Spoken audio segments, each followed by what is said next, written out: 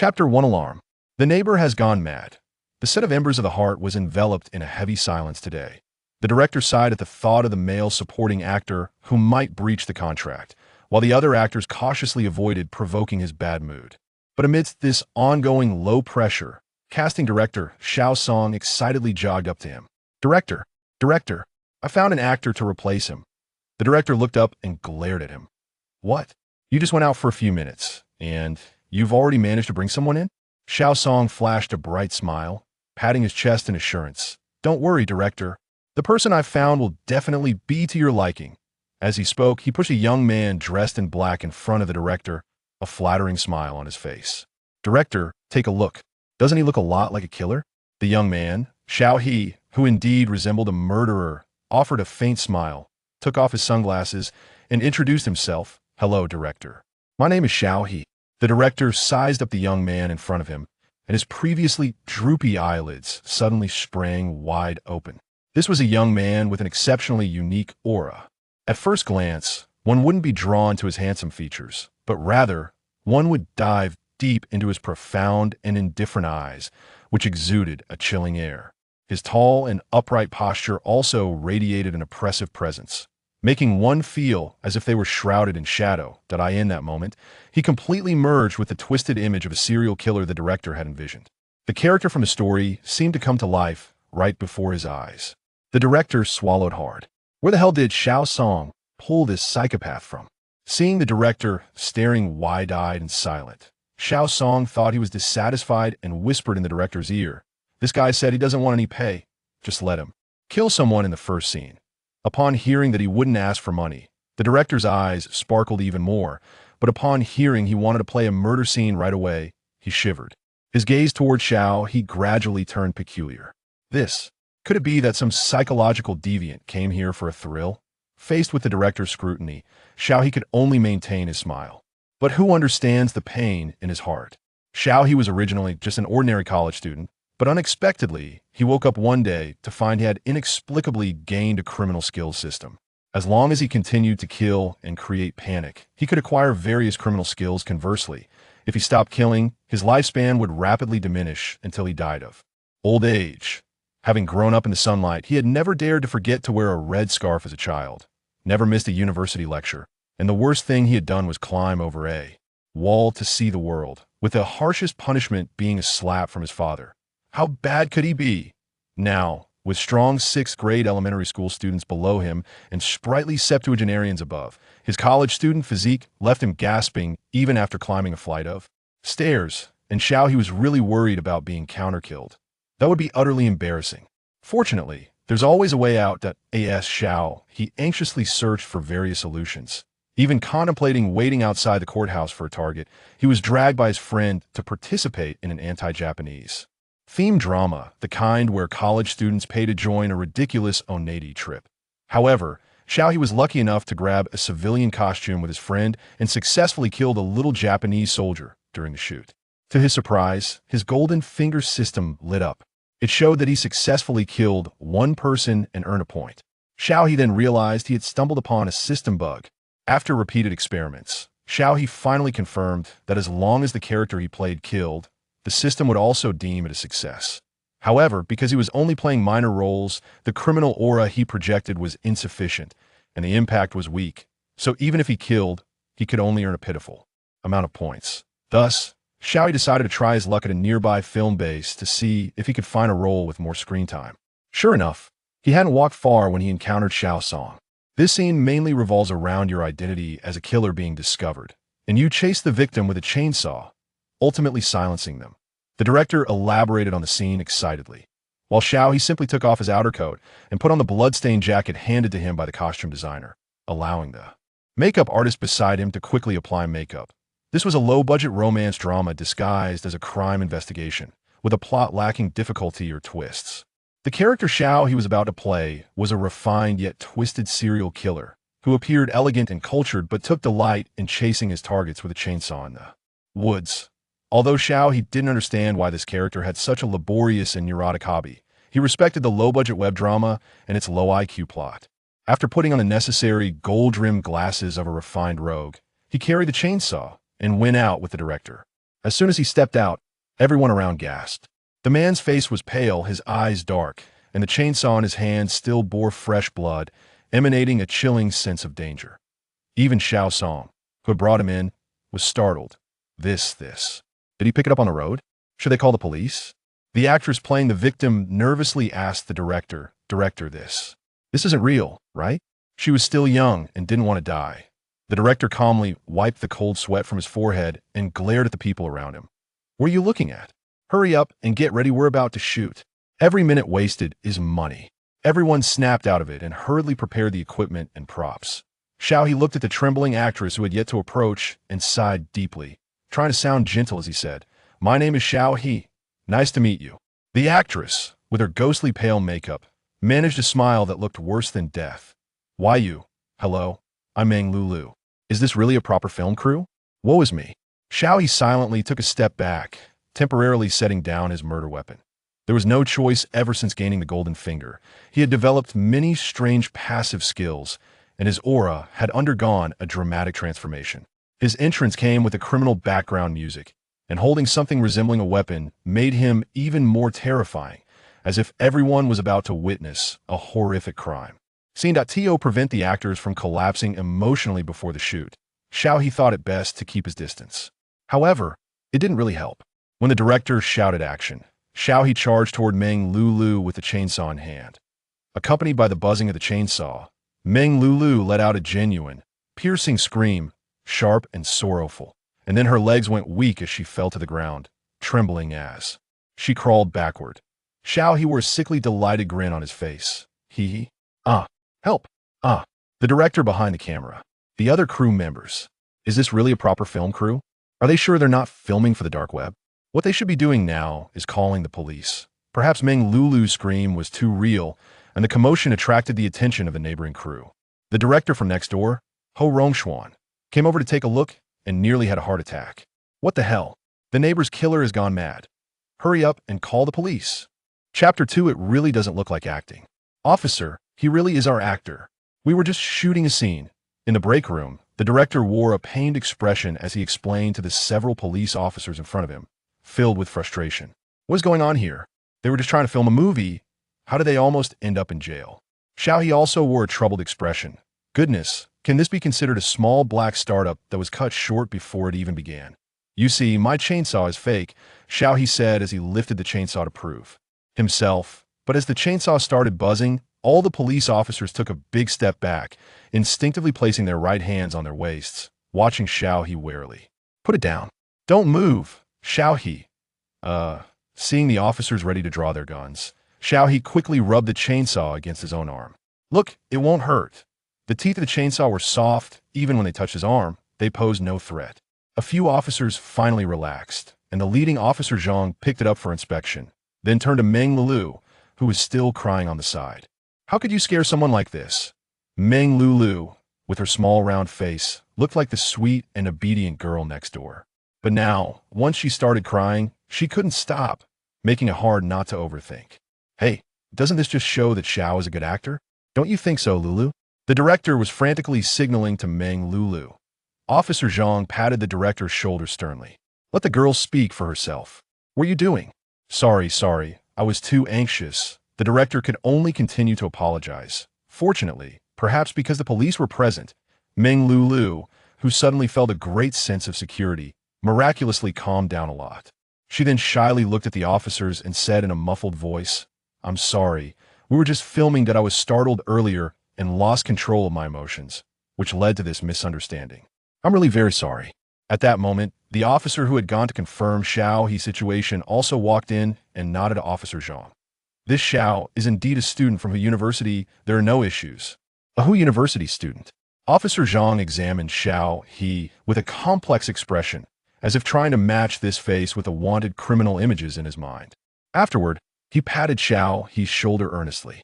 Just focus on your acting, Xiao He. Okay, thank you, Officer Zhang. Though he felt that Officer Zhang's words carried hidden meanings. Meanwhile, Officer Zhang thought to himself that this guy was really suspicious, especially those eyes. Once their gazes met, the alarm bells in this veteran officer's mind started ringing incessantly. But he was a Hu University student. The background check was very clean. There were no criminal records. This guy was also quite handsome. How could those eyes? They say eyes are the windows to the Seoul University students who have not yet entered society, usually have very clear eyes. But Xiao He's eyes that carried a cold indifference and bloodlust unique to a murderer, devoid of any warmth. Officer Zhang had only seen such a gaze once over a decade ago. That was a psychopathic killer who, more than 10 years ago, murdered 7 people, creating a nationwide sensation with a series of dismemberment cases. Officer Zhang was fortunate enough to participate in the investigation of that case and witness that guy being shot dead by the police on the spot. That guy had the same look in his eyes before he died, pure evil and slaughter, high and aloof, indifferent to everything, including his own life. Even though Officer Zhang had encountered other murderers since then, he had never seen such a gaze again. But now, it appeared on a student. Officer Zhang's feelings were complex as he committed the name Xiao He to memory, planning to investigate further when he returned. Just as he turned to leave, he was called back by Meng Lulu. Officer Zhang, can I ask you for one more favor? Officer Zhang turned back in confusion, and the director, who had just relaxed, felt his heart race again. My dear niece, please don't complicate things. We're about to continue filming. Can I ask you to leave one person to stay a little longer? I feel safer with you here, Meng Lulu said, clasping her hands together. Please, just about 20 minutes. Everyone. That Xiao He. Enough, he felt sorry for himself. Officer Zhang's expression was somewhat subtle, but as a veteran officer who had seen a lot, he remained calm. He first glanced at his watch, then called over a young officer following him. Xiao Li, could you stay a little longer? Young officer Li nodded. Sure, sir. After making arrangements, Officer Zhang, feeling uneasy, pulled Xiao Li aside and whispered a few instructions. Keep an eye on that Xiao He, but don't disrupt the filming. Xiao Li was confused but still nodded seriously. I understand. Meanwhile, the director was once again giving Meng Lulu a pep talk, and Xiao He was trying hard to offer a friendly smile to her. When Meng Lulu met Xiao He's gaze, she inexplicably felt threatened, shrinking her neck and quickly nodding. Okay. So when they started filming again, although Meng Lulu was still very scared, she barely maintained the original storyline. Help! The girl ran while looking back, her expression filled with fear and terror, but in a moment of distraction, she tripped over the grass. Help! The girl helplessly got back up, trying to seek help, but behind her, the killer was leisurely approaching with a chainsaw. A shadow fell over the girl, obscuring her desperate and fearful expression. The killer looked down at his prey, his smile both elegant and insane. He flicked the blood off his fingertips and raised the chainsaw high. Good night, poor child. The chainsaw fell onto the girl, splattering a large amount of blood. The girl struggled and screamed, letting out a painful wail, but the killer remained unfazed, staring intently at his masterpiece, his eyes filled with obsession and love.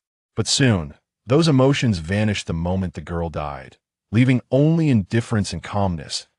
He only loved her cries before death, but didn't want to spare a glance at the lifeless bird falling into his mire. The killer turned off the chainsaw and even spared no extra glance, casually dragging one of the corpse's legs while humming a tune as he slowly walked deeper into the woods.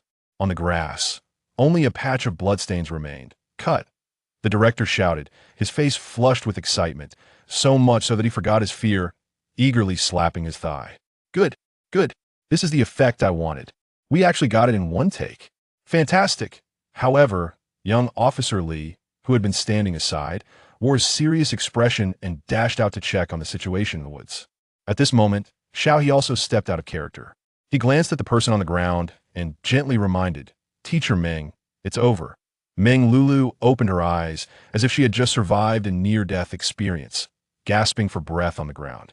Just then, young Officer Li rushed over, helping Meng Lulu up and examining her closely, seemingly still unable to believe that what he had just witnessed was merely acting. He stared at Xiao He with suspicion. Xiao He, are you a drama major? That performance really didn't seem like acting. Xiao He felt embarrassed. I'm a computer science major. Computer science major? Young Officer Li murmured, seemingly even more confused.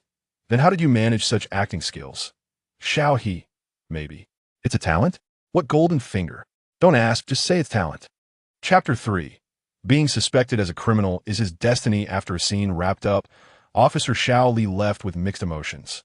while Xiao He used his outstanding acting skills to successfully win over the director, staying in the production team. Meng Lulu also calmed herself down and solemnly apologized to Xiao He. "I'm sorry, classmate Xiao. Your acting is really good. I'm just not as skilled and almost affected your performance." Xiao He shrugged nonchalantly.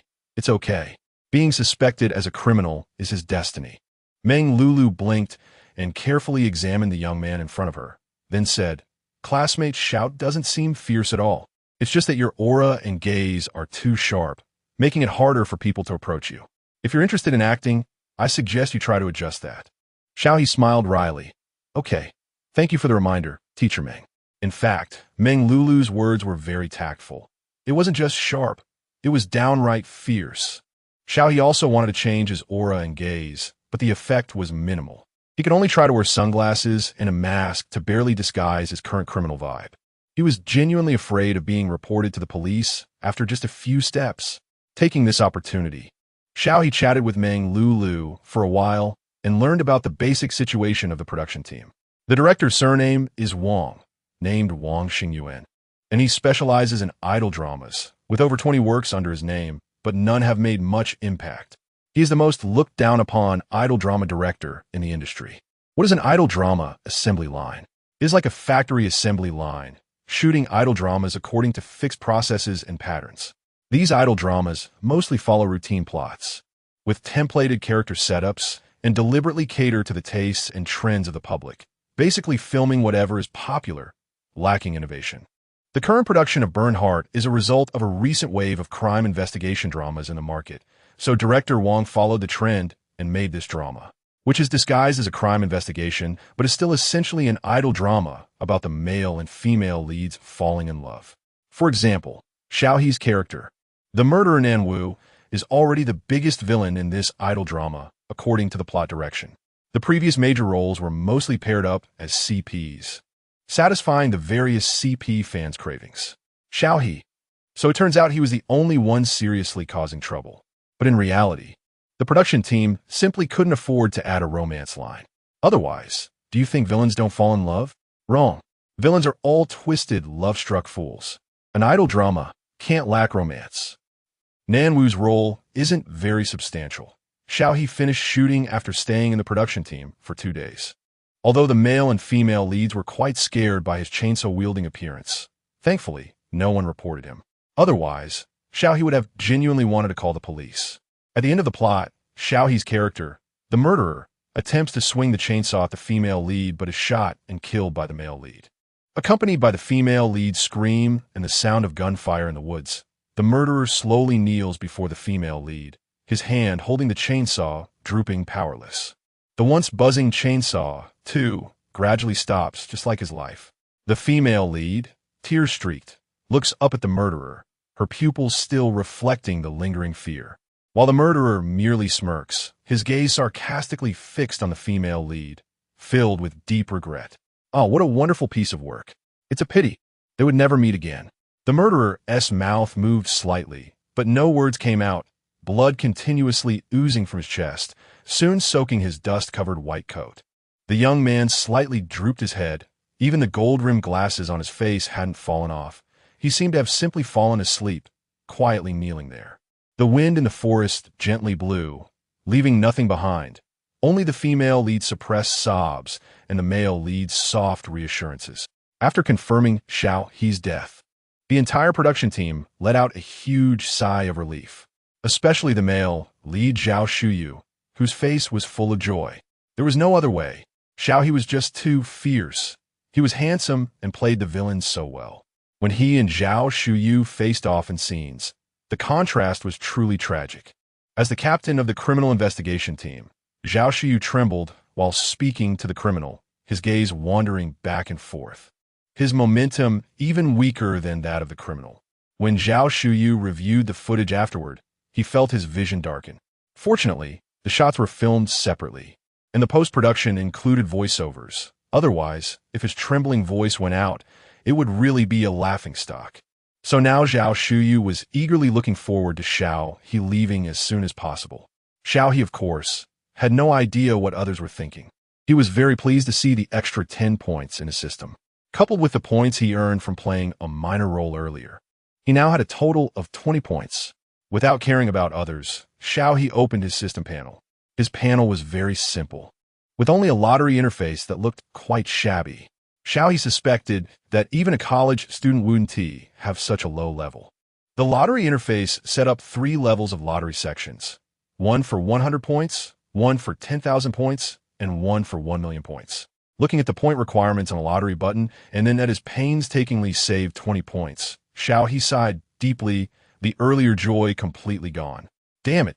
He worked so hard for so long, and his points didn't even reach half of what was needed for a lottery. Who else is this miserable? Is this a golden finger? No, this is a working class system. System, let's make a deal. Can you give me a newbie 10 consecutive draws? Other games at least have newbie gift packs. You can't be too stingy as a system. Otherwise, if I don't even have starting capital as a criminal, what if I get caught? Wouldn't that affect your future work? Xiao He planned to struggle a bit more. However, his words did not receive a response from the system. Xiao He shrugged. If he could, he really wanted to give this thing a bad review. Trash dog system. Bah. Just as Xiao He was about to give up, the lottery button in front of him suddenly lit up. Xiao He was delighted and quickly opened it, finding a newbie lottery added before the 100-point draw button, allowing him to draw once for just 10 points. But there was a time limit. It could only take effect within 1 minute. This meant he could draw 2 prizes now. Xiao He instantly changed his expression, wildly praising the system in his heart, and then pressed the button without hesitation. Come on, golden legend. However, when he pressed the button, the system interface did not display the glamorous effects he imagined, but instead directly popped up a few lines of text. Congratulations on obtaining bone carving technique, automatically learned. Congratulations on gaining a lifespan of 30 days, automatically exchanged. Bone carving technique details. One of the advanced arts of slaughter can quickly turn living people into white bones, facilitating you in disposing of corpses, creating bloody art, provoking the police, instilling fear, etc., while also enhancing your understanding of human anatomy. Chapter 4. The one who should call the police is him. He has a lifespan value. Xiao He widened his eyes. Perfect. Finally, he has regained some lifespan. But what the hell is this bone-slicing technique? Who needs this thing? However, it was too late. A lot of strange knowledge suddenly appeared in Xiao He's mind, including but not limited to the human body, the entire structure of animals, bone morphology, joint connections, and the selection and use of cutting tools. Xiao He can now confidently say that if given a person, whether alive or dead, he could quickly reduce them to white bones. He is frighteningly strong now. The flesh trembling at the tip of the knife. These bones soaked in blood. Cough, cough. Xiao He, stop your terrifying thoughts. Xiao He closed his eyes and silently recited in his heart, I'm not a pervert. I'm not a pervert. Just then, someone called out to him from behind. Xiao, wait a minute. This is a gift from the director for you. Xiao He quickly pulled himself out of that strange mood and turned to look at the person. Xiao Song ran up to Xiao He and handed him a red envelope. Xiao He was a bit surprised. For me? At that time, in order to make Xiao Song choose him, he had directly said he didn't want any reward. He was prepared to work for free for 2 days, but he didn't expect the crew to be so considerate. Yes, it's a special gift from our director. He said he is very grateful for your help, which greatly reduced our working time, Xiao Song said with a smile.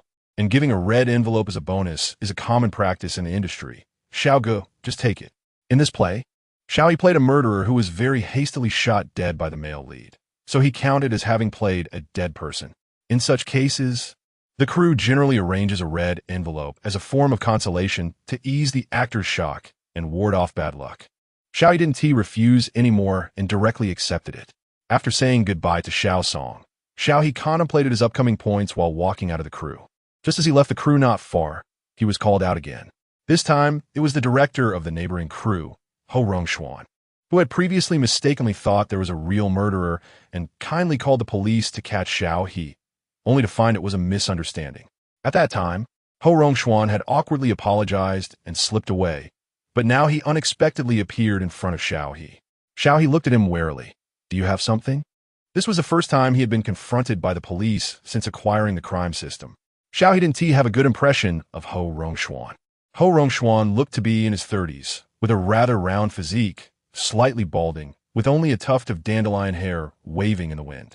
Before leaving, Xiao He had heard Xiao Song mention that this director was somewhat well-known in the industry, specifically making crime investigation films, and was usually a very serious type in the crew. However, looking at the smiling Ho Rongshuan in front of him, Xiao He couldn't gauge the other party's intentions. Ho Rongshuan didn't speak immediately. He first looked Xiao He up and down, then said, "I recently saw your performance on the hillside over there, and I think your acting is very good. Your overall image is also very suitable for a role in my current crew. I wonder if you would be interested in learning more." Xiao He, the hillside next door? Isn't that a steep slope? Do you also have antelope attributes? Xiao He looked at Ho Rongshuan's plump figure and felt a sense of respect. Can I ask what the identity of your role is? If it's a crime plot, there should be a knife-wielding character. Upon seeing Xiao He's interest, Ho Rongshuan immediately took out a newspaper. We are currently filming a movie adapted from a real case. I don't know if you've heard of the case of the Rongtou Pig Farm Three Brothers. I wanted to play the role of the youngest brother. Xiao He felt the name was somewhat familiar. He took the newspaper handed over by Ho Rongshuan and flipped through it, gasping in shock. He remembered. This incident occurred in Lu City of Province C about 20 years ago, where the three brothers of Rongtou Pig Farm conspired to monopolize the business, colluding to persecute other slaughterhouses in Lu City, even threatening and squeezing local meat vendors and intimidating customers. Ultimately, they crazily planned a horrifying family massacre that shocked the entire province. And Ho Rongshuan wanted him to play the role of the youngest brother among the three. This guy, although still in high school, was already a scumbag who committed all sorts of evils. Bullying in school, molesting female classmates, slandering teachers.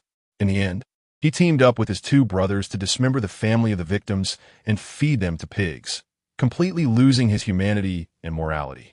Most importantly, in the real case, this guy is still being wanted. Although his two brothers have already faced justice, and their graves are taller than a person, he hasn't.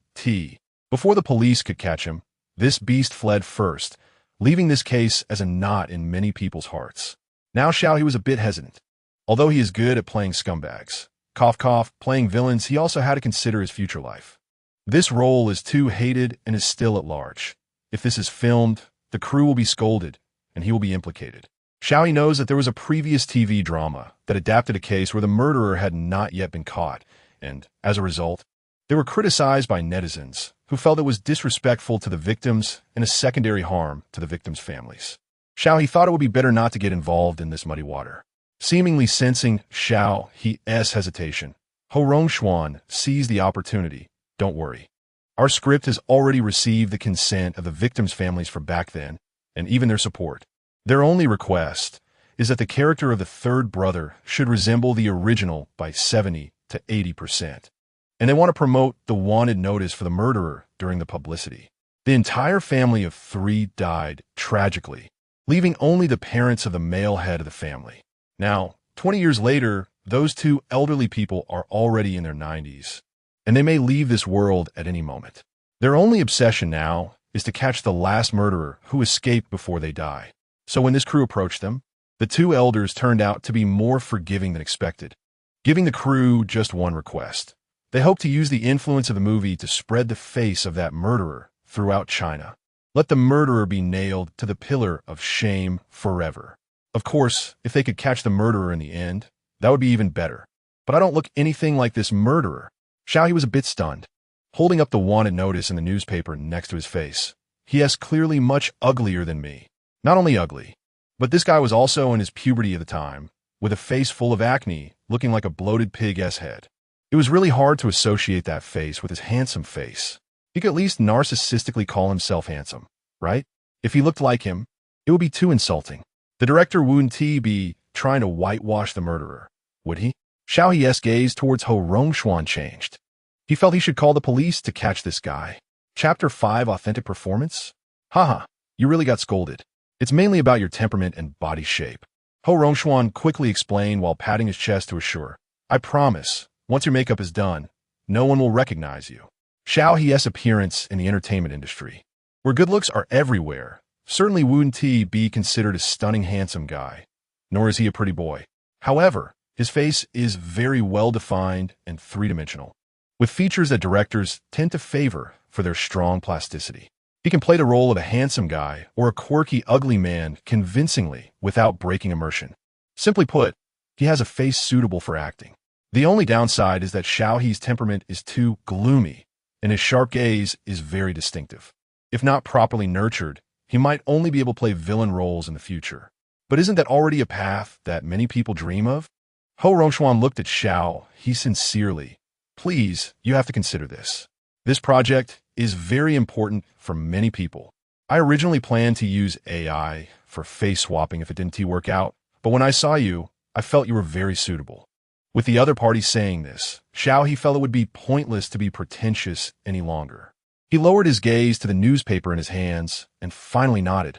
All right, but I'm not a professional, so you shouldn't have high hopes for my acting skills. Oh, it doesn't matter. Just be yourself. Ho Rongxuan exclaimed excitedly, pulling him along with a joyful expression. Xiao He felt a bit dismayed. Haha, what do you mean by being yourself? You really got me there. So without further ado, Xiao He followed Ho Rongxuan to their filming crew. This area was filled with filming bases, featuring both dreamlike castles and quaint lodges. Even the steep cliffs nearby had numerous crews lined up to shoot falling scenes, and many locations could be found in some popular TV dramas. The previous crew Xiao He was part of, the Heart of Ashes, was located at a particularly lush spot in the woods halfway up the mountain. At this moment, Ho Rongxuan was taking Xiao He to a small factory next to the woods. Though it was called a factory, it was actually a small house built with tin sheets by Ho Rongxuan's crew in advance. Inside, there wasn't too much decoration, and most areas were still empty, serving as storage for tools and equipment. In another corner, various props and decorations were neatly arranged, with even the background walls having an aged treatment. The floor had some mottled stains, indicating that this was likely the filming area. On the way, some people greeted Ho Rongxuan, who responded with a smile.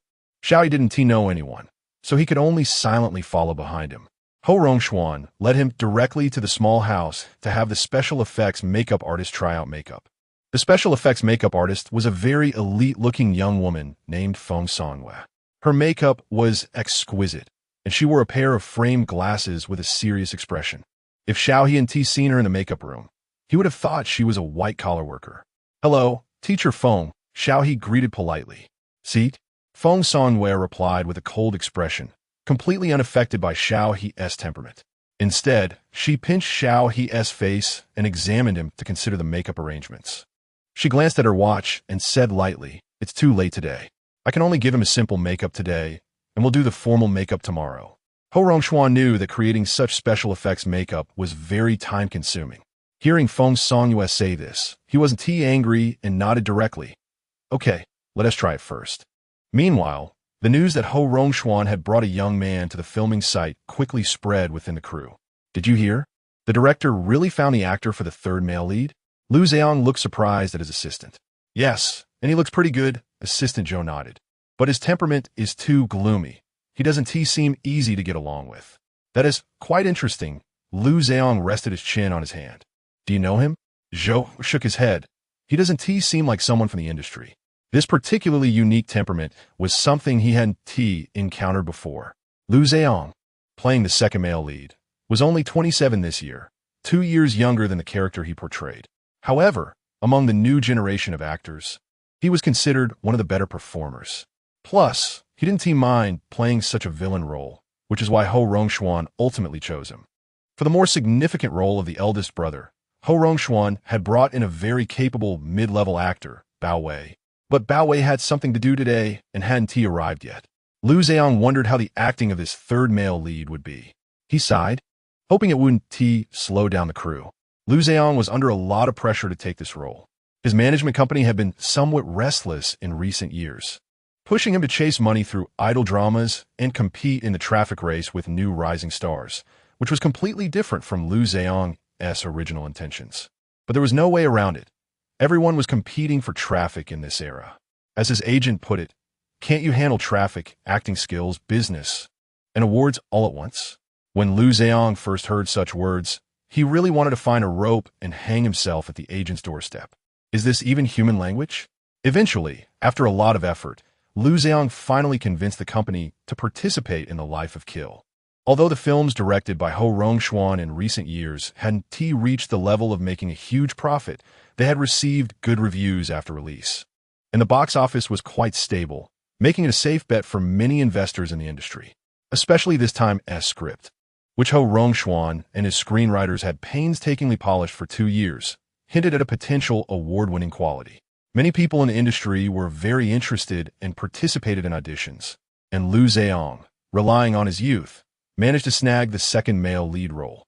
However, the character of the third male lead was unique in that the family of the victim had high demands, and it required a young actor to play ugly, which turned away a lot of people, and the rest were rejected by the director.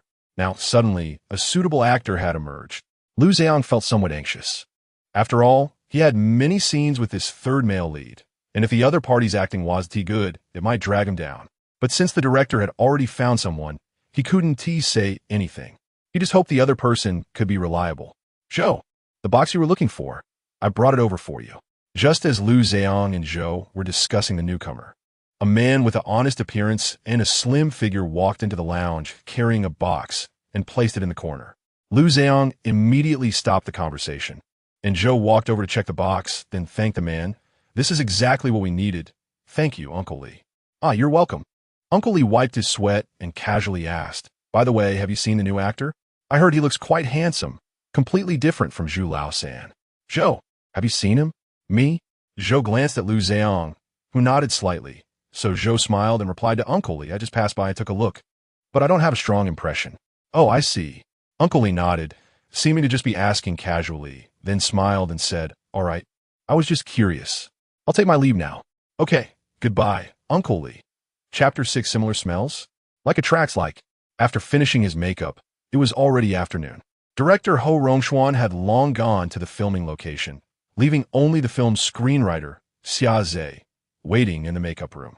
Xiao He was a tall and thin man, around 30 years old, wearing glasses, with a pale complexion and an air of a cultured intellectual. When he saw Xiao He's full appearance, his dead fish eyes widened, and he looked visibly radiant. Not bad, not bad. This is simply identical. Xiao He leaned down to examine himself in the mirror and had to agree with Xiao He's words. He really did bear a striking resemblance to that beast. This was just the result of Feng Songyue's simple makeup. One could imagine how much he would resemble the character when he put on the full costume tomorrow. When Ho Rong-schwan finished directing and came to see, he immediately made the decision to have Xiao He play the role of Zhu Lao-san.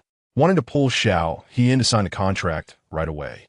Xiao He picked up the contract and was taken aback by the payment. Due to the issue with his golden finger, Xiao He had not looked for other jobs to earn money, relying on a little money he made from selling software before, and his family was just an ordinary working-class family. This amount of money was a fortune for him. No wonder so many people want to pursue their dreams in the entertainment industry. The pay here is indeed higher than in other fields, almost becoming a lowly programmer. Xiao He felt tears of emotion.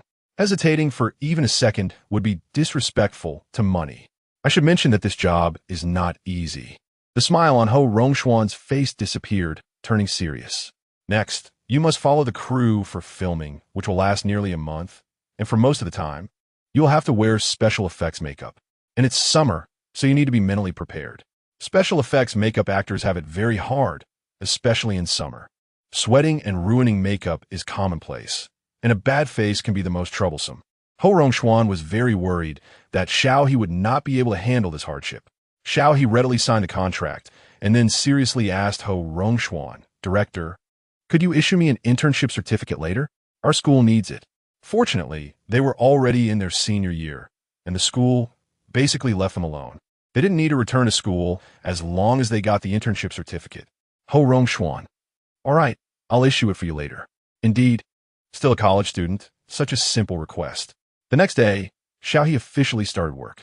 Since his makeup was the most complicated, he arrived earlier than all the other actors and immediately began letting Feng Songyue work on him. After a while, a staff member came in to distribute water. Uncle Lee, thank you for coming so early again today. Another makeup artist greeted the staff member. The staff member, referred to as Uncle Lee, nodded and leisurely placed the water in front of Xiao He and the others. Thank you. Maintaining politeness, Xiao He also thanked Uncle Lee. However, Just locking eyes with Uncle Lee made Xiao He's previously raised corners of his mouth slowly drop. Strange. Uncle Lee lowered his eyes, finished distributing the water, and walked out slowly. Xiao He watched Uncle Lee's departing back, frowning. Don't frown. Feng Songyue coldly warned Xiao He, who quickly relaxed his brows. Sorry. That glance just now. There was definitely something wrong. This Uncle Lee had a huge problem. He sensed a similar smell from Uncle Lee. Ever since acquiring the crime golden finger, Xiao He had developed many passive skills, and this passive skill could be temporarily called similar smell detection. He now had an extraordinary intuition for criminals. Relying on this ability, Xiao He had once caught a thief in a crew while doing background acting. Moreover, this passive skill had its distinctions. For example, he could clearly sense that the thief was merely petty, not a particularly terrifying criminal. But for that Uncle Lee, Xiao He sensed the smell of blood. This was definitely a murderer who bore the weight of more than one life. The stench on him was nauseating. Almost instinctively, Xiao He wanted to call the police. But just as he picked up his phone, he put it down again. If the police came, what could he say? That guy is a murderer? What evidence did he have? How'd he know? Xiao He couldn't say it was because of similar smells. Could he? Not to mention the police. He himself wouldn't have believed it before. Xiao He thought, feeling a bit troubled inside. He hoped he wouldn't end up getting himself involved. He could only take this time to observe.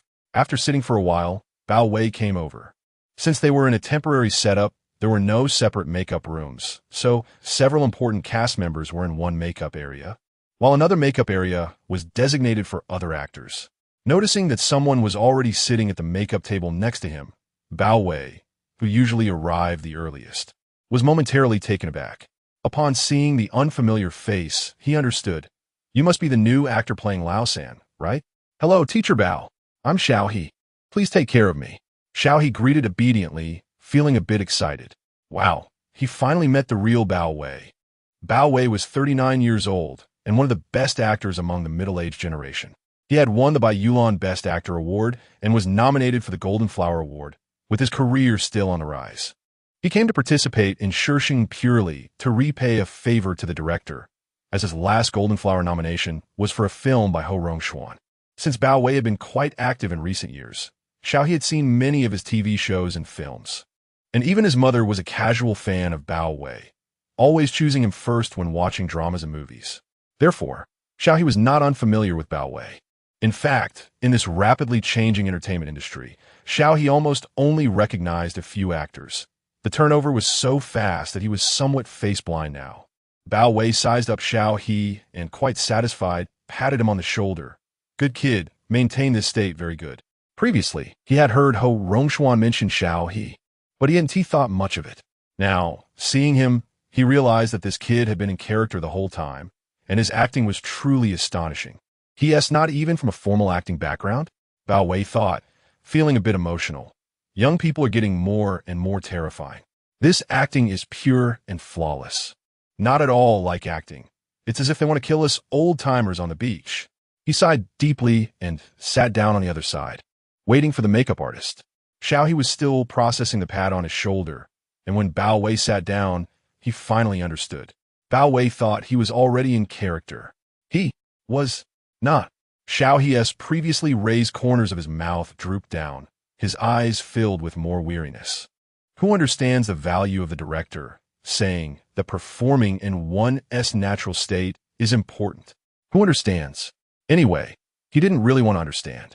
Chapter 7 all about bone removal, whether pig bones or human bones. As Bao Wei began to put on makeup, Lu Zheong also arrived. Along with the male lead of this play, Zhuo Jianhua. Zhuo Jianhua is nearly 60 years old now, the oldest and most experienced actor among everyone present, playing the role of the leader of the special investigation team in this production. This character is based on a real person, someone with a high reputation in the criminal investigation circle in Province C.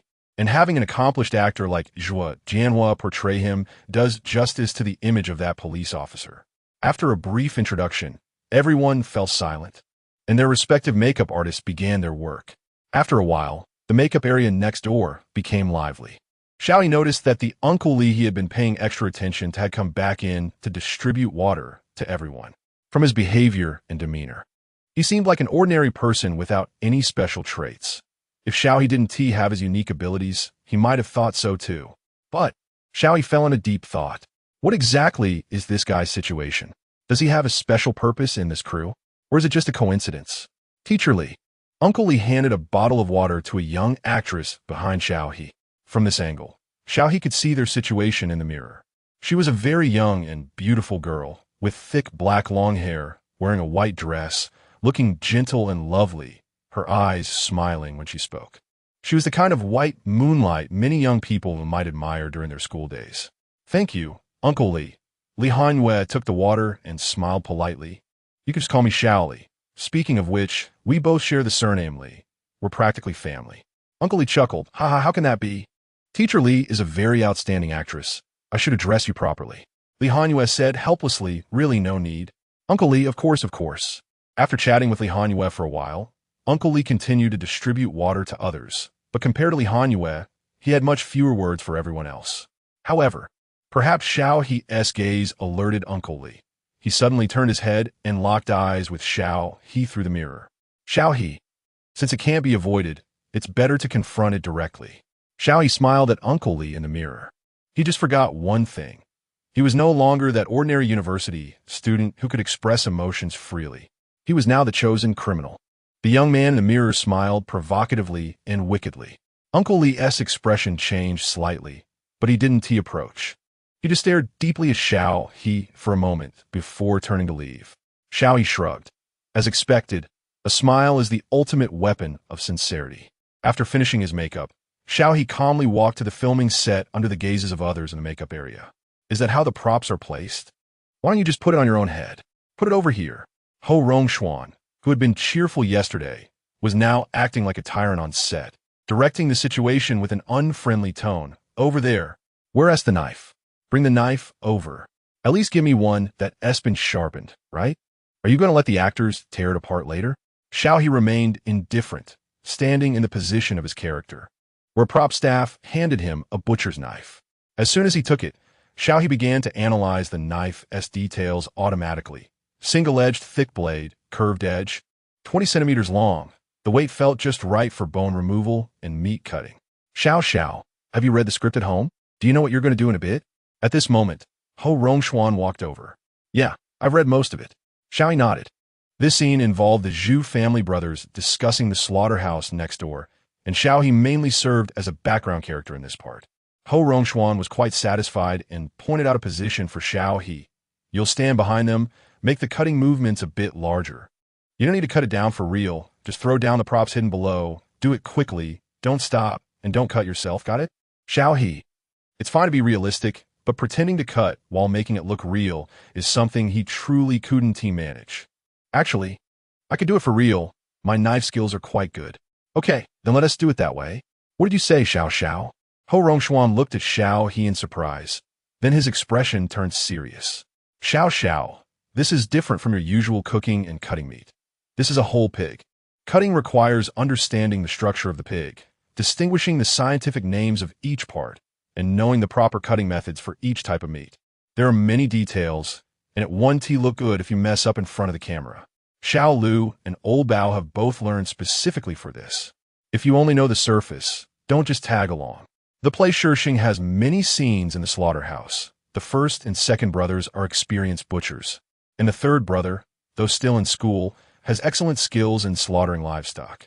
Bao Wei and Lu Zheong studied for this play, even going to the countryside to slaughter pigs, while Xiao He, as a temporary addition, had fewer requirements from Ho Rongshuan, who just discussed with the screenwriter to cut down some of his scenes.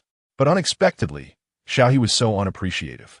Xiao He noticed the anger and doubt in Ho Rongshuan's eyes, but he said nothing, just lifted the butcher's knife in his hand, flexibly spun it around his wrist. The blade, glinting silver, then brought it down heavily onto the chopping board with a bang. The sound was so loud it startled everyone, and Lu Zheong beside him didn't dare to breathe, fearing Xiao He was going to attack the director. Even Bao Wei frowned, his gaze landing on a string of pork ribs hanging nearby. Then he relaxed. What a neat knife technique. Everyone followed Bao Wei's gaze and finally noticed that the piece of pork rib that had been hanging above Xiao He's head had now turned into a clean pig bone. and all the meat that had been attached to it had fallen onto the chopping board in front of Xiao He, piled up like a small mountain. The pieces of meat were of similar lengths, each cut distinct, looking perfect like a work of art. Everyone gaped, staring dumbfounded at the scene before them, while some narrowed their eyes quietly. Wow, did we capture that just now? Ho Rongshuan shouted excitedly, then looked at the cameraman over there, completely forgetting his earlier anger. This scene was simply incredible. However, who could have imagined that an ordinary university student could have such knife skills?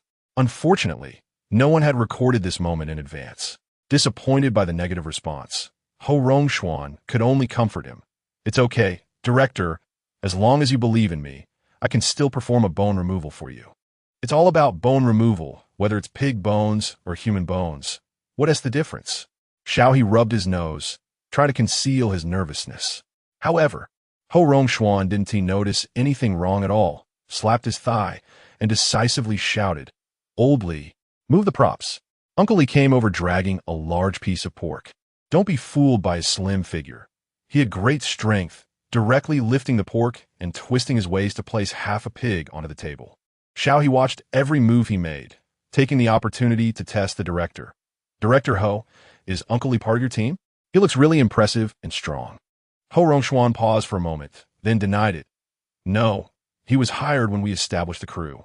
He is strong and works very seriously, so I kept him. I see. Xiao He pondered. Chapter 8. Shooting difficulties. Once Uncle Lee set up the props, Xiao He officially began filming. Initially, everyone was worried that Xiao He wouldn't adapt to the camera and wouldn't be able to keep up with the performances of the other two actors. However, Xiao He remained steady throughout, completely immersing himself in the character. He played Zhu Lao San, who was ruthless and had a cold demeanor, and his actions of butchering the pig's leg bone were reminiscent of killing a human, making viewers feel a chill. On the contrary, due to Xiao He's powerful presence, Lu Zheong, who played Lao Er, had several NGs and was scolded harshly by Ho Rongshuan. Now, no one dared to treat Xiao He as an ordinary newcomer. The next day, Xiao He changed locations to shoot scenes about school bullying. To his surprise, the actress playing the victim, Wu Xiaohua, was Li Hanyue, the same person he spoke with Uncle Lee yesterday. At that moment, Li Hanyue was wearing a tattered school uniform, her face pale, looking truly like a pitiful flower who had been bullied, evoking sympathy. In the plot, her character also faced severe bullying and was dragged into a corner of the school by Lao San to be assaulted, ultimately being dismembered to feed pigs. What concerned Xiao He even more was that Uncle Lee seemed to have special interest in her. Did she have some secret? With that question in mind, Xiao He took the initiative to talk to her. Li Hanyue was very talkative and was a cheerful girl. After getting to know her, Xiao He learned that they were the same age, both in their senior year, studying acting at her university, and she was specifically scouted by director Ho to play this important role. Xiao He found nothing strange in her words. That was odd. Xiao He, Li Hanyue, come over and prepare, Ho Rongshuan said, while signaling the unrelated personnel to leave. Looking at the suddenly empty space, Xiao He, who initially felt no sense of reality, suddenly remembered the upcoming plot and felt an increased pressure. This was bad. He really had to act like a beast now. But he couldn't do that.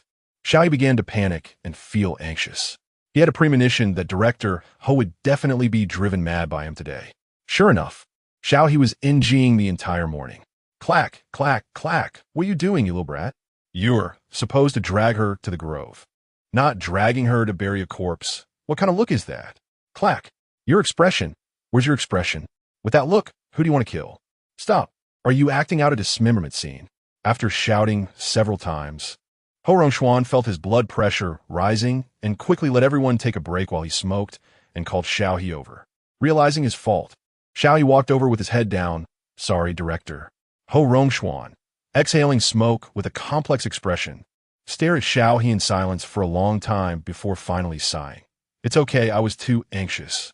I've seen your acting skills on a regular basis and didn't think about giving you psychological counseling in advance. That's my fault. Although Li Hanyue was the victim, she had received professional training and had a certain psychological foundation. Plus, since Xiao He was more nervous than her, she ended up feeling relaxed and smiled to comfort Xiao He. It's okay. It's already great for a newcomer with zero experience to perform like you. Xiao He didn't expect to be comforted by a girl on the victim's side. His face turned red, and he really wanted to find a hole to hide in. Ho Rongshuan didn't think Xiao He was being pretentious and took another puff of his cigarette. The focus of this scene is on the character of Lao San. You're not meeting the standard in your current state. Xiao He could only continue to apologize. Sorry, director. Ho Rongshuan sighed, his voice low. Sometimes I really doubt if you've hidden a few lives from us. Desire? Sorry, there's none, just a thirst for blood. Xiao He. Let's take a break for now. I'll find another way. Ho Rongshuan waved his hand helplessly.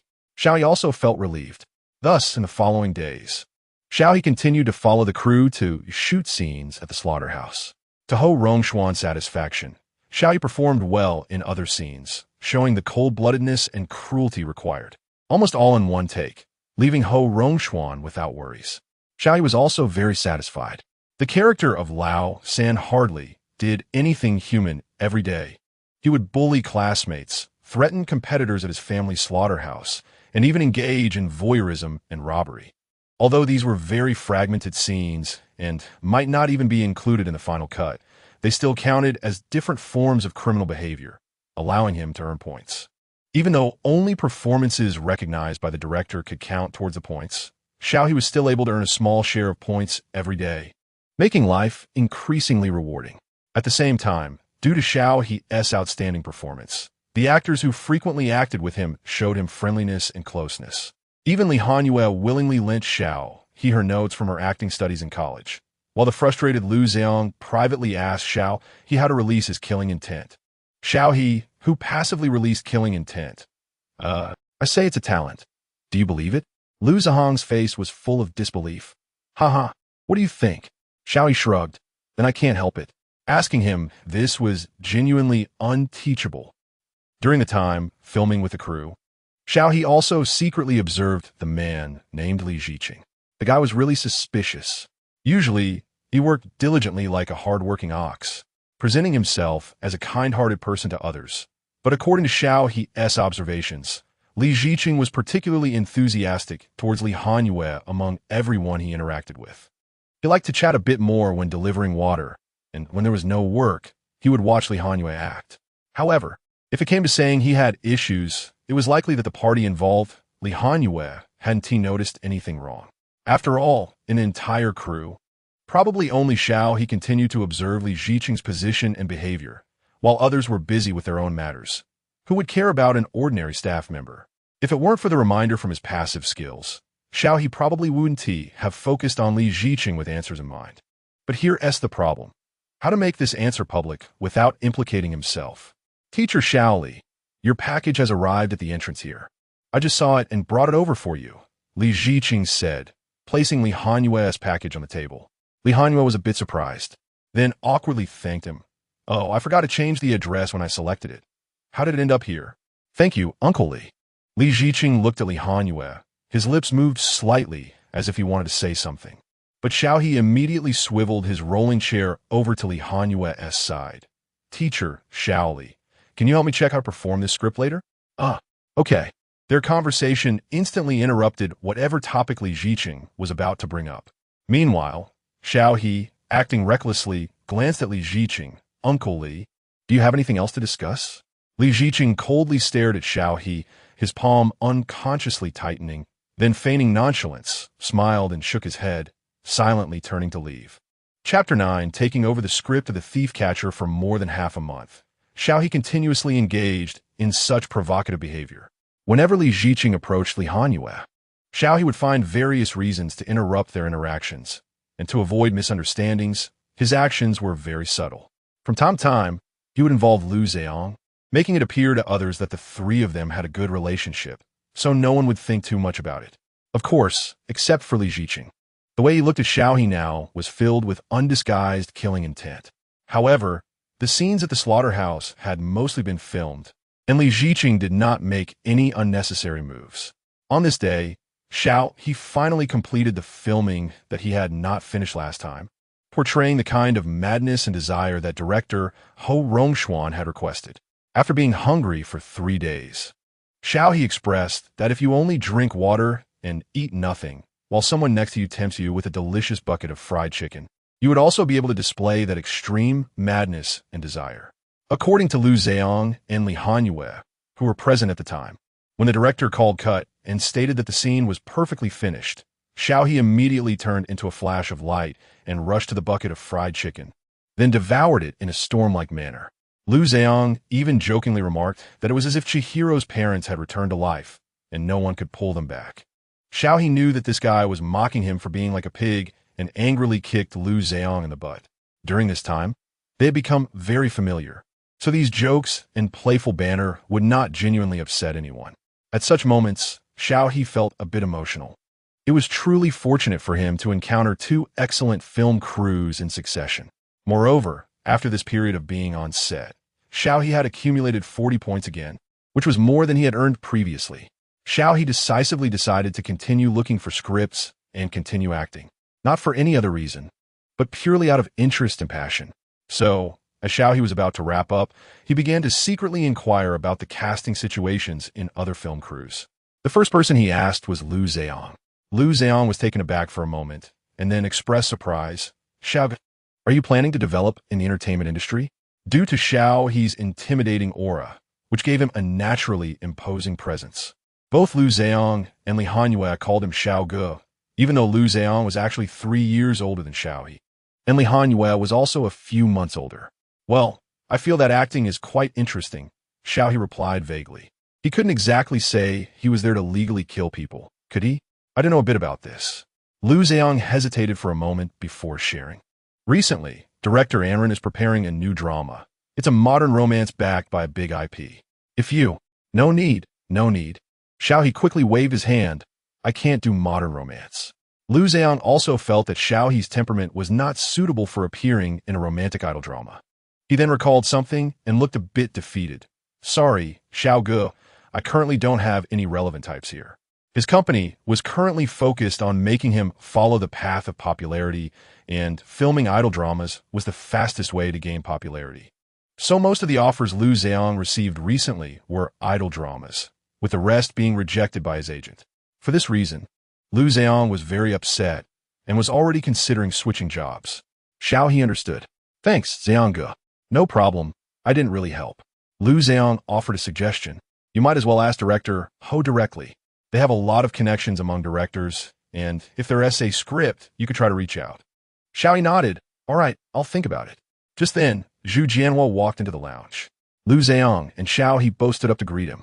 Although Zhu Jianhua was the lead actor and had a significant amount of screen time, most of his scenes were with the investigation team, and he had little interaction with the three brothers, so they were not very familiar with this senior actor.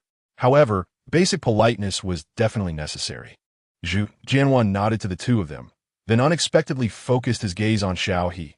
Come here for a moment. Huh? Xiao He was a bit surprised and pointed at himself. Me? Yes. Zhu Jianhua stood with his hands behind his back and didn't say much, signaling for Xiao He to follow him outside. Go on. Lu Zheong winked at Xiao He, clearly thinking it was a good thing. Xiao He could only follow Zhu Jianhua's footsteps. Once they reached another empty lounge, Zhu Jianhua finally spoke. I have an old friend whose son has written a script, and there's a role that suits you quite well. I wonder if you're interested. Xiao He truly did not expect this. Just when he was in need, someone was offering him a chance, and it was from Zhu Jianhua, a senior with whom he had hardly spoken before. This was both surprising and delightful. Can I ask what type it is? What is the role like? Xiao He didn't immediately agree and continued to ask, seeing that Xiao He was not immediately swayed. Zhu Jianhua felt even more appreciation for him. Although he hadn't spoken much with this younger actor, he had been quietly paying attention.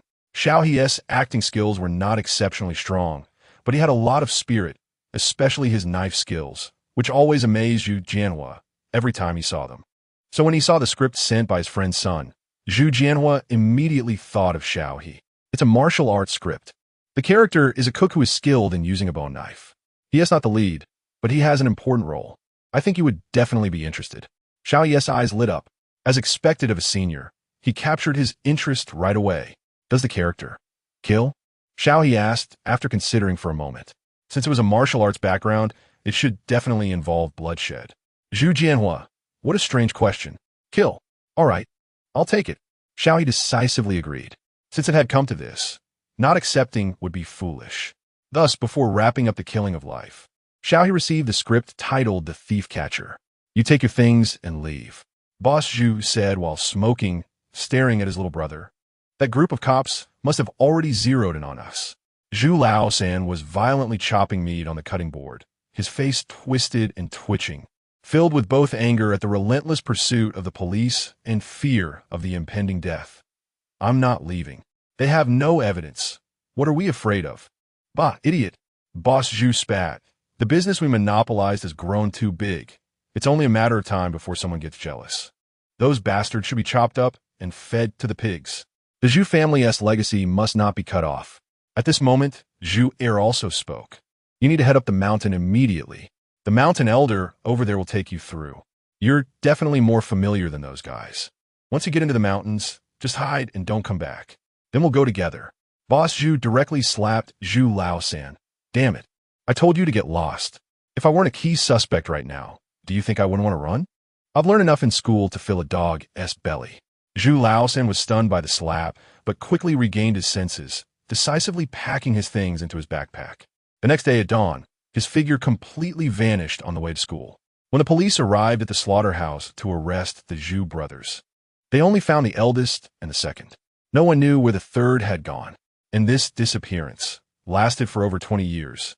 Chapter 10, the first play, wraps up. Congratulations on wrapping up. After performing this last scene, Xiao He finished filming, along with Li Hanyue, who also wrapped up. Lu Zhang held flowers and handed them to Xiao He and Li Hanyue respectively. Thank you. Xiao He looked at everyone, his eyes filled with reluctance and emotion. This more than a month in the crew was truly a novel and unforgettable experience for him.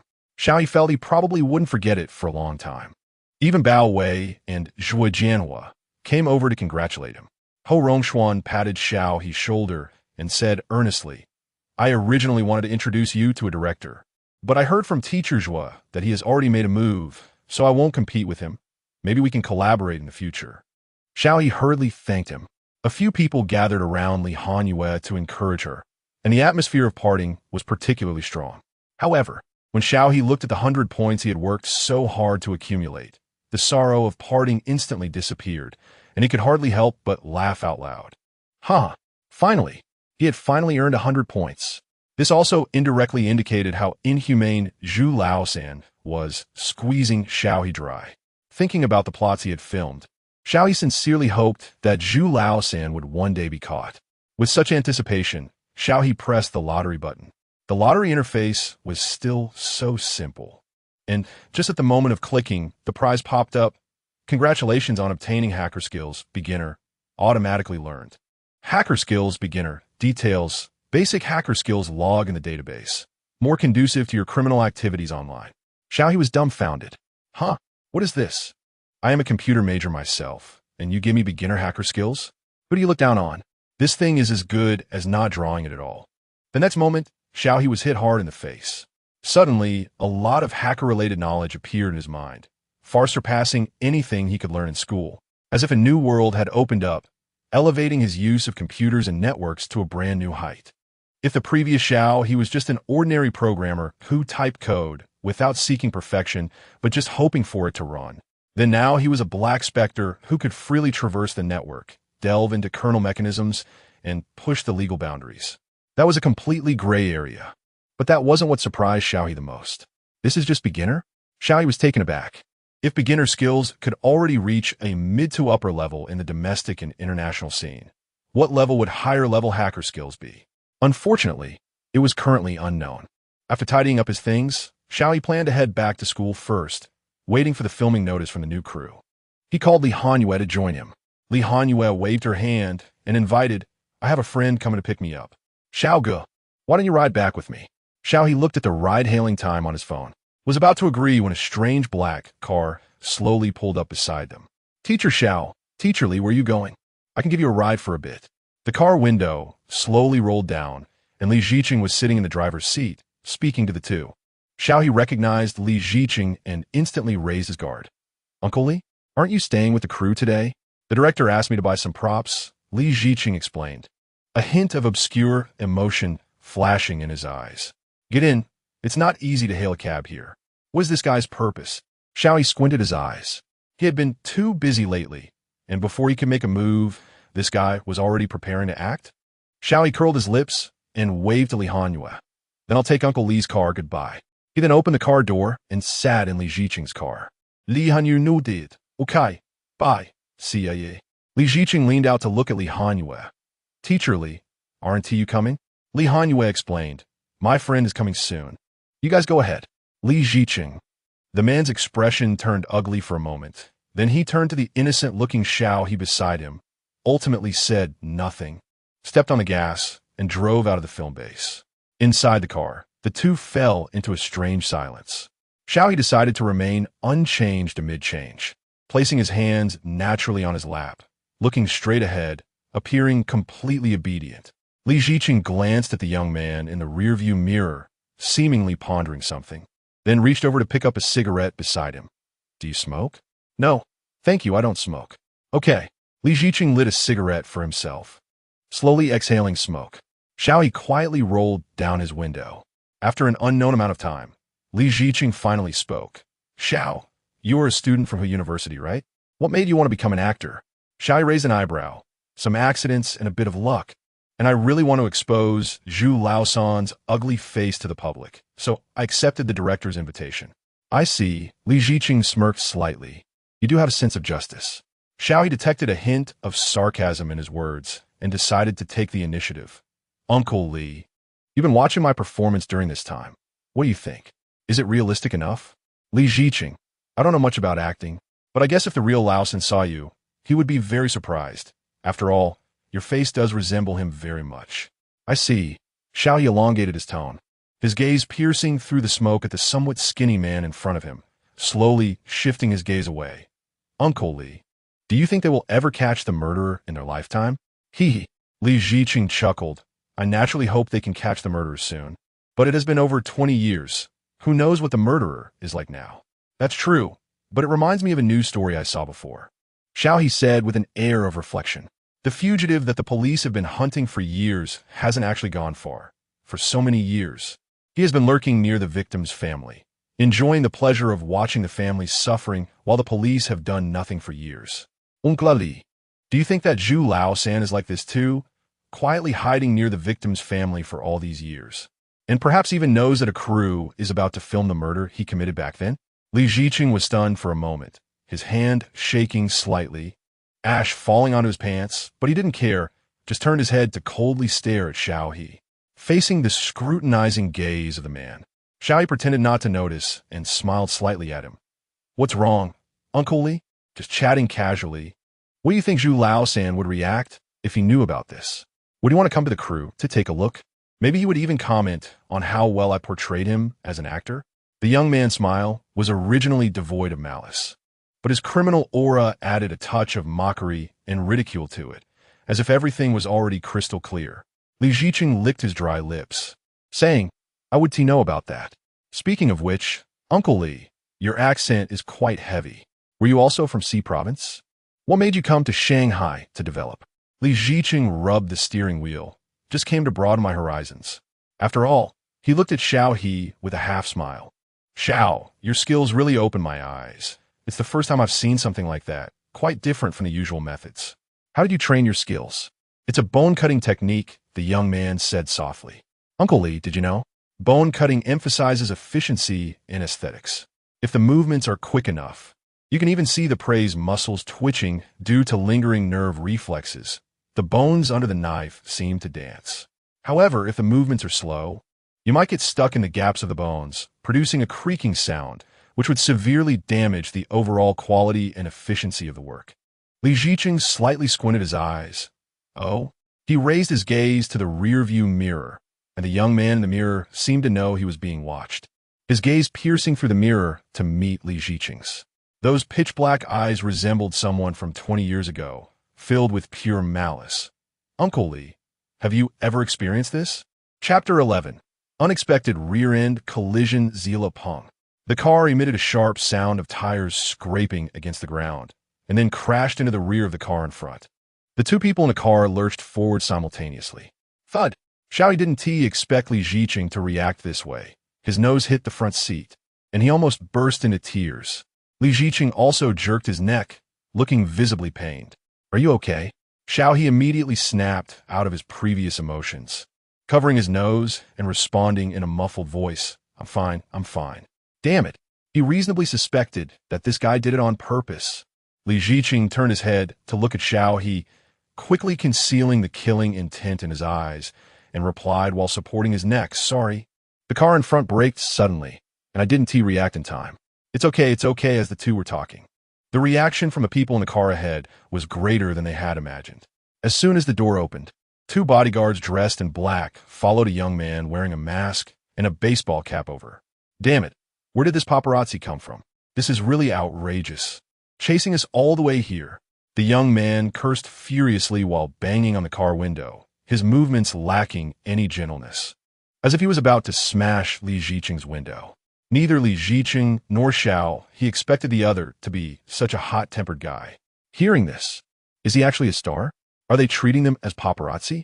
Li Ziqing's face darkened, and he rolled down the window, coldly staring at him. You guys braked suddenly first. And who are you? Coming here to curse at us? We don't even know you. Oh, you followed us all the way here. And now you're pretending not to know us? The masked man sneered, directly going to pull the driver's door. Get the hell out. I'm going to make you famous nationwide today. What are you doing? Li Ziqing locked the car door and shouted sternly, while Xiao He in the backseat had already dialed the traffic police and the police. At this moment, another middle-aged man got out of the car ahead, dressed in a gray suit, looking quite presentable. Xiao He guessed he was probably this guy's manager. Sure enough, the manager rushed straight to the masked man and grabbed him. I've already called an ambulance. You go back to the car, I'll handle this. Damn it, Chunga, I can't stand this. Shut up. Don't say anything reckless. This manager was clearly calmer than the masked man. After scolding him, he glared fiercely at Li Ziqing and coldly shouted, What's your name? Do you know who you hit? I'll tell you, this matter isn't over. Just wait. Li Ziqing sneered, What do you mean? Can stars just randomly accuse people? This was your fault to begin with. How does it end up on us? Li Ziqing's voice was very loud, and since they were near a film studio, there were other passers-by nearby who noticed the commotion and came over to check it out. What happened? What happened? Was there a car accident? Who had an accident? That seems to be Chung Hongwan, right? Who is that? Ran Yunrui's manager. Oh, is that really Ran Gu's manager? Then could it be that something happened to Ran Gu? Isn't that Ran Gu over there? As the voices around grew louder, Chung Hongwan's expression became increasingly grim. He quickly signaled to the bodyguard around him and instructed Ran Yunrui to get back into the van and not to show his face again. However, just as Ran Yunrui tried to leave, he was pulled back by Li Ziqing. Hey, don't run.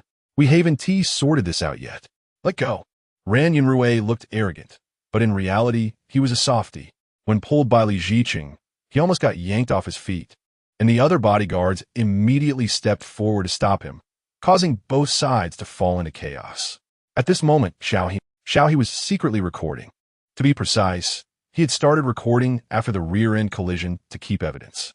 This was a GoPro borrowed from his roommate, originally meant to capture some material for the film studio, but he had forgotten about it in the heat of the moment.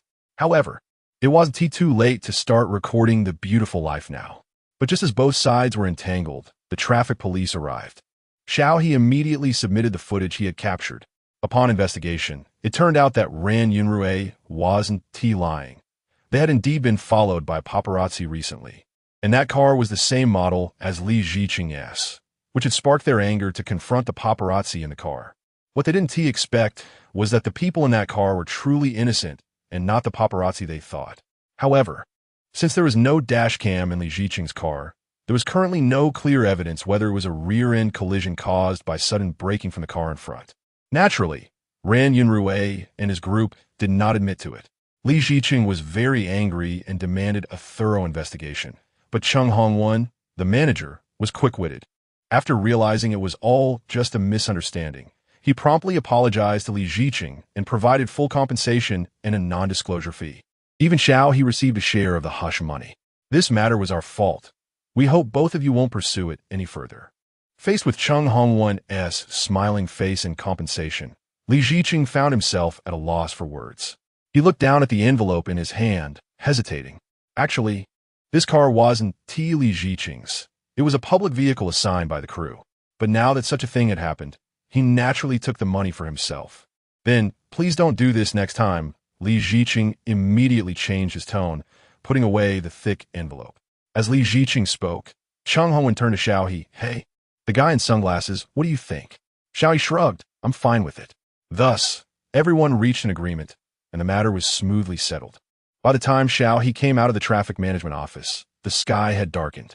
The streetlights along the road had started to light up. Xiao He let out a sigh of relief, his gaze following the direction of the streetlights, and unexpectedly discovered that right across the road was the police station of this jurisdiction.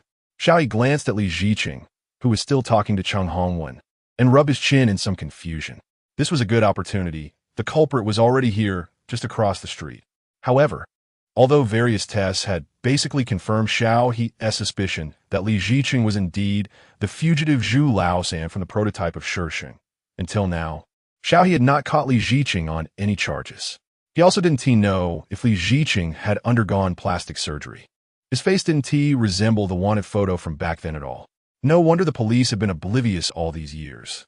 Moreover, Xiao He had secretly observed earlier that when the traffic police routinely checked Li Ziqing's ID and driver's license, they found no issues with his identity, which meant that Li Ziqing might have been using someone else's identity for years without anyone noticing. Just thinking about this sent chills down his spine. Perhaps Li Ziqing had committed other murders over the years. However, it was quite strange for Li Ziqing to come to the film crew to watch the crimes he had committed in the past. This behavior of delivering oneself to the door was simply absurd. Just as Xiao He was lost in his thoughts, a person who had just passed by him suddenly turned back and stopped beside him. Xiao, classmate? Xiao He quickly looked up to see that it was the rookie officer he had encountered during the false alarm at the previous film crew. Officer Li. Officer Li? Officer Li glanced at Xiao He, then at the police station across the street, and asked with a somewhat complicated expression, Xiao, classmate, what are you doing here? Standing at the entrance of the police station, still looking hesitant and conflicted. This strangely reminded Officer Xiao Li of the man who came to the police station to confess after killing his wife and dismembering her last week. Could this guy also be here to confess? Chapter 12, Changing Targets. Xiao He was completely unaware that Officer Xiao Li had developed an inexplicable criminal filter towards him due to the previous incident. Upon seeing Officer Xiao Li, he was somewhat surprised. I've just dealt with a little issue. Officer Xiao Li, are you heading back to the station? However, misunderstandings continued to occur. This sentence from Xiao He automatically translated in Officer Xiao Li's ears to got into some trouble and was caught. Just got released. Sigh. Being out means the issue isn't serious. Officer Xiao Li sighed regretfully, patted Xiao He's shoulder, and said earnestly, what's done is done. Let this be a lesson. Pay more attention in the future, act well, and live well. I'm off now. Hopefully, we won't meet again next time. Xiao He, okay, sure. Wait, why does this feel a bit strange? However, Officer Xiao Li had already hurried away.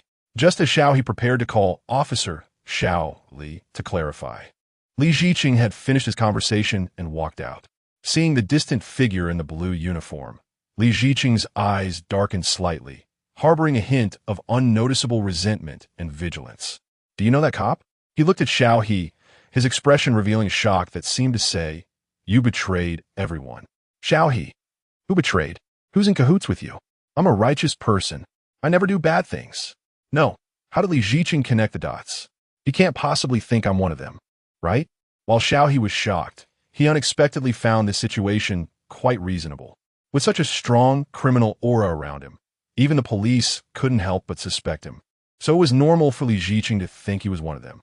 So this guy wouldn't think he was also eyeing Li Hanyue, right? Xiao He felt a bit embarrassed. He definitely didn't want to be associated with that guy.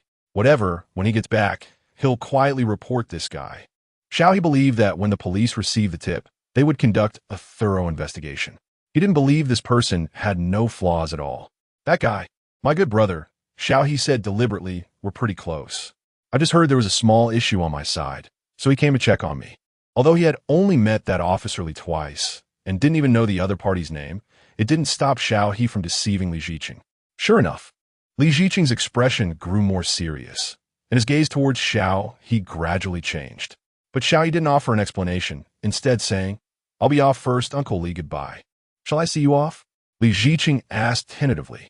No need. Xiao He hailed a cab at lightning speed and returned to school.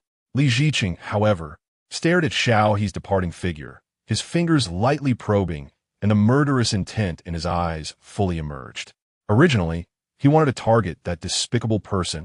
The man muttered hoarsely, but what could be more challenging than killing another version of myself? After taking a cab back to the dorm, Xiao He first tidied up his belongings. He lived in a 4-person dorm, with a bunk bed and a desk below, and an attached bathroom, which is considered quite good for a public university, and everyone was generally satisfied. However, since everyone in their senior year was out for internships, the dorm was currently occupied only by Xiao He.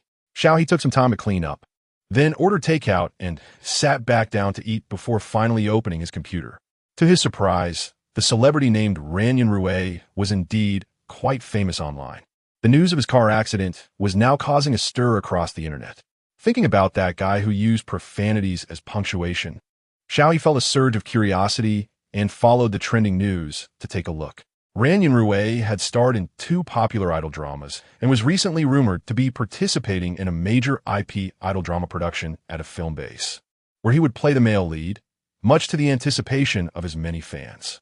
However, when the news of the car accident broke, fans exploded with reactions. Videos from the scene circulated wildly, and marketing accounts seized the opportunity to hype the situation even further. Xiao He clicked on the videos and found that there were mainly 2 circulating online. One was footage of the car wreckage left after a rear-end collision, but it didn't capture the condition of the vehicles, leaving much to the imagination. The other was a video of Ran Yunrui lying on a stretcher being pushed into an ambulance. There were also a bunch of chat records from unknown sources circulating. One of the chat records supposedly came from an insider, and as for how insider it was, that couldn't be specified. This insider claimed that the driver who rear-ended Ran Yunrui was actually a stalker hired by a private fan, who had been following Ran Yunrui for several days. Ran Yunrui had tried to shake him off multiple times, but to no avail. This time, in an attempt to escape from the stalker's pursuit, both vehicles accidentally collided. And now Ran Yunrui was in the hospital, with his condition unknown. What bad luck. This is great. It's an absolutely authoritative chat screenshot. It seems I have to believe it. My brother must have suffered a great injustice. Seeing these chat records, fans immediately believed without hesitation. Oh my gosh, are private fans this rampant now? Directly reenacting Fast and Furious? Can't we be rational about fan culture? This is too terrifying. Boycott stalkers. Woo. I hope Yunrui doesn't get hurt. What does this stalker look like? Has anyone captured the scene? I'm so furious. If I encounter him offline, I won't let him off. I hope I can trade 10 years of my life for Yunrui's successful surgery. Please. Xiao He was left speechless. Big socks, is this still Chinese? No wonder they had to pay to keep quiet. It seems that the agent named Cheng Hongwen had already planned this whole public relations strategy when dealing with the traffic management team. It maximizes the benefits from this incident while using the opportunity to manipulate and solidify fan support, eliminating stalkers. Xiao He could bet that many of these messages were definitely spread by Ran Yunrui's company. Even those seemingly brainless guiding remarks were mostly from hired internet trolls. It was just that the ability to manipulate public opinion was too strong. If he hadn't witnessed everything today, he might have believed that Ran Yunrui's life was hanging by a thread, lying in the hospital fighting for his life. Xiao He shook his head helplessly. This is also why many people harbor prejudices against popular celebrities. They stir up public opinion, fabricate conflicts, and clearly show no substantial ability, yet their fans adore them madly. He just didn't know what those girls would think if they knew Ran Yunrui used profanity as punctuation. Xiao He scrolled around online, confirming that no videos or photos related to him were circulating before he finally relaxed a bit. It seemed Cheng Hongwen and the others had managed to keep things under control. Although they were spreading nonsense, they hadn't directed the fire onto ordinary people, preventing fans from coming to attack them online. Otherwise, Xiao He wouldn't have minded letting the video of Ran Yunrui cursing go viral across the internet. Chapter 13, Late Mail, Major Revision. After reading the jokes about Ran Yunrui and his fans, Xiao He began to seriously investigate Li Ziqing. Unsurprisingly, there was very little online trace of Li Ziqing, including nearly 3 years of complete disconnection from the internet. In this digital age, is there really someone who doesn't use the internet at all? Just as Xiao He was organizing the information related to Li Ziqing and preparing to find a way to report him, his phone suddenly lit up. Xiao He glanced at it and found it was a message from Li Hanyue. Li Hanyue, brother Xiao, are you free now? Let's hang out. Xiao He was a bit surprised, his gaze instinctively scanning the time on his phone, 11:50 p.m. Although this time might just be the beginning of nightlife for a young person, it was strange for him and Li Hanyue. They had only parted ways that afternoon. Xiao He initially wanted to directly refuse, but suddenly frowned, staring at the message and thinking for a long time. Xiao He, is it just us? Li Hanyue, yes. I want to talk to you about something privately. All right, case solved. This person is definitely not Li Hanyue. After spending time together, Xiao He understood Li Hanyue well. She wasn't the type to be so presumptuous. Even if she wanted to invite him out for a meal, she would definitely include Lu Zheon. Most importantly, they were college students and had a curfew. Li Hanyue, being a college student herself, would know this and would have discussed it with Xiao He in advance. Rather than sending a message at such an awkward time, having thought this through, Xiao He decisively opened his computer to trace the login IP of this account. Sure enough, there was a problem. According to Li Hanyue, she was also preparing to return to Huxi today to handle some academic matters at school. However, this IP, although also in Shanghai, was nowhere near Huxi. Without needing to think much, Xiao He immediately guessed who it was. Li Ziqing. He didn't expect this guy to actually shift his target to him. After pondering for a moment, Xiao He cautiously put down his phone without replying. At the same time, he had already found the email address published by the police years ago through the remaining official information online. Looking at this email that had been dormant for over 20 years, Xiao He hesitated. Perhaps he should send it directly to the email that the police currently used, rather than this one. After all, so many years had passed, and this email was probably long abandoned. Even if he sent an email, no one would see it. But thinking of the plot of killing life and the police officer who persistently sought the truth, Xiao He still selected this email along with the others and sent anonymous emails to several different official accounts. Just consider it. A way to give an account to those who had been passionately pursuing the truth over a decade ago, even though many years had passed and no one was still investigating, even if it had been forgotten by them. See Province, Rong City. Old Wu Jiangwo was still the same as usual. After dinner, he rested for a while and prepared to go out for a walk. However, before he could leave, his grandson, who was attending an online class, called out to Wu Jiangwo, Grandpa, your email keeps ringing.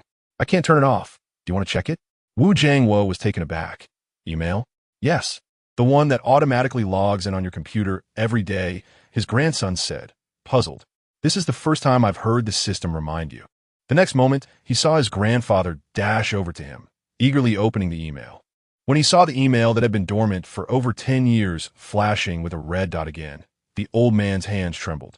If someone from the production team were here, they would definitely recognize this old Wu Jiangwo as the prototype of the male lead in killing life. The former head of the special investigation team responsible for this case. More than 20 years had passed, and the once robust criminal police officer was now starting to show gray hair. Even though he had solved countless cases and received numerous honors and praises in his earlier life, his heart inevitably carried countless regrets. Among them, the case of the Zhu family's 3 brothers at the Rome slaughterhouse was one of his knots. At that time, in order to gather more information and trace the fugitives, the police established many reporting avenues and, even with a glimmer of hope, created a special email to publicly collect evidence and clues about the Zhu family, especially regarding the whereabouts of Zhu Laosan. Unfortunately, many years had passed, and the emails received by the inbox were few and far between. Later, after Wu Jiangwo retired, he still held onto that obsession, so he applied to keep this email address from the bureau, logging it into his computer, and would occasionally check it. But over the years, even with several computer upgrades, that email had remained quiet, never receiving any new messages. By now, even Wu Jiangwo had given up hope. Unexpectedly, Wu Jiangwo closed his eyes, took a deep breath, and tried to maintain a calm mindset, not to have too much hope. He had been disappointed many times, hadn't he? Finally, Wu Jiangwo adjusted his mentality and cautiously clicked into the email system. The police-established email had no spam advertisements. When Wu Jiangwo clicked in, the inbox was still clean. Aside from a few emails received over 10 years ago, only the very top had a new email from just a short while ago. He put on his reading glasses to carefully review it, and soon a mix of shock and complex emotions arose on his face. When he saw the attached photo and surveillance footage, Wu Jiangwo's heart raced. His eyes widened like copper bells, staring intently at the person's features and movements. His grandson beside him was so frightened he didn't dare to breathe, quietly waiting for his grandfather's reaction. So many years had passed, and that person had long altered their appearance. Even their voice and body had changed dramatically due to growth. Yet Wu Jiangwo recognized them at a glance. Even though the face had undergone plastic surgery and the body had changed, they often overlooked one detail: the ears. The ears are essentially fixed after a person reaches adulthood, and the shape, size, contours, and earlobe forms differ for everyone. When these individuals underwent cosmetic surgery, it was unlikely they would specifically alter their ears. Thus, ears became one of a person's unique identifiers. As an experienced old detective, even though he now needed reading glasses, Wu Jiangwo's eyesight remained sharp. Moreover, he had never forgotten about that person over the years, even imagining their current appearance in his dreams. This person was Zhu Laosan. Chapter 14. The Resurrection of the Dead. Major revision. That night, Xiao He slept peacefully in his dormitory, completely unaware of the turmoil his few emails had caused. In the criminal investigation circle of Rong City, Province C, there was a significant stir. The gray-haired elder Wu took a late-night flight to Shanghai.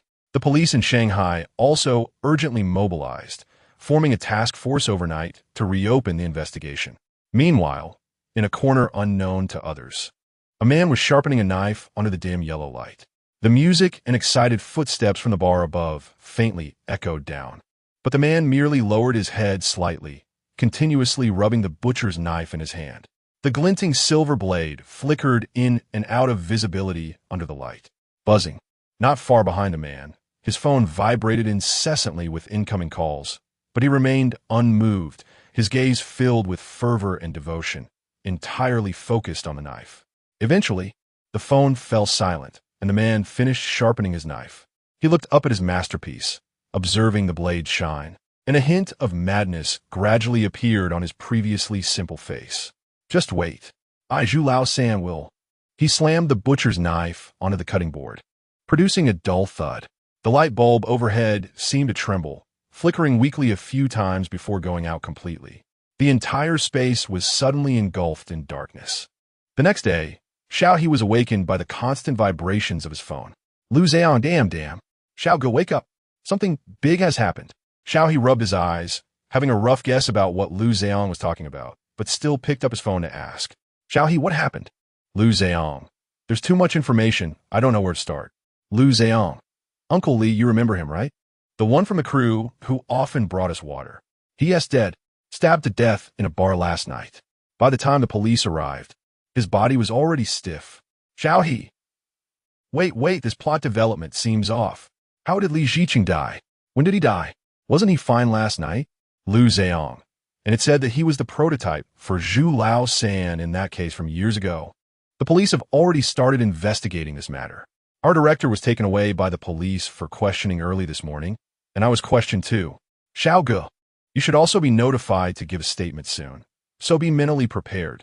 I didn't expect the prototype for the case we were shooting to be lurking around us. It's really chilling to think about. Xiao He, is the director okay? Lu Zhang. Yes, fine. Just basic questioning. They now suspect that Li Ziqing has actually been lurking near the victims' families for over 20 years. Remember when our screenwriters went to Province C for a while to communicate with the victims' families? That is probably when Li Ziqing set his sights on our crew. Xiao He, why would he target our crew? This question, even now, Xiao He still didn't quite understand. He couldn't fathom why Li Ziqing would focus on Li Hanyue. Surely it couldn't just be because they both share the surname Li. There can't be any blood relation, right? Lu Zhang. Ahem, this is what Director Ho heard from his uncle, who is the department head. Don't spread it around. But apparently, Li Ziqing wants to replicate the murder case. Xiao He, Replicate a murder case? As expected, he couldn't comprehend such a twisted thought. Lu Zheong. He has set his sights on Li Hanyue. He plans to kidnap her. Just because she played that character from back then, it holds a fatal attraction for him. He wants to replicate everything he did to Wu Xiaohua onto Li Hanyue, to prove his criminal prowess and provoke the police again. Xiao He's expression instantly turned cold. It was too easy for him to kill. Xiao He, what is Li Hanyue's situation now? Lu Zheong. She is frightened and is currently undergoing psychological counseling. Xiao He sighed. As the actress who played Wu Xiaohua, Li Hanyue knew best the harm and pain Wu Xiaohua suffered back in the day. And this was so close to becoming a reality. How could that not instill fear and dread? Considering he played the role of Zhu Lao-san, Li Hanyue likely didn't want to hear his voice for a while, so Xiao He just sent her a message of comfort. However, Li Hanyue quickly replied with a voice message, sounding a bit nasal from crying. Xiao Ge, thank you. Now that I think back on it, I realized that every time Li Ziqing appeared near me, you and Lu Ge would show up and interrupt our conversations. Although you might have been doing it unconsciously, I'm really grateful to you both for not letting my memories feel unsafe. At least in my memories, I had two companions facing it together, preventing them from turning into a nightmare. Thinking about the now-deceased Li Ziqing, Li Hanyue felt there was nothing more to fear. Xiao He hadn't expected Li Hanyue to only now realize this matter, but he was also glad that his help could prevent her from having too many psychological shadows. After comforting Li Hanyue, Xiao He was also called to the police station to give a statement. In fact, his presence in this entire case was quite minimal. The only thing that might raise suspicion was that he had ridden in the same car as Li Ziqing back to the city center yesterday. However, Xiao He wasn't too anxious. The police coming to find him at this time surely meant they had already checked the surveillance footage and ruled him out as a suspect. He had left the school or even the dormitory all night, giving him no opportunity or motive to commit murder. It was that auditor Wu Jiangwo, Elder Wu, who had been watching Xiao He closely, suddenly asking, "What kind of person do you think Li Ziqing is?" Xiao He pondered Wu Jiangwo's question. He seems like a decent and honest person, usually very willing to help others. Wu Jiangwo snorted. Is that so? Do you really think so? Xiao He tightened his fingers nervously. Ever since he acquired the crime system, he had been quite unsettled around the police, even though he hadn't done anything wrong. Was this just a debuff that came with a criminal aura? Xiao He didn't know. He could only force a smile. Wu Elder continued. I heard you're a computer science major. Why did you think of acting before graduating? Xiao He was sweating profusely. The sharpness of the old detective was terrifying. Well, I suddenly developed this hobby. After all, the job market for computer science is quite competitive, Xiao He said. Half truthfully. Wu Elder nodded, didn't press further, and directly let him leave. Before leaving, Xiao He overheard Wu Elder speaking to the nearby officer. Old man, I've been carrying this case in my heart for all these years. Now it finally has a result. I, myself, have no other curiosity. Xiao He took one last glance at Wu Elder, pursed his lips, said nothing, and quietly left. Afterward, Xiao He kept quietly following the developments of the case. Li Ziqing was dead, and his cold case could come to a close. But the investigation into his murder had just begun. After investigating the blood left by the murderer at the scene, the police discovered something surprising. In addition to Zhu Lao-san's DNA, there was another fugitive's DNA. This fugitive, named He, had brutally murdered his lover and parents years ago. After bearing the weight of 3 lives, he fled with money and had been on the run for 7 years. No one expected him to appear here or even have a connection with Li Ziqing. However, it was said that both of them were from Province C, making it likely that they knew each other during their escape. Based on the situation at the scene, it seems that He had a conflict with Li Ziqing, and the two harmed each other, resulting in 1 dead and 1 injured.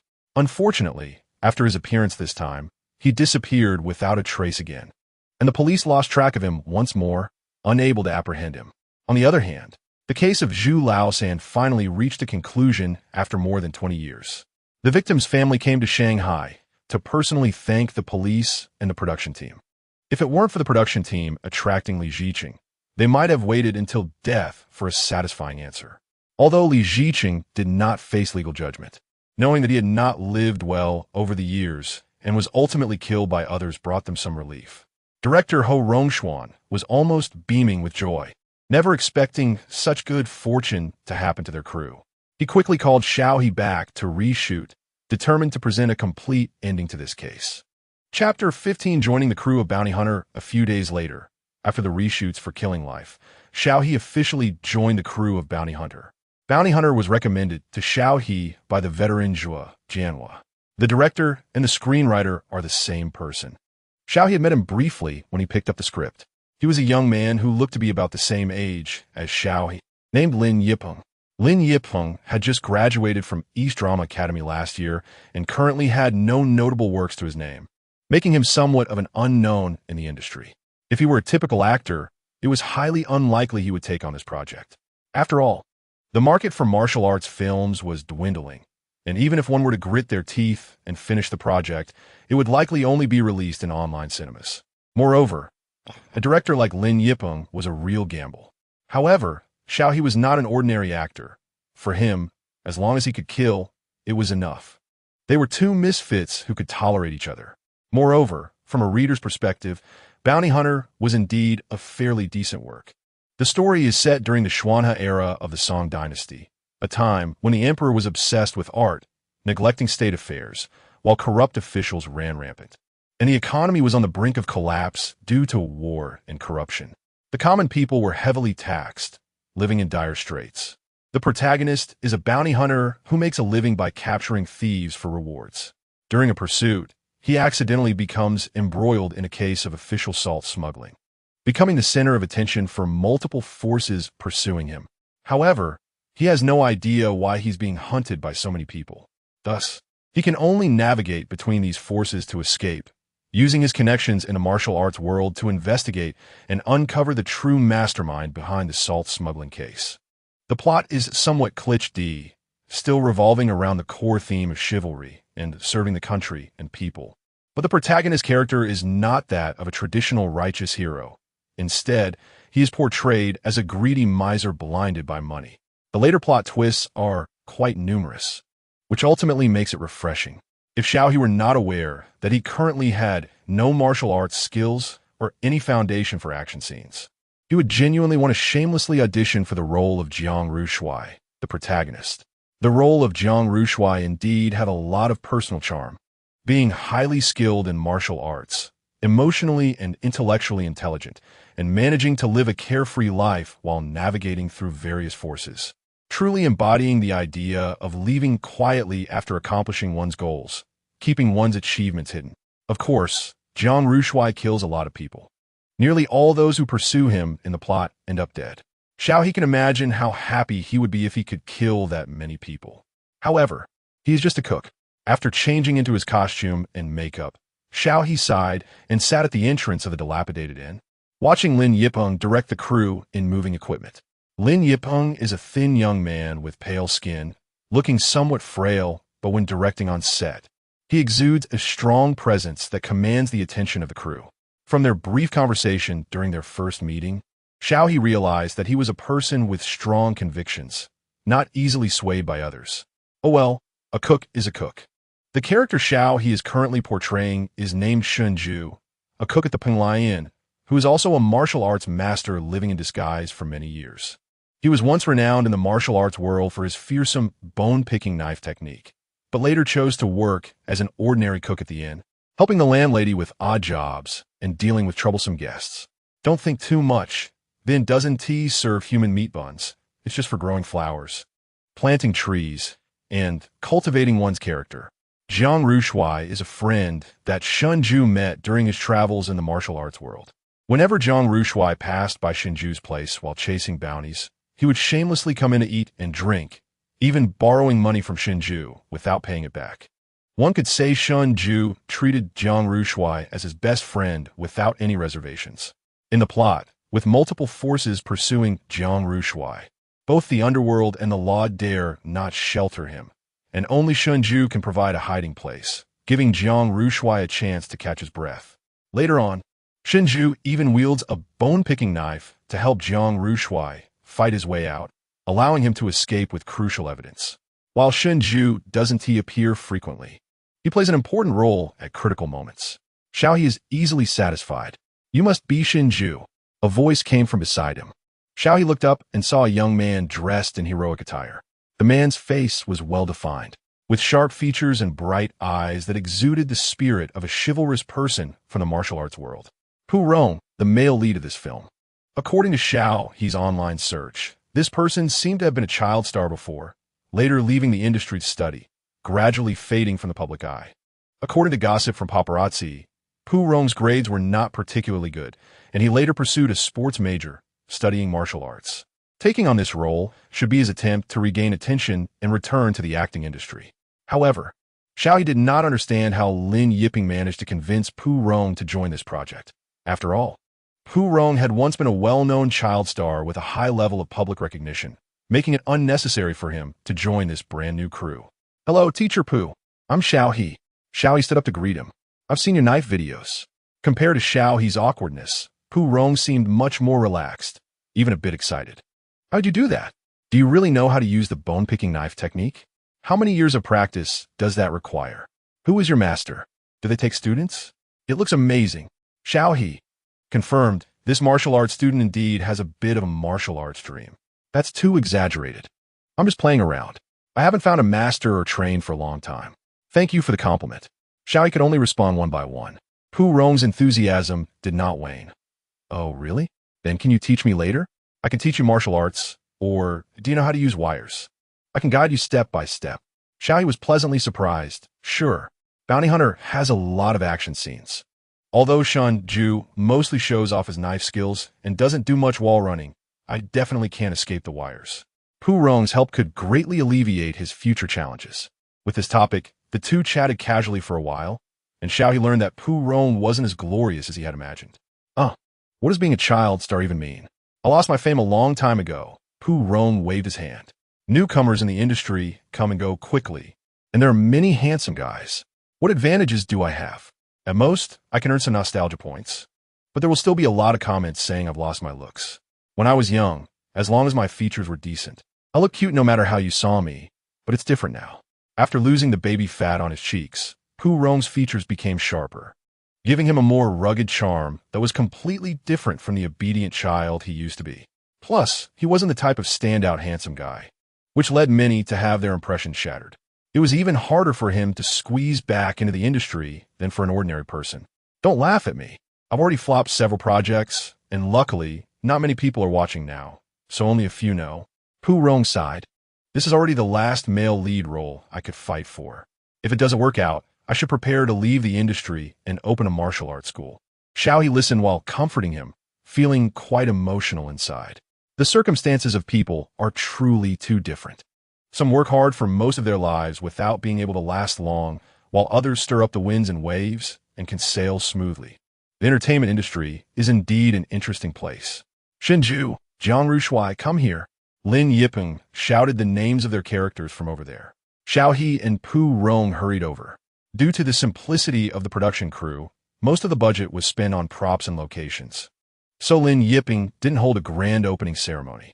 A few core members of the crew stood in the lobby of the rented inn, bowed to the portrait of Guangong hanging in the center of the hall, and that was considered complete.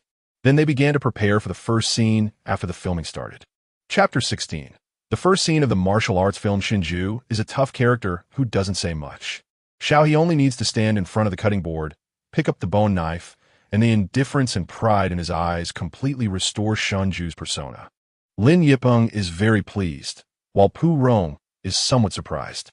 Pu Rong had only seen Xiao He playing with the bone knife in videos before and didn't expect his acting skills to be quite good as well. This made Pu Rong even more excited about the upcoming filming.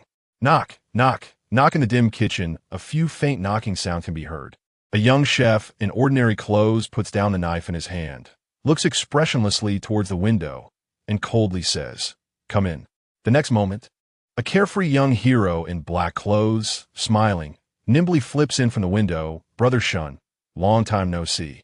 As he speaks, the young hero casually grabs some fruit nearby and pops it into his mouth, deftly using his toe to hook a jar of strong liquor from the ground into his arms, and lazily leans against the wooden table beside Shinju, lying there like a lord. This entire set of movements is fluid and graceful. Shinju hasn't even responded to the hero yet, and he has already laid down and started eating and drinking as if you're the host here. Shinju is a loss for words, but still doesn't kick him out. He simply picks up the bone knife on the cutting board and silently begins to cut the ingredients. I've heard about your recent troubles. Now, both the underworld and the court are after you. You need to be a bit more aware and not bring trouble to me. Jiang Ruo Shui happily takes a swig of liquor. That's too late. Who in the underworld doesn't know our relationship? I'm afraid those people are already on their way. Shinju lowers his eyes. Then you'll just have to be thrown out. Jiang Ruo Shui rolls his eyes and then says with great grievance, "But your inn hasn't opened for several days, right? The people coming will all stay at the inn, and the boss lady's flowers will have a chance to be saved." Shinju doesn't respond and just grabs him to throw him outside. Talk to the boss lady yourself. Jiang Ruo Shui is thrown out of the window by Shinju. He lands lightly on the ground and tosses the jar of liquor back onto the windowsill, grinning. I understand. Great kindness does not need thanks. Shinju rolls his eyes and slams the window shut. Thus, Xiao He and Pu Rong's first scene officially ends. One take. Lin Yipeng checks the footage and highly praises the performances of both. Pu Rong takes off the wire on his body and smiles friendly at Xiao He. Looking a bit more relaxed, your cooperation is great. Xiao He gives him a thumbs up. It's because Teacher Pu is skilled. Just now, the action of flipping through the window with one hand and hooking the liquor jar with his foot was all done in one shot by Pu Rong, smoothly and without any mistakes. And Xiao He's action of throwing Pu Rong out also relied on Pu Rong's cooperation. Otherwise, he truly wouldn't have been able to show such ease. Thinking this way, Xiao He feels a bit regretful. With Pu Rong's skills, he should shine in martial arts scenes. With the successful completion of the first scene, the morale of the crew gradually rises, and the filming at the inn goes unexpectedly smoothly. A busy day passes in this filming. The crew members stay at a small inn next to the film base. After Xiao, he returns to his room and washes up. He prepares to lie down and rest. But at this moment, his phone rings. It's an unfamiliar number that Xiao He doesn't recall. However, he has met many people during this time, including several agents, so he decides to answer. "Hello, is this Xiao Ge?" A somewhat familiar voice comes from the other end. Xiao He recalls and then asks, "Is this Brother's Song from Burning Heart?" The role in Burning Heart marks his official transition from playing minor roles to playing a villain. So Xiao He naturally remembers. "Yes, it's me. I didn't expect Xiao Ge to remember me." Xiao Song on the other end says happily. Of course, Xiao He is somewhat puzzled, wondering if something happened during filming. Could there be a scene that requires him to reshoot? No. Our web series is going to be launched next week, and we hope you can help promote it during the publicity. So soon? Xiao He is surprised. It has only been about 2 months since he finished filming, and they have completed the remaining filming, editing, and approval processes in such a short time. This speed is beyond Xiao He's expectations. Xiao Song seems used to it. It's a low-budget web series, so this is normal. Plus, we got lucky this time.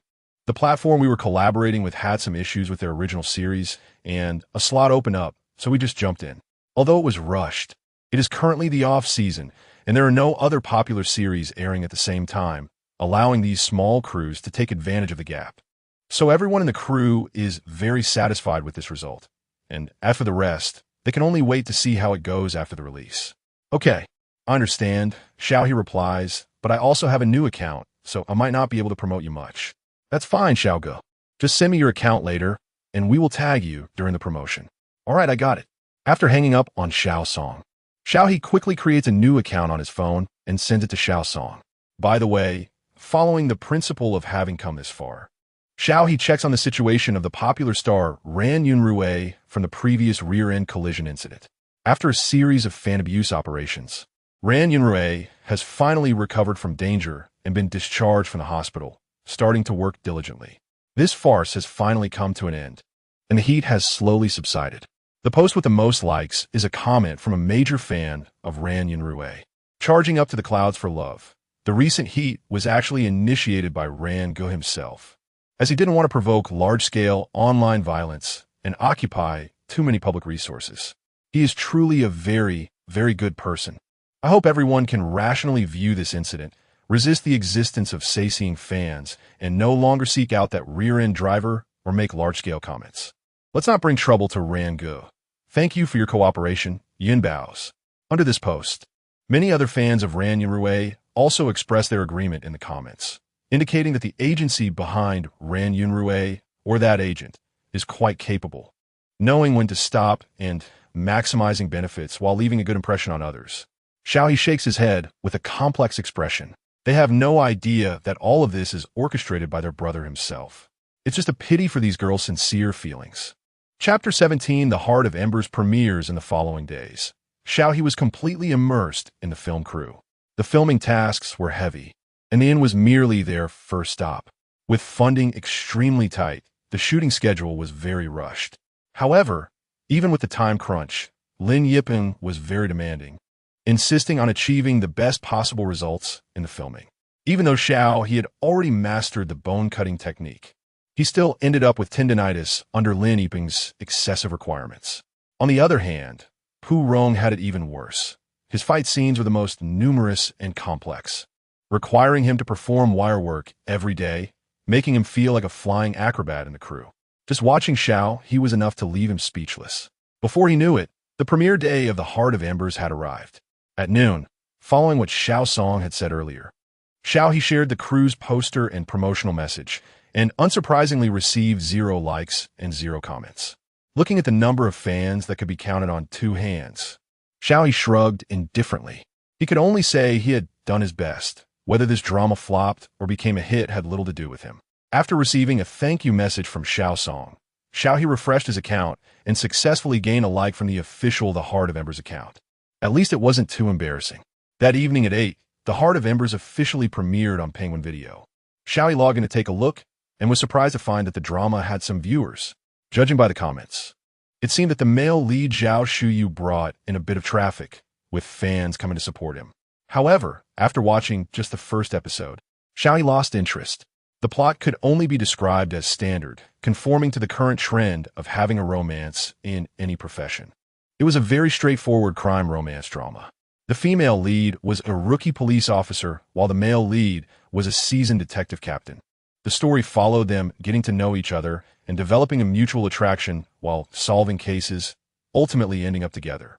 The suspenseful logic was basically laid out plainly, with no surprises, and while both actors looked good and their acting wasn't cringeworthy, it only reached the level of being able to recite lines with feeling, making it watchable.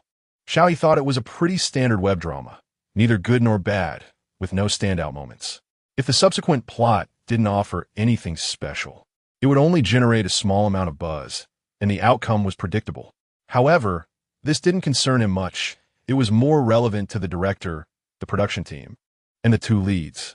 As a minor supporting character, he felt there was no need to care too much. He believed his predictions were pretty accurate.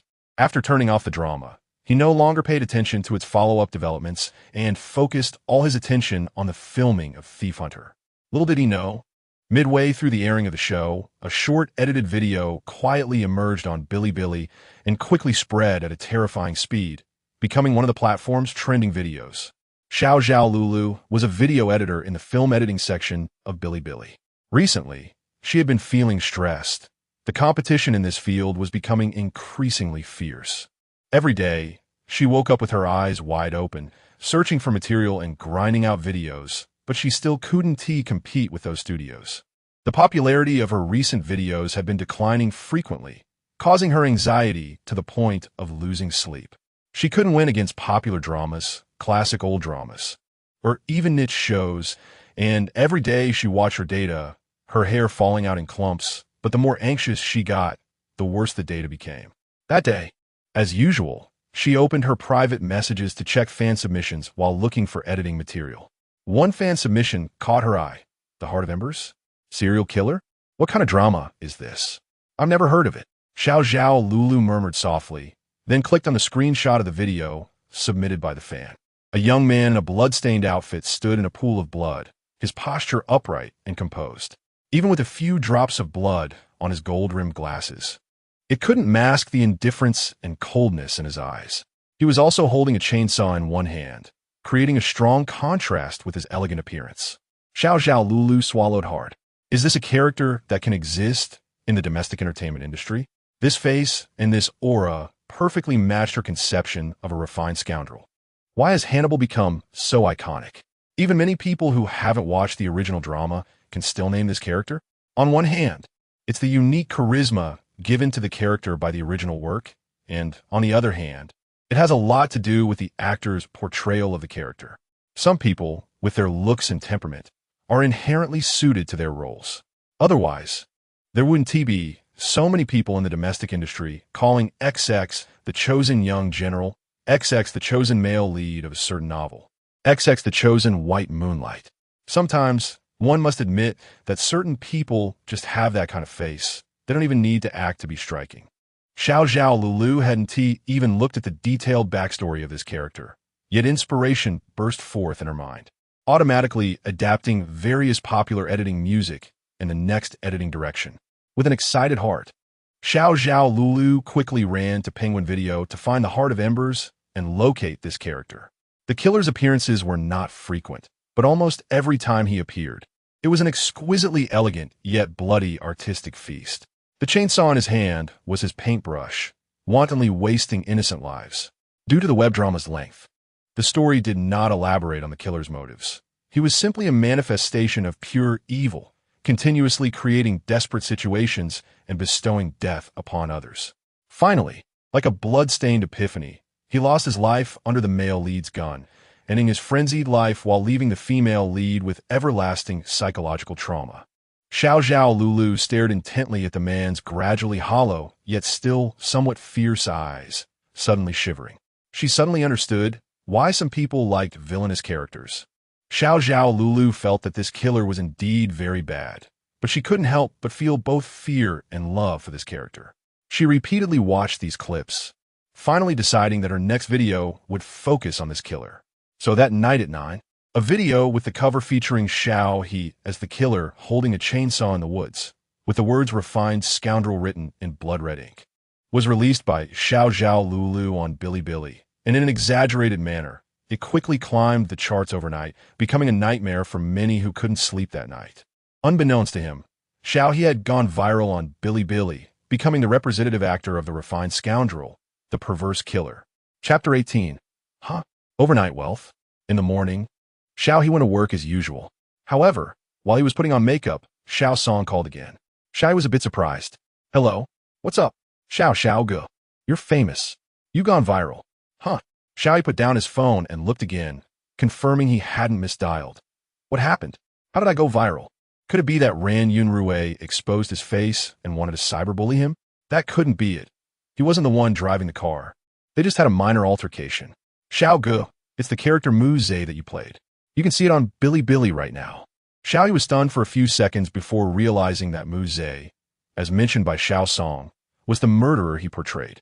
He then exclaimed in astonishment, "Really? No way." He quickly borrowed the makeup artist's phone to open Bilibili, and indeed, as soon as he logged in, he saw the cover video of the murderer. Leave a name, daily repeat, goodbye sleep. Kill, kill, kill. This is pure villain satisfaction. After watching it last night, I was chased by the murderer in my dreams and was so scared that I had to get up and triple click. Crazy killing, crazy killing. It's time to give the domestic entertainment a little shock. Is this really a newcomer in domestic entertainment? I thought it was an actor from a neighboring country. Does anyone know his name? Isn't it Mu Zhe? The comments were dense, almost all discussing the murder played by Xiao He. He didn't expect everyone to be so enthusiastic. Following the comments, he watched all the edited content, feeling quite emotional.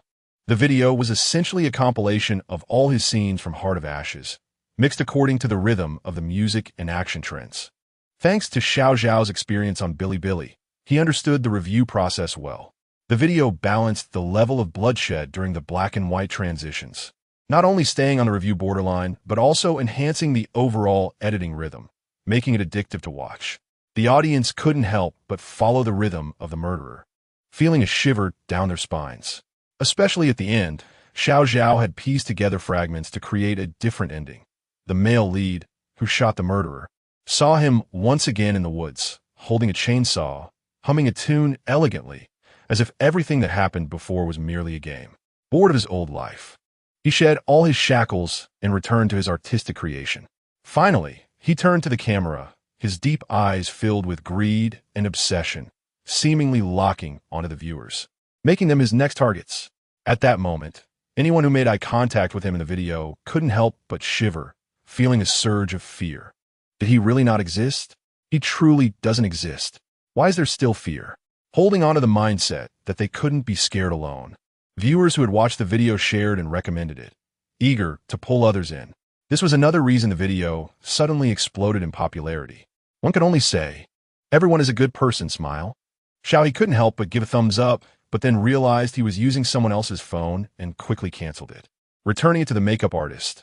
Sorry, I accidentally liked it with your account. It's fine, the makeup artist waved it off. Xiao He, was it you in the video? The editing is fantastic. You look so handsome in it. Thank you. Xiao He felt a bit embarrassed, continuing to talk to Xiao Song on his phone. I've seen it. It seems like a vlogger's recommendation. I wonder if it will affect the show's airing. Xiao Song had been waiting for Xiao He's reply, and upon hearing this, quickly said, since last night, our show's viewership has skyrocketed, and even user engagement data has increased significantly. Our show is benefiting from your fame. Xiao Ge, don't say that. It's just good luck. Luck is also a part of strength. Xiao Song chuckled. By the way, many fans are asking about you, so I tagged your account under the official account. You should get a lot of followers. You can check it out and manage your account. Okay, thank you. I got it. By the way, there's one more thing the director asked me to tell you. What is it? Xiao Ge, your momentum is good lately. You might consider finding an agency for better development in the future, but make sure to choose wisely and avoid pitfalls. If you need help in the future, feel free to reach out to us. All right, I understand. Thank you very much. It's truly a stroke of luck to encounter such a good crew at the start. Then I won't bother you anymore. After hanging up, Xiao He quickly logged into his account and found himself stuck for a while before seeing a dense array of red dots in his messages. His follower count, which was originally below 3 digits, was now trending over 10,000. No way. Xiao He refreshed the backend. Okay, it's broken 10,000. However, that wasn't the only good news. His golden finger system also popped up at the right time. Automatic update completed. Current points, 369. Xiao He, the system can upgrade. These points are over 300, huh? 369. Xiao He blinked in disbelief as the points jumped to 373 right in front of him. Overnight wealth? Xiao He quickly checked the system panel, then found an update notice from early this morning in the update manual. It seemed the sudden surge in points last night caused the system to update. But why? Xiao He thought of that Billy video and recalled the previous point determination rules of the system. Suddenly, he widened his eyes. So that's how it is. Criminal influence. Previously, he had only focused on the points generated by the crime itself and almost forgot about the influence points factor, that is, the status of the crime. He had only understood this status as the difficulty and harm level of the crime. But now it seemed that it was more about whether the criminal could attract more fear or attention from people. He had always been playing minor roles and never showed his face, so naturally, there was no attention on his murderous acts. However, this time, playing the murderer undoubtedly drew a lot of attention. Although not all of this attention was fear and dread, it seemed that as long as there were emotions involved, it could be converted into points. At that moment, Xiao He couldn't wait for the movie Killing Life to be released immediately. The character Zhu Laosan would definitely make him a fortune. Chapter 19. Photo ops. After finishing his makeup, Xiao He arrived at the filming location and received congratulations from the other members of the crew. Xiao He, you're amazing. The future promotions might just depend on you, Lin Yipeng said with a smile. Xiao He responded helplessly. Did you all see that? Of course, Pu Rong said as he draped an arm around Xiao He's shoulder. You're already gaining a bit of fame. Don't forget us when you're rich and famous. This isn't really fame. It won't last long, Xiao He shrugged. He had no agency and no marketing, and he feared many people still thought he was called Muze. You should check out talent agencies. Lin Yipeng offered very sensible advice. Pu Rong nodded in agreement. Yes, you should take advantage of this wave of popularity and explore your options. That way, when the heat returns, you can maximize your benefits. Although Xiao He was gaining popularity now, it was fleeting and without a good agency to support him. It would be difficult to continue developing in the future. But how could Xiao He not want to find an agency? The problem was, it was hard to find one. Just the fact that he could only play murderous roles would definitely conflict with many agencies' profit-making strategies. So, Xiao He felt it was better to maintain the status quo. At least he had his freedom. After all, His life was more important than becoming a big star. We'll see, Xiao He replied casually. All right. Pu Rong patted Xiao He's shoulder. Just keep your eyes open. If you're uncertain about anything, feel free to ask me. I can help you inquire in the industry. Lin Yiping thought for a moment and then added, I can also ask around among the seniors. Xiao He was quite touched. Okay, thank you both. Good brothers. Don't thank us, just get ready. I'll take a few more photos to promote you. Lin Yipeng raised his DSLR. Take advantage of this heat and operate your account a bit. It would also help promote our crew. Why waste this heat? It might even save us some publicity costs. Lin Yipeng was determined to spend money wisely. Xiao He didn't refuse. He actually hoped someone would see the character he portrayed. So he cooperatively let Lin Yipeng take several photos. One could only say, as expected of a director, screenwriter, and someone who handles filming and post-production all in one. Lin Yipeng quickly took several photos of Xiao He and, after some editing on the computer, produced a series of martial arts-themed stills. In the photos, the young man wore a simple, plain black shirt, lazily leaning against an old stove. The shirt even had a few patches, and his long black hair was casually pinned up with a chopstick, with only a few strands fluttering by his cheeks. Beneath those strands, his handsome and refined face had deep-set eyes resembling a cold, deep pool, carrying a hint of aloofness that added a story-like quality to his simple attire.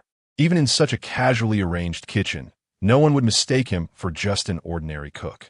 Xiao He, after looking at the photos, couldn't help but exclaim, Director Lin, this is amazing. Basic skills, nothing special. Lin Yiping smirked and urged Xiao He to post the photos. Xiao He happily complied and posted his first update after creating a new account. Xiao He, thank you all for your support. Currently filming with the Thief Hunter crew. Hope to meet you all with this new work soon. Thanks for the support. Image grid. Wow, is this Xiao Ji's first post? That's great. I'll definitely support you. Boss, you finally remembered you registered an account? I thought you were so convincing in your role, you got caught. Xiao He, your Muse is really too handsome. I'm your fan. When can you play a refined scoundrel again? I can't get enough of it. Did Muse really die? He can't be gone, right? Can we have a side story? So sad. ISNT, anyone concerned about the stills Xiao He posted? It looks like a martial arts background. I'm already looking forward to it. It seems like a cold-blooded killer. With Xiao Ji's face, it would be a shame not to play a psychopath or a killer. Xiao He, please stay in your comfort zone. The entertainment industry really lacks actors like you.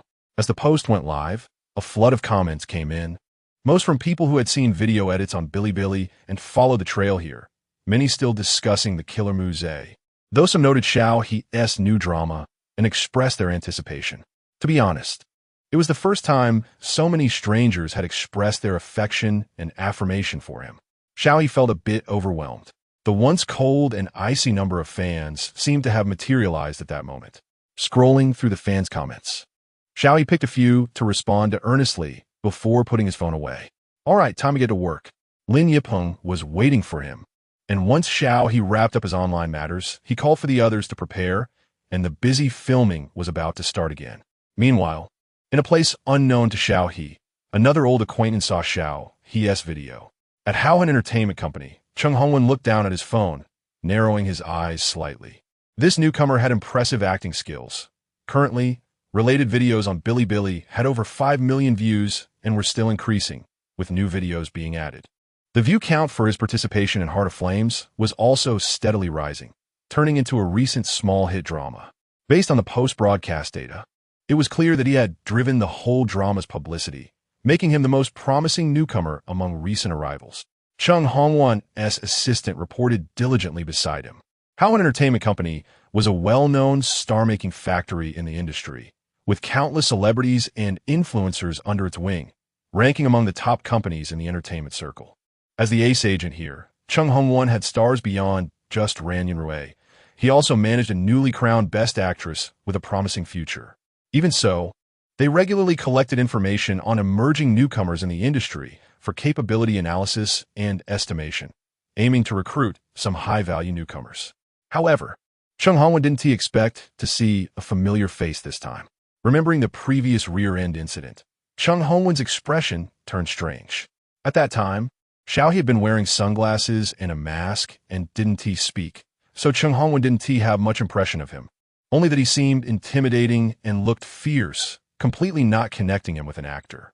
But since he was a valuable newcomer, they still needed to find a way to bring him on board. After pondering for a moment, Chung Hongwen made a decision. Then you go make contact with him. Although there had been some unpleasantness before, Chung Hongwen believed Xiao He wouldn't refuse this opportunity. After all, Howin Entertainment was a big player in the industry. Who would want to come here? Got it, Chung Ge. Chapter 20, stood up. The next day, is Howin Entertainment going to sign me? Yes. The assistant on the other end said she wasn't sure if they could meet in person. Xiao He held up his phone, quite surprised. If he remembered correctly, this Howin Entertainment was the agency of the star, Ran Yunrui, right? They were one of the major players in the entertainment industry, and he never expected they would take the initiative to contact him. Naturally, Xiao He had no good feelings toward a company that primarily operated by manipulating public opinion and controlling traffic. However, this was also an opportunity to gain a closer understanding and see the contracts in terms of such big companies to broaden his horizons. Of course, I can go. The two ended the call after scheduling a time, and Lin Yiping walked over, reminding Xiao He, Howin Entertainment has quite a bit of controversy in the industry. You'd better think it through and not make a hasty decision. Okay, I know. Xiao He nodded and explained, it's fine, I just want to take a look. So, the next day, Xiao He, who had taken leave from Lin Yiping in advance, arrived at the CAF first. This CAF was near the film and television base, and Xiao He had been here a few times with Pu Rong, so he was somewhat familiar with the owner. As soon as he entered, he greeted the owner, Sister Zhou, good afternoon. Xiao, good afternoon. The owner was a plump middle-aged woman, dressed quite fashionably, with a smile that made her very approachable. ISN T Xiao Pu with you today? I have an appointment today to discuss work. Xiao He replied with a smile. Oh, I see. Let me find you a quieter spot. Sure, thank you, Sister Zhou. Sister Zhou found a quiet and secluded corner for Xiao He, making it convenient for the two sides to converse. However, about 20 minutes passed, and he had already drunk most of the coffee, but the person he was waiting for had yet to arrive. Xiao He. He picked up his phone to confirm again. He was not mistaken. Do big companies really lack punctuality? Or is it that they don't care about his existence at all? Xiao He tugged at the corner of his mouth, feeling somewhat annoyed, and decisively picked up his phone to call back the assistant he had spoken to earlier. On the other end, the assistant was holding something while jogging to catch up with Chung Hongwen, looking a bit anxious. Brother Chung, my phone rang. It should be Xiao He. Tell him to reschedule. Chung Hongwen said nonchalantly, we need to pick up Yu right away. It would be bad if she gets trapped in the hotel. Okay. The assistant struggled to free one hand to answer Xiao He's call, but was immediately urged by Chung Hongwen to hurry. Hurry up. Has the driver not arrived yet? I'll call him right now. The assistant had no choice but to temporarily hang up on Xiao He's call and instead call the driver. On the other end, hearing the busy tone after the call was disconnected. Xiao He was truly infuriated. What is this? Is he being stood up? Is this how big companies operate? Am I being toyed with? Just then, a notification popped up on his phone. Breaking. National film queen Su Yu secretly meets her boyfriend. Suspected underground relationship exposed. Xiao He squinted his eyes. Su Yu? Film queen? He instinctively clicked in. In the early hours of today, Su Yu was spotted with her underground boyfriend at a hotel in the film base of Wu City. In the footage, Su Yu and the man were seen behaving intimately. Fingers intertwined. The account that broke the news was a very familiar paparazzi account, and the content was about the recent romantic news of the newly crowned film queen Su Yu. The cover featured a beautiful woman with a pure look, gentle and sweet when she smiled. Xiao He keenly noticed that this Su Yu was an artist from Howin Entertainment. Could it be that the people over there didn't answer the phone because of this romantic news? But anyway, they shouldn't have stood him up. At least a call or a message would be nice. In short, he just wasn't being taken seriously. Xiao He found it quite ironic, leaned back in his seat, and began to leisurely scroll through the comments. Spreading rumors is illegal. Howin Entertainment has issued a statement asking you to delete the video and apologize immediately. Haha. Before clicking in, I was still wondering which film queen it was. Turns out it's the new water queen. That's fine. Her virtue doesn't match her position. It's only a matter of time before she collapses. Be careful upstairs. If they come over, we'll run first. This is just a rumor refutation announcement visible only to fans. That leaked photo shows them kissing. Don't tell me they were just exchanging bad breath. Forget it. You can never wake someone who is asleep. Even if it's true, I don't care. Yu is someone who relies on her strength to speak, and actors can date too. Nonsense. She is at the beginning of her career. Dating really delays things. Please wake up, Yu. The comments were a mix of opinions, and the trending topics kept coming one after another. This situation could be said to be the most explosive romantic news of the second half of this year. Xiao He originally didn't know much about Su Yu, but with the comments explaining the situation, he learned more. Su Yu was a newcomer that Howin Entertainment had promoted in recent years, with good looks and acting skills. Last year, under the company's operations, she successfully won the Baming Award for Best Actress. Since Su Yu had always followed a pure and innocent image, her films were mostly about school beauty or white moonlight characters, and Howin Entertainment often marketed her as a gentle and kind persona. This led to her fans having a strong sense of possession and control, feeling that anyone could bully their beloved Yu, creating a sort of mother raising a daughter vibe. This resulted in a backlash when the news of Su Yu's romantic relationship broke, as many of her fans could not accept the fact that their beloved girl was in a relationship. Xiao He shook his head with some regret. TSK. So this is the price of bearing traffic. To gain it, one must be prepared for the backlash. Xiao He finished the last sip of coffee. Didn't T take this matter to heart, put away his phone, and prepared to leave, thinking about how to deal with the agent who stood him up when he got back. Ding! The wind chime at the CAF door rang, and a girl wearing a hat and mask rushed into the CF, brushing past Xiao He and heading towards the back door. Xiao He didn't look sideways, said goodbye to Sister Zhou at the counter, and was about to leave. Just then, a man, also wearing a hat and mask, sidled in through the gap of the door Xiao He had just opened, brushing past him and heading toward the back door as well. Xiao He paused his hand at the door. He turned his head and only caught a glimpse of the man's fleeting figure at the back door. Xiao He squinted. That was the aura of a kind. Something's not right. That guy is very suspicious. Thinking of the girl who had just rushed past, Xiao He withdrew his hand and turned to follow towards the back door. The back door of the CAF led to a narrow alley, which was relatively enclosed, surrounded by tall buildings, and there were random items from businesses on the street in front, making it look messy and cramped. Xiao He carefully avoided those things and quietly moved forward and finally saw the figures of the two people from earlier. Please, just don't follow me anymore. Isn't T1 exposure enough? Directly ahead, the masked girl could no longer hold back, turning around to scream at the man behind her. Chapter 21. Did Xiao He get into trouble again? What more do you want? Su Yu shouted in despair. She indeed had been secretly dating a boyfriend without her fans and manager knowing, but she had been very careful, managing to keep the relationship under wraps for over 6 months. Unexpectedly, this time she was caught by paparazzi, and she almost got cornered by crazed fans at the hotel. To avoid worsening the situation, Su Yu had to separate from her boyfriend and leave the hotel, trying her best to escape the pursuit of fans and paparazzi. But to her dismay, just after she had walked a short distance, she encountered someone who looked like a paparazzo. Su Yu was both anxious and desperate, truly puzzled as to why she was being targeted by such people. Yu, don't cry. I'm not a paparazzo. I'm your fan, the man said hoarsely, his gaze lingering on her. Su Yu was startled and almost pulled back the tears that were about to fall. Why, you're not a paparazzo? Of course, I'm your fan. I've attended all your events, and last time you even shook hands with me. The man's expression was excited, one hand trembling slightly as he clutched the camera at his chest. Look, I have so many photos of you on this camera. I haven't washed that hand since then. Yu, it still smells like you. At that moment, Su Yu turned pale, her blood draining from her face. Not a paparazzo, but a stalker. The anger she felt earlier dissipated, and Su Yu instinctively took a step back, fearfully looking at the man who was becoming increasingly agitated. I should go. Don't go. The man reached out and tightly grasped one of Su Yu's wrists, causing her to scream in fright. What are you doing? Let go. Instead, he pulled her closer to him, his eyes filled with indignation. Yu, what is your relationship with that man? Are you really dating? Have you slept together?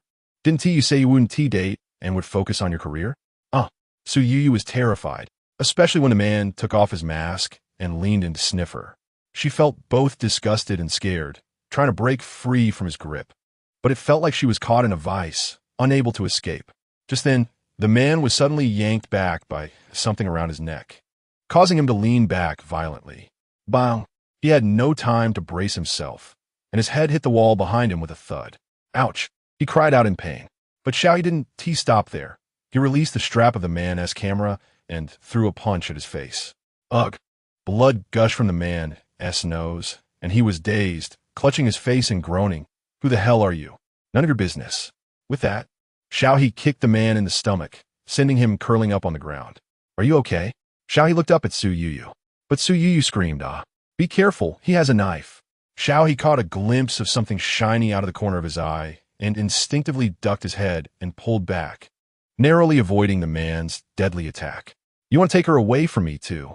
The man shouted frantically, continuing to swing the small knife. D. Su Yuyu stepped back several paces, trembling all over, clearly terrified, but Xiao He remained calm and composed, watching the man's knife movements closely, slowly retreating while keeping a safe distance, and took out a fork from his pocket, the kind used for desserts. He had casually grabbed it from Sister Zhou's shop. In the next moment, Xiao He seized the opportunity, and the fork in his hand seemed to turn into a sharp blade, expertly slicing towards the man's wrist. If Pu Rong or Lin Yipeng were present, they would recognize that Xiao He was using the same technique as a bone-cutting knife. But now he was wielding an ordinary fork. What difference would that make? The prongs of the fork were extremely sharp, instantly leaving dozens of fine cuts on the man's wrist. Xiao He then twisted the fork and thrust upward, causing the man's wrist to become a bloody mess. Blood spurting out. Ah! The man screamed, and Su Yuyu's gasp sounded simultaneously. The small knife fell to the ground at that moment. Xiao He kicked the knife away, looking coldly at the screaming man on the ground, his tone impatient. Don't move, wait for the police. The man, clutching his wrist, looked up at Xiao He with a hint of fear in his eyes, no longer daring to move. Su Yuyu glanced at the fierce Xiao He, then at the cowering man, swallowed hard, and quickly took out her phone. Thank you. I'll call the police now. Oh my, both of them look quite dangerous. Officer, save me.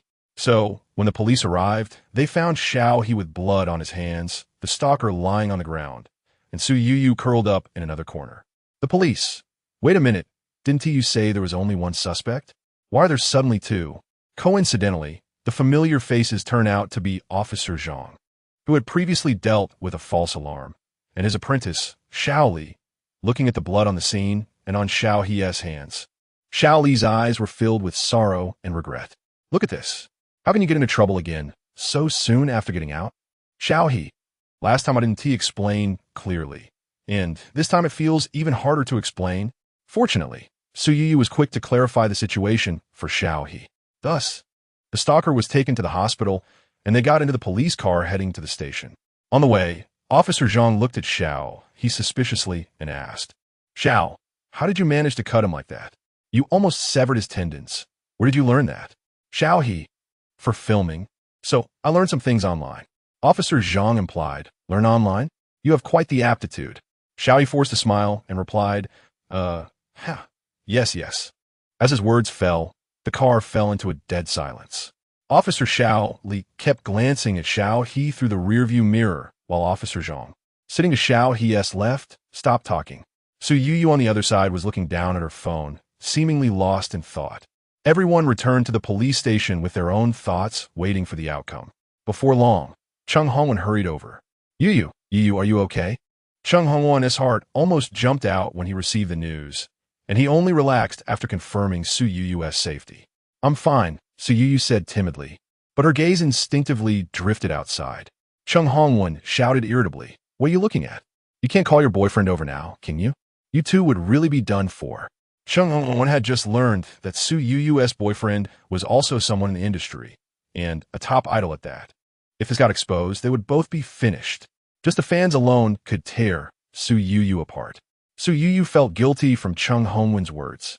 Shrinking her neck and carefully making way for the person behind her, this time, I owe it all to Mr. Xiao.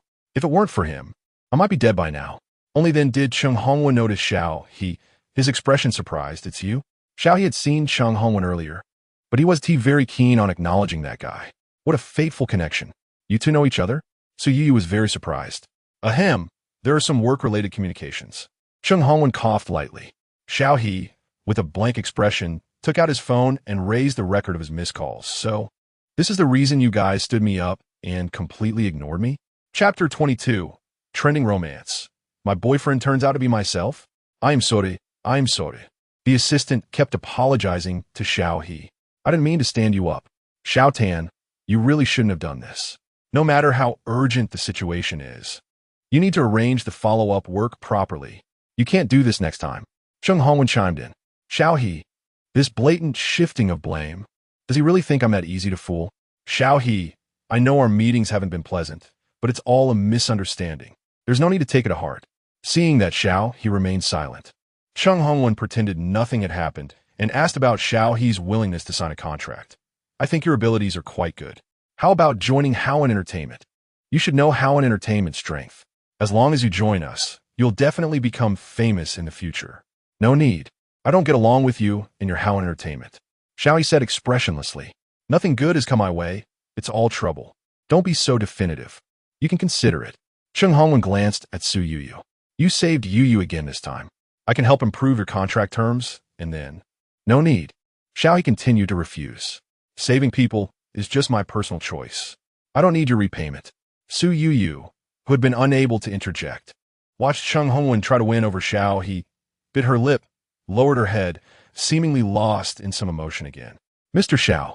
At that moment, Officer Zhang and Officer Li walked in, interrupting the conversation.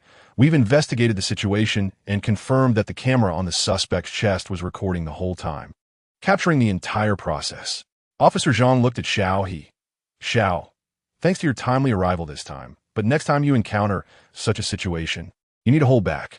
That private student has already had his wounds treated at the hospital and is on his way to the police station. All the way, he has been shouting that you intentionally harmed him and wants the police to deal with you. However, the evidence is clear. You are acting in self-defense, and the police won't really go along with his wishes. Hearing Officer Zhang's words, Xiao He felt embarrassed. I understand.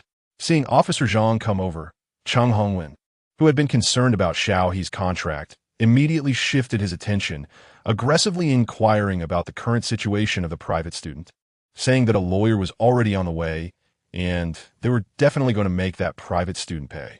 Officer Zhang was being pulled around with questions, while Officer Li walked over, somewhat awkwardly apologizing to Xiao He. Sorry, Xiao. We've misunderstood you these past few times. It's really embarrassing. Last time I thought you were turning yourself in, and this time I thought you were in trouble. I didn't expect to be someone who judges by appearances. Officer Li was filled with shame. Xiao He had already gotten used to it, rubbed his nose, and casually said, It's okay, Officer Li. Is this private student doing this for the first time? He always felt that there was a bloody smell on that private student that only someone of the same kind could sense. If it was just attempted murder, he might not have immediately sensed something was off and followed him. So unless this private student had other cases, Officer Li's expression changed. Xiao, do you have other findings? So far, we haven't found any prior offenses on Kuan Ping. Kuan Ping was the name of the private student. Generally, when such incidents occur, the police would definitely verify the identity information and check past criminal records and basic social activity relationships. From the information currently available, this Kuan Ping seemed to have no issues. At that time, he was exceptionally agitated about Miss Su's relationship, and when he attacked, he even used the word also, which sounded like Miss Su's relationship triggered memories of someone else. I'm worried there might be other victims involved. What? Officer Li immediately took it seriously. We will reconfirm the recordings. Since the camera on Kuan Ping was shaking a lot, there was a lot of noise. So we only confirmed Xiao He's actions and the scene at the time. We haven't technically reduced and restored the sound in the camera yet. Since Xiao He has raised this doubt, our subsequent investigation will focus on this. Of course, we will also investigate the people around Kuan Ping. Officer Li sincerely thanked Xiao He. Thank you for your reminder. We will investigate thoroughly. Okay, trouble you, Officer Li. Once Officer Li went off to handle his business, Xiao He prepared to leave the police station, but after just a few steps, he received a call from Pu Rong. Hello? Bro, you need to check the trending topics. Is that you, Su Yu? Huh? Xiao He blanked for a moment and quickly checked the trending topics. Su Yuyu's mysterious boyfriend appears. The two get on the police car together. Breaking. Su Yuyu's mysterious boyfriend turns out to be him. In the photo, Su Yuyu had red eyes, talking to a young man wearing sunglasses and a mask. That young man was dressed in a simple white t-shirt and jeans, carrying a black backpack, tall and long-legged, with a somewhat gloomy aura. If only he weren't dressed just like Xiao He right now. Xiao He didn't even dare to confirm and look down at his current outfit again. A white t-shirt, bought by my mother, good quality, worn for 2 years, really like it. Jeans, bought on some treasure website recently, recommended by Pu Rong. The backpack, used for carrying a computer. After gaining hacking skills, carrying a computer when going out gives him an inexplicable sense of security. Xiao He. So the revealed boyfriend of Su Yuyu is actually me? Huh? Who? Me? The marketing accounts and those paparazzi have gone crazy. Don't drag an innocent bystander into this. Is that you? Pu Rong was still asking on the phone. That outfit, I saw you leave the house in it this morning. It's me. But it has nothing to do with me. Xiao He adjusted the mask on his face, suddenly feeling like everyone around was looking at him, nervously curling up in a corner. He could only be thankful that to disguise his gaze and aura, he usually wore a mask and sunglasses when going out. So the paparazzi didn't capture his face during shooting. Otherwise, he would really be bound to the trending topic with Su Yuyu. Xiao He had just gained a bit of popularity on Bilibili, and his career was starting to pick up. If he got entangled in Su Yuyu's romantic scandal, he would really have a hard time explaining. So what's going on? Do you need help? Where are you right now? You must hide well. Don't let anyone uncover your identity. Otherwise, whether you are Su Yuyu's current boyfriend or not, you will definitely be torn apart by her fans. Pu Rong anxiously reminded him. With Lin Yiping's voice in the background, I'll look for elders at home to help you suppress this trending topic. You quickly contact Su Yuyu. I understand. I'll handle it. Thank you. Xiao He hurriedly hung up the phone and went to find Cheng Hongwen with a serious expression. On the other side of the corridor, Cheng Hongwen also received the news. Looking at the current situation online, his brows furrowed for a moment before quickly relaxing. Fortunately, the paparazzi misunderstood and thought that the Xiao He they photographed was Su Yuyu's boyfriend. Su Yuyu's relationship was certainly going to be hard to hide now, and he had to minimize the impact of this matter. The good news is that the male side is very cautious. So far, even the paparazzi don't know that Su Yuyu's partner is actually the popular idol Su Xingxi.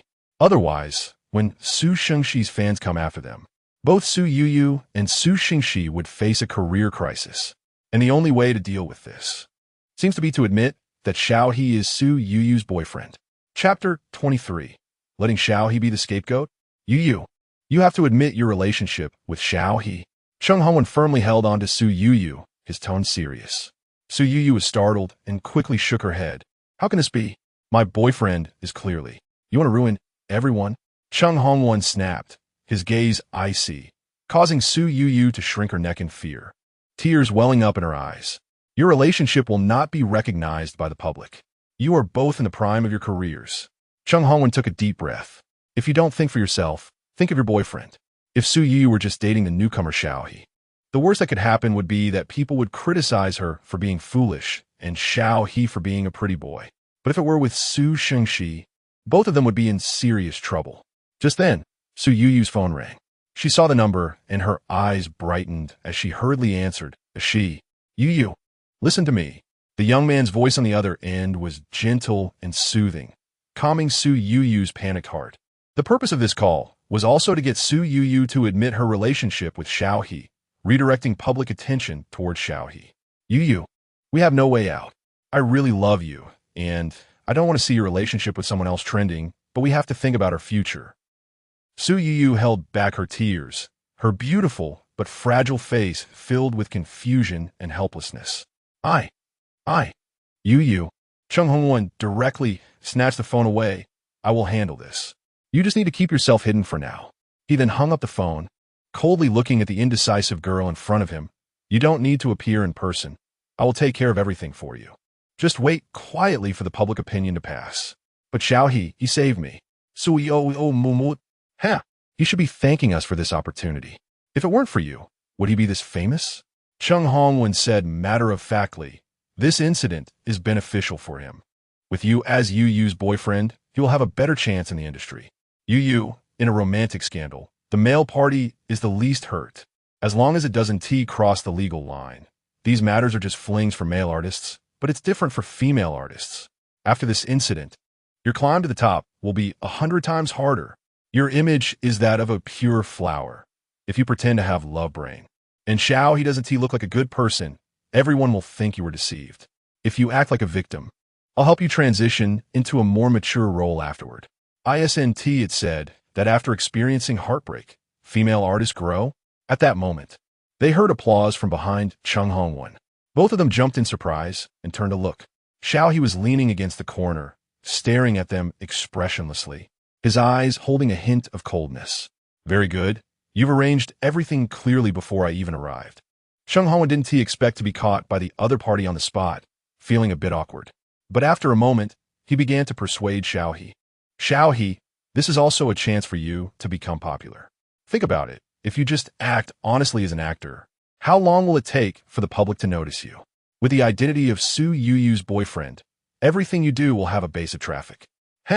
What a grand statement, but isn't it all for your own benefit? Xiao He coldly exposed Chung Hongwen's facade. Chung Hongwen, I can sign you to Howen Entertainment and give you an A-level contract. I also promise that as long as you help Yu through this crisis, I can give you a leading role in a big IP project, even multiple. I'll say it again, I'm not willing. Xiao He stared at them with a deep gaze. Miss Su, do you think the same? Su Yu looked at the person in front of her. Her heart conflicted and complicated. She actually didn't care about being scolded, but what about a she? He was still transitioning, and he had said he would give her a perfect wedding in the future. But Mr. Xiao was clearly innocent. Su Yu opened her mouth but hadn't spoken yet when Chung Hongwen forcefully pressed down on her shoulder. Su Yu, shut up. Su Yu trembled slightly, as if she had lost all her strength. Xiao He watched coldly, feeling irony and sorrow. Regardless of whether Su Yu was really timid and weak, like people online said, a delicate flower, after wearing certain labels for too long, she might have forgotten what she originally looked like. If you can't stand up for yourself, how can you expect your life to get better? Xiao He said, turning to leave. Chung Hongwen didn't expect Xiao He to be so resolute and coldly threatened. We're just informing you. You, a nobody without a company or background, can't possibly compete with us. Xiao He said nothing, only letting out a disdainful laugh. You can try. He then walked away without looking back. Chung Hongwen wanted to retain him, but as he took a step forward, he gritted his teeth and withdrew, starting to call for help to buy water army. Damn stubborn guy. I'll make him realize how ridiculous he is. Su Yu clenched her fists, but ultimately lowered her eyes. On the other side, Su Xingxi hung up the phone, and his manager walked in from outside. How's the situation online? Basically, everyone is drawn to that sudden appearance of the guy. No one is guessing it's you. The capable female manager pushed her glasses up, her expression very serious. I already warned you before, idols can't date. Lu Jia, we are also human. We have desires too. A slight shadow flashed in Su Shengxi's eyes, but his handsome face was full of grievance. Dating is better than being a ladybug, right? During his time in the group, Su Shengxi had been following the Gentle Prince route. After the group disbanded, he joined Jiaxing Entertainment, relying on his handsome looks to attract most of the group's fans. Although he was still considered an idol, he was also developing in the direction of an actor and singer, and it was a critical period for his transition. However, looking at this face that fans called a miracle, Lu Rulan felt nothing, as if her heart was calm as water. If there's another time, I really won't manage you anymore. Don't, Lu Jia, I know you're the best. You're my ace manager. Su Xingxi smiled brightly, but Lu Rulan lowered her eyes, hiding her impatience.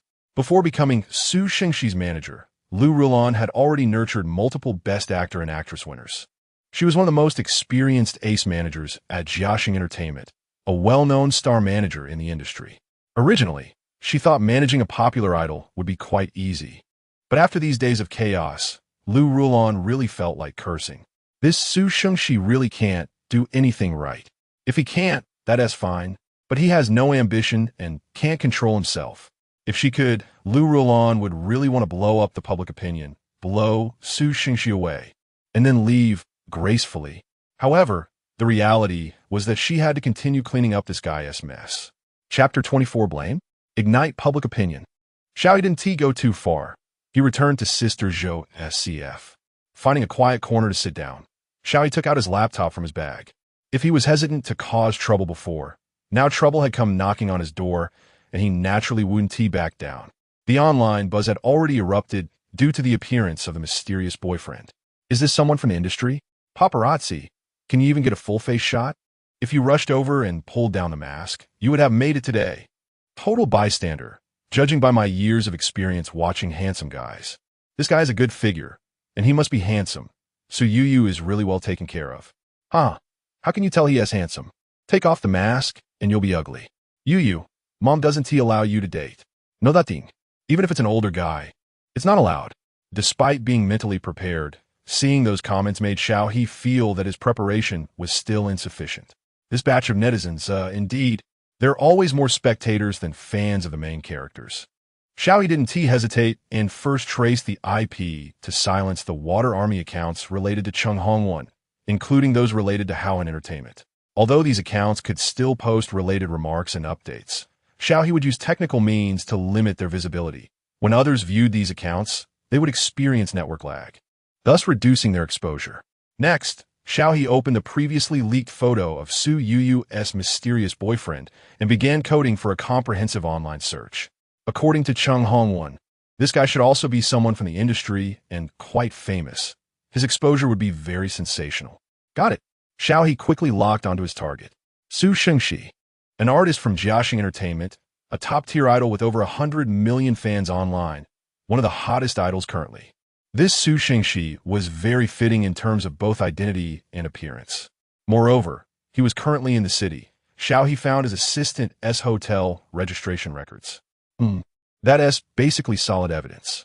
Xiao He immediately started writing a report and sent it to both Howin Entertainment and Jiaxing Entertainment's rival marketing accounts. With his hacking skills, he could accurately select these accounts. As long as it was for traffic, these marketing accounts would do anything. Once they seized the target, even a top-tier star could be torn apart. These marketing accounts have been quietly following the gossip about Su Yu's relationship. Xiao He's anonymous tip was quickly noticed by them. Some who were a bit afraid of Su Shengxi chose to observe, but more marketing accounts rushed in, pushing the gossip about Su Shengxi and Su Yu to the top of the trending list. Exploded. Su Yu and Su Shengxi's relationship thoroughly exposed. National actress Su Yu and top idol Su Shengxi in a relationship. Su Yu's mysterious boyfriend revealed. It's actually him? Thus, when both parties were caught off guard, their true gossip had already spread everywhere. Before clicking in, how is this possible? After clicking in, wow, my house is on fire too. This detail comparison is too obvious. As a 7-year-old fan, I almost didn't notice it. 5-year-old fan. I thought this sitting posture looked familiar, but I didn't dare to say anything. Wow, so it really is Su Shengxi? As far as I know, Su Shengxi has indeed been filming in the city during this time. I want to say more. But wait, the masked guy who was exposed earlier is clearly taller than Su Shengxi. I compared it. Su Yu is about 1.6 meters tall, and the person sitting next to her is just half a head taller, which should be about 1.78 meters. However, that masked guy is a full head taller than Su Yu, which would be around 1.83 meters. They are definitely not the same person. And as we all know, Su Shengxi's official height is 1.8 meters, but his actual height is about 1.78 meters. So who is Su Yu's real boyfriend? He. So hard to guess. I get it, so the masked guy later exposed is actually an innocent shield. So tragic. 666. As expected of the gossiping netizens. Without you guys, I almost couldn't understand the true gossip. I want to be netizens with you in my next life. What is going on? Chung Hongwon, with red eyes, angrily stared at the computer in front of him. How could those marketing accounts act so quickly? When did their efficiency become so absurdly high? They could even dig out Su Shengxi? Hurry and clarify. Then tell the Water Army to control the narrative. Chung Hongwon anxiously instructed his assistant, but the assistant, looking at the chat interface on his phone, was sweating. No, it's bad. For some reason, the messages from the Water Army can't go out. Their network has been busy. Huh? Are you kidding me? Chung Hongwon was almost laughing in anger. Everyone else's network is fine. Why is theirs not working? And if I remember correctly, Their office building is right next to the mobile building, right? Don't underestimate this group of water army. They have a legitimate studio and even occupy a whole floor in the central office building, adjacent to the largest communication operator in Huaxia, mobile. So, saying the network is bad? Are you joking? It must be that UU's rival wants to take the opportunity to kick them while they're down. Cheng Hongwan gritted his teeth, thinking this was the only reason, while Xiao He had long been thrown out of his mind. Find another water army. Contact the relevant platforms to remove the trending topic. Good. The assistant quickly nodded and quietly exited while Cheng Hongwan was still simmering with anger. On Su Shengxi's side, chaos ensued. Liu Rulon hurriedly instructed Jiaxing Entertainment to issue a clarification notice, deciding to firmly deny it. After all, the paparazzi didn't capture a clear face. And the online news was all speculation. As long as they firmly denied it, there would be room for maneuver. However, despite this, the speculation still stirred up a huge wave online. Su Yuyu had exploded onto the scene, achieving high national recognition with her first movie, and many people knew her. As for Su Shengxi, there was no need to mention. He debuted from a talent show that swept the nation, and his fans had almost all followed him since that time, possessing strong fighting power. Referred to by some internal entertainment fans as the #1 mad dog in internal entertainment. Now, with both their names together, it was equivalent to a massive explosion. As for Xiao He, no one cared anymore. After all, the main character had already shown their true colors, and naturally, no one would pay attention to the identity of a scapegoat. So, aside from some overly curious girls still asking who that guy was, other onlookers had already consciously shifted their focus, rushing to watch the comment section of the other two. Seizing this opportunity, Xiao He, who ignited this century war, quietly cleaned up all his photos and waved his hand, leaving without a trace. This gossip was too big. Everyone can enjoy it freely, but he wouldn't accompany them. After packing up his things, Xiao He borrowed a thin checkered jacket from Sister Zhou, covering his clothes and black backpack before leaving the CAF discreetly. Chapter 25. Hound's intuition. The next day, the online uproar had not subsided. Despite Su Shengxi's serious statement that he is currently single, and Su Yuyu's denial of any romantic involvement with Su Shengxi, many people assumed they must have broken up due to pressure. After all, the power of gossiping netizens is unimaginable. Just having a suspicious target allows them to verify the truth from various angles and in various ways. Even though no intimate photos of Su Shengxi and Su Yuyu had surfaced, most netizens had already made up their minds, with only the die-hard fans of both sides still struggling and self-medicating. However, this had nothing to do with Xiao He and the crew of the drama Catch the Thief. As soon as Xiao He arrived at the set, he was surrounded. Hearing Xiao He talk about saving Su Yuyu, Pu Rong was shocked and quickly began to scrutinize Xiao He. "Are you okay?" Xiao He shrugged. "I'm fine. It was that private life who got hurt a bit."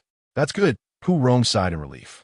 "That paparazzi is so unethical, daring to spread such fake news. They must be desperate for views," Lin Yiping added. Xiao He sighed. "There's nothing I can do. It was a big deal at the time, and Su Yuyu was standing next to me. It's normal for that group of guys to twist the facts." "You should sue him," Pu Rong said indignantly. "Forget it." Xiao He shook his head helplessly. "That paparazzi probably doesn't even know who I am. The leaked information didn't reveal my face or any personal information. If I were to pursue it, I couldn't do anything to him. All he did was compile the person's past criminal record and social death information, reporting them to the police and relevant authorities. Well, this was done by a kind-hearted person online. What does it have to do with me?" Uninformed, Pu Rong sighed again. "It's true, that guy got off easy. How infuriating. Xiao He should stay away from this. If he gets dragged into it, he might get criticized for riding on the hype," Lin Yiping calmly analyzed. Xiao He playfully looked at their director Lin. "Director Lin, this hype is high. Why not take this opportunity to promote your movie?" Lin Yiping replied, "I would like to, but to prevent you from being criticized, I'll pass." Xiao He chuckled. "Honestly, if he dared to claim that masked guy and promote our Catch the Thief crew, I fear that within 10 minutes, everyone in our crew would be criticized as worthless. Forget it. It's better for both the dog and the person." Thus, everyone stopped mentioning the matter, and Xiao He continued filming his current scenes with the crew. They had successfully finished the in-storyline and moved on to outdoor fight scenes. Originally, the scene was set in the picturesque Jiangnan water town, but unfortunately, their crew was too poor to travel there. And using an indoor green screen didn't satisfy Lin Yipeng, so they ultimately found a lakeside park as the filming location for the climactic fight scene. In this segment, Jiang Rushui, who had uncovered the true mastermind behind the salt smuggling case, successfully obtained evidence, but was intercepted by several skilled thieves, leading to a fierce confrontation. At this critical moment, Jiang Rushui's friend Shun Ju rushed in and successfully helped Jiang Rushui fend off these experts, allowing him to escape.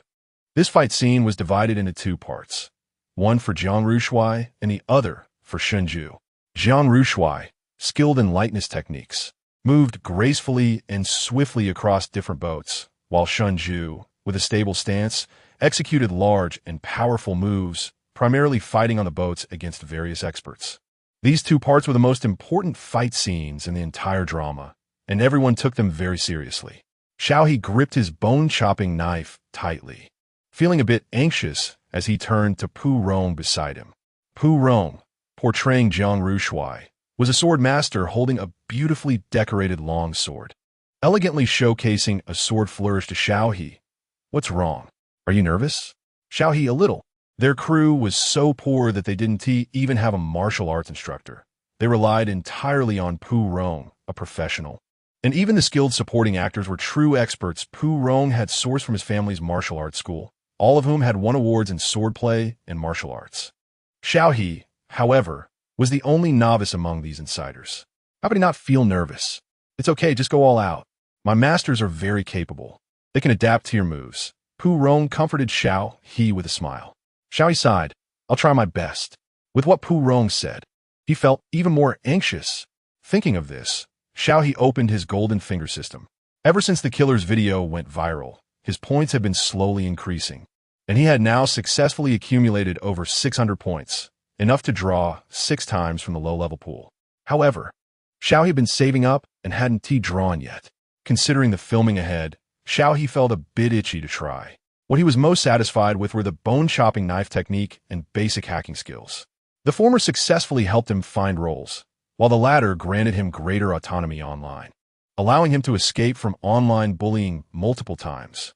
Now, Xiao He hoped he could draw skills similar to lightness techniques. That would be ideal. However, since it was a criminal golden finger, Xiao He was uncertain if there might be some bizarre things inside. Forget it, he thought. Let us just draw. What if a useful skill comes up? Ultimately, Xiao He couldn't resist and reached out his sinful hand toward the draw button. "Congratulations, you have obtained 30 days of lifespan.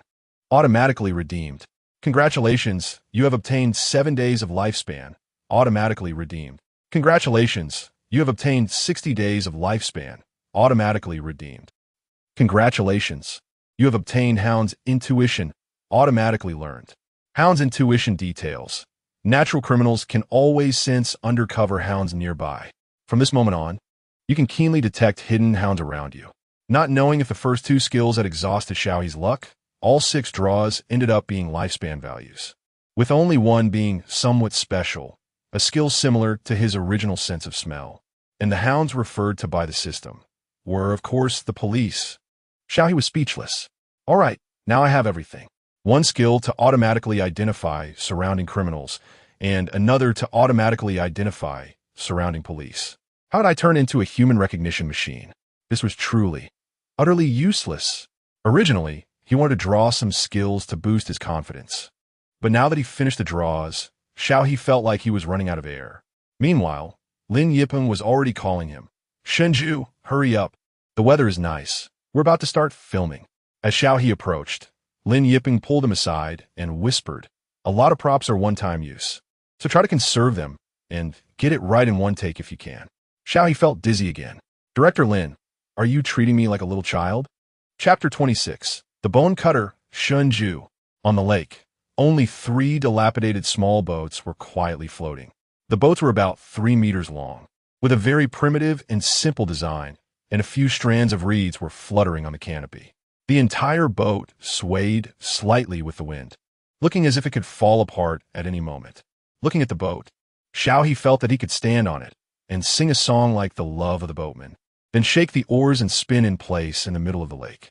It was hard to imagine that the 6 of them would be distributed across these 3 small boats and then engage in a life-and-death struggle. Xiao He was worried that before they even started filming, the boat would crack just from stepping on it. Soon after, he heard Director Lin seriously advising the staff beside him. The canopy can't bear any weight.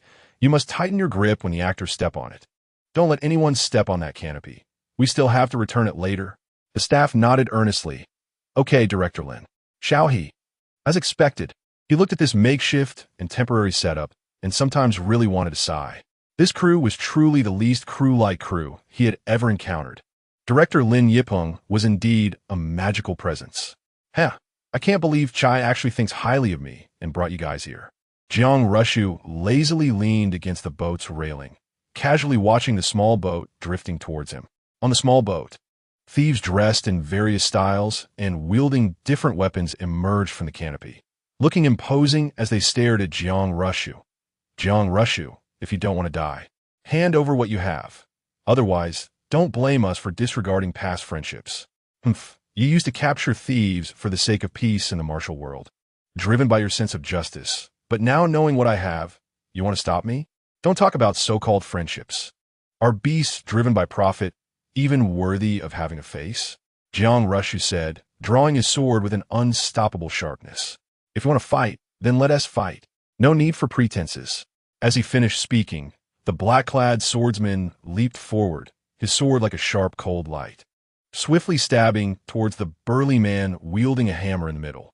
The burly man swung his hammer to block the attack from the black-clad swordsman, while a samurai beside him, with his hair tied up, drew his sword and slashed at Jiang Rushu, shouting loudly, Jiang Rushu, don't speak so grandly. Who in the martial world doesn't know you serve wealth? In this fight, we are merely pawns, and you are just a dog under the powerful. What makes you any better than us? Jiang Rushu's eyes grew colder, but he said nothing, focusing on his attacks as the 2 sides began to fight fiercely. For thieves had come, all renowned experts, some of whom were even as famous as Jiang Rushu. Even with prior preparation, after several rounds of intense combat, Jiang Rushu felt the strain. Just then, another small boat silently approached the 2 boats. A shadow, bringing a bloody wind, quietly entered the battlefield. The samurai with the sword sidestepped to intercept the mysterious person's attack, but suddenly felt a chill in his wrist. The cold-blooded killer, without blinking, twisted his wrists, causing blood and pieces of clothing to scatter chaotically. Accompanied by the samurai's scream, everyone looked over to see the samurai's exposed white bones. The right arm that had been holding the sword had instantaneously turned into that ghastly sight.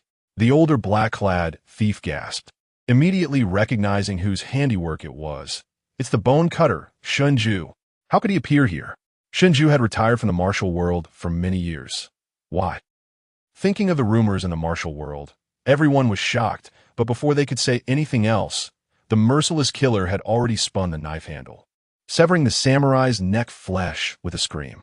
In the blink of an eye, a living person had transformed into a bloody, half-human, half-bone form. This shocking sight was enough to stun the others. Only Jiang Rushu laughed loudly, his tone carefree. I knew you would come. It's all up to you. Shunju waved the bone cutter in his hand, allowing the blood to splatter onto the nearby water's surface, his gaze calm as he looked at the thieves. As if viewing livestock ready for slaughter, his voice devoid of any fluctuation. Then the 2 exchanged positions. Shunju leaped into the center of the thieves' encirclement. The small boat shook violently, splashing a lot of water, while Jiang Rushu lightly tapped his toes as if stepping on the drops of water, gracefully landing on the small boat Shunju had come from, quickly drifting further away. Don't go. The older thief tried to chase after him, but in the next moment, Shunju blocked his path. Your opponent is now me. Shunju swung the bone cutter, adopting a stance that could hold off 1,000 men, leaving the remaining 3 on the boat. Watching Jiang Rushu's figure gradually fade away with the small boat, the older thief gritted his teeth and said to the other 2, First kill Shunju, otherwise we won't be able to leave. The 3 exchanged glances and decisively revealed their killing moves towards Shunju, who showed no sign of fear, his bone cutter bringing forth blood and flesh with every strike. The originally stable small boat began to sway back and forth, the water surface creating large ripples, gradually mixed with bright red blood, spreading outward with the waves. After a cup of tea's worth of time, the lake returned to tranquility. The bloodied young assistant emerged from the boat's canopy, leaping to the bow to sit cross-legged, placing the bloodied bone cutter down and closing his eyes to rest, allowing the small boat to continue drifting with the current. Following the direction of the small boat, several eerie white bones flashed across the water surface, eventually sinking slowly to the bottom of the lake, never to be known again. The filming ended, and the small boat swayed as it approached the shore. Xiao He, suspended by wires, gently leaped from the boat, and only when his feet firmly landed on the shore did his tense nerves slowly relax. Phew, it's finally over. Xiao He had never been seasick before, but his experience as a flying performer on the boat these past few days had once again made him understand what top-level torture felt like. Indeed, it has been tough during this time. Lin Yipeng patted Xiao He's shoulder, looking quite relaxed. Now that we've gotten through this scene, the upcoming work will be much easier. Xiao He sighed deeply. I feel like I won't want to ride a boat for a long time. Lin Yipeng spread his hands. Don't say that. I hope to work with you again in the future. Xiao He was taken aback for a moment, then chuckled lightly, not taking Lin Yipeng's words to heart. Simply saying, all right, I'll be waiting. Chapter 27, Is he a martial arts genius? After confirming that the shoot was over, Xiao He and Pu Rong chatted and laughed as they walked back to their temporary makeup room rented by the crew. Pu Rong. A strong male voice called out to Pu Rong. Pu Rong shivered and turned around to see his Shu Gong, great uncle. Shu Gong, you've worked hard today too. Pu Rong immediately put on a flattering smile. Hello, Senior Ma. Xiao He also greeted him. The visitor was an elderly man with graying hair, looking to be in his 70s, dressed in a very ordinary t-shirt and training pants, resembling an old man taking a stroll in the park, but he was quite spirited, showing no signs of aging. Ma Hongwu played the role of an older thief in the earlier scene, but in reality, he was not an actor, but a true martial arts master who owned his own martial arts school in the country. By seniority, he should be Pu Rong's Shu Gong. Previously, Xiao He had heard Pu Rong mention that this senior Ma had considerable fame in martial arts, having served as a member of the Huaxia Sports Federation and as the president of the Huaxia Martial Arts Association. He had taught in many places, with students spread across more than 20 provinces and cities, and even had a great reputation internationally, respected by everyone in the field. However, about 10 years ago, the old man gradually retired, only managing his own martial arts school and rarely participating in martial arts competitions and events. Even Pu Rong himself had little interaction with the old man. But it was unclear what had possessed the old man this time to suddenly request to play a minor role in a small crew like theirs. When this news came out, not only was the crew shocked, but even other members of Pu Rong's sect were taken aback. He was like a national treasure of martial arts. How could he possibly want to play a supporting role for his juniors? It was simply a ghost story. Yet it really happened, and it happened right before everyone's eyes. Pu Rong had no idea what his Shu Gong was thinking, but he didn't dare to ask. Every time he saw Ma Hongwu, he was trembling, carefully greeting him, fearing that Ma Hongwu might be dissatisfied and go back to tell his master. That would spell disaster for Pu Rong. However, no matter what Pu Rong did, it seemed Ma Hongwu was not quite satisfied. This time, he even shot a glare at Pu Rong, making the confused Pu Rong shrink his neck. Sir, Shu Gong? What had he done to upset him? Oomph. Ma Hongwu snorted coldly and then looked at Xiao He. Xiao's bone-slicing technique is really impressive. Is it inconvenient to reveal your master to this old man? Xiao He sighed helplessly. Sorry, Senior Ma, I really can't say. He had learned it so quickly. How could he possibly find a master for you? This old man had been pestering him with questions during this time, which was quite annoying. Fortunately, the old man had finished filming today and was about to leave, so he wouldn't have to see him again. Shu Gong, please don't make things difficult for Xiao He. Pu Rong explained for Xiao He. Such a rare technique. Isn't it normal to keep the master hidden? Shu Gong doesn't he really want to learn, so why dig deeper? Ma Hongwu. He glared at this kid sideways and coldly snorted. The younger generation of martial artists nowadays really is getting worse and worse. They can't even recognize a life-threatening technique. What a waste of so many years of learning. In fact, neither Xiao He nor Pu Rong knew that Ma Hongwu had come to the crew specifically because of Xiao He. When Pu Rong was looking for actors at the martial arts school, Ma Hongwu happened to be there and inadvertently saw Xiao He's neat bone-slicing technique, which shocked him deeply. As a big shot in the martial arts world, his eyes would not deceive him. This bone-slicing technique was not just for show, but a truly lethal technique. It basically required practical experience to master. Given Xiao He's current displayed strength, he could not have achieved this technique without taking a number of lives. So this kid Xiao He was probably a big problem. Thinking about how, in this new society, such a scoundrel had emerged in their martial arts, Ma Hongwu could not sit still for a moment and immediately called Pu Rong to come to this small crew to play a minor role. However, after observing for so long in the crew, Ma Hongwu had not discovered any problems with Xiao He. On the contrary, he had heard that Xiao He had recently acted bravely to save a little girl, and the police were even going to award him a certificate. This left the originally certain old man, Ma, feeling somewhat confused. This guy, how did he manage that? Could it be that he is truly a martial arts genius, able to learn just by practicing a little? Ma Hongwu suddenly fell into a long silence. Seeing the old man staring at him without speaking, Xiao He looked at Pu Rong in confusion. Pu Rong made a gesture to Xiao He. You should go first. Xiao He, is that okay? It's fine. Just then, Xiao He received a call from Officer Li. It turned out that his certificate for bravery had been approved, and Officer Li asked him to come pick it up. After hanging up the phone, Xiao He had a legitimate reason. Sorry, I have to leave now. I'm going to the police station to get my certificate. You should go. Pu Rong quickly chimed in. Once Xiao He left, Pu Rong continued to persuade the old man. Sure, Shu Gong, I really don't understand why you keep asking Xiao He about his master. He had already agreed to teach you before, but you keep thinking about his master. Ma Hongwu slammed his hand heavily on Pu Rong's head. Don't call me Sure Shu Gong. I can't lose face like that. Pu Rong. Since they had changed locations for the shoot, it was quite far from the police station near the film base. So Xiao He didn't plan to shortchange himself and took a taxi directly. It was around 4 in the afternoon, not yet rush hour, but the road to the film base was still very congested. Xiao He leaned out the car window, looking at the stopped traffic ahead, and couldn't help but exclaim, why is this road so congested? The driver, however, was quite familiar with the situation. It seems a few celebrities are filming at this film base, so all their fans have rushed over. That's too exaggerated. Xiao He lamented. Yeah, who says otherwise? The driver, evidently harboring resentment towards these fans, took the opportunity to complain. That's why we don't like taking jobs around here. The money isn't much, and it's torturous. You're just lucky today. I usually don't run this route. Seeing the topic gradually veering towards the difficulties faced by drivers, Xiao He wisely chose to remain silent. The car was filled only with the driver's mumbling. 20 minutes passed, and the vehicle hadn't moved an inch.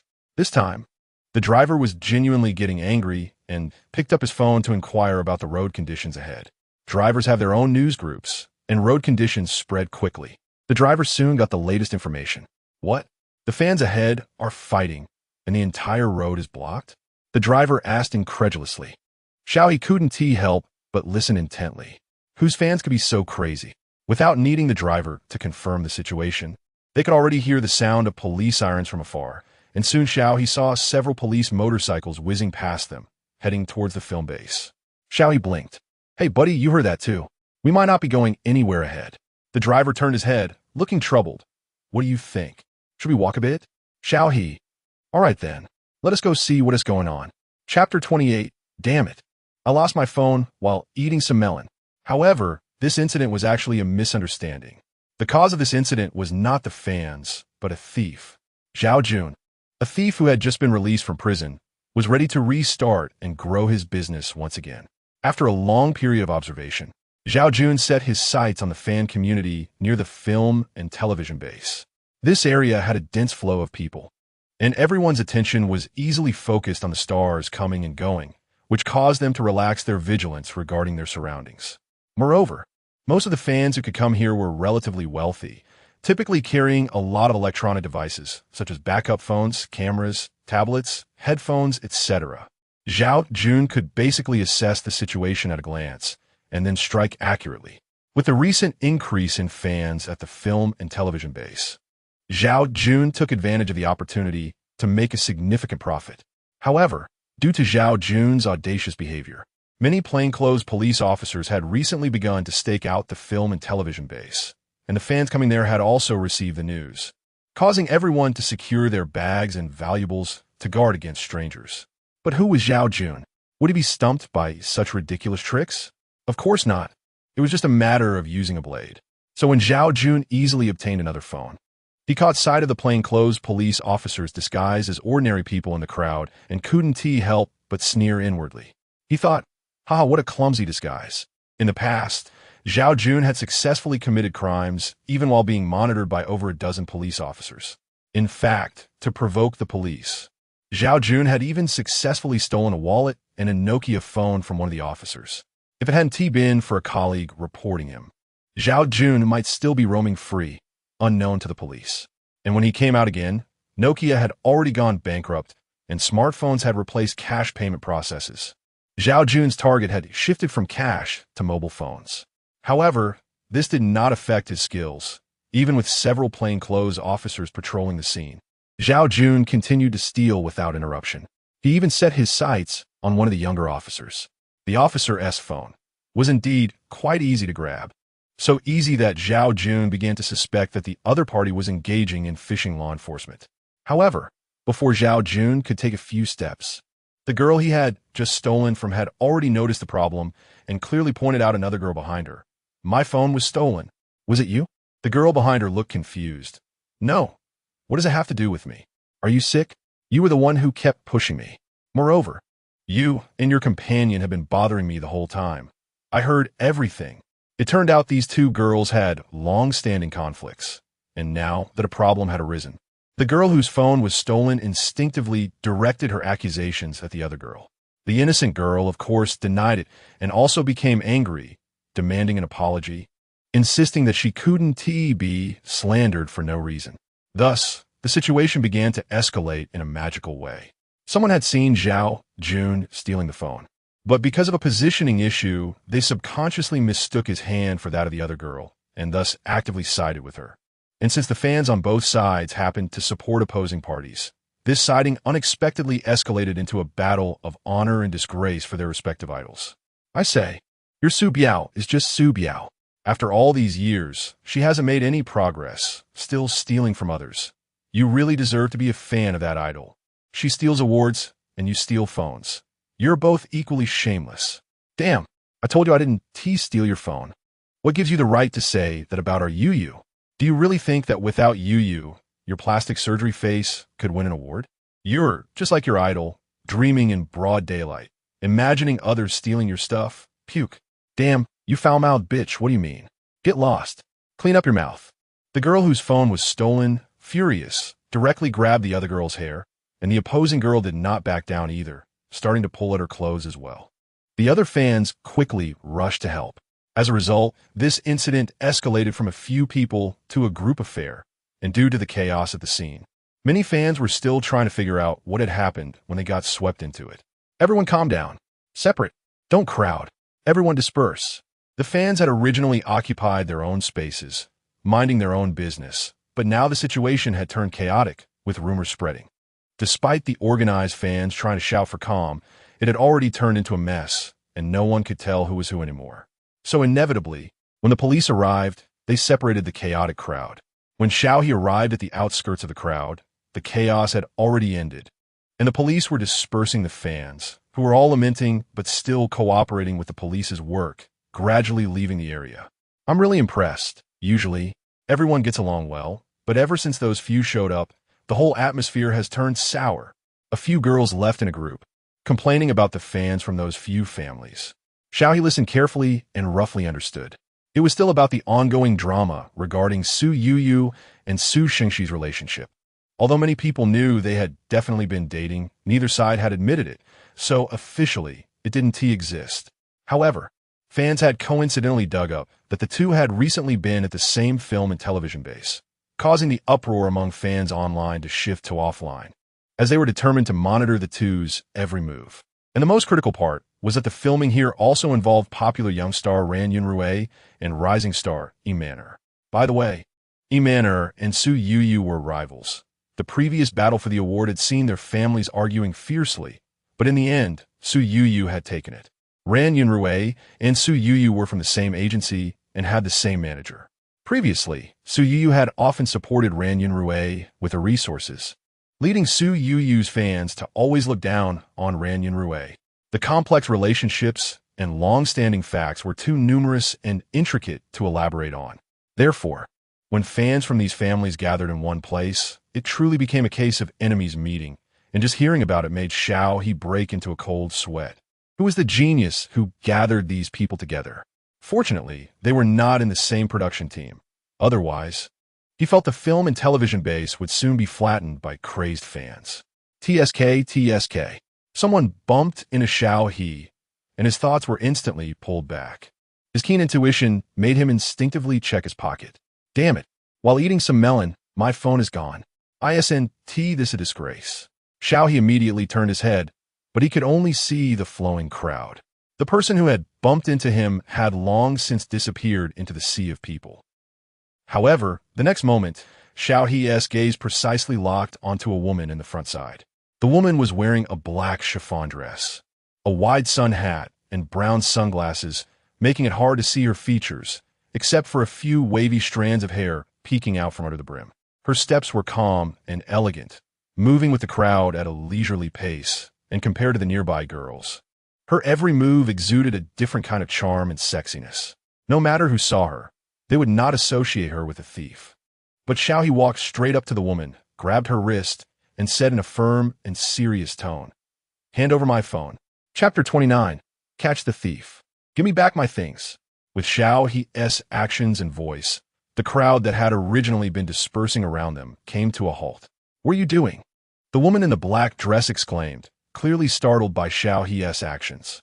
She twisted her wrist slightly, her tone filled with fear. "Are you trying to be a rogue?" Xiao He showed no mercy, firmly gripping her wrist and opening his palm. "My phone. Just now. The moment you bumped into me, you stole my phone." Laughing to himself, he wouldn't care if she was a woman. If he let her go, or if she harmed someone else, what would happen then? "I don't know where your phone is." The woman in the black dress trembled as she raised her other hand, revealing her own phone. "Look, I don't have a backpack. The only phone I have is this one. How could I steal yours? Please let me go." Xiao He paused for a moment, then began to carefully examine the woman from head to toe. She really was carrying a bag, and her dress had no pockets. So it seemed she truly had no place to hide anything. But he was absolutely sure, among the people around, he only sensed a similar aura from this person. The absence of a bloody smell indicated she hadn't killed anyone, which fit the situation he was looking for. In any case, Xiao He didn't believe that this person could have touched his phone and then run several miles away in an instant. This person was definitely the most suspicious. "Help!" While Xiao He was lost in thought, the woman was already calling for help from others. The people around exchanged glances, unsure of what was happening. Xiao He didn't offer much explanation. He simply asked a few girls nearby, "Could you help call over those police officers over there? I suspect this person is a habitual thief." The girls, who had just been gossiping next to Xiao He, shared a glance and decisively went to find the police. Seeing that this guy was unyielding and was convinced he was the thief, the woman in the black dress finally grew anxious. A blade slipped out from her sleeve, and with a twist of her wrist, she attempted to cut Xiao He's hand to break free. However, Xiao He was quicker. Sensing her intention, he released his grip in advance and struck down with his palm, hitting the woman's wrist hard. That spot was precisely where a person's nerve center was located. The woman felt as if her hand had been severed, completely unable to muster any strength, and the blade in her palm fell away. A sharp-eyed passerby spotted the blade and exclaimed, "She really had a knife on her." Instantly, everyone stepped back, calling out to the police in the distance. Xiao He, however, heard the woman's muffled groan from nearby, and his brow furrowed. He stared intensely at the woman in the black dress. "You're a man?" Despite the noisy surroundings, Xiao He was sure he hadn't misheard. The woman had instinctively let out a man's voice just now. "Damn little brat." The woman in the black dress, realizing her disguise had been uncovered, gritted her teeth, and glared at Xiao He. "You wait." Then she flipped up her hat and threw it at Xiao He's face before turning and running. That wide-brimmed sun hat was actually attached to a wig, and when thrown, it created a large obstruction, temporarily blocking Xiao He's view. But Xiao He was no longer anxious. Instead, he shouted to the crowd, "Quick, catch her!" Just as the woman in the black dress had run a few steps, she was tackled by an undercover police officer who lunged out from the side.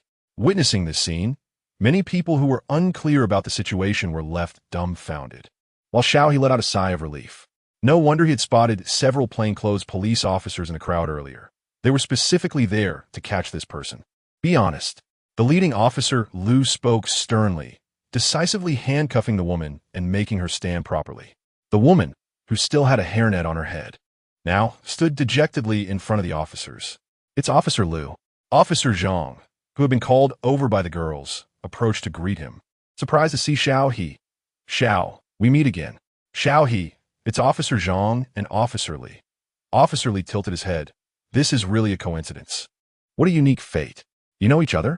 Officer Lu looked at Xiao He, his gaze subtly assessing the young man, and a similar doubt arose in his mind as when Officer Zhang first met Xiao He.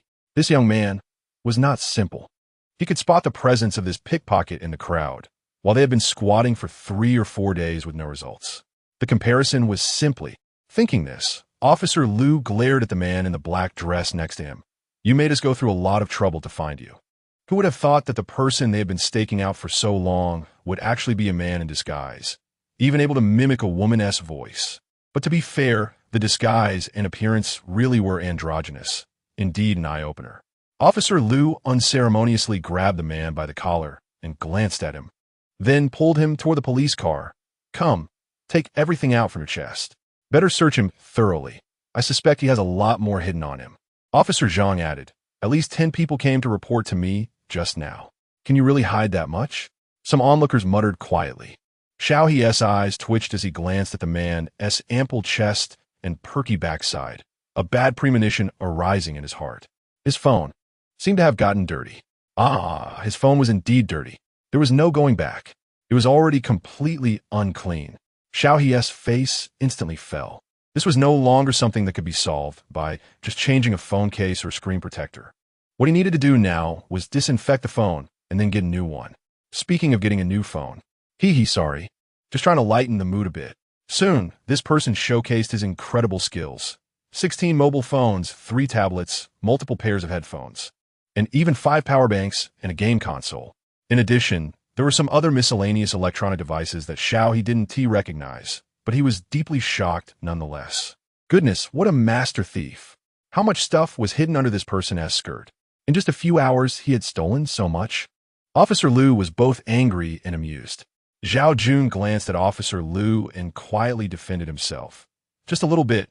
Really, just a little bit." He. Officer Lu turned to Xiao He. "Little brother, can you point out which is your phone?" Xiao He indicated the one at the far side. "All right." After confirming that Xiao He was the owner, Officer Lu's expression remained serious as he asked Xiao He, "May I ask how you discovered him?" Xiao He. Here it comes, the familiar interrogation feeling. As Officer Lu asked his question, Zhao Jun eagerly raised his head, his face filled with unwillingness. "Yeah. How did you figure it out?" "I thought my disguise was top-notch among peers. I could wander around in front of those cops without being discovered."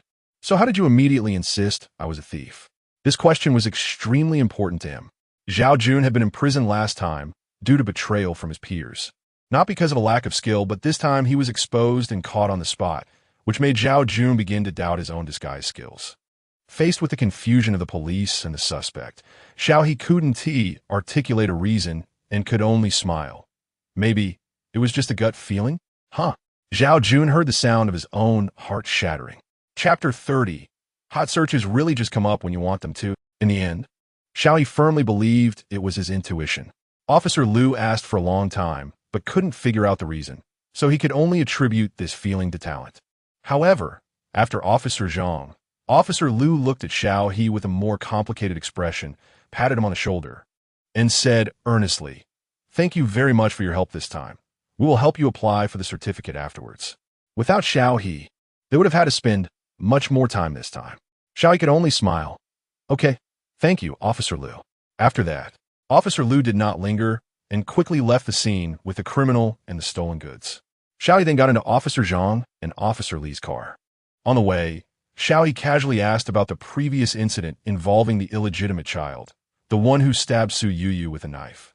Xiao He remembered that the person's name was Kuan Ping. Officer Li said, "Speaking of which, this incident really benefited from your reminder, classmate Xiao. After our investigation, we found out that this guy had a favorite streamer who suddenly went missing recently." Xiao He was taken aback and immediately guessed what Officer Li didn't say. She died? Yeah. Officer Li recalled the scene at the time, his expression turning a bit nauseous. She was eaten by that guy. Xiao He, that's too tragic. Wait, something seems off. If I heard correctly, your tone doesn't seem right, does it? Are you sure you said eaten and not dismembered? Xiao He's expression stiffened. Ahem. Officer Zhang timely cleared his throat beside him, reminding Officer Li that the case was already at the court, so he should say less. Officer Li immediately shrank his neck. Okay. Xiao He quickly apologized. Sorry, I just wanted to understand the follow-up. That guy will most likely face the death penalty. So don't worry, we will definitely bring him to justice, Officer Zhang replied, while looking at Xiao He. Speaking of which, classmate Xiao has already helped our police twice. We will contact your school later to commend you. No need. Xiao He waved his hand awkwardly. He really didn't want to be publicly commended. That would be quite embarrassing. However, if you count the previous case of Zhu Lao San, he had actually helped the police solve 3 cases already. Moreover, each time it was purely coincidental. The criminals just happened to run into him. Xiao He never thought his lucky streak would have such an effect. But it was fine. He considered it a small contribution of his. The group arrived at the police station, and this time Xiao He successfully received his certificate of bravery. Looking at the bright red booklet symbolizing honor in his hand, Xiao He smiled. Thank you. No problem. Officer Li waved his hand and then invited Xiao He for a photo. After seeing Xiao He off, Officer Li couldn't help but say with emotion, classmate Xiao is really a special person. I used to have prejudices against him. I was really confused. Officer Zhang, hearing his words, leisurely blew on his teacup and said in a flat tone, So, one shouldn't just look at the surface. You have to see what a person has done, what they have said. Only by truly interacting can you know what kind of person they are. Officer Li turned back, puzzled. But master, weren't you the one who suspected classmate Xiao at first? Cough, cough, cough. Officer Zhang let out a dramatic cough, scaring Officer Li into quickly patting his back. Master, be careful. Here, there's tissue. After wiping his mouth with the tissue, Officer Zhang glared at Officer Li and seriously stated, I have never doubted classmate Xiao. I asked you to pay special attention to him to test you, to see if you could discern a person's character. Now it seems, Officer Zhang shook his head with a knowing look, like a teacher who felt his student was hopeless. Comrade Li, you still need to practice. Officer Li scratched his head awkwardly. So that's how it is? I understand now. He then looked at Officer Zhang with admiration. You truly are a master. Your ability to read people is impressive. I will definitely continue to learn from you. Cough, cough. Go contact Old Liu. Let them match the confiscated stolen goods with our reported lost items. And then contact the owners one by one. All right, master. Excitedly returning to the crew, Xiao He found that he seemed to have accidentally trended again. Stand there, don't move. Pu Rong raised his phone at Xiao He, his gaze quickly moving between the phone screen and Xiao He. As he looked at the outfit in the photo that matched exactly with the person in front of him, a complex expression gradually appeared on his face. This t-shirt, I remember you just bought a few days ago, right? And these pants, you asked me for the link. And these shoes, I want to even mention them. They were the same pair from the last hot search. Well, the only improvement is that you're not carrying that broken bag. Sigh. Pu Rong put down his phone, looking at the person in front of him with a face full of weariness. Brother Xiao, can you tell me why you can always trend from such a unique angle? Xiao He, He took out his phone to take a look, and then couldn't help but laugh and cry. Fans fighting scene reveals cross-dressing thief. Turns out he is actually fans fighting? Live capture in progress. This title is really something. It was similar to the last time. Last time Xiao, he was involved in Su Yuyu's relationship scandal, and this time he was caught in a fan fight, leading to the video clip of him capturing the cross-dressing thief trending. Xiao He was quite speechless. Is it really that easy to trend now? How does it just happen? The key point is that this is still real-time trending, and the comment section is very lively, with everyone laughing. Aha, this is hilarious.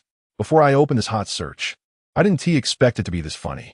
Am I the only one curious about what this cross-dressing thief looks like? Did anyone take photos on site? I'm really curious about what he looks like. Looking for cross-dressing thief photos, willing to pay. This thief's photos are not available. But can I get my own cross-dressing photos? Question mark. I was at the scene, but didn't take any photos, but that thief was really very charming. To the extent that I couldn't help but look back when he walked by. I can only say he is really impressive, quite dedicated. Am I the only one who thinks this guy, catching the thief, looks familiar? That familiar outfit and the hat and mask. Looking at the latecomer netizens, Xiao He broke out in a cold sweat. He lowered his head, looking at the clothes and pants he had just changed into due to the last exposure, and sighed as he looked up. Okay, if nothing unexpected happens, I'm about to waste another set of clothes. Seriously, who understands? He just likes to wear these few sets of the same clothes. It's a must-have for lazy people going out, and he doesn't even have to think about buying clothes. Yet in the end, you sharp-eyed netizens have wasted half of his wardrobe. He is really mad. Chapter 31. The unlucky casting of a new drama group. Pu Rong naturally had no idea what Xiao He was thinking at that moment. He was still curious about the incident where Xiao He caught a thief. So, Lao Xiao, did you really catch a crossdresser on the spot? Xiao He replied. Shouldn't the focus be on the thief? Pu Rong patted Xiao He on the back enthusiastically. Hey, it's all the same. Come on, tell me what happened at that time. Xiao He could only hit the highlights and briefly explained to Pu Rong. Pu Rong gave him a thumbs up. Bro, you nailed it. At that time, Xiao He himself might not have been certain that the person was the one who stole his phone. He didn't expect Xiao He to be so certain and unwavering in his thoughts. Just from this point, Pu Rong felt a bit inferior. Just lucky, Xiao He shrugged. I think I hear someone trying to show off, Lin Yiping teased as he walked over. Xiao He blinked innocently. Huh? Who? I don't know. Lin Yiping rolled his eyes. All right, let's get down to business. I have news about auditions for a major production, and I thought you might be interested. You just finished filming tomorrow, so you could check it out.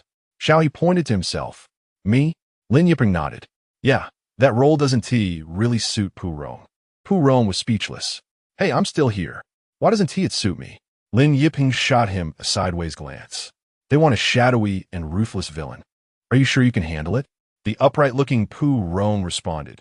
Just pretend I didn't say anything. Xiao He indeed became interested. What role? A spy war film, the captain of a fake party espionage team. One of the key villains in the whole production, Lin Yipeng explained. Although by ranking, he can only be considered the fourth male lead, but he has quite a bit of screen time. A spy war film. Xiao He pondered for a moment. That era must have been bloody, tragic, and intense. For such a villain role, Xiao He knew without asking that bloodshed was inevitable. But if he went, he might not even be selected. Moreover, it sounded like a big production. Xiao He curiously asked, with such a big opportunity, didn't anyone else come and take a shot at it? The competition within the entertainment industry was naturally fierce. If Xiao He hadn't relied on a stroke of luck, he wouldn't have been able to get into 3 productions. Of course, it's a mad scramble. Lin Yiping coughed lightly, a strange smile appearing on his face. So the few actors who were pre-selected fought each other to the death, and now they can't come. Xiao He. Wait, isn't that a bit too much information? Xiao He swallowed hard, suddenly not wanting to wade into this murky water. But Lin Yipeng had a strange confidence in Xiao He.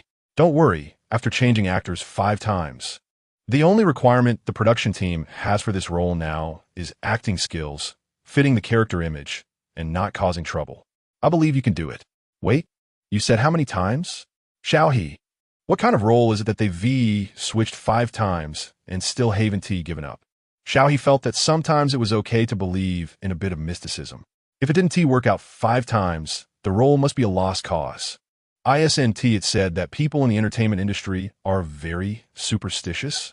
Lin Yipeng raised a finger and seriously analyzed for Xiao He. The first actor was sent over by the capital side. The director didn't really like him, but he used him anyway under duress. As a result, that guy was 2-timing, and his original partner from the capital exposed him. So the first actor was naturally kicked out of the production. Xiao He hiss. That was deserved. The second actor was already prepared. But the first actor suspected that the second one leaked his situation, so when the second actor went out, he got hit by a car and is currently recovering in the hospital. Xiao He, don't worry about that. The first actor is already in, so he won't threaten you. Xiao He. Later, due to the time wasted, the director's preferred third backup actor had already joined another production and couldn't free up a schedule, so the third option was also gone. Xiao He. Doesn't the production team want to find a master to take a look? Lin Yipeng clapped his hands. The producer thought so too. So they hired a master to see how the luck of the fourth actor was. But it turned out that the fourth actor was not meant to be a star and clashed with their production, ruining their fortune. So the fourth one was also passed over. Xiao He. Cough. The final twist is coming. Faced with Xiao He's complicated expression, Lin Yipeng revealed the last piece of information he had learned. The fifth actor they found had poor acting skills. But the master saw that his luck matched well with the production, so they had already been filming for some time. However, the producer later discovered that the master they hired had a connection with this fifth actor and had deliberately suppressed the fourth actor. Furthermore, that master took the opportunity to scam the producer out of some money, which infuriated the producer so much that he called the police to arrest the master and conveniently kicked out the fifth actor as well. Xiao He. What a straightforward method of competition. Others might use boiling water to drown a money tree in business warfare, while here they directly bribed a master to claim it would ruin their fortune. Who could withstand that? That's ruining their fortune. Xiao He felt that this was indeed quite vicious. What about the previous fourth actor? The fourth actor believed what the master said, so he retired from the industry to inherit the family business. Xiao He. 6. The young master has come down to experience life. But then again, Xiao He suspiciously sized up Lin Yipeng. How do you know so much? This must be internal news from the production team, right? It should have leaked outside. How do you know? Lin Yipeng merely crossed his arms and looked up slightly with an air of arrogance. Guess. Xiao He not guessing. In any case, when Senior Zhujianhua recommended him the script, he had already guessed that this kid was not simple, but it didn't matter. If the other party was unwilling to speak, he was happy to play dumb along.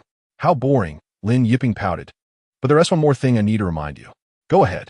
This is the production team where Su Shangxi is currently working. Su Shengxi? Su Yu's boyfriend? Xiao He asked sincerely. I've been doing pretty well lately, right? You want me dead that badly? If his identity were to be exposed by netizens, wouldn't it mean that Su Yu's real and fake boyfriend were in the same production? How dramatic could that be? He couldn't even imagine. Lin Yipeng said, so what? You are innocent in Su Yu's matter. You can't just avoid going because you're afraid of being scolded by netizens, right? This opportunity is really good. Are you sure you don't want to go? I don't. That would be a pity. This role is super evil, having killed many people. Regular actors really can't handle it. I definitely want to go. Xiao He stood up, his gaze resolute and serious. It's not for any other reason. I just hope more people can learn about that past and how more people remember history. Chapter 32 Shining Stars Hidden Auditions for the crew. Lin Yipeng contacted quickly. Xiao He went to the audition in the morning and returned to the crew in the afternoon to shoot the last scene. Since the crew is currently in the shooting stage, Xiao He went directly to the film and television base, arriving at the shooting site of the crew for the audition. This area is completely decorated in the style of that era, featuring a unique blend of Eastern and Western characteristics, making it a popular location for filming Republic of China dramas and spy dramas. According to what Xiao He learned, this venue has recently been booked by the financially strong crew of Shining Stars Hidden. This is the crew for which Xiao He is currently auditioning. The story takes place in a war-torn era, where puppet regimes collaborated with enemies to rule and manipulate the people in occupied areas. Amidst this humiliating and painful past, there remains a group of people who move forward in the darkness, fighting for their ideals and beliefs, even sacrificing their lives. They shine like brilliant stars, flickering with an indelible light even in darkness, and are great heroes that future generations should remember. The villain Xiao He is auditioning for is named Meng Zetian, naturally part of the collaborating side. As the captain of a special agent team, he is responsible for capturing the main characters, who are undercover informants. The plot mainly revolves around the mutual testing, guarding, and scheming between him and the righteous characters. Overall, it is a relatively important role. When Xiao He arrived at the audition site, he realized there were an unusually large number of people auditioning today. The crew did not arrange a separate place for them, but directly set the audition location in the stage theater here. The interior decoration and layout almost perfectly replicate the style of that era, giving it an antique charm and a sense of time travel.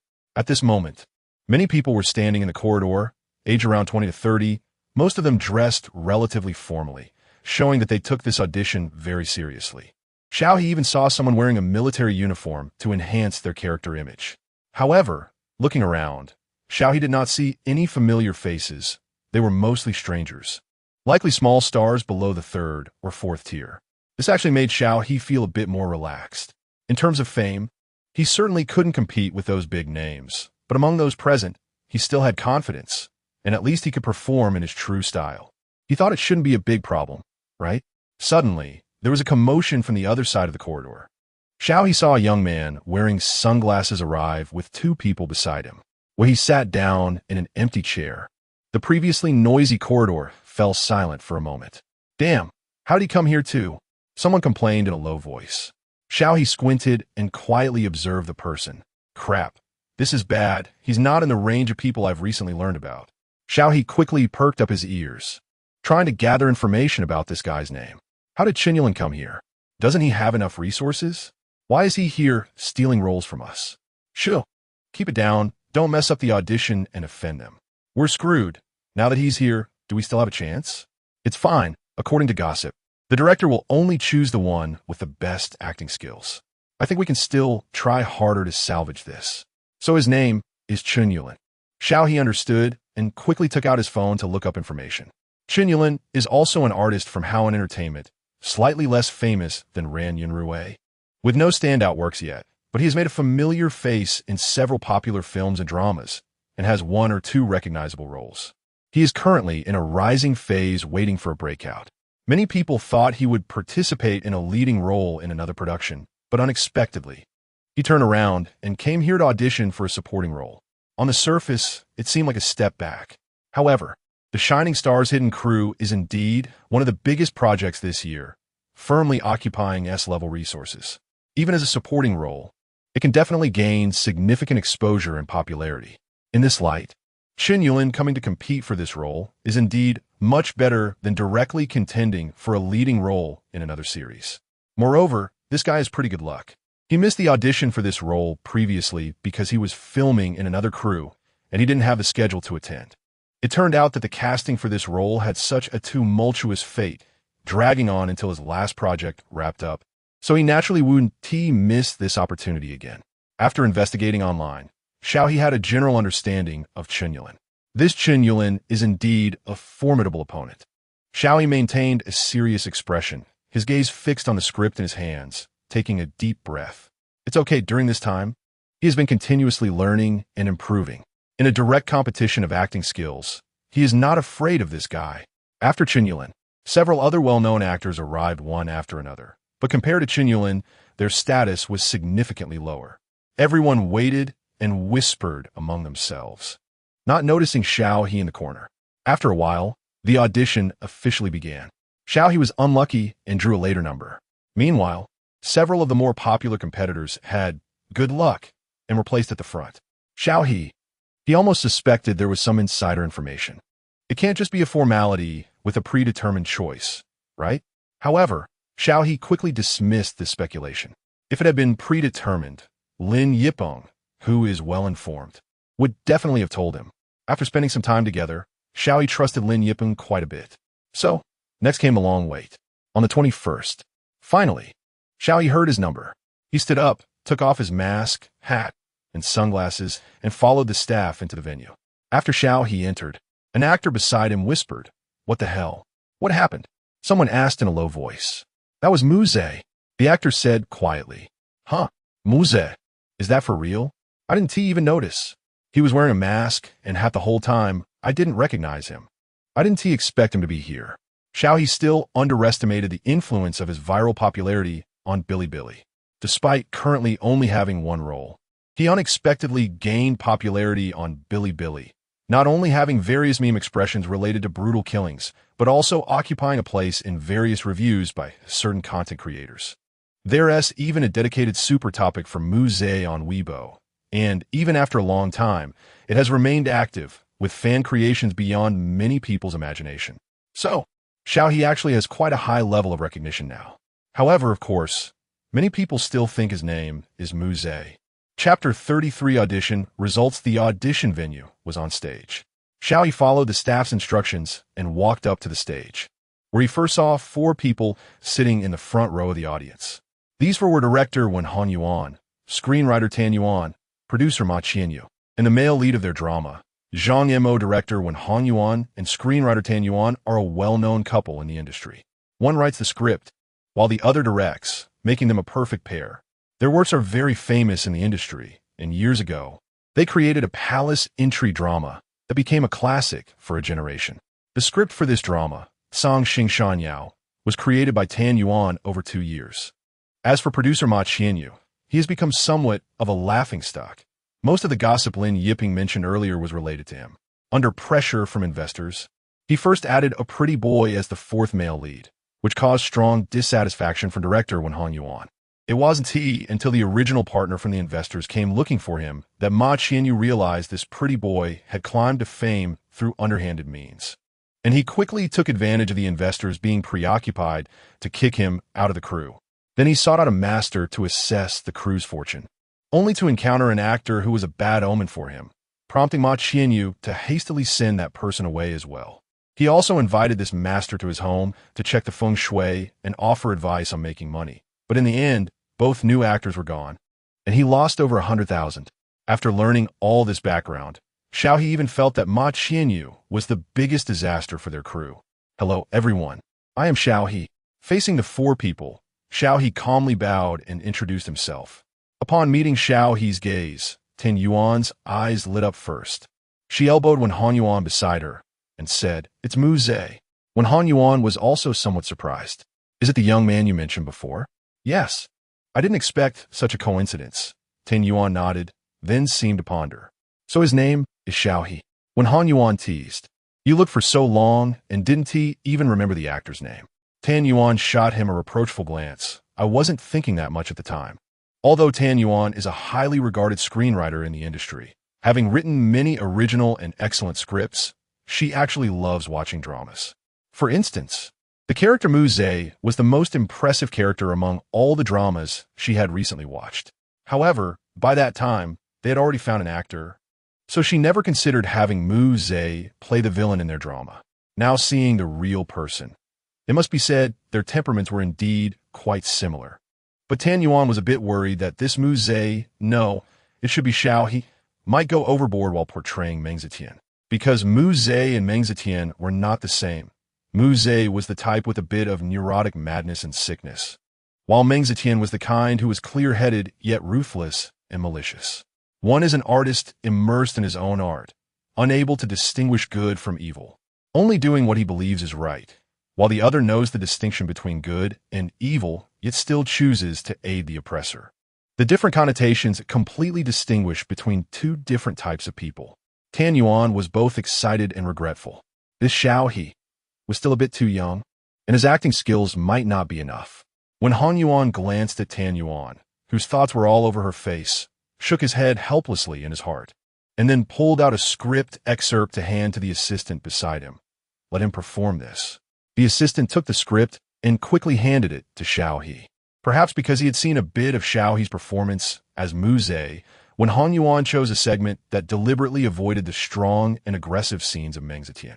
Instead, he selected the part where Meng Zetian, before his death, was trying to redeem himself in front of the second male lead by Ming Chuan. This segment is considered the most challenging in the entire script. In this scene, Meng Zetian and by Ming Chuan confront each other and are already at a disadvantage, about to be executed by Ming Chuan as a traitor. To save his life and to confuse by Ming Chuan, Meng Zetian begins to feign misery, even going so far as to kneel and apologize, detailing his helplessness and pain, and even grandly making various excuses for himself, almost deceiving by Ming Chuan. Fortunately, the male lead, Li Shuo, arrives in time and shoots Meng Zetian dead. Otherwise, Bai Mingchuan could have been killed in retaliation. This scene requires the actor to portray Meng Zetian's fear of death and desperate will to survive, while also demonstrating his hypocrisy and cunning. He must express the act he is performing, revealing a mocking and murderous intent behind a facade of fear and pleading in his eyes. This is undoubtedly a significant test for the actor. Xiao He looked at this scene and inwardly smiled wryly. Oh no, this really was a test of acting skills. Are you ready? Wen Honyuan asked on stage after about 5 minutes. I'm ready. Xiao He could only grit his teeth and respond, then closed his eyes. Okay, let's begin. As Wen Hongyuan's voice fell, when the young man opened his eyes again, he had already transformed into the Meng Zetian who pretended to be fearful but secretly harbored resentment. Just by looking into those eyes, Wen Honyuan sat up straight, his eyes filled with interest. This kid has something. On the other side, Chen Yulin, who had already finished his audition, sat in the company's van, filled with confidence. He glanced at his agent beside him, whose smile had not yet faded, and casually asked, were those the only people who came this time? The people earlier had been quietly observing Chen Yulin, but in reality, Chen Yulin was also secretly watching the audition participants. However, upon confirming that they were all minor actors, he completely relaxed his guard. In terms of acting skills, he believed he was not inferior. In terms of popularity, he was also the most popular among the auditionees today. He believed that as long as the director was not blind, he would definitely be chosen. The agent nodded as well. This audition was quite rushed. Only a few could make it in time. We definitely have the advantage.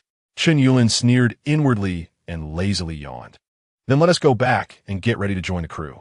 Agent, all right. But just as they began planning the upcoming schedule and filming process, the agent received a call from producer Ma Chenyo. Hello, producer Ma. The agent's heart leaped with joy, thinking that this matter had been settled so quickly, but instead received bad news. Huh, it's already confirmed? I wasn't T-selected? The agent's uncontrolled voice caused Chen Yulin's smiling expression to suddenly darken. Can I ask who it is? Huh? Xiao He? Who is that? MHM. Okay. Thank you, producer Ma. After hanging up the phone, Chen Yulin hurriedly questioned, who is this Xiao He? The agent shook his head with a stern face. Not too sure. He seems to be an unknown newcomer. Damn it. Chen Yulin cursed under his breath. The assistant, who had been silent beside them, timidly raised his hand. I think I know him. Both of their gazes immediately focused on the assistant. He seems to be the actor who played Muze. The assistant retracted his hand, cautiously observing their expressions. He asked the one who recently became particularly famous on Bilibili for being a killer. Huh? What cat or dog? Chen Yulin laughed angrily. All right, I remember him now. Xiao He. Chapter 34. The thief catcher. The last scene, a young man was hit by a bullet shot from another direction, staggering and falling to the ground. Coughing, he covered his chest, which had been pierced, gasping for breath on the ground. Even in the face of death, his expression was still filled with resentment and unwillingness, as if he were about to turn into a vengeful spirit, staring fiercely at the people over there. You will not succeed. An idealist who sees no hope in the darkness will eventually be submerged by the tides of the times. The efforts of countless people ultimately cannot escape the outcome of failure. But he just wanted to survive in this era. We will win, we will succeed. Not only that, but we will also spread the seeds of hope across the soil of China, allowing countless citizens to live happy and prosperous lives in the future. The male lead, Li Shuo, was not affected at all by the young man's last words. His voice was firm and strong, as if he had already seen that beautiful future. He looked down at the person on the ground with disdain. And you are not worthy to see it. Coughing, the young man widened his eyes, seemingly stung by his words, his body trembling slightly with the fear of death. But in the end, he did not say another word. Instead, he glared hatefully at Li Shuo, the light in his eyes gradually fading, and his hands fell weakly to the ground. In the space, only his suppressed and irregular breathing could be heard, but soon it returned to calm. That face was still handsome, but the shadowy and twisted expression greatly marred that impression, making him appear fearsome. And until his death, he did not close his eyes, as if doing so could refute Li Shuo's words. A pathetic and hateful character born of the times quietly came to an end. However, no one would feel sorry for him. Even the few spectators below merely nodded silently. Director Wen Hongyuan and screenwriter Tan Yuan exchanged glances, instantly understanding each other's meaning. Clearly, they were very satisfied with Xiao He's performance. Although there were still some rough edges in his acting expression, the rich changes in his eyes and his unique temperament still warranted a high score for the performance. It would not be an exaggeration to say that he was the best performer among the actors they had recently screened. Many people only portrayed Meng Zetian's cruelty on the surface, while Xiao He hid that cruelty, concealing it with restraint and a hidden danger. This even gave Tan Yuan new inspiration. Zhang Yimou, who acted alongside Xiao He, also came down from the stage and nodded slightly to Wen Hongyuan and Tan Yuan. Although as the male lead of this play, Zhang Yimou had little say, he had a very good impression of Xiao He from the previous performance. Seeing this, Wen Hongyuan already had a general conclusion in mind. Thus, as soon as Xiao He returned to the thief-catcher crew, he received news that he had passed the audition for Shining Stars. He was informed to go sign the contract tomorrow and then directly join the crew, going through the entire script while filming. There was no way around it. The character of Meng Zetian had been delayed for too long, and other progress had already been advancing rapidly, while this storyline was still stuck, causing the crew to be quite anxious. However, this seamless transition into the crew was indeed exhausting. Xiao He looked at the rough schedule and found that he would probably be spending New Year's Eve with the Shining Stars crew. The character of Meng Zetian had quite a lot of scenes. He wondered if they could finish filming before the Spring Festival. At this moment, Lin Yipeng received the news first and came to congratulate Xiao He. Congratulations. Xiao He replied, Director Lin, your news is too well informed. They still did not know what kind of network of connections Director Lin Yipeng had. Come on. Lin Yipeng waved his hand nonchalantly, urging Xiao He, hurry up, pack up to film the last scene, and then quickly finish and get out. Got it, while Xiao He responded. He sat down to let the makeup artist work on his look. Next, Xiao He was about to film his last scene in The Thief Catcher, which was also the final scene of The Thief Catcher. At this point, Jiang Rushuang had successfully used the evidence in his hands to sow distrust among the various forces, leading them to fight against each other, resulting in mutual destruction. No one was paying attention to a pawn moving among their forces, even at the last moment. They thought Jiang Rushuang was from the opposing force. To avoid being caught by the other side, they let more things slip, and Jiang Rushuang's wanted notice quietly disappeared. Everything seemed to return to how it was before. The people who had long suffered from high-priced private salt finally returned to normal prices. Although many knew this was not a long-term situation, as the officials above had never cared about their lives, those private salt traffickers would eventually return. But this period of respite allowed more people to survive, and many faces wore smiles. For them, living meant life could continue. Life had to go on. Under the setting sun, Jiang Rushuang rode a horse while casually playing with a copper coin in his hand, then gently tossed it, letting it fall back into his palm. Shenju glanced at him, his gaze falling on Jiang Rushuang's copper coin, calmly averting his eyes. Is it really worth it? Jiang Rushuang flexibly flipped the coin, showcasing it with a bit of pride. Why wouldn't it be worth it? I, Jiang Rushuang, as a thief-catcher, value tearing down the bounty for money. Wealth and goods are both essential. Everyone was guessing which force had the financial power to hire Jiang Rushuang to work for them. But no one would have thought that Jiang Rushuang, who outwardly valued wealth, had entered the fray this time, using himself as a stick to stir the waters and bait for fishing, surviving numerous close calls, causing chaos among multiple forces, all because of a copper coin. It was even just a child's desperate request. Shenju had been friends with Jiang Rushuang for many years, although he was very familiar with him. He always felt he could not see through this guy. I don't understand. How can you not understand? This is all the child has, her most valuable possession. Jiang Rushuang said, tossing the coin again, it's like how you, Brother Shun, clearly have so much good wine, but only want to give me a jar of the latest Awaze. The things we cherish differ, so naturally, their value reflects differently. If you want to drink, just say so. Shunju was speechless, urging his horse to start moving forward slowly, not wanting to say those roundabout things. Ha! Jiang Rushuang laughed heartily. Of course, if Brother Shun is willing to bring out that jar of Cheongqing Zue you've cherished for many years, I might consider selling my life to you. You can pay me back when you have the money, then I'll let you drink. Huh? Really? However, Shinju had already run far away. Jiang Rushuang's eyes sparkled as he threaded the copper coin onto his waist, where dozens of similar coins were already strung together, shining brilliantly under the sunset. Wait for me. Jiang Rushuang urged his horse to chase after him, and the two gradually disappeared at the end of the overgrown path. Thus, the final scene of The Thief Catcher came to an end. Chapter 35. Roommate deceives Xiao He's role in Thief Catcher has officially ended. Pu Rong looked at Xiao He, his eyes revealing a hint of reluctance.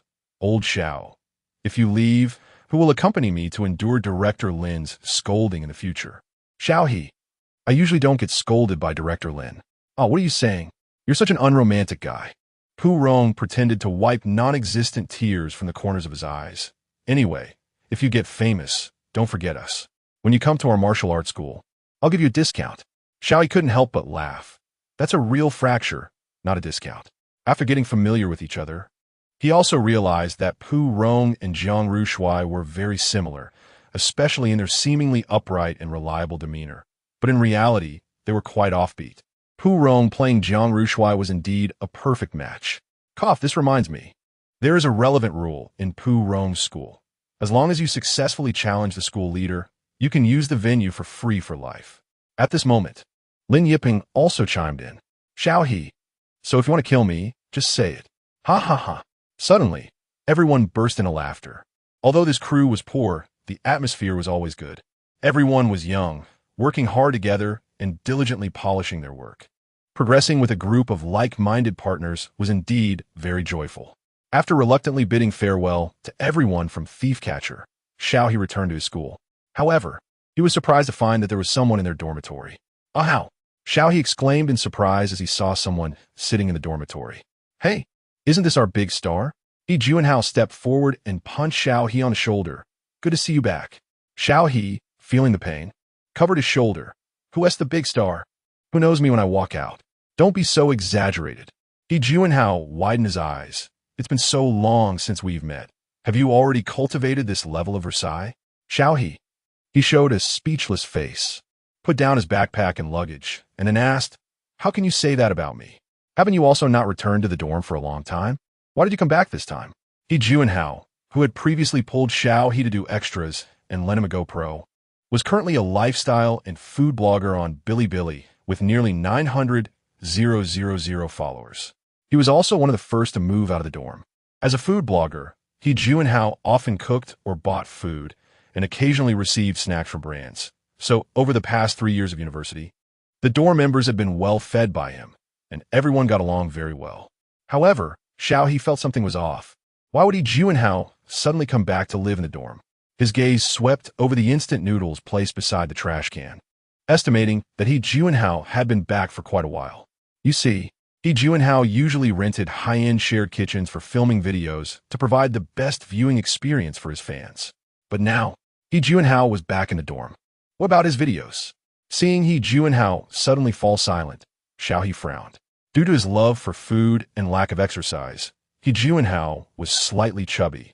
However, he had good facial proportions, so even though he was a bit overweight, he didn't come off as greasy. Rather, he had a refreshing type of charm. But this time, upon seeing him, Xiao He realized that he had lost a lot of weight. Although his face indeed looked handsome and delicate, his condition was far from good, and he looked very haggard. What happened? Xiao He asked seriously. Voa, siaye, vaoa. The person in front of him suddenly started crying, and the roar of his sobbing truly startled Xiao He. What's wrong? Xiao He hurriedly fumbled for tissues on his desk and handed them to He Juanhao. Xiao Ge. My account is gone, He Juanhao said through his sobs, and then began crying again. It was clear that He Juanhao had been under a lot of pressure recently and hadn't shared anything in the group chat. Now, when asked by someone familiar, all his pain and grievances erupted at once. What? How did it disappear? Xiao He pulled him to sit down, his expression unusually grave. With He Juanhao's choked voice and fragmented words, Xiao He gradually pieced together the situation. It turned out that He Juanhao had been stuck at 900,000 followers for a while and had been trying hard to break the million mark this year. However, in his eagerness, he had inadvertently given some people an opportunity. An MCN multi-channel network, claiming to be very powerful, approached He Junhao, hoping to sign a contract with him, promising to help promote him, manage traffic, and find more business opportunities to advance his career. At first, He Junhao was skeptical, but the organization was persistent. So, he asked around in the industry and found that the organization actually existed and had successfully nurtured multiple million-follower creators. Many popular streamers and bloggers on platforms like Info and Xiao He also had millions of followers under this organization. He Junhao even went to the organization's office for an investigation, studying it seriously for over half a week before deciding to sign the contract. However, he never expected to fall into a trap. Initially, the organization did help He Junhao with promotion and support, but soon, He Junhao realized that a lot of his past videos were being maliciously manipulated through technical means, which is now rarely known as malicious flow manipulation. This was done through bots or control device accounts, artificially inflating views and interactions, causing abnormal fluctuations in video traffic that exceeded the platform's hidden regulations, leading to detection and determination of data fraud by the platform's monitoring system. The consequence was that all of He Junhao's videos began to lose weight, meaning reduced traffic and exposure. Even his Bilibili account was in a state of soft ban, and unless someone actively searched for him, he wouldn't be shown to other viewers, let alone make it to the homepage. All future videos would be coldly handled. In other words, He Junhao's account was effectively half-banned. At the same time, the MSN organization immediately changed its tone, claiming that He Junhao's past videos had issues that affected their current promotion cooperation and demanded He Junhao pay a penalty for breach of contract. It was at this moment that He Junhao discovered that this organization was actually a subsidiary of a large company. In other words, they were just using a name to cheat people like him. Although the contract he signed appeared to have no problems on the surface, stating that as long as He Junhao diligently created videos, improved video quality, reached 1 million followers, and secured business deals, everything would be fine. Upon reviewing it now, he found that the organization had long set such traps, just waiting for him to fall in. To make matters worse with this contract, if the platform pursued responsibility for data fraud, He Junhao would definitely be the first liable person. This could potentially lead to a period of imprisonment. Thus, He Junhao was completely trapped in this pit. After understanding everything, He Junhao was so furious he was about to vomit blood, immediately arguing with the MCN organization and gathering evidence to find a lawyer for a lawsuit. But such traps were not just for He Junhao alone. How many others had fallen into them? The organization was experienced and was not afraid of him at all. In the end, He Junhao not only lost the account he had managed for many years, but now he also had a huge lawsuit hanging over him, potentially leading to bankruptcy. Chapter 36. Xiao He takes action. After hearing He Junhao's experiences, Xiao He was rarely silent. This kid really had a tough time. He didn't even know how to comfort him. So what are you planning to do next? Xiao He asked, sighing. He Junhao couldn't help but let out a long breath. But his mood was much better than before. I'll just restart. Recently, my momentum on Info has been getting better and better. I can post on both Info and Bilibili with my new account. Xiao He thought for a moment and felt it was a good idea. Do you need any help? He asked proactively. Although I might not be able to help much, I can at least show my face. Sure, of course. He Junhao hugged Xiao He's arm tightly, tears and snot streaming down his face. You're truly my good brother. You have no idea how popular you are on Bilibili. If I can ride on your traffic, you'll be my living godfather. But will this affect you? Xiao He asked, frowning. All right. It's just that I'm not currently bound by any company, and I can't handle all that traffic anyway, so you can take some of it, Xiao He replied. He was indeed very busy, always in a seamless transition between projects. Even though he thought about occasionally taking photos to maintain his fan base, he hardly had any opportunities. Those few times they did a 9-square grid were all handled by Lin Yipeng, just to promote their project, The Thief Catcher. So in a sense, this was Xiao He's first official appearance on Bilibili after becoming famous. Of course, he had appeared before in He Junhao's videos, but at that time, he was defocused on such things, so He Junhao had consciously reduced his on-screen appearances. As a result, surprisingly, no one had yet discovered that Xiao He and He Junhao were actually roommates. That is really great. He Junhao was extremely grateful and kept thanking him. Thank you. Brother Xiao, I really don't know how to express my gratitude. Thank you so much. During this time, He Juanhao had truly experienced great ups and downs. He was once fantasizing about breaking 1 million followers and welcoming more business deals and money, only to turn around and become a complete newcomer, having to start all over again. He didn't share his hardships with anyone, not even his family, for fear of worrying them. Fortunately, his family wasn't really into Billy, and his friends were busy with their own matters. Otherwise, He Juanhao really wouldn't know how to explain everything to them. But Brother Xiao, I might not be able to do much for a while. I need to find a new place to stay, but I'm still looking for a house, so I can't shoot videos for now. Xiao He pondered for a moment and said, "It's fine, no rush. I'm going to join a film crew tomorrow, and I might be at the film base for a long time. Just let me know when you're ready, and I'll come find you." After discussing their plans, He Juanhao regained his energy and began passionately preparing for the next video project. Xiao He finally breathed a sigh of relief and turned to open his computer. As the computer booted up, the black screen reflected the cold gaze of the young man. "What is the name of that organization again? Chuangxing? Ha! Let's see if I can't bring you down." In a tall building in Shanghai, Manager Yu was angrily slamming his hand on the table. "I hired you to tell me that my computer has a virus?" The people below exchanged helpless glances, their expressions showing their inability to respond. "Manager Yu, this situation is really too sudden. We don't know what is going on." A programmer helplessly said, "This virus is completely different from any on the market right now. I suspect it's a foreign hacker attack on us. At least I've never heard of such a virus in the country." "Huh? Then call the police." "I can't believe this. If you can't handle this, can the police handle it?" The assistant awkwardly interrupted Manager Yu. "Manager, that might not be possible." "What do you mean it's not possible? This can't be done. That can't be done. Do you know that every moment of delay costs money?" Manager Yu roared. "Call. Get on the phone right now." A programmer rolled his eyes in frustration. "This is ridiculous." The assistant said, "Manager, why don't you take a look first?" Fuming, Manager Yu approached the computer. Once he saw the text on the screen, his expression changed instantly. This.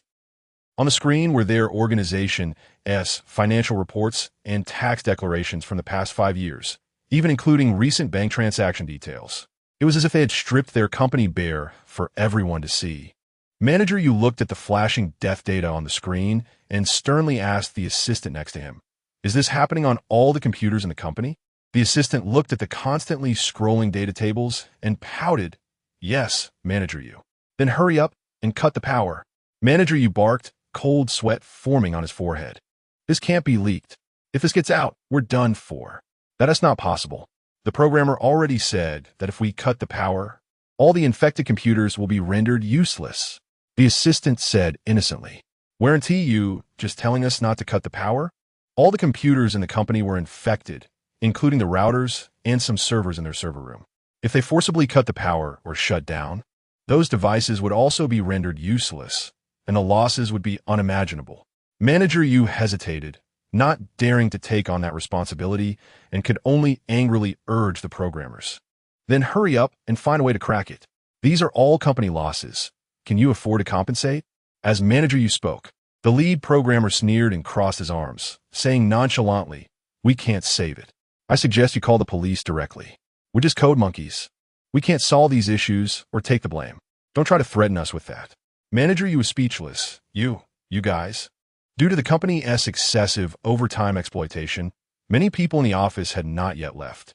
Seeing the data being displayed so openly, some young people spontaneously took out their phones to record, cursing the unscrupulous company, and immediately called the reporting hotline, determined to ensure that such an organization would shut down for good. By the time the relevant authorities arrived at the company, the virus had long since disappeared without a trace, and only the video evidence on the employees' phones proved that it had ever existed. But none of that mattered anymore. This subsidiary, named Chuangxing, had been evading taxes for years and had been involved in multiple cases of fake contracts and data fraud. With solid evidence, it was sealed off by the authorities that same day, and several leaders, including Manager Yu, were taken away for questioning. Based on the situation, their chances of getting out were slim, and they were likely facing prison time. Chapter 37, officially joining the cast of Shining Stars in the morning. Xiao He was packing his things, preparing to leave, when he suddenly heard He Juanhao's excited scream. That's great. It's truly instant karma. Brother Xiao, the company that scammed me has been investigated. That manager you who tricked me into signing the contract was even taken away in handcuffs. Haha, this is just so satisfying. Xiao He paused his packing and turned to look at the beaming He Juanhao, smiling slightly. That really is wonderful. It's really delightful. Let him be malicious. Let him exploit employees. As He Juanhao continued to curse Manager Yu, it seemed everyone believed that this incident was caused by some programmer next to Manager Yu. It was evident how poorly the company treated its employees. The one who controlled all of this, Xiao He, just smiled and had no intention of claiming credit for it. After agreeing with He Juanhao a few times, he bid farewell. Getting into the car, Xiao He arrived at the Shining Stars film crew to report in. Shining Stars is a joint production by multiple companies including Fruit Video, Jiaxing Entertainment, and Taidong Entertainment, with an investment amount reaching $140 million, boasting a solid A-list cast. Directed by Wen Hongyuan and written by Tan Yuan, the male lead is Zhang Mo from Taidong Entertainment, while the male second lead is Su Xingxi from Jiaxing Entertainment. The plot mainly revolves around the storylines of the two characters they portray. The current trend of veteran actors mentoring popular stars has nearly become standard in many dramas. And this production exemplifies that classic configuration. The male lead, Zhang Mo, is now 42 years old and has already won the prestigious by Malong Best Actor Award. He is widely recognized in the industry for his acting skills and is quite competent. The second male lead, Su Xingxi, is a popular idol transitioning into an actor and singer, bringing his own fan base. But so far has not produced any notable works and is still in a somewhat awkward transitional phase, desperately needing this spy drama to prove himself. As for the female lead, she is Yimin, who is with the same company as Zhang Mo. In the drama, she plays a couple with a character portrayed by Su Xingxi. However, the most dramatic twist comes from what Xiao He learned earlier. Yimin and the previous actress Su Yuyu are rivals, and Su Yuyu is secretly dating Su Xingxi. Yet now in the drama, Yimin has to play Su Xingxi's girlfriend. Xiao He thought, do you see this mess? Better take advantage of the chaos and enjoy it. He admitted that after understanding the situation, he indeed had a mindset of wanting to watch the drama unfold. There's no helping it. People naturally have this tendency to watch the gossip. After Xiao He signed the contract with producer Ma and got his looks sorted out in the makeup room, he came out and encountered an awkward scene. Su Xingxi and Yimin were sitting at the farthest corners of the set, looking indifferent, deeply engrossed in their scripts, while the crew members moved around with clear distinctions, almost cautiously. Only director Wen Hongyuan was still discussing the scene with Zhang Mo, appearing to work diligently. Xiao He looked around and couldn't help but rub his arms. Beer, it's so cold. No wonder it's almost winter. The air is chilly. Xiao He, you're here? Cool, mate. Let me introduce you to everyone. At this moment, director Wen called over Xiao He, signaling him to come forward. Xiao He obediently walked up. Ahem, everyone. This is our new actor, Xiao He, who will be playing Meng Zetian. As the director spoke, the people on set politely applauded. Xiao He glanced around and didn't recognize anyone, so he could only nod and smile politely. Su Xingxi didn't take notice of such a small actor like Xiao He. He clapped along with a friendly face, but quickly took the opportunity to leave with a phone call. Meanwhile, Lu Rulan beside him was carefully observing Xiao He, revealing a thoughtful expression. The actors from Taidong Entertainment were particularly friendly towards Xiao He. I heard Lu Zhang mention you before.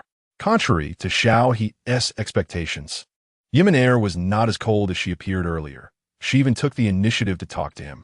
Upon hearing Yimin's words, Xiao He immediately understood. The Lu Zhang he met during Killing Life was indeed from Taidong Entertainment. Although he had moved to another crew, Xiao He still kept in touch with a few people from the Killing Life crew, even forming a small group chat. Just yesterday, he heard Lu Zhang say that the filming of Killing Life had been completed and was now in post-production. However, since the case's inspiration, Li Ziqing, had already been found dead, the police reopened the case, seemingly still investigating something. Thus, the case was in a very delicate state, and the director was worried that their project might be halted before completion.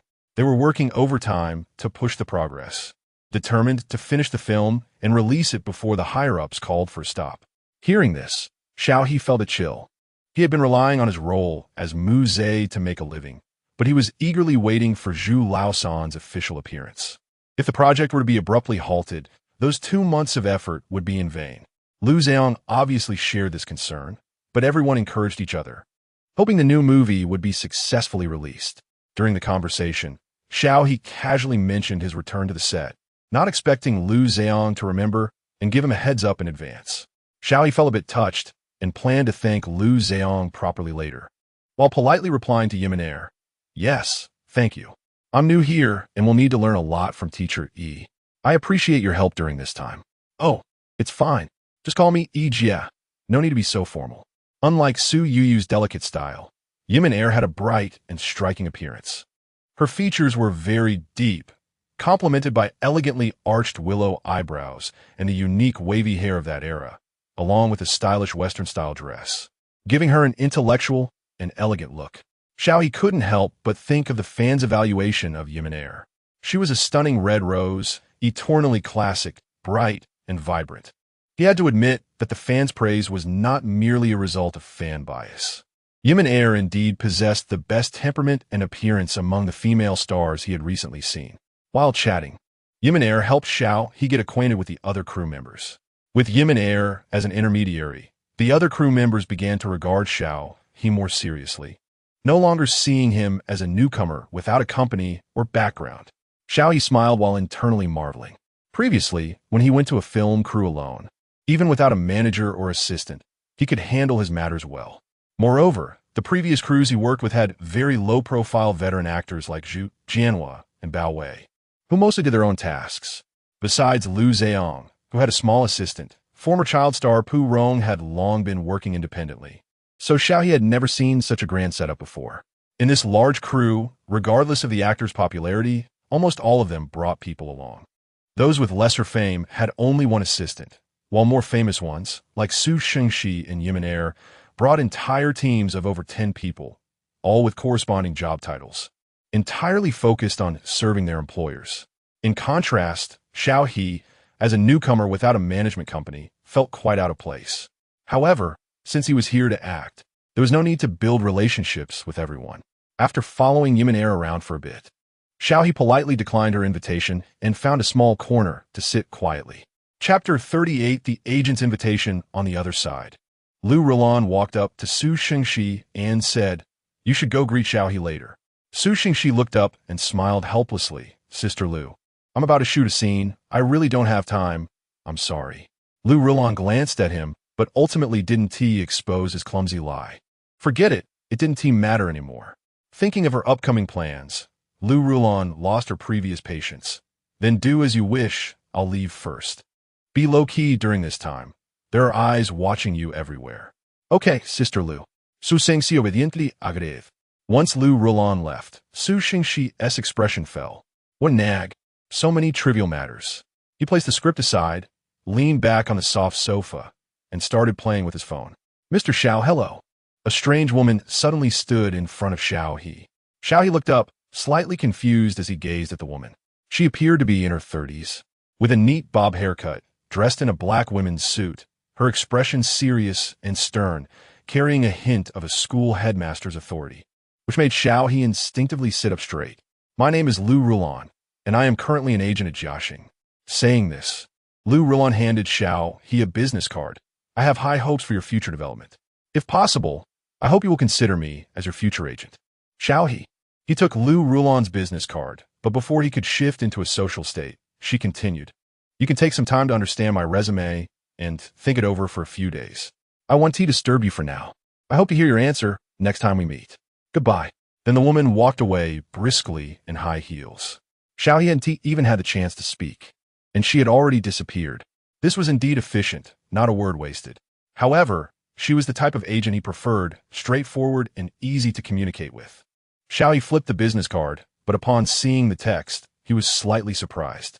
This was not a business card with Jiaxing Entertainment's background, but one that introduced Lu Rulan personally. This meant that the invitation was extended by Lu Rulan herself, not on behalf of Jiaxing Entertainment. Recalling how Lu Rulan had emphasized currently, Xiao He vaguely guessed something.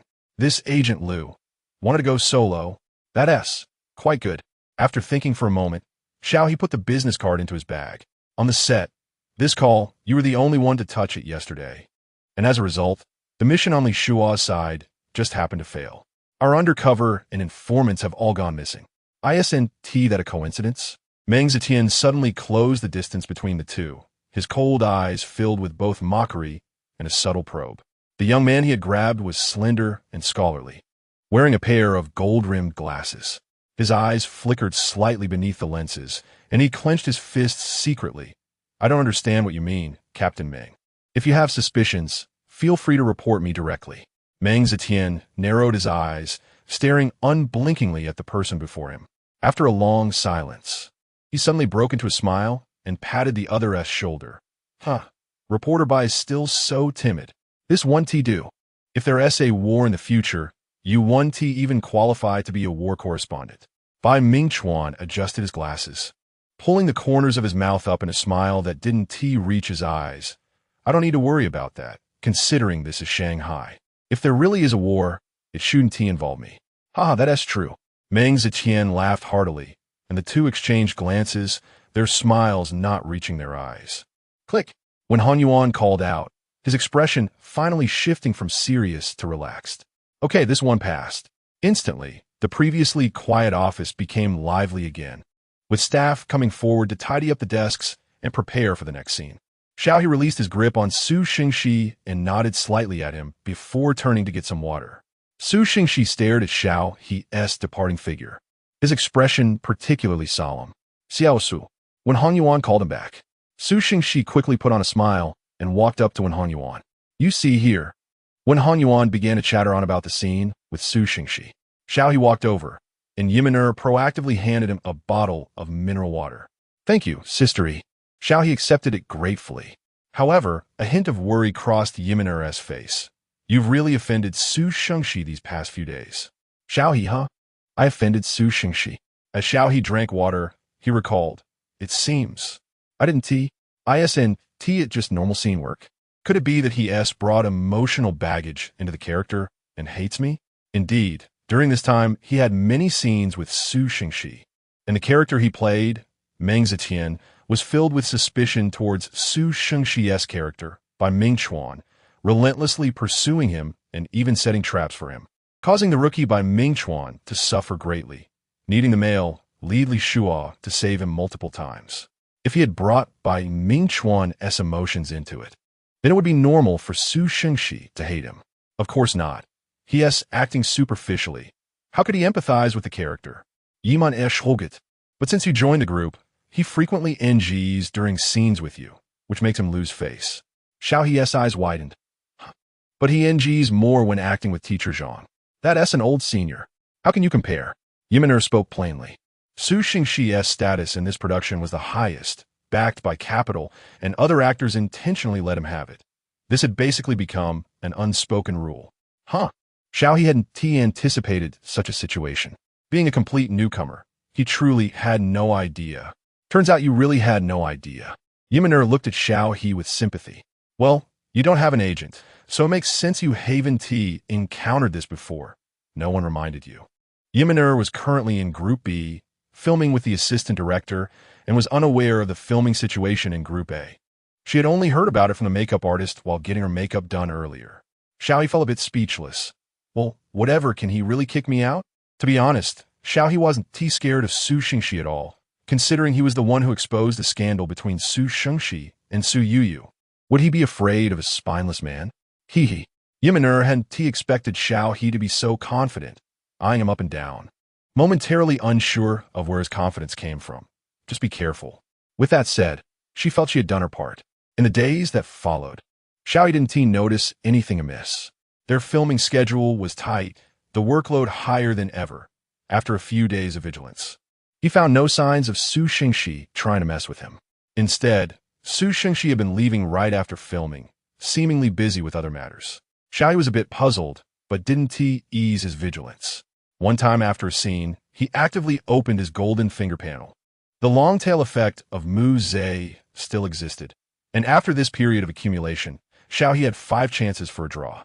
Thinking about the recent reduction in lifespan due to the absence of a knife man, Xiao He felt a pang of regret, but still decided to go all in. Don't expect any new crime skills. He really had little interest in crime. If possible, he wanted more lifespan value. Oh, system god of fate. Please look at this child. Chapter 39 New Year's Eve Dinner Vlog. 1. Congratulations on receiving 60 days of lifespan, automatically redeemed. Congratulations on receiving a memory retracing capsule 1, automatically stored. Congratulations on acquiring excellent climbing, automatically learned. Memory retracing capsule details. An impressive first crime scene. The details remain vivid, no matter how much time has passed. It can even help you recall the details of the crime at that time, allowing you to construct lies and testimonies more perfectly. Excellent climbing details. The best choice for a perfect getaway. The best partner for committing crimes. You can infiltrate the scene more discreetly and escape more quickly. This time, luck was quite good. Xiao He obtained a total of 100 days of lifespan value, along with an item and a skill. To be honest, when he saw that there were still items in the prize pool, Xiao He was indeed a bit surprised. This lottery pool was more complex than he had imagined. But as for these prizes, they were truly hard to express. This memory retracing capsule, when taken, can help recall certain imperceptible details from past memories. For example, after taking it, you can immediately remember the arrangement of shoes in the shoe cabinet on a certain day you went out, or even which hand you used to wipe yourself after going to the bathroom that day. Of course, we usually use paper. Anyway, if a student got this capsule, it could be treated like a treasure, just waiting to be used during the college entrance examination. But for Xiao He, it was not very useful. His memory was already quite good, and he was used to memorizing scripts every day. He didn't have a need to recall a specific event in detail. This disposable item was of no use to him at the moment, and he preferred to hoard it. As for the excellent climbing, it should be quite useful during filming, right? Next time he could try a crime action movie, if he wrote on his resume that he could climb without tools. The director might be quite interested. Xiao He rested his chin on his hand, seriously considering the feasibility of this idea. Before he knew it, the year was coming to an end. On the 31st, the crew had a half day off, allowing everyone the chance to enjoy New Year's Eve. Coincidentally, Xiao He's roommate, He Junhao, had moved to a new place and invited Xiao He to have a New Year's Eve dinner together. So, Xiao He declined the other crew members' invitations and prepared to go find He Junhao. After giving the director a heads up, Xiao He left the crew quietly. However, not far from the rented area of the crew, he unexpectedly ran into Su Yuyu. Although they had been filming at the same film base, Xiao He hadn't seen her since the last incident. Perhaps the last time's incident was too frightening. This time, Su Yuyu was accompanied by two burly men in black, looking like bodyguards. Since Xiao He was wearing sunglasses and a mask, Su Yuyu didn't notice him, but one of the black-clad bodyguards warily met Xiao He's gaze. Xiao He was surprised and quickly looked away, casually walking past. There was a familiar aura. This bodyguard must not be very clean. A black Bentley slowly approached from the front, passing by Xiao He and stopping in front of Su Yuyu. The car window slowly rolled down, and when Su Yuyu saw the person inside, she forced a smile and whispered something to the person in the car. Then Xiao He saw a hand reach out from the window, adjusting Su Yuyu's hat and tucking some loose hair behind her ear. Su Yuyu's smile froze for a moment, but she didn't shy away from the hand. Instead, she opened the car door and got in. Immediately after, the two bodyguards also got into the car, and the vehicle slowly drove away. Xiao He let out a quiet hiss, deep in thought. Was that person in the car Su Xingxi? It didn't seem like it, but also didn't look like Su Yuyu's own car. How strange. Xiao He. At that moment, He Junhao, who was standing at the front intersection, excitedly waved at Xiao He. Xiao He pulled his gaze back and raised his head to look at He Junhao, who was jogging over with a camera, a bit surprised. Why did you come over directly? He Junhao replied with a grin. Just right, I wanted to record some material in advance. Xiao He glanced at his camera. Recording? Yeah, Xiao Good, do you mind? Not at all. Xiao He was already used to the camera and even proactively greeted it. Hi everyone, I'm actor Xiao He. Also my good buddy. We've been roommates for 3 years in college. He Junhao proudly introduced while hooking his arm around Xiao He's shoulder. Xiao He was embarrassed. Who shared a bed with you? We only share foot space. Don't say such disgusting things. He Junhao said earnestly. Then let me ask you, when we get in and out of bed, do we use the same ladder? When you move on the bed, can I feel it too? Xiao He. Did some wheels just roll over? Get lost? Roll away immediately. Don't ruin my image. He Junhao clutched his chest. Woo-woo, Xiao Ge, you've changed. You're such a cold-hearted and ungrateful person. Xiao He pretended to stroke his chin. Since you brought this up, should I calculate my appearance fee with you? No way. Dear father. He Junhao immediately changed his tone. Money is nothing. How can it shake our father-son bond? I hope dear father thinks carefully and doesn't he let money corrode our relationship. Xiao He snorted coldly. Let us see how you perform. I'm hungry. Hurry up. I want to eat. Okay, dear father, this way please. He Junhao flatteringly led Xiao He, acting like a little eunuch. Since they were making a video, Xiao He tried his best to cooperate with He Junhao's jokes and quips. Fortunately, the two had great chemistry, and the chatting atmosphere didn't fall flat. They chatted while driving, arriving at the apartment complex where He Junhao currently lived. The apartment He Junhao rented this time was a relatively new unit in a small residential complex, close to the subway, but far from the commercial area. Most residents were ordinary middle-class families, typically working during the day and returning home to sleep at night. He Junhao liked this layout with a semi-open kitchen and the quiet filming environment. Moreover, the entrance of the complex and the apartment building had security access control, strictly managing the entry and exit of people, ensuring safety and privacy. The only downside was that delivery personnel were not allowed inside. So he had to go to the entrance to pick up takeout. Come in and have a seat. He Junhao opened the door, indicating for Xiao He to find a place to sit. Xiao He took off his hat and mask, seriously examining the room's decor.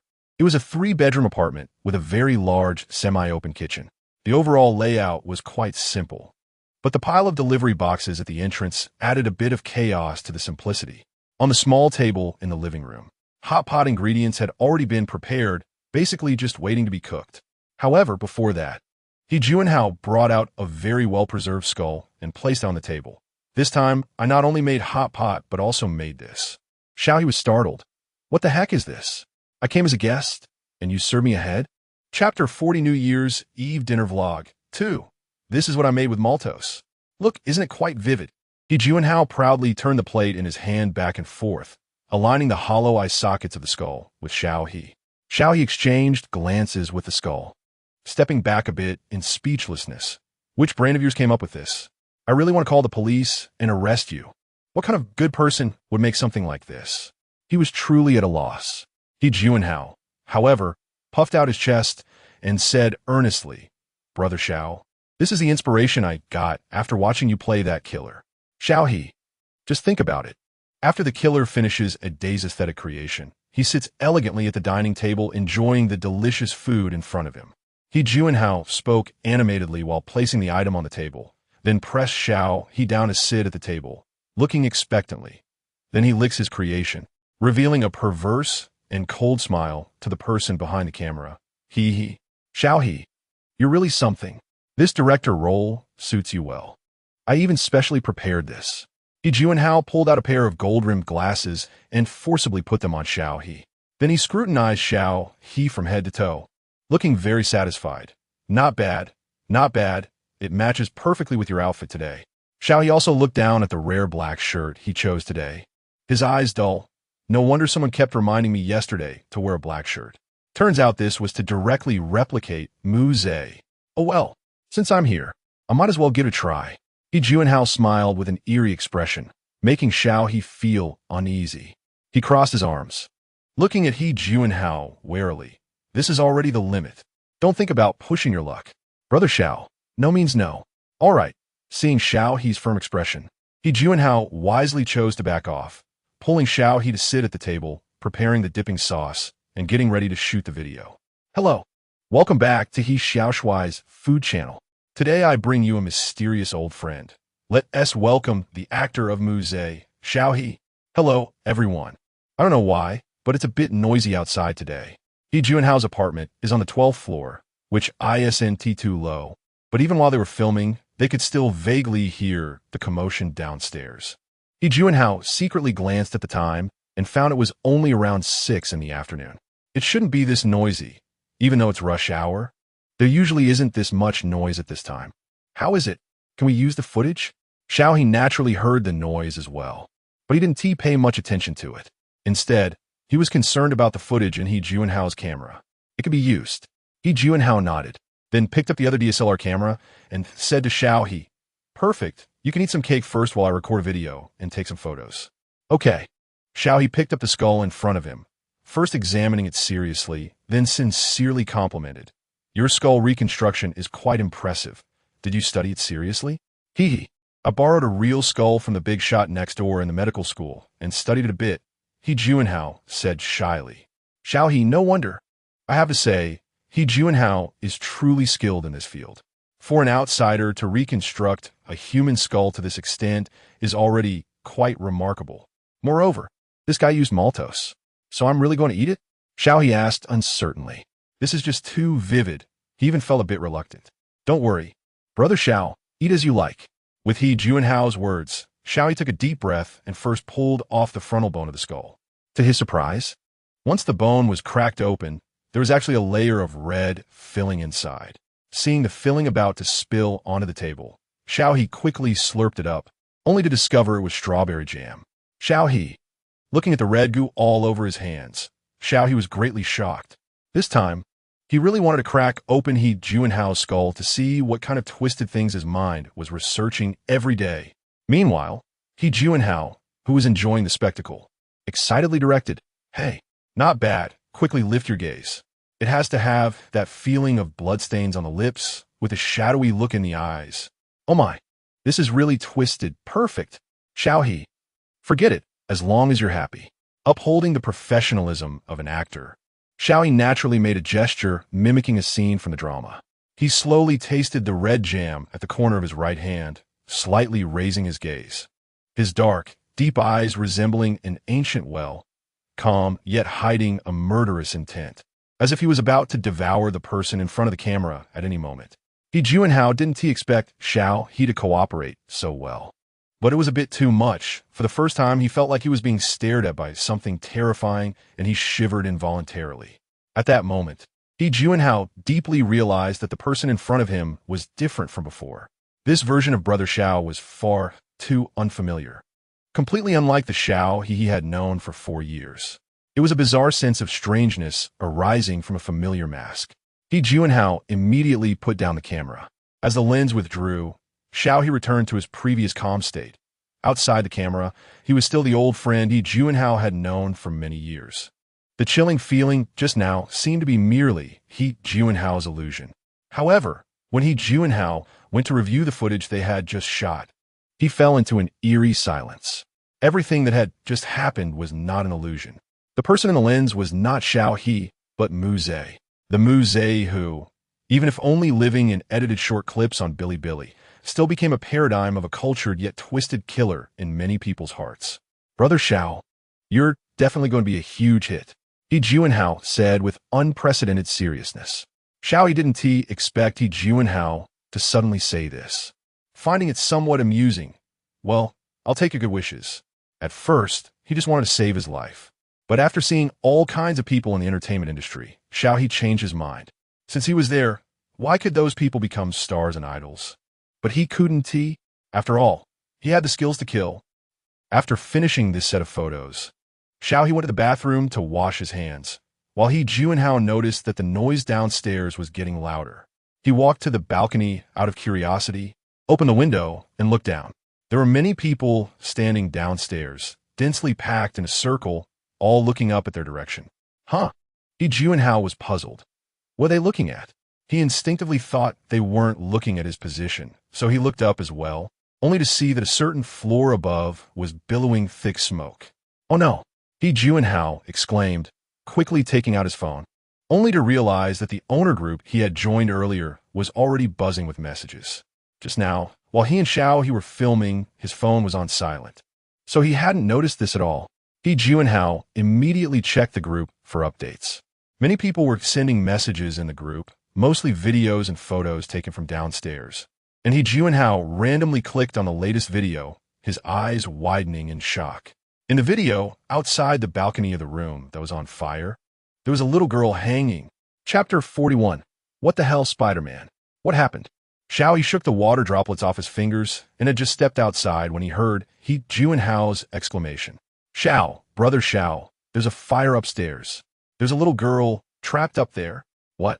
Xiao He frowned and quickly walked to the balcony, leaning out to look up.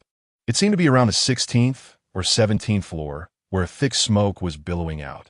Below the smoke, a little girl in pajamas was helplessly hanging onto the outer edge of the balcony, peering down at the people below. The little girl looked to be around 7 or 8 years old, and the only thing she could do was to climb over the balcony railing. Faced with the rising temperature and approaching flames, she didn't cry or make a fuss. She just obediently held onto the railing, standing silently. God, where's the fire truck? Why haven't they arrived yet? He Juanhao was anxious, leaning over the railing and looking into the distance. At the same time, some residents upstairs were trying to rescue her. But unfortunately, the residents below the little girl were not home, and the 2 neighboring households were too far away to reach her. The 12th floor, where Xiao He and the others were, was even farther away, making it impossible to help. Seeing the little girl's reddened eyes, Xiao He felt anxious and asked He Juanhao, "Where are the firefighters?" He Juanhao looked at his phone and exclaimed, "What the hell? Brother Xiao, their fire truck is blocked outside the community. My God, is the security guard's brain filled with crap? What were they thinking? This is definitely a case of negligence." Xiao He was shocked as well. Is there really such a ridiculous situation? Damn, people like that should die. As He Juanhao spoke, the people downstairs suddenly gasped. He Juanhao's heart raced, and he leaned out again to see that the little girl was now completely hanging outside the building, with only her hands gripping a column below the railing.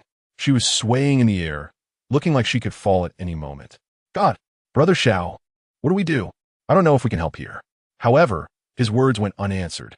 He Juanhao turned his head and saw that Xiao He had already crouched on the edge of the balcony railing, looking up with a determined gaze. What the hell? Brother Xiao, He Juanhao screamed. But before he could stop him, the young man had already leaped up like a nimble leopard, climbing along the edge of the building. He Juanhao was dumbfounded, unable to believe his eyes, even doubting if he was dreaming. But Xiao He had no time to care about He Juanhao's thoughts. At that moment, all he could hear was the rustling wind and the gasps from the people below. But when he saw the little girl's helpless figure swaying precariously, Xiao He's mind was focused on one thing: rescue. He didn't know if it was intentional, but every time the system gave him skills, they were always perfectly timed. His new skill was excellent climbing, allowing him to scale any protruding edge of a wall. The edges of the balcony, the recess of the window frame, the gaps between the bricks of the building.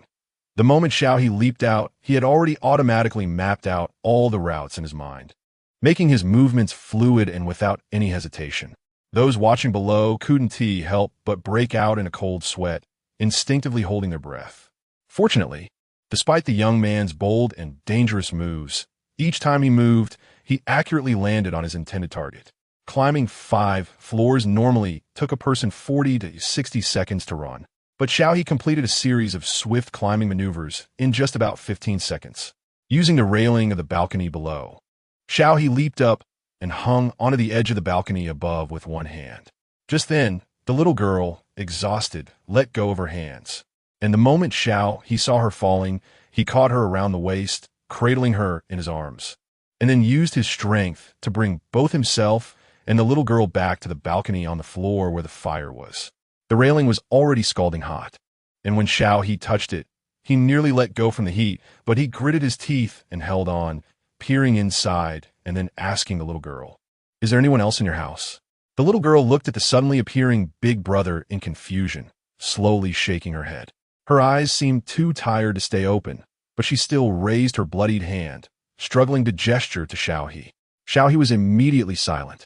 No wonder the child hadn't cried or made a fuss. It turned out she couldn't speak. I understand. Then, Xiao He carried the little girl, not returning the way he came, but moving sideways, stepping along the edge of the windowsill to reach the neighboring window. The neighbor there had been waiting for a long time. The male homeowner reached out to pull the little girl, while Xiao He supported her from below, letting her step on his shoulder and using the neighbor's strength to pull her inside. Once the little girl was safely inside the room, Xiao He lightly jumped, landing gracefully on the edge of the window and then smoothly dropping to the ground. Once both of them were safely inside the neighboring room, thunderous applause erupted from below. "Bro, you're amazing. Someone shouted from below. Others were excitedly shouting, damn. I really saw a living Spider-Man. Spider-Man is nothing compared to him. This guy climbed up barehanded. So cool. Did anyone record that? I want the video. I'm going to show off online. This was even more thrilling than a movie. The female homeowner in the room comforted the little girl softly while taking out a first aid kit to treat the girl's injured hand. The male homeowner gave Xiao He a thumbs up. Bro, you're awesome. I rarely admire anyone in my life, but you're one of them. Xiao He scratched his head, feeling a bit embarrassed.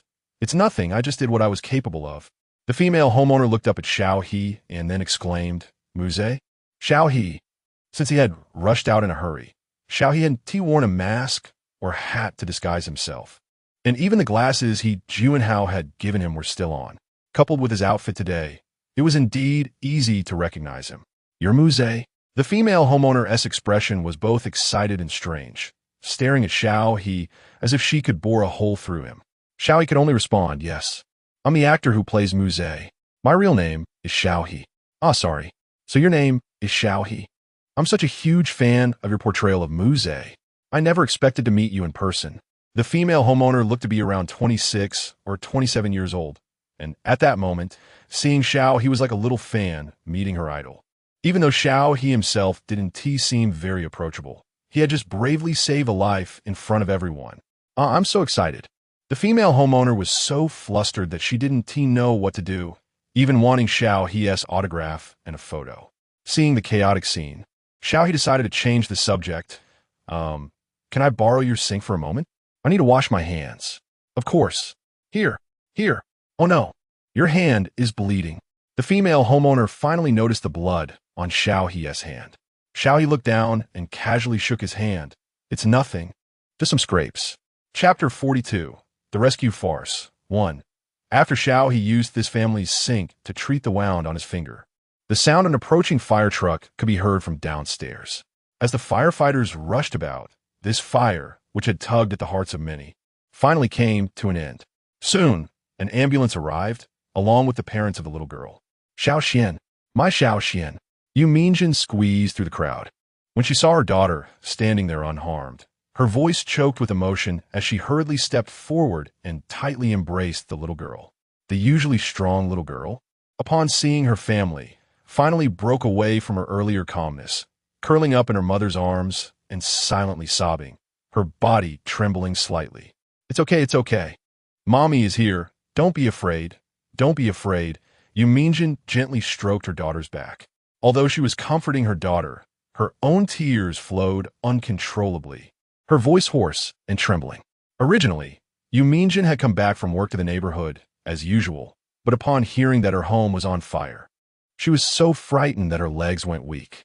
She hurriedly dropped everything and ran over, fearing the worst.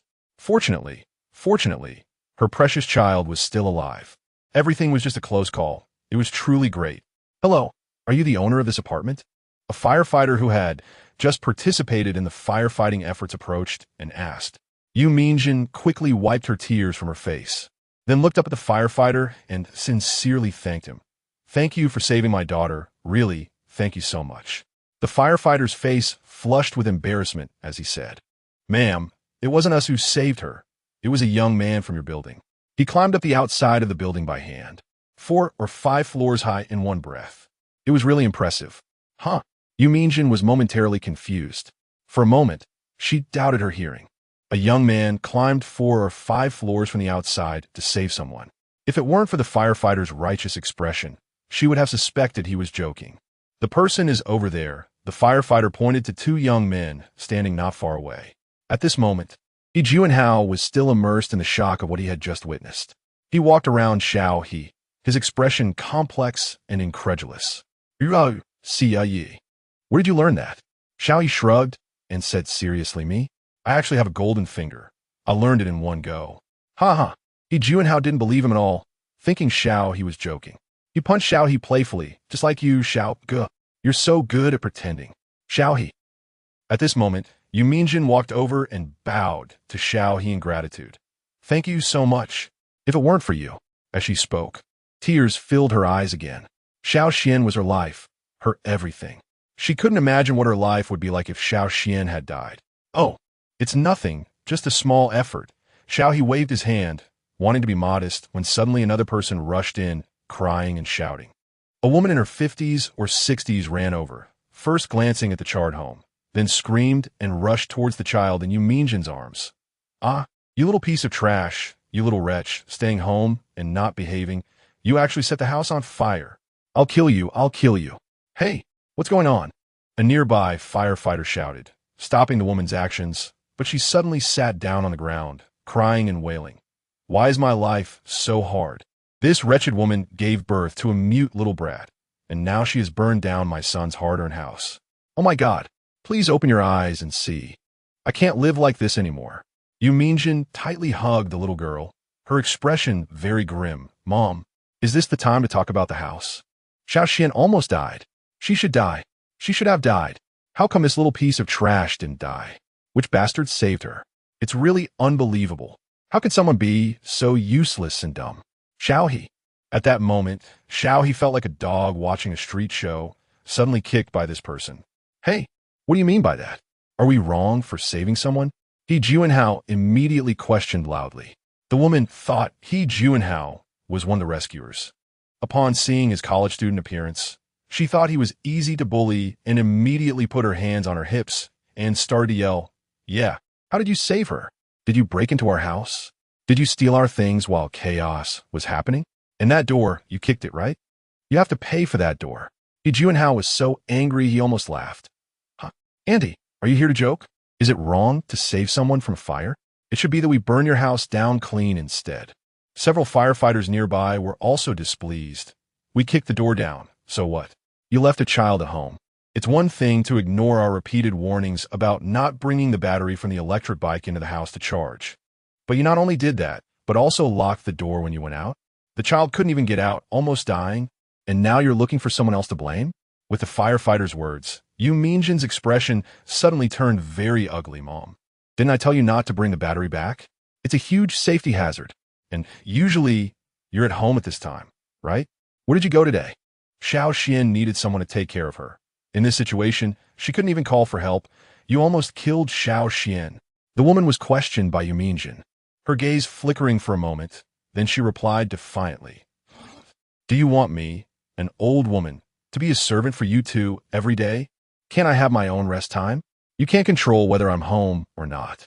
That little brat is so stupid that she couldn't even put out a fire when it happened. She's really useless.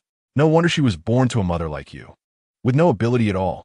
The woman then began to list Yu Mingjin's alleged crimes in detail, her tone and demeanor making those around her uncomfortable. He Juanhao listened for a while, then rolled his eyes. "So you're just a sexist, wanting a grandson and treating your granddaughter like crap. You really don't seem like a human."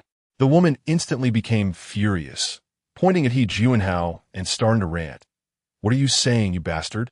You're a thing raised by a mother, but born without one." The direct insults and pure attacks made it hard for people to control their rising blood pressure, gradually turning red and warm. How could this person's mouth be so dirty? He Juanhao was so angry he felt like he was about to spit blood, but he prided himself on being a cultured college student. If he cursed back with straightforward words, he couldn't bring himself to do it. However, saying something sarcastic would probably be lost on her, leaving him feeling like he was punching into a pile of shit and getting splattered all over. Just as He Juanhao was about to say something, his shoulder was suddenly pressed down by Xiao He. He Juanhao turned his head. "Xiao Ge?" Xiao He stared expressionlessly at the woman, his tone cool.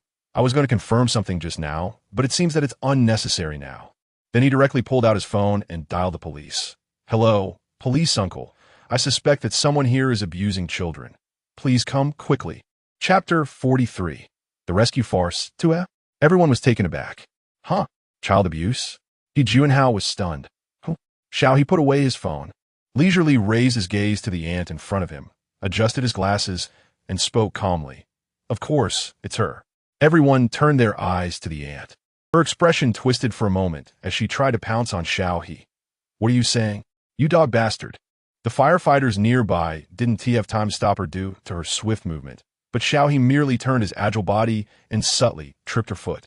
The next moment, the ant fell hard to the ground. Ouch! The ant let out a scream like a slaughtered pig as she hit the ground. You did that on purpose. Xiao He looked quite innocent. Is it wrong for me to dodge? The series of actions from earlier had no flaws. To the onlookers, it looked like the aunt had tried to pounce on Xiao He to scratch his face, but accidentally fell over herself. I'm going to call the police to arrest you. Ouch. It hurts. The aunt was wailing, while Xiao He merely shrugged. Accuse me as you wish. Everyone can see clearly what happened just now and can testify for me. Sure enough, others nodded in agreement.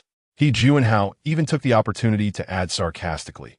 It's really funny. She just wanted to swindle us directly. And now she doesn't even bother to act, just straight up staging a scene. Ridiculous.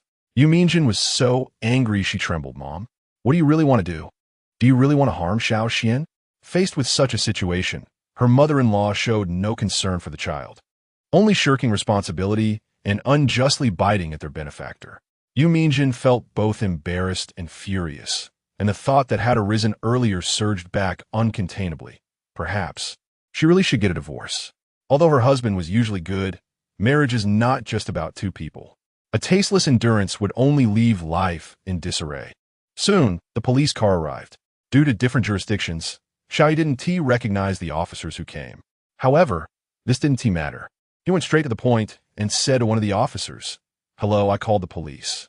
Upon seeing Xiao He, Officer Yin frowned momentarily but quickly relaxed. We received the relevant call. You're the young man who saved the child, right? They had learned some details on their way, especially about the young man who rescued the child. Everyone said he climbed 5 floors from outside the apartment building to save her, so the officers were already curious about this legendary figure. Now that they saw him, he was indeed a very special young man. It's me. Xiao He nodded. That's right, officer. After I saved this child, she coughed violently and vomited. Then we found undigested white pills in her vomit, combined with the child's current lethargic state. I suspect she may have been given sleeping pills or something similar.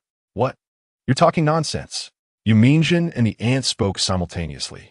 Yu Mingjin looked in shock at the child who had been curled up in her arms since crying, then turned to the aunt, questioning anxiously. Xiao Xian hasn't been sick recently. Why would there be pills in her stomach? Didn't you say you bought sleeping pills for your insomnia? Do you usually feed my daughter sleeping pills? The aunt immediately shifted her gaze. I didn't. It's all this young man's nonsense. That S vitamins. How'd it turn into sleeping pills? This young man is just talking nonsense. Yu Mingjin sneered. You're the one who secretly took those vitamins before, right? Would you be so kind to feed those to my daughter? She had indeed bought some vitamins before, but the old lady had eaten them all herself. When Yu Mingjin wanted to argue, this old lady would say that it was a waste for Xiao Xian to eat those things, calling her a spendthrift, saying that children grew up just fine without vitamins before, so Yu Mingjin stopped buying them. Now, this old lady was putting on an act. Officer Yin observed the expressions of both the aunt and Yu Mingjin, forming a rough conclusion in his mind, then said to Xiao He, "You really observe carefully." Xiao He just smiled. "I'm not very familiar with pills. The lady next door happens to be a nurse, so she is sensitive to this kind of medication. When I was saving her, I felt something was off.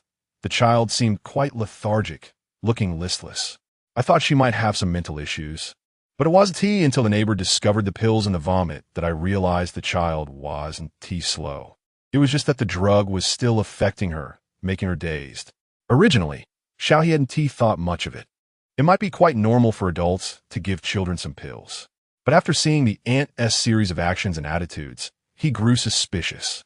As the saying goes, bad people ponder hard, while foolish people come up with clever ideas. Xiao He even had reason to suspect that the aunt had done this on purpose, bringing back batteries to commit murder. She wanted to kill the child at home. However, judging by the aunt's attitude towards the house, it shouldn't be that extreme. This reminded Xiao He of a news story he had seen before, where a nanny in a certain place fed a child vitamins and melatonin to keep them calm and sleepy all day, which could even save on lunch money since the child wouldn't question it and the parents wouldn't notice for a while. Only, this was her own granddaughter. It was indeed quite insane. Xiao He's words were logical, and the aunt's reaction didn't seem fake, causing the police to heighten their vigilance, while Yu Mingjin was also adamant about uncovering the truth. However, since Xiao Xian couldn't speak, and the only sign language she could use was inconvenient due to her previous burns, The police could only let Yu Mingjin take care of Xiao Xian in the hospital for now. They would collect the contents from Xiao Xian's vomit and investigate the fire-affected room. The subsequent events were told to Xiao He by He Juanhao. Due to the property security in their community blocking the ambulance and delaying the rescue, the property company compensated afterward. But the homeowners were very angry and firm in their stance, ultimately successfully switching to a new property company, allowing He Juanhao to finally have the delivery guy bring food right to his door. After the investigation, it turned out that the aunt indeed had no intention of harming Xiao Xian, but the abuse was pretty much confirmed. She not only secretly starved Xiao Xian, not feeding her lunch, but also regularly gave her sleeping pills she used herself, then sneaked out to play cards with her old friends. Bringing back batteries for recharging was just pure stupidity, and she didn't expect such an incident to happen, losing not only her home, but also almost harming her granddaughter. After learning the truth, Yu Mingjin decisively brought up divorce with her husband. When he failed to persuade her, he could only agree to the divorce, and from now on, Xiao Xian would be raised by Yu Mingjin. As for the aunt, she would face multiple penalties for child abuse and arson, facing criminal responsibility of about 1 to 3 years. Hearing this outcome, Xiao He could only say, deserved. Chapter 44. Trending again back to the present. Xiao He observed the situation at the scene becoming clearer and subtly signaled to He Juanhao. The two quietly left the area. Once back at He Juanhao's apartment, they both let out a long sigh in unison. Today had been quite thrilling. He Juanhao patted his chest, filled with emotion, saying that the old lady was truly infuriating. If it weren't for Xiao Gu stopping him, he would have wanted to send her back to kindergarten with a punch. Xiao He felt embarrassed and replied, not to that extent, not to that extent. Oh no, my hot pot. He Juanhao looked at the nearly dried out hot pot and hurriedly scrambled to save it, exclaiming, we left too hastily and forgot to turn off the fire. Thankfully, we returned in time. Otherwise, we would have had to call the firefighters again. Xiao He quickly went to the kitchen to grab a kettle and help add water. The two tidied up the table again, brought the hot pot back to a boil, and prepared to continue their earlier filming. Meanwhile, online, the news of Xiao He saving someone had just begun to create a stir. It started with a viral video of the rescue, attracting a crowd of viewers.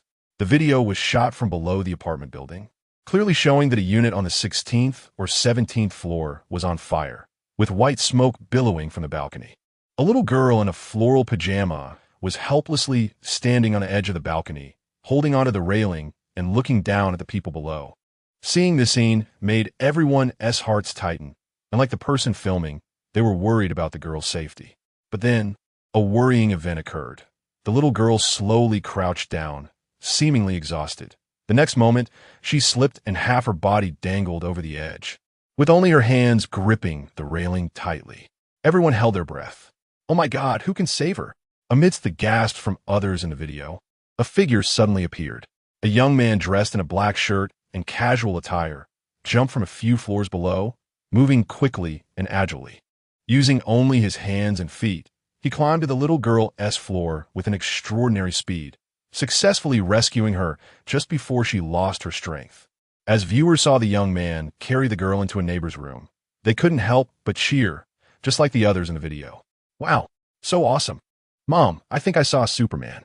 No way, dude. You're really that handsome? How did he even do that? Is this for real? My jaw just dropped. It can't be fake. The official account of the neighbor posted about it. Not fake, it's a real incident. They live in the neighboring apartment building. The homeowners groups nearby have exploded with his videos. Let us give a thumbs up for the guy who saved her. Flowers, flowers. Let us applaud the brave hero. Thumbs up. Am I the only one who thinks this guy is really handsome? He looks somewhat familiar, like I've seen him somewhere. I think he looks a bit like someone, but I'm not sure. It's Muse. Oh my God, is it really him? With those clothes and those golden glasses, I almost thought I was dreaming. Huh? Who is Muse? Muse. The psycho murderer Muse. What? The one who saved her is the psycho murderer? What the heck? Aren't we discussing a hero who saved someone? Why are you spreading rumors? He seems to be a celebrity from the entertainment industry. It's really funny. This is social news, so please don't project your fan fantasies onto him. No, this person really is the actor who played Muse. You guys should go watch Xiao Yumei Shui Jiao's video. She filmed the whole process. And the actor admitted it himself. What?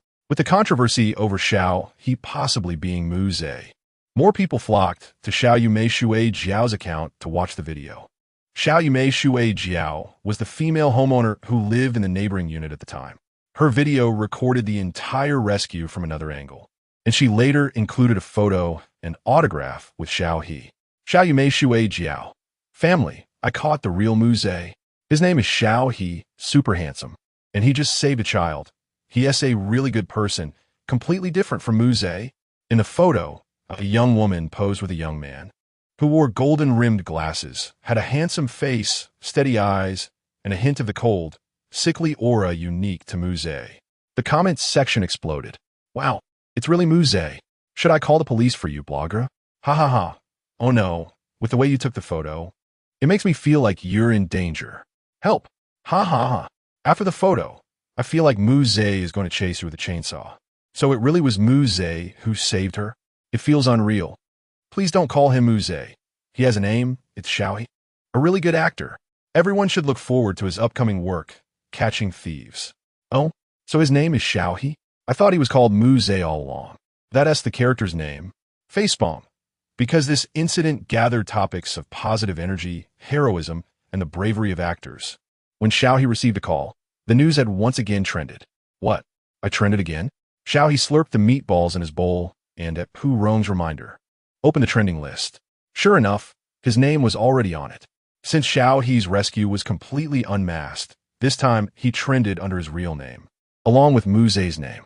Xiao He felt a bit helpless as he clicked on a few videos, then quickly exited. Wow, Xiao He, have you been hiding your talents from me all this time in the crew? You're almost like Spider-Man, climbing up walls. Pu Rong exclaimed angrily from the other end of the line. I can't believe I didn't notice you had such reckless skills. Xiao He innocently replied. You never asked me before. If you didn't ask, then I want to admit it. Pu Rong. Pu Rong was speechless, then asked, by the way, I saw in the video that your hand seems to be injured. Are you okay? I'm fine. Xiao He looked at his fingers, which had a few small scrapes that would heal in a few days. That's good. After chatting a bit more, Pu Rong prepared to hang up. But before doing so, he remembered something and reminded Xiao He, oh, the director asked you to find a chance to post something to promote our Catching Thieves, which just wrapped today. Xiao He was surprised. You guys wrapped already? I heard Director Lin dragged you for reshoots. Pu Rong chuckled. We call it wrapped. So it's wrapped. The date was chosen by the director himself. This is a great opportunity to ride on your trending wave. Xiao He understood. All right, I'll post it right away. This trending topic is too good to waste. Chapter 45. Secret Gaze. Revised. After Pu Rong, Xiao He received a series of text messages from Lu Zheong, Li Hanyue, and Yimaner, among others. What surprised Xiao He the most was that there was also a message from Lu Rulan. Unlike the others, this agent not only offered greetings, but also provided several suggestions to help Xiao He consider fan conversion and maintaining popularity. Each suggestion was very sincere and practical, giving Xiao He a feeling of enlightenment after reading them. However, Lu Rulan had not appeared on set for a while, and usually, only an assistant accompanied Su Xingxi. Xiao He thought she had forgotten about him, but unexpectedly, she took the initiative to contact him this time and offered professional advice, which was quite surprising. Xiao He, thank you. The reply came quickly, as if she had been waiting for a response. Lu Rulan, if you would like me to be your agent, I will handle this matter and future affairs for you. Xiao He blinked. So direct? To be honest, this really increased his favorability towards her. Xiao He, are you planning to go independent? The other side did not answer directly. Lu Rulan, can we find an opportunity to meet for a discussion after the new year? Xiao He, sure. After agreeing on a time, Xiao He put down his phone and prepared to eat again. However, He Juanhao was already too excited to eat. Wow, Xiao Ge, you're really famous this time. So many people. Xiao He, it's okay, this beef is a bit old today. Xiao Ge, how can you be so calm? I can't wait for you to go live. This is all about popularity and traffic. Ouch, this duck blood is so hot. Xiao Ge, so delicious. He Juanhao gave up struggling. He helplessly propped his chin with his hand, watching Xiao He happily eat hot pot. Xiao Ge, only you could be so calm about this. Xiao He shrugged and said, somewhat pretentiously, you get used to it. But then, in the next second, the person who was just showing off was suddenly punished. Looking at the big call from his mother on his phone, Xiao He swallowed hard. He Juanhao leaned over to take a look and then gave a sympathetic expression. Xiao Ge, don't blame me for not being loyal. Go bravely. I can't help you. Xiao He. Suddenly, the hot pot in front of him didn't taste good anymore. Xiao He's parents were a government official and a high school Chinese teacher. Although the family couldn't be considered wealthy, over the years, the family atmosphere was harmonious. And his parents were loving and very respectful of Xiao He's opinions, supporting him to come to the city to study computer science. Xiao He had always been the obedient type, making his parents worry less. The only rebellious thing he did was suddenly deciding to become an actor. You say, this good child studied computer science for 4 years, and as graduation approached, he suddenly went to shoot movies and become a star. Who could stand that? When his mother first learned about it from Xiao He, she almost took leave to fly over, but after Xiao He's earnest explanations and persuasion, they temporarily accepted it. However, this time, the incident of Xiao He saving someone was so big that his parents would probably see it and start lecturing him again. Sure enough, as soon as Xiao He answered the phone, he was met with his mother's fierce scolding. Xiao He, you become so bold that you don't even care about your life. That was such a high floor. If you fell, there would be no chance of recovery. And you dare to be a flying man? Do you really think you're Spider-Man? Are you tired of living? Just wait. I'm coming over to sort you out. Mom, no, I was wrong. That wasn't a human life. I promise I won't dare again next time. Xiao He begged softly into the phone while He Juanhao stifled his laughter and ran to the kitchen to clean up. Although Xiao He's mother was a Chinese teacher, her temper was quite fiery, usually playing the role of the stern one at home, while his father assisted from the side. So Xiao He was still quite afraid of his mother. Even when being lectured over the phone, he was submissive and didn't dare to retort. It was hilarious. Now he could kneel to avoid confrontation, but if he talked back now, his mother would definitely come directly to the city. To ensure they could have a good New Year's Eve, Xiao He chose to avoid confrontation. Fortunately, after 20 minutes of nagging, his mother finally stopped her tirade. Who are you spending New Year's with? The crew isn't working during the holiday, right? His mother asked stiffly, taking the opportunity to please her. Xiao He replied, Mom, we have a holiday. I'm having dinner with He Juanhao. He quickly gestured to He Juanhao. He Juanhao gave an okay sign and smoothly picked up on Xiao He's words. Good evening, Annie. Happy New Year in advance. Hearing He Juanhao's voice, Xiao He's mother's tone softened a bit. Oh, Xiao Hao, long time no see. Happy New Year. Annie, how have you all been? Is everything okay? Xiao Ge has mentioned you a few times these days. He originally planned to come back to see you, but some things came up on my side, so he stayed to accompany me. I'm really sorry. Please don't be angry at Xiao Ge. He Juanhao was truly good at talking. In just a few moments, he had smoothed things over with Xiao He's mother. Xiao He was amazed and silently gave him a thumbs up. Brother, I'll remember your kindness. So when Xiao He took the phone back, his mother's attitude had noticeably improved. How have you been lately? Is anyone bullying you on set? Don't keep sending money to us. We have salaries now, and there will be pensions in the future. You should take care of yourself. If you fall while climbing, your dad and I want to take care of you. Listening to his mother's awkward concern, Xiao He couldn't help but feel a bit emotional, then chuckled. Don't worry, Mom. I'm doing pretty well now. I've been getting roles. And the director says I have talent. Plus, I ran into Bao Wei in my previous crew, and I got an autograph for you. Really? His mother paused for a moment, then raised her voice. You little brat actually got to meet Bao Wei. In his mother's impression, Bao Wei was someone frequently seen on TV and in movies, clearly a big star, and Xiao He, a nobody, actually got to talk to him. Xiao He laughed. I have a lot of photos on my phone. If you don't believe me, I can video call him later. Really? No need for a video call. Hurry up and send the autograph over. I'll display it when I go back. Xiao He helplessly replied, Okay, Mom. Thus, a sudden family crisis was silently resolved by an autograph from Bao Wei. At that moment, Xiao He realized that his mom seemed to like Bao Wei a bit more than just an average fan. Oh, thank you, Teacher Bao, for saving his life. Online popularity continued to rise, and Xiao He truly felt like he was becoming a familiar face nationwide.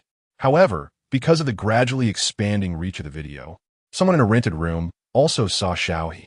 Xiao He, doing a good deed, the person murmured, gripping the mouse with a hand that trembled slightly from pain.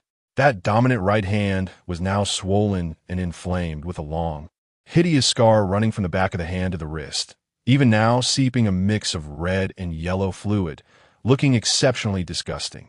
Based on such a wound, it's not hard to imagine what the scene was like at that time. A butcher's knife came down horizontally, penetrating through the tiger's mouth and directly into the tip of the ulnar styloid at the wrist, almost chopping off more than half of the palm, only connected by a small piece of flesh. The intense pain is something he still cannot forget to this day. And this is all brought by that damned Zhu Laosan. If it weren't for his sudden change of heart to kill this kid, if it weren't for his insistence on changing their murder plan, how could he have acted in anger and killed him? It's all Zhu Laosan's fault, right? And this kid, it's all their fault. They forced me. Chapter 46. Signed agent after the new year. Xiao He returned to the crew to work. As expected, he once again attracted the attention of others in the crew. His manner was particularly direct, pinching Xiao He's shoulder and looking him up and down with a puzzled expression. How did you manage that? Xiao He usually spent little time exercising due to his busy filming schedule. Although he did work out, he didn't have exaggerated muscles.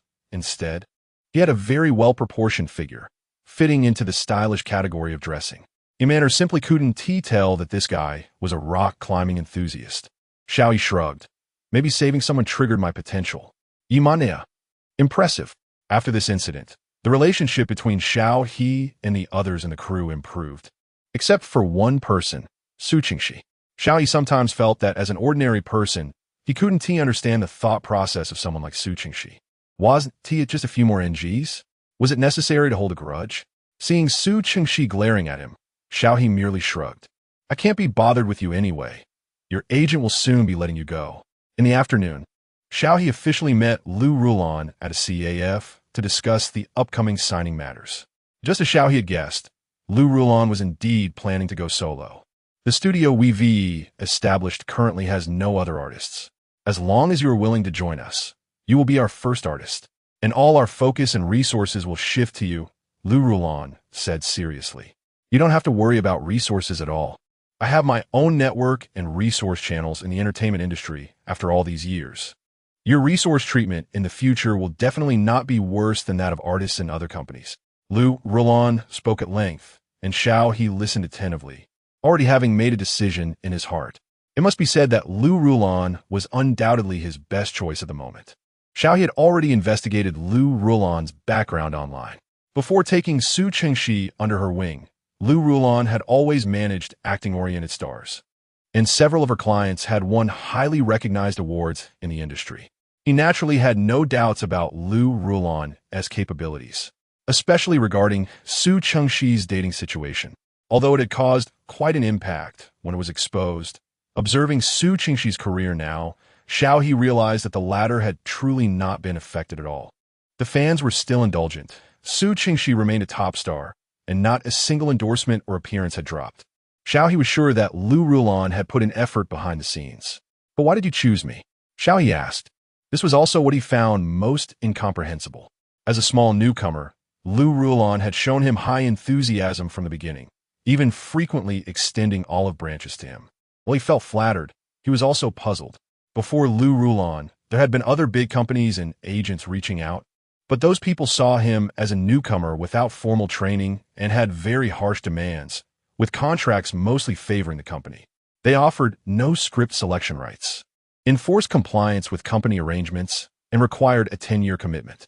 In contrast, the contract Lu Rulan brought was a 60-40 split, with priority given to the artist's script choices and a 3-year signing period. The superiority of the latter was evident. Lu Rulan did not hide it and candidly said, "Signing you is indeed the best solution among all my options." Lu Rulan had noticed this newcomer as soon as Su Qingxi's relationship was exposed. Although Xiao He was not formally trained, his acting was on par with other stars in the industry, and he was very low-key, diligently working in various crews without blindly pursuing traffic and hype. Lu Rulan used her connections to learn about him, and found that everyone had a positive assessment of Xiao He. A talented, ambitious newcomer who did not blindly chase after traffic, had decent character, a basic portfolio of work, a certain fan base, had never signed with a company, and had no contractual disputes. Lu Rulan truly couldn't he think of anyone better than Xiao He. After listening to Lu Rulan's words, Xiao He paused for a second and finally nodded. All right then, let us have a pleasant cooperation.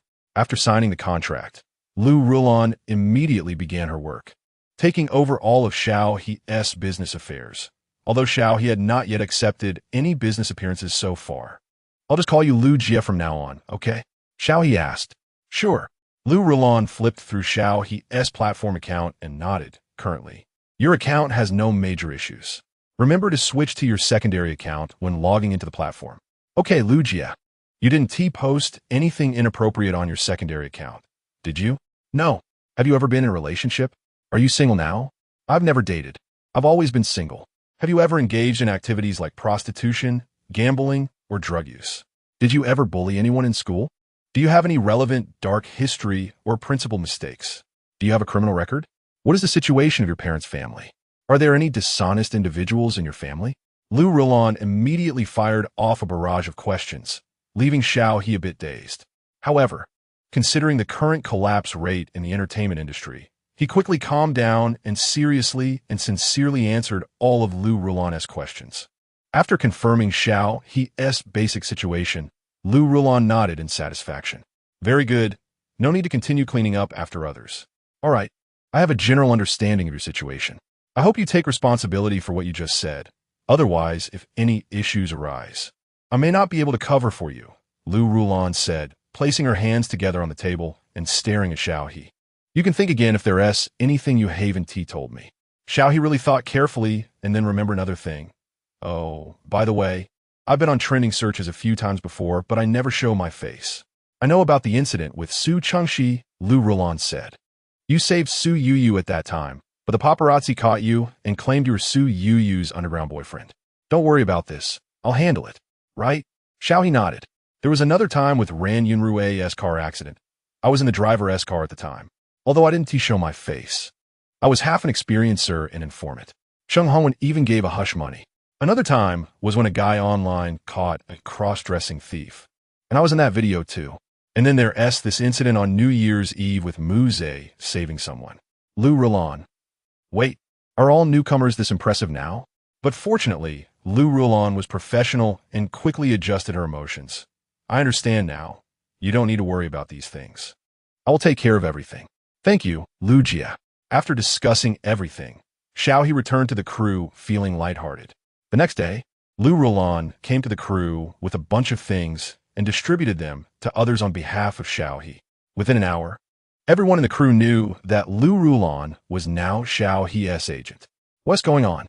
Imano looked at Xiao He in shock, seemingly not expecting that he could attract Su Qingxi's agent. It has nothing to do with me. It was Lu Jie who reached out to me. Thank you, Teacher E, for taking care of Xiao He during this time. Lu Rulan smiled and greeted Imano. Xiao He will be troubling you and everyone more in the future. Imano was somewhat flattered, taking the coffee that Lu Rulan handed over with both hands. And no problem. Don't be fooled by the fact that Lu Rulan is just a small agent. Her fame and status in the industry are quite influential. Even someone as proud as Yimaner wouldn't dare to offend Lu Rulan easily. She took a careful sip of her coffee and cautiously asked, Sister Lu, have you left Jiaxing Entertainment? Yes, I have some other plans, Lu Rulan explained indifferently. Yimaner understood. Coincidentally, shortly after Lu Rulan arrived on set, Su Qingxi's new agent also showed up. Upon arriving, the other party headed straight for Lu Rulan and Xiao He. Chapter 47. Sudden fan visit. Oh, I thought it was some powerful figure that made Sister Lu leave Jiaxing voluntarily. Turns out, it's a big hero saving people. The man looked to be in his 40s, dressed sharply in a suit, and his words made people feel quite uncomfortable. Xiao He raised an eyebrow slightly. Lu Rulan also restrained her smile. I was wondering who would take over my work next. Turns out it's you. Tian Heng, one of the top agents at Jiaxing Entertainment. Lu Rulan's longtime rival, always had a tense atmosphere when they met. Tian Heng chuckled lightly. You really are the same, still so impatient after all these years. Leaving without a word. There's no need to announce a normal job change, right? Lu Rulan sneered. Some people, I advise you to be careful. You might end up with a golden brick and touch some feces. Xiao He. Sister Lu really has a way with sarcasm, killing two birds with one stone here. However, Tianheng didn't get angry. He just gave Xiao He a meaningful glance and then said to Lu Rulon, "I hope you and your golden brick will have a prosperous future." He then took his assistant and, like Lu Rulon, began distributing drinks and snacks to the crew. This posture seemed to indicate he was going to confront Lu Rulon. Xiao He asked Lu Rulon, "Sister Lu, is everything okay? Do you need me to do anything?" Lu Rulon glanced at him. "What could possibly happen to me? My contract with Jiaxing was terminated peacefully. That guy Tianheng is just petty-minded. Just focus on filming your scenes." Xiao He. Okay. However, not long after Tianheng left, producer Ma Qianyu walked over to inform them. "Fans will be visiting the set this afternoon. You both should prepare in advance." Xiao He frowned. Fan visit? They didn't notify him in advance.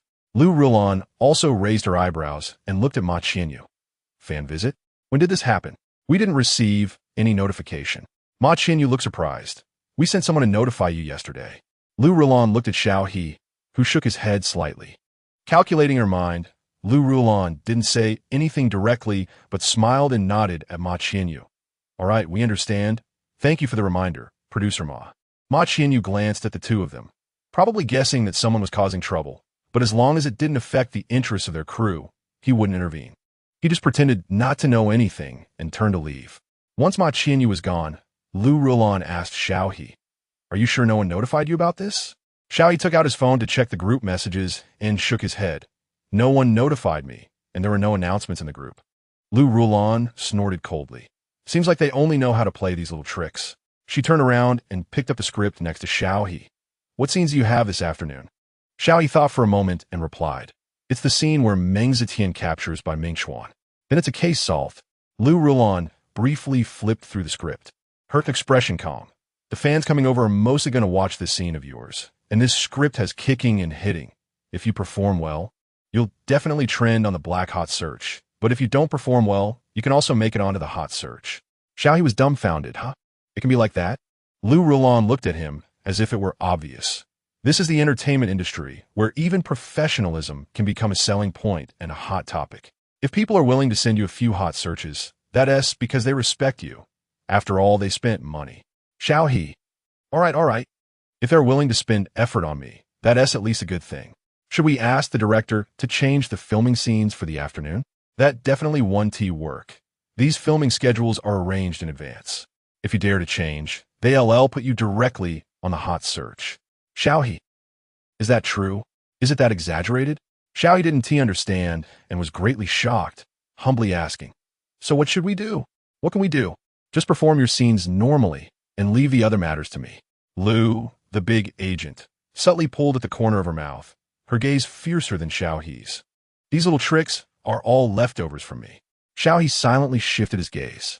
For some reason, he felt that Sister Lu was filled with resentment. Cough, cough. Light a candle for the people over there. On the other side, as Lu Rulon had guessed, Tianheng walked back to Su Xingxi's side, seriously advising, "I prepared for the afternoon's events. Just focus on acting and don't do anything unnecessary." Su Xingxi nodded. "I understand, but about Sister Lu." Tianheng snorted coldly. "What's wrong? Are you still thinking about your old agent?" "Of course not." Su Xingxi scoffed. "I just wanted to tell you that she is not someone to be underestimated. Since you've come to be my agent, I assume you're definitely better than her, and get me involved, right?" "Of course." Tianheng crossed his arms, a cold glint in his eyes. "You know Tong Junhui, right? His retirement from the industry had half my contribution." "Tong Junhui? The actor Lu Rulon previously managed?" Su Shengxi paused, scanning his new agent up and down. "You did that?" Tianheng thought of the past and pressed his lips together. "Well, that is not something I could accomplish, but all right, let's not talk about this. My point is, you can rest assured, Lu Rulon isn't my opponent." Su Xingxi stared at Tianheng, remaining silent for a long time before finally retracting his gaze. "Got it." In the afternoon, fans began to visit the set. As a production featuring top idol Su Xingxi and popular young star Yi Manor. This drama was destined to stir up a storm from the start. Most of the fans visiting the set were supporters of Su Shengxi and Yi Manor. However, as the male fourth lead, Xiao He also had to go to greet the fans and he had mentally prepared himself to be a mere backdrop. But unexpectedly, among the group of fans who came to visit, there were actually several who specifically came to see him. When he saw fans actively approaching him for photos and autographs, Xiao He was momentarily stunned. "Hello, Xiao He. We are all your fans. We super love your moves, and your heroic act of saving someone on New Year's Day was also super cool." One girl dressed in a small floral dress, looking very pretty, had bright eyes and looked at Xiao He with anticipation. "Can we take a photo with you?" "Of course."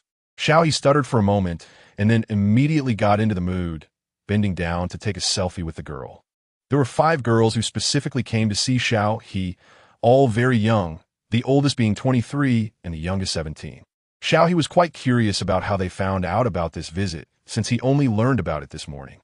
After fulfilling all the requests of the 5 girls, Xiao He curiously asked, "How did you all find out about this visit?"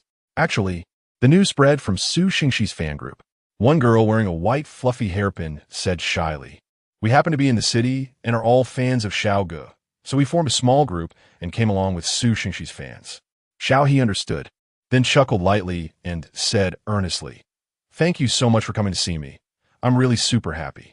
I thought no one would come." "No way. Xiao Ge, you're super popular now.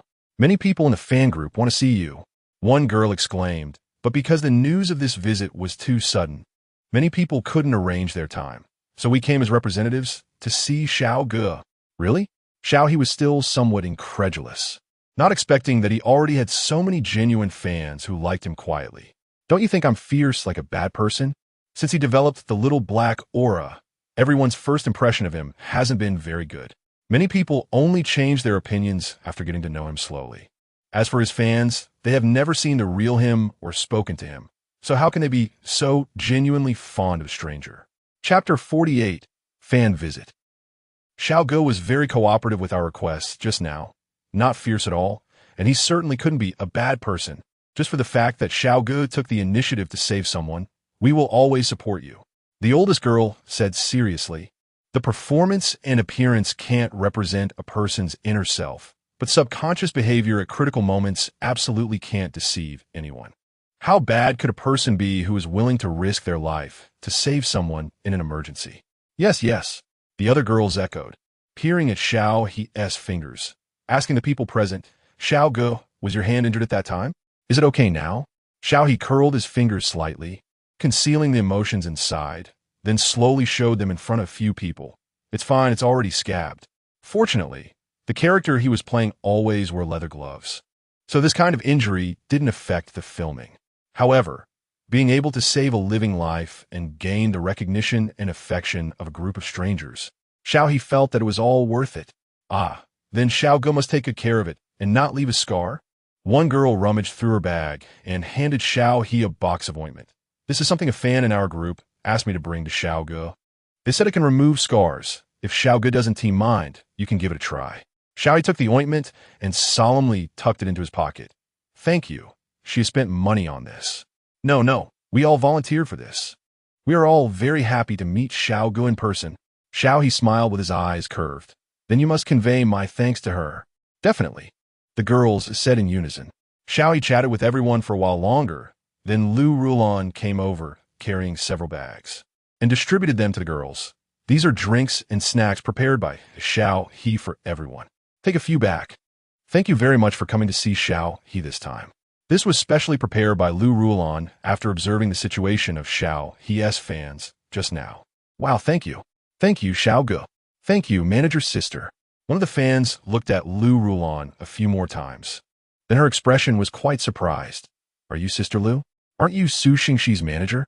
Lu Rulon has brought out several award-winning actors and later took over the management of Su Xingxi, frequently attending various events with him. So she isn't particularly unfamiliar to those who often mix in the fan circle. Lu Rulon smiled and nodded. "I will be in charge of Xiao He from now on." The fan looked a bit puzzled, but in this situation, she couldn't ask further, so she just smiled and happily accepted the gift. In the background of laughter and joy, a man wearing a mask and hat, with his hands in his pockets, slowly raised his head.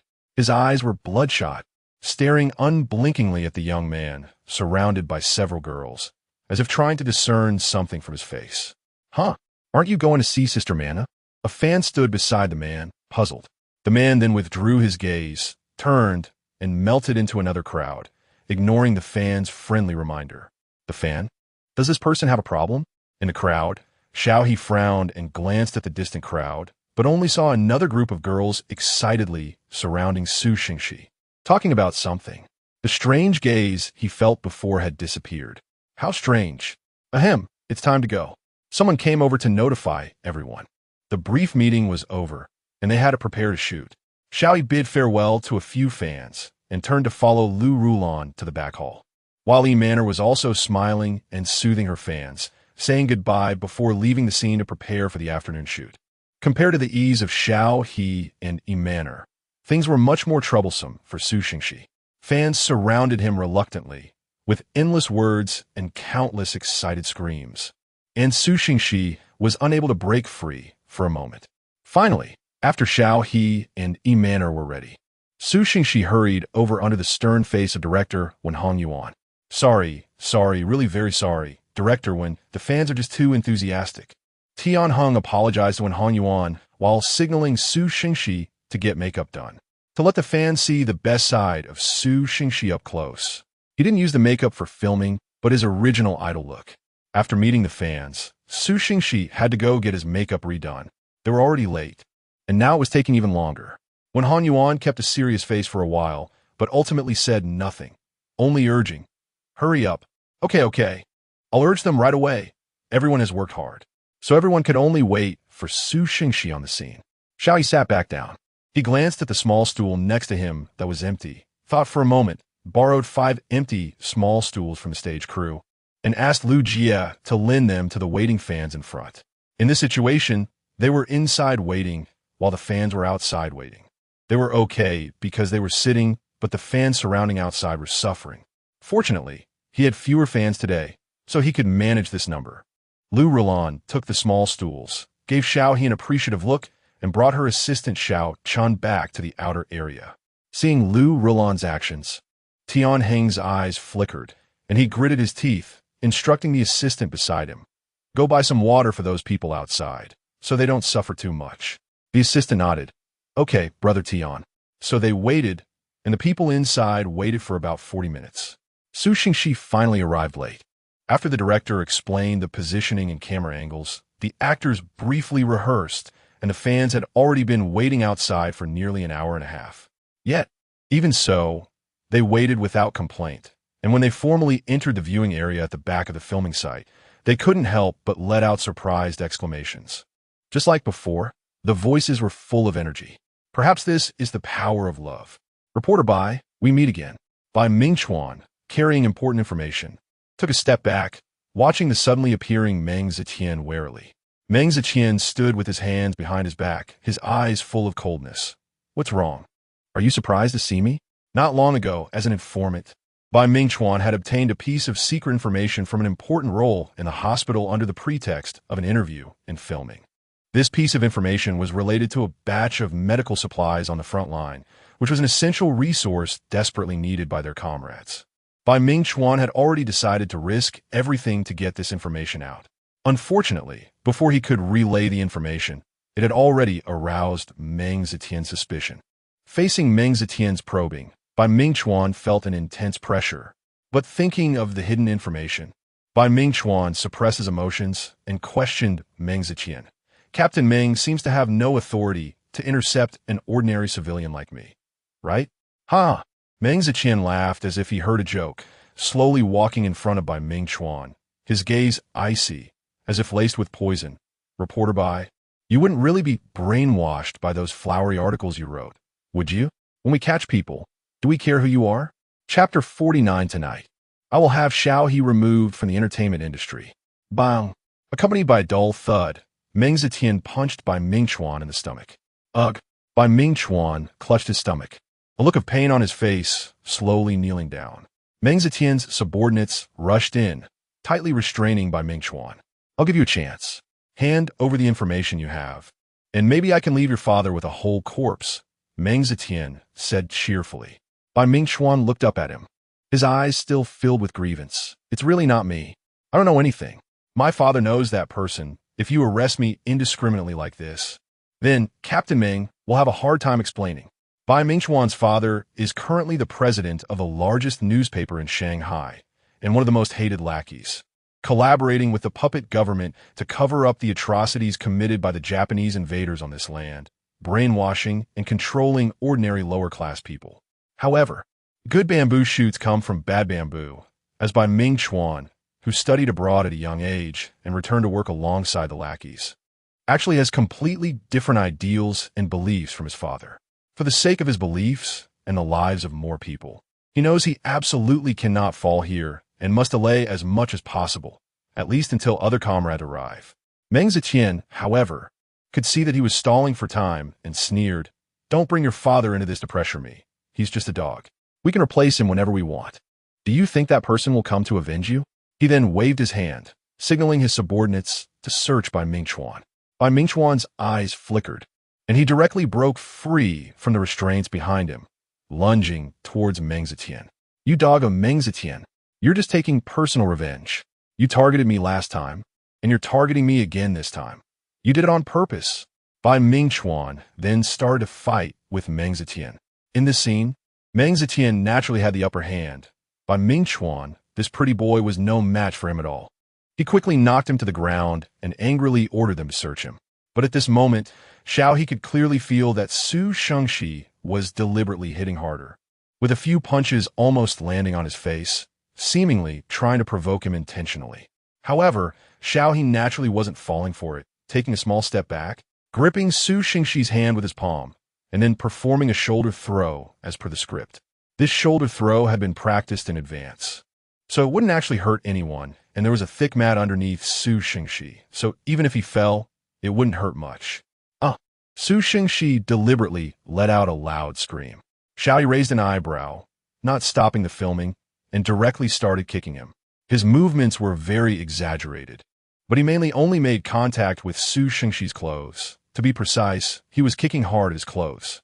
But Su Shengxi, taking advantage of the later dubbing, wailed on sight, "Xiao He, to be honest, don't overdo it, brother."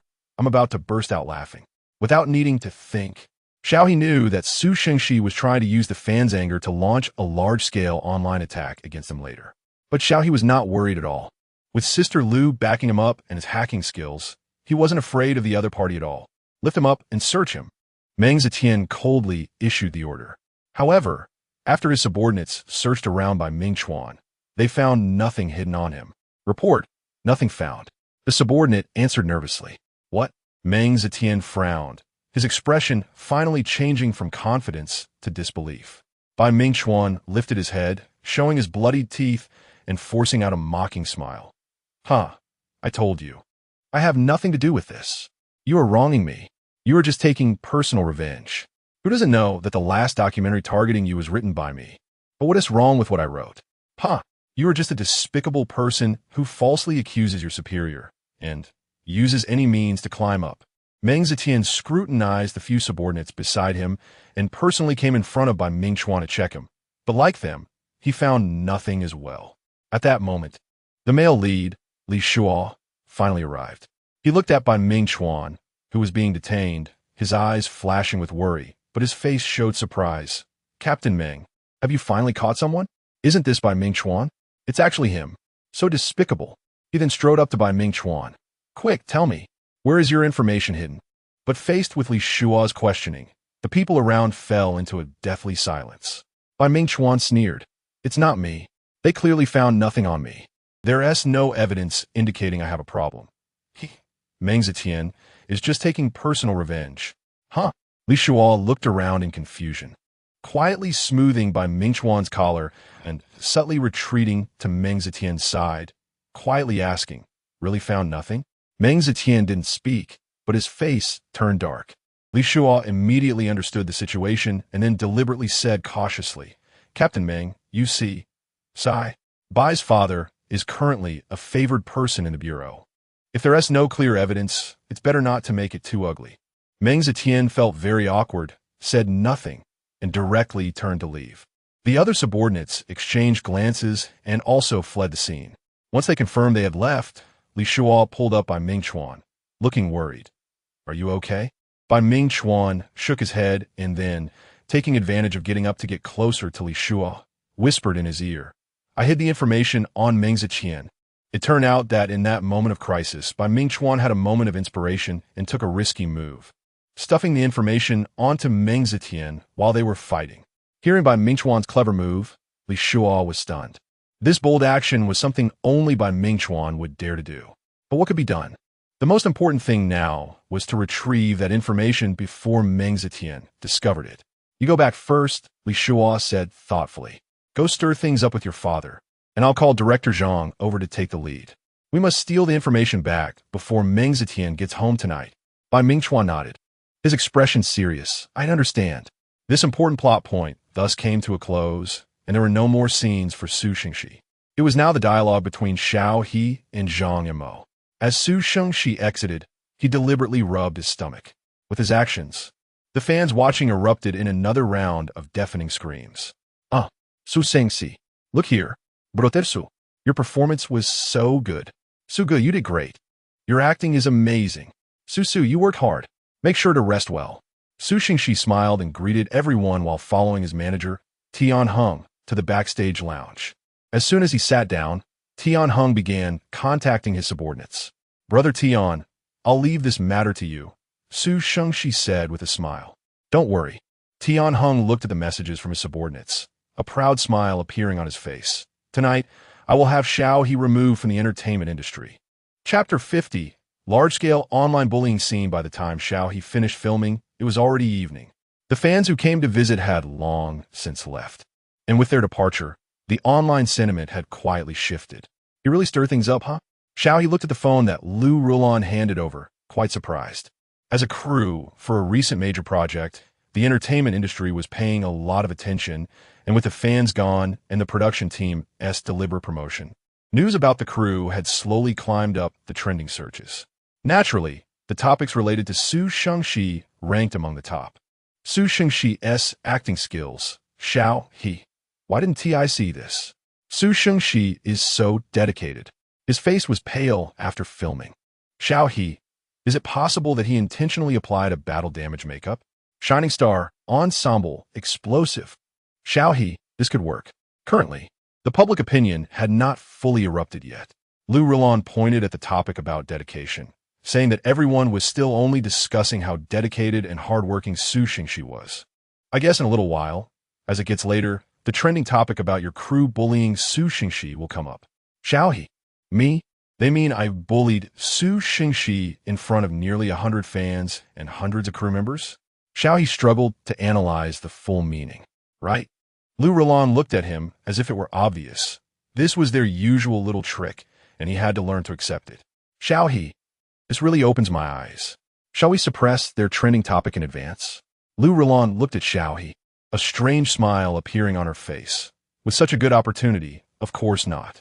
What a beautiful and caring big sister. Smiling in a way that's a little unsettling. Xiao He had already started to light candles for these people in advance. At 9:05 in the evening, a trending topic suddenly appeared on the list. Su Shengxi faces bullying from a crew. Today was the weekend, and many people were online relaxing. The traffic was high at this time, and this news directly captured the public's attention. Huh? What happened? Didn't the fans just visit the set? What happened to Su Shengxi? Huh? Who bullied him? Wasn't he fine today? The video screenshot just happened to show the scene where Xiao He confronted Su Shengxi. The leading marketing accounts and related accounts cut off the beginning and end, only capturing the scene where Su Shengxi was hit by Xiao He. To others, it turned into Xiao He hitting Su Shengxi in public. Fans couldn't hold back anymore. Is this acting? But that looks way too brutal, right? Su Gu's scream is so tragic. Isn't it because he's jealous of our Su Gu that he's going all out? Honestly, I've been holding back since I came back from the visit. When Su Gu finished filming, I saw him rubbing his stomach in distress, but even then, he didn't say anything and still force himself to greet us. He's really too kind. I'm crying. So on the surface, it looks like acting, but in reality, that actor is intentionally being brutal, right? Who is this actor? Is he crazy? If he has jealousy issues, he should get treated. Is it really okay to hit people like this? Already reported. As more and more fans joined in, This matter transformed from a small-scale discussion into a large-scale online bullying event. Xiao He's only account's comment section turned into a graveyard, and his private messages became a dumpster. However, what surprised many was that this online bullying was completely different from the other small-scale internal bullying in the entertainment industry. It expanded in scope and intensity, becoming a wild celebration involving everyone. That night, if you opened your phone and went to any social media, you would see Su Shangxi's fans bullying Xiao He in a hotel room in a city. Xiao He hung up the comforting call from the production team and turned to look at Lu Jie in the living room. Lu Rulan had been closely monitoring the situation and constantly making calls to adjust the narrative. Yes, invest all the remaining money. Continue to hire trolls to insult Xiao He. Find a few accounts to guide the fans' direction. Closely monitor the insults, and don't involve Xiao He's family and friends. Invest another 200,000. Xiao He stood by like a country bumpkin, watching Lu Rulan blinklessly spend 500,000 in such a short time. And it was to hire people to insult him. Xiao He was deeply shocked. Is this the power of the wealthy? Seeing Xiao He in a daze, Lu Rulan thought he was stunned by the fans' insults and walked over with a frown. Don't look at things online for now. They're all mixed with truth and lies, and it will affect your mood. Most trending topics in the entertainment industry are bought with money. It's an unspoken rule in the industry. There are many truths and lies. No need to take them seriously. Oh, I'm fine. Xiao He hid his surprise and then asked, Lu Jie, you're investing so much money. Aren't you afraid of losing? Lu Rulan paused for a moment and then covered her mouth and laughed. Although the great manager Lu was over 30, she still had a graceful demeanor. And when she smiled, she carried a boldness that only wealthy women possess, reminiscent of the difference in laughter between the poor and the rich described online before. Don't worry, I won't lose money. After Lu Rulan finished laughing, she said, to cultivate a traffic star and an actor with excellent skills, necessary investment is essential. Moreover, with such a foolish enemy delivered to the door, if she doesn't take action to handle it, she will regret it for a lifetime. Make sure your family and friends are calmed down and keep a low profile. I'm already having the trolls control the scope of their bullying, aiming only at you and avoiding your family and friends. If someone in the industry calls, try to say as little as possible and just act like you don't know. Xiao He nodded. Okay, of course. Even though Lu Rulan assured him like this, Xiao He still created a program to filter things online. As long as it escalated to his family or involved his personal life and family in any way, he would block it all and leave a mark, waiting to return the favor after this matter was settled. Meanwhile, on the other side, Tianheng was also constantly making calls. Hello? This situation is too intense. Can you tone it down a bit? Don't provoke the public's resentment. We didn't tea. The trolls are also wronged. We are all following your instructions. Then how did it turn into this situation? This matter has already spiraled out of control, brother. I see your fans are pretty fierce. Do we really still need to do this? Tianheng took a deep breath. Then you guys quickly guide the narrative. Don't let the situation escalate further. If this continues, it's going to turn into a social topic. Watching those fans clamoring to report Xiao He, Tianheng broke into a cold sweat. Playing around is one thing, but if the authorities get involved, no one will escape unscathed. Tianheng keenly sensed something was off.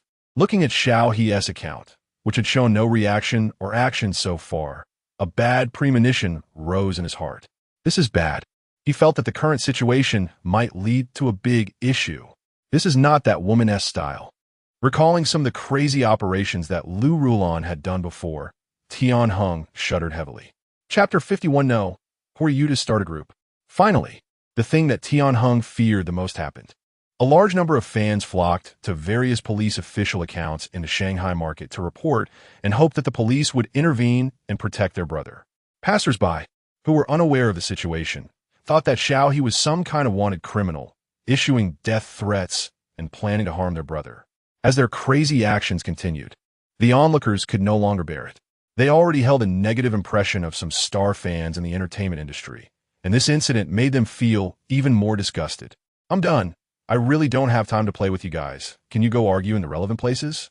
Don't affect other people's online environment. To be honest, can some little fairies stop overinterpreting? I have a black belt in judo, and I just want to check the complete video that the fans posted earlier. I can confidently say that your brother is completely fine, and honestly, your brother's acting skills are laughably poor. That shoulder throw he did was so fake, it looked like he was afraid of hurting himself. Wait, didn't you just promote your brother's professionalism this afternoon? Why did you suddenly start cyberbullying the actors he fought against? Who doesn't T get hurt when filming action scenes? If you're that sensitive, I suggest you go back to continue acting in idol dramas. This is really funny. Your brother didn't say anything, so why are you all here singing and dancing? I'm one of the fans who visited the set today. To be honest, I really couldn't tell what Xiao He did to Suga. Their actions were all pre-planned, and they even rehearsed it on site beforehand. They followed the actions during filming. I don't understand why they're being cursed like this online. Visiting Fan 1. I came to see a group of handsome guys filming, but when I returned and saw the situation online, it felt like the sky had fallen. Honestly, this is the funniest thing I've seen this year. Your brother has so many fans and is one of the most famous in the crew. Yet you insist on saying an 18th tier minor actor bullied your brother in front of fans and staff. How can I believe that? It's well known that Su Shengxi is currently one of the biggest cash cows for Jiaxing Entertainment. The last person who spread rumors about Su Shengxi is already in jail. If this were true, Jiaxing Entertainment would have already fought back against Xiao He. Jiaxing Entertainment. Aren't you going to say something?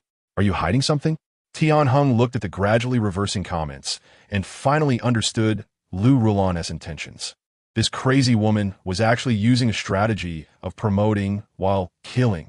The fan starting a group to cyberbully was already wrong, but she deliberately added fuel to the fire, causing to burn back on them. No matter what, this incident would greatly affect Su Shengxi's reputation. Tianheng trembled as he took out his phone, preparing to have Su Shengxi clarify the matter online and put an end to this farce.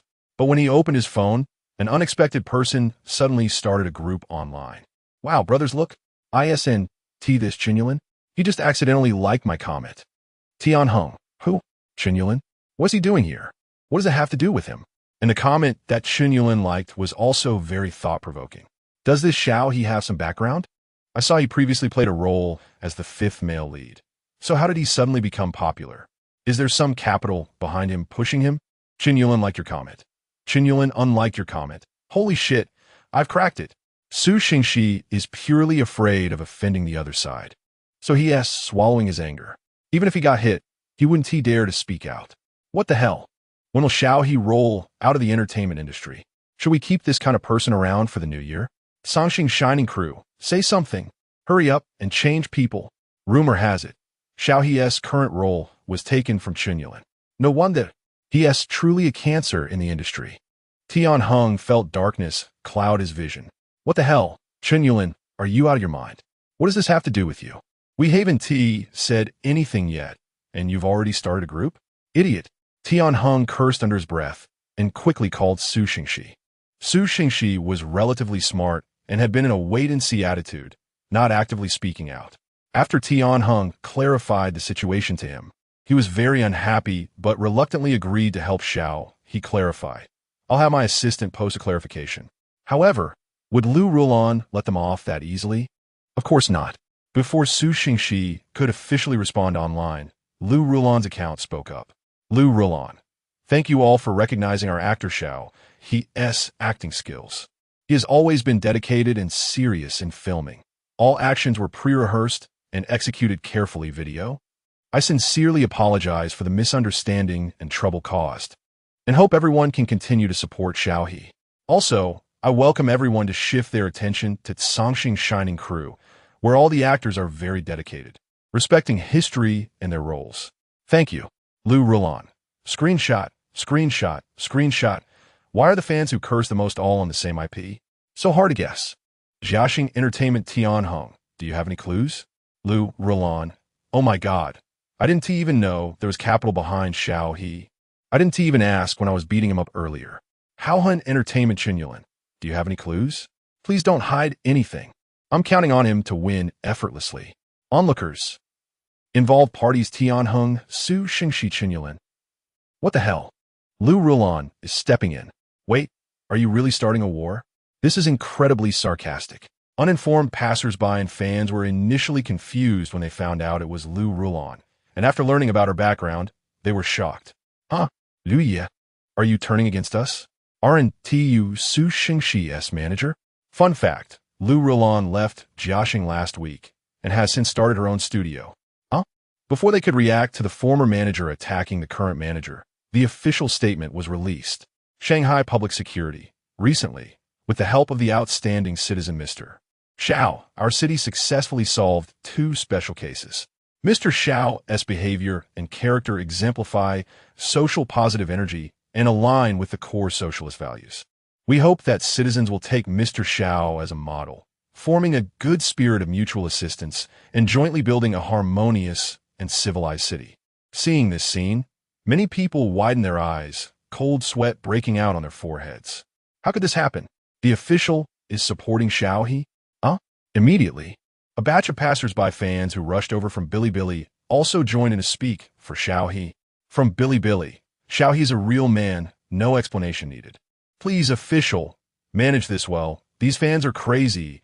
How can they indiscriminately insult a good person? Just based on his act of saving someone, I blindly support him. Wait, bro, did our group of Mu-Zhe fans die? Do you know the significance of Mu-Zhe in our Bilibili? Playing jokes is one thing, but elevating character actions to the actor level, isn't that a bit stupid? What is going on? Where did these regular troops come from? Not regular troops. Just came over after watching a video from a Bilibili blogger, pure bystanders. I suggest everyone watch link this video before speaking. Chapter 52. Are the haters trying to kill Xiao He? Revised. Many people were curious about the reasons behind the resolute attitudes of these individuals and rushed to Bilibili to check the situation. It turned out that a food vlogger on Bilibili had posted a video about spending New Year's Eve with Xiao He and rescuing people from a fire. In the video, while the vlogger was still worried about the child's condition, the camera shifted and the young man beside him had already climbed over the railing without hesitation, leaping in a wildly daring manner to scale the outside of the building. At that moment, the previously critical barrage of comments was instantly filled with genuine screams from bystanders. If you're a normal person, seeing such a cool scene, comparable to Spider-Man clinging to the exterior wall of a building, would undoubtedly evoke admiration and respect for Spider-Man's superpowers. The actor has wires, but Xiao He truly climbed out with his bare hands. Moreover, unlike the videos circulating online before, this vlogger's footage was shot from an intuitive, close-up perspective, allowing viewers to clearly see the distant ground below, to the point that even a second glance could make one feel dizzy. Just based on this scene, the netizens who had previously been swayed by public opinion suddenly woke up. Was Xiao He really a person of low character who would deliberately beat up colleagues out of jealousy while filming? To put it bluntly, with this guy's arm strength for climbing, if he were to actually hit Su Shengxi, given Su Shengxi's small frame, he'd probably need an ambulance on the spot. Just asking. Isn't that ridiculous? Watching a good person bravely rescue others face such massive online bullying simply due to some fans' malicious speculations ignited the fury of those awakened netizens, stirring up their rebellious spirit. This led to a verbal battle between bystanders and fans. I just have one thing to say.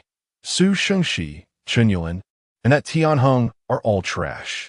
Who supports them? Who opposes them? Su Shen is Dlegan Sabdingbaum. Chen Yulin is Dlegan Sabdingbaum. Tianheng is Dlegan Sabdingbaum. Before I saw the bullying trending, I thought it was some bloody scene. Then you tell me it's from a filming set? Go home, kid.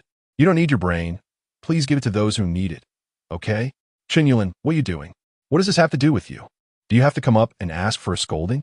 In the end, there were more bystanders than fans, and now many fans were hesitant to speak up, causing the previously one-sided situation to flip in an instant.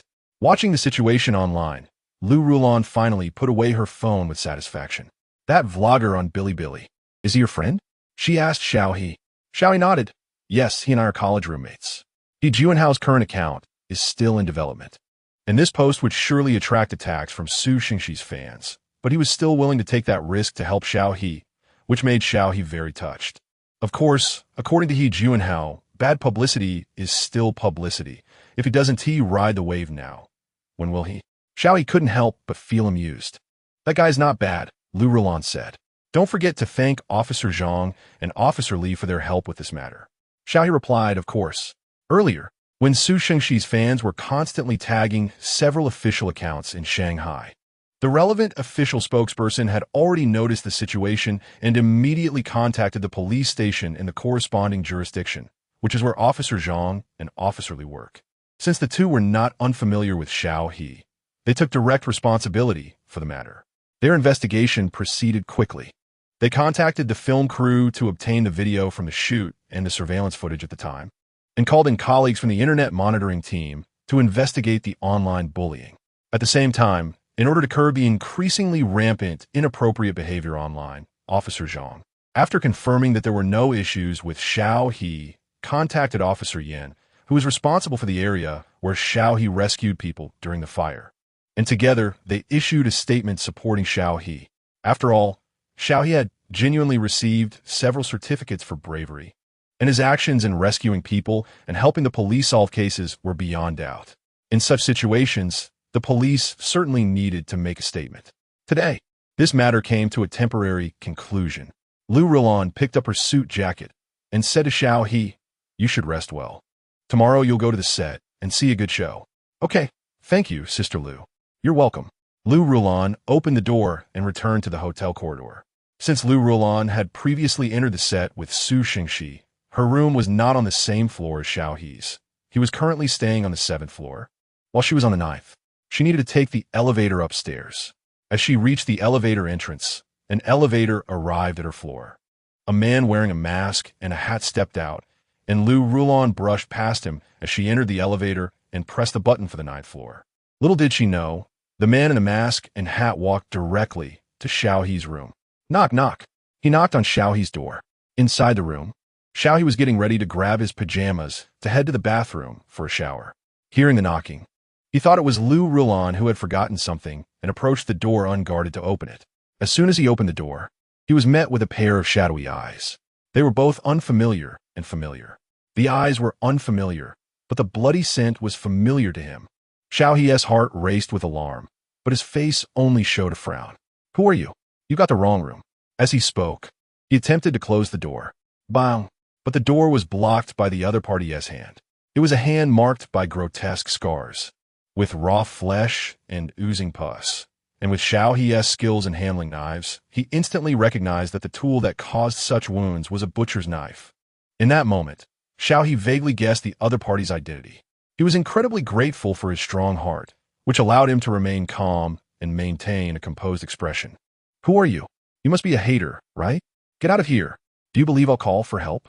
While Xiao He blustered, he rapidly opened the system interface and began tapping furiously. The visitor was clearly not friendly. He needed to quickly activate a skill. Let's see if there was anything to save his life. "Congratulations, you have gained 30 days of life. It has been automatically redeemed." "Congratulations, you have gained 7 days of life. It has been automatically redeemed."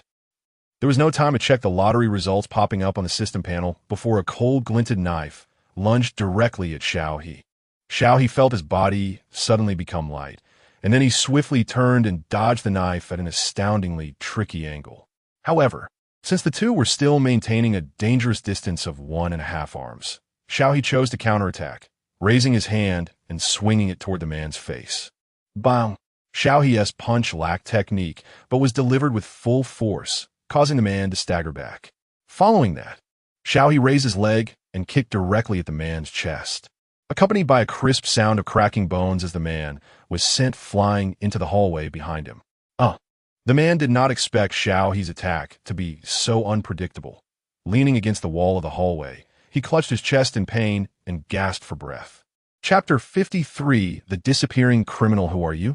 When Xiao He asked this question, the door of the room, diagonally opposite, suddenly opened.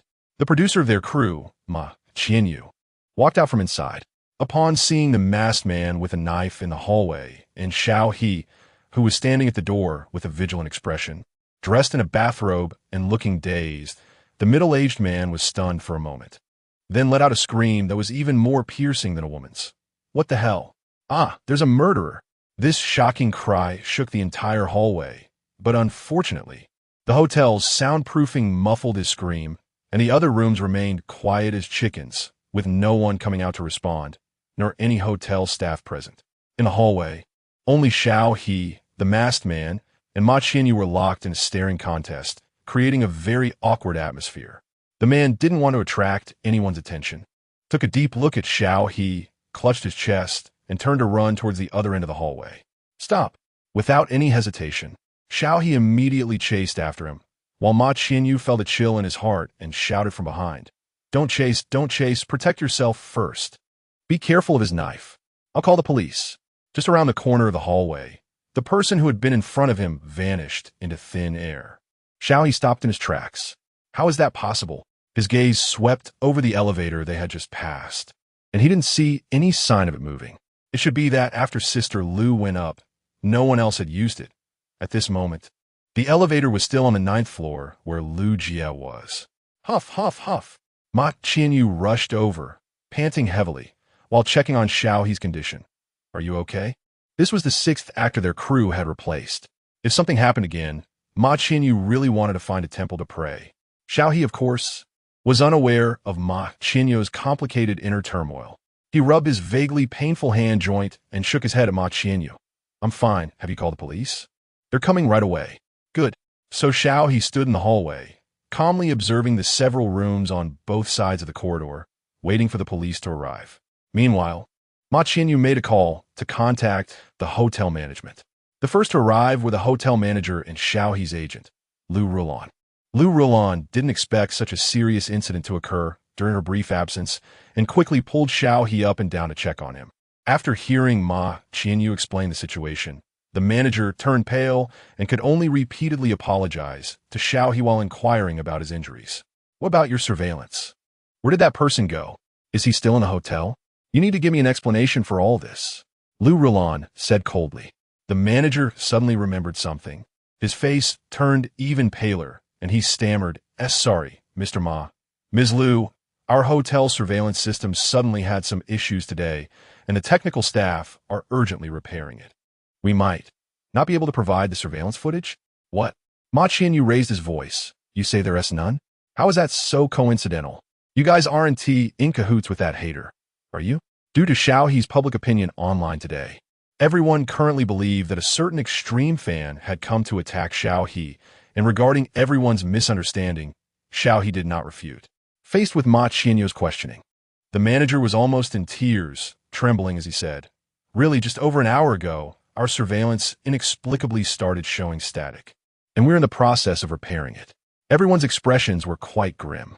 This indicated that this incident was not an accident, but rather that someone had carefully planned all of this.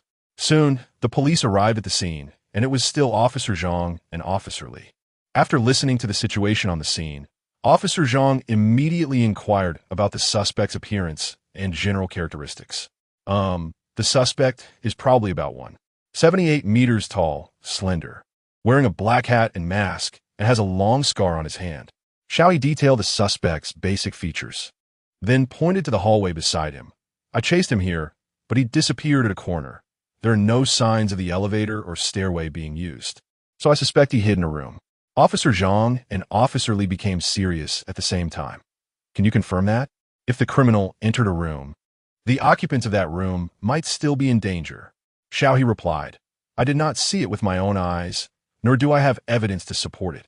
But based on the situation at the time, that's basically it. What about your surveillance? Officer Zhang asked the hotel manager beside him. The hotel manager had a pained expression. Officer, our surveillance just happened to break down, but it really wasn't on purpose. The incident occurred just an hour ago, and I suspect it was that guy who did it. Our hotel surveillance has always been regularly checked and has never had issues before. Are all the rooms on this floor occupied? Yes. This side is mainly occupied by the crew of Qing Guang Ru Chu. We need to conduct a safety check on every room on this floor immediately. Officer Zhang said, then looked at Xiao He, asking him to follow along for easier identification of the suspect. Okay. Xiao He nodded. Soon, the police began to knock on each door one by one. They first targeted the 2 rooms that were the closest to the corner, as these 2 rooms would be the easiest for the suspect to hide in based on his escape speed and timing.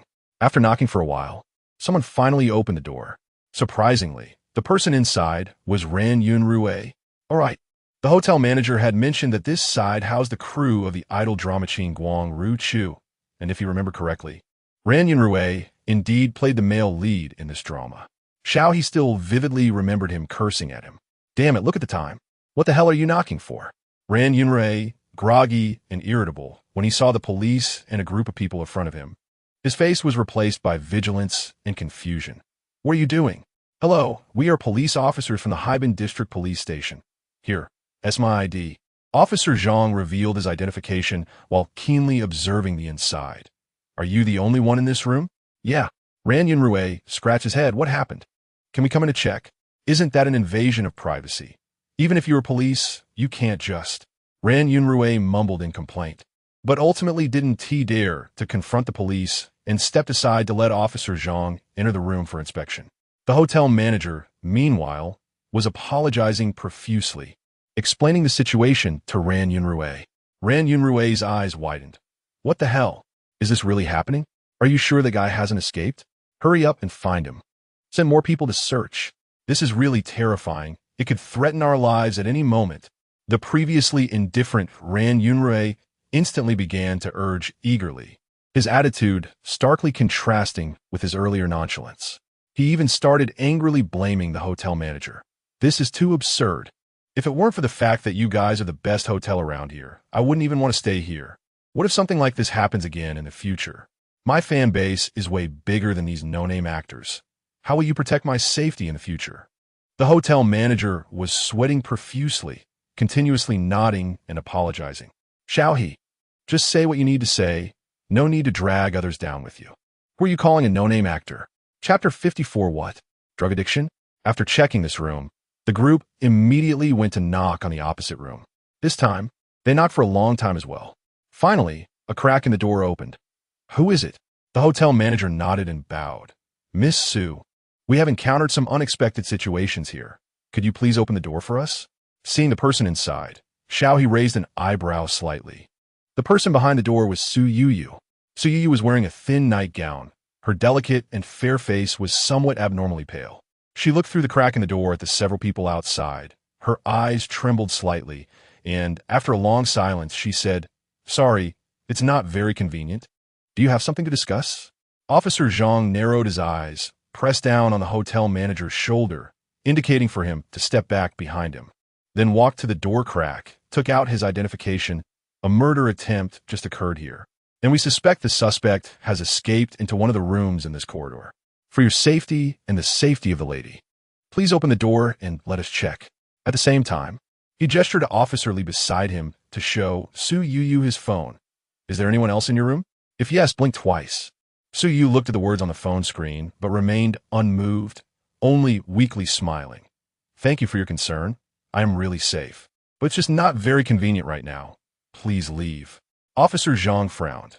This is a dangerous individual with a knife. Please cooperate. However, Su Yuyu's attitude was very firm. Sorry, no. Hey, you.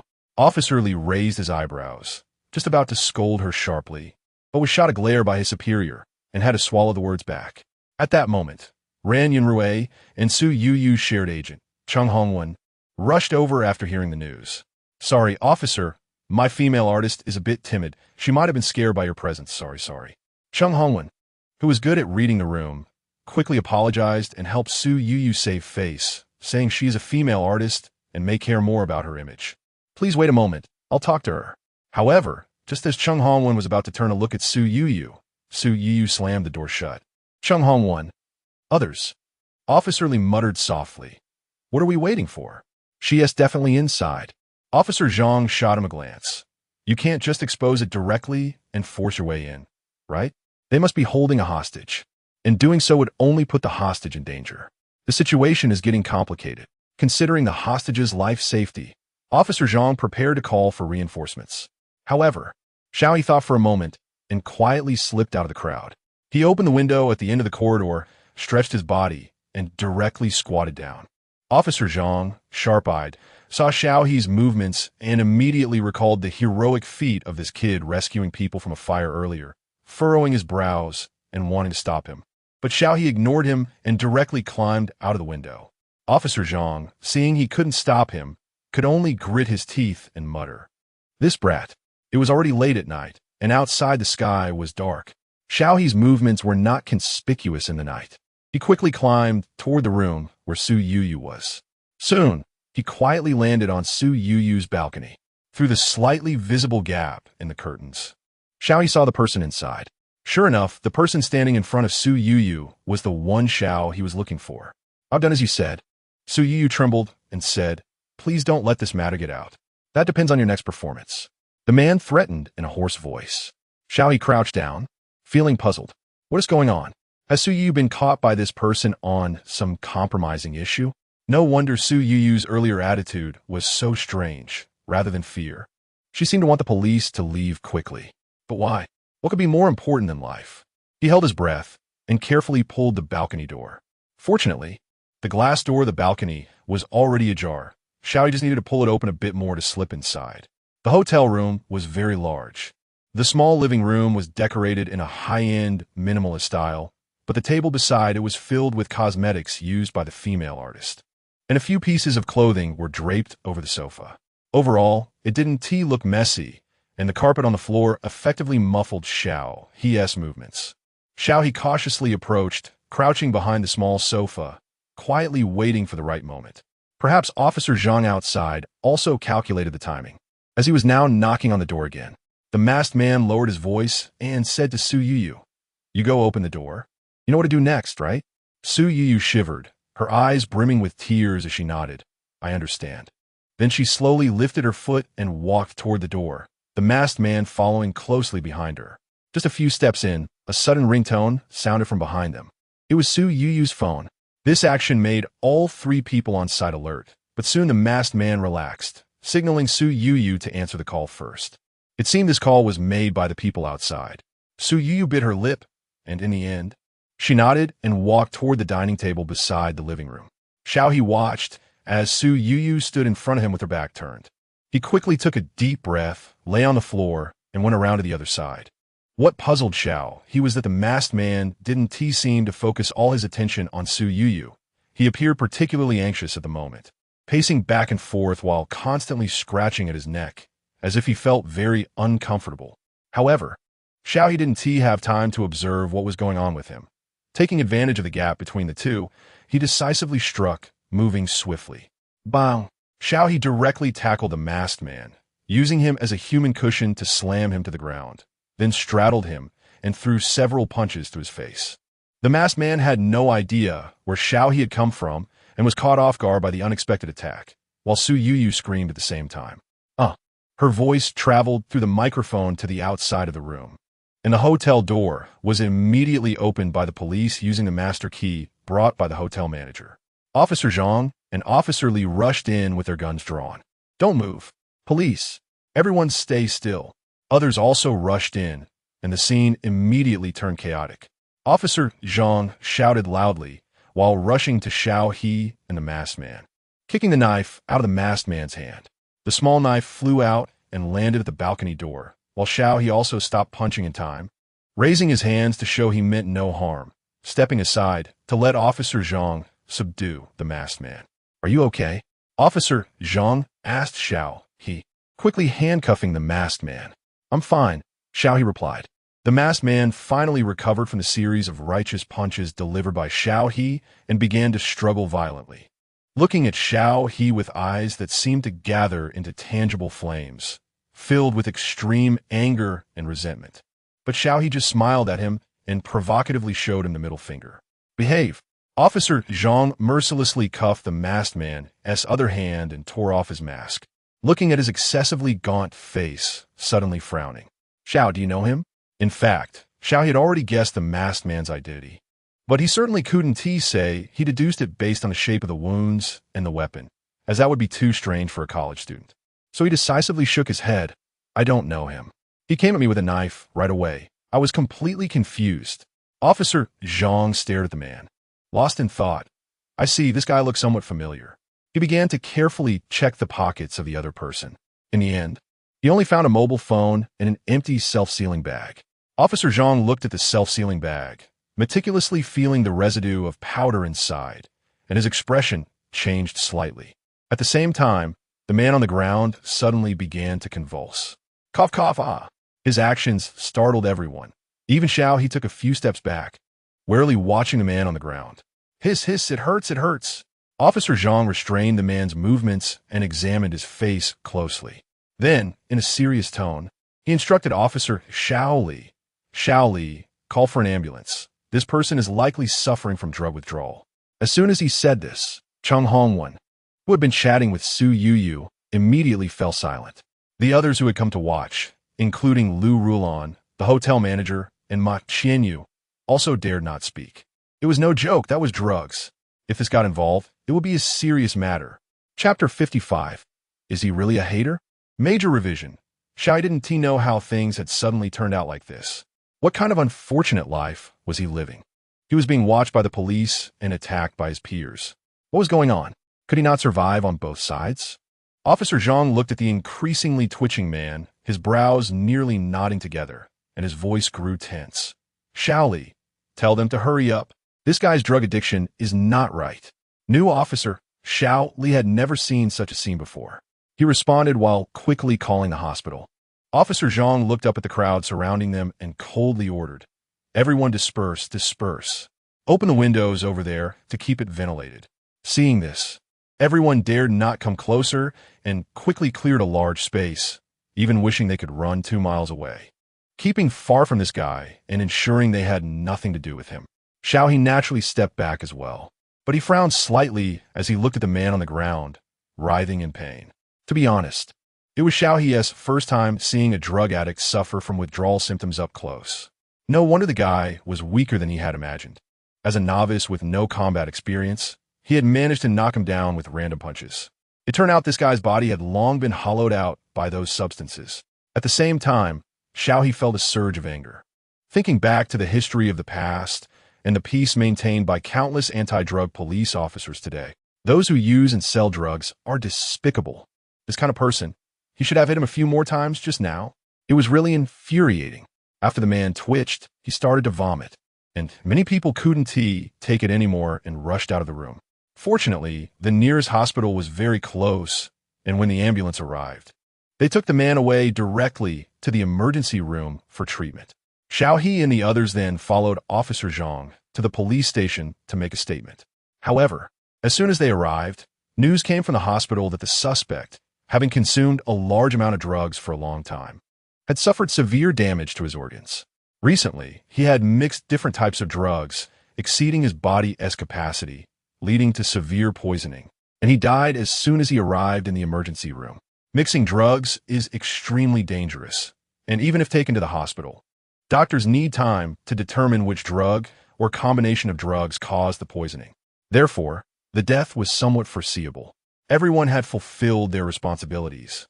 But some people always seek death, not valuing their own lives, so they couldn't be blamed. Upon hearing this news, Xiao He subtly breathed a sigh of relief. Good. Now, there were no witnesses.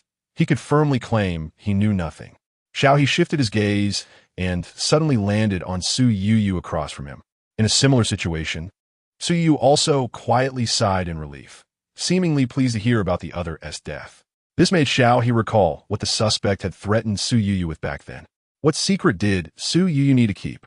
But then, Xiao He shook his head indifferently. Anyway, he could just tell the police to investigate. He didn't want to be involved in certain matters anymore. Next, Xiao He was taken aside to make a statement and was also urged by Officer Zhang to undergo a urine test. Xiao He, Officer Zhang, I thought we were quite familiar with each other. You don't suspect others, yet you suspect me. How infuriating. This was a questioning of his character. Officer Zhang shot Xiao He a sidelong glance. You were clueless during your statement, and now you're trying to get close to me? Xiao He put on an innocent face. I'm just innocent. Officer Zhang snorted, about to say something else when his phone rang. He glanced at Xiao He, gestured for him to behave, and then stepped outside to answer the call. Xiao He could only idly open his system interface. Congratulations, you have acquired the art of deception. Automatically learned. Details of the art of deception. Deception is a linguistic art, and you have become proficient in it. Even the most advanced lie detectors and truth serums cannot make you reveal the truth. So, what does the truth really exist? Perhaps you don't even know. Congratulations. You have acquired danger evasion, automatically learned. Details of danger evasion. Danger is instantaneous, Being passive is even faster. At critical moments, this life-saving treasure can help you escape. It can increase your evasion probability to 100. These were the two special prizes Xiao He had just drawn, one active skill and one passive skill. He had drawn 7 times in one go, and the drop rate was quite good. When He had attacked him earlier, it was this passive skill of danger evasion that allowed Xiao He to successfully dodge the attack. However, looking at the things he had drawn, Xiao He couldn't help but let out a long sigh. These skills, they were useful, but they were far from the overwhelming advantages he had imagined. Compared to others' golden fingers, he felt a bit shabby. Xiao He had originally fantasized about drawing a skill like lightness, kung fu, or martial arts for future encounters, whether facing similar situations or filming, but after busying himself for half a year, all he had were scattered skills. They were useful, but maybe he was just too greedy. Xiao He self-reflected, but at the same time couldn't help but glance at the second-tier lottery button in the lottery pool. 10,000 points per draw. He wondered if this second-tier lottery would yield even more powerful skills. Xiao He calculated his current stable increase of points and began to look forward to the release of Killing Life and Catching Thief. Ahem. Although he wasn't a real criminal, which player didn't love a lottery? Draw was all about the thrill, the aimless grind. It was something he could live without, but couldn't do without. About 20 minutes later, Officer Zhang walked in with a complex expression. This time, you might indeed be implicated. We just found out that this guy is named Wei, the one who killed Li Ziqing. Xiao He briefly exclaimed in surprise and pretended to be shocked. Why did he target me? It may still be related to the Li Ziqing case, Officer Zhang said. According to our investigation, it seems that after Li Ziqing changed his target, he wanted to kill you, who played Zhu Laosan, but Wei thought it would be easier to target Li Hanyue, which caused a serious conflict between them, resulting in 1 dead and 1 injured. Wei likely vented his anger on you afterwards.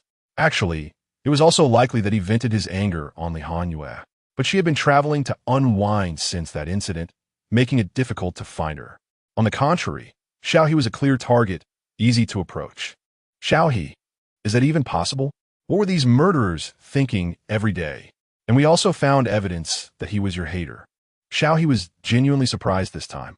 Really a hater of mine? This Wei had actually been slandering him online for a long time, even joining a hate group, fabricating dirt about him every day and repeatedly threatening to make him die sooner or later. Officer Zhang reminded Xiao He to inform his manager and agency about this matter and to be cautious of online public opinion, guarding against jealousy and harm from malicious individuals. Xiao He, I understand. What kind of situation was this? He sighed deeply. After entering the entertainment industry, why was he still encountering such violent matters? He was truly having the worst luck. Officer Zhang understood Xiao He's speechless feelings and patted his shoulder in comfort. After all, no one would have thought that simply acting in a film and playing a role would lead to being targeted by a murderer or even facing malicious attacks and retaliation.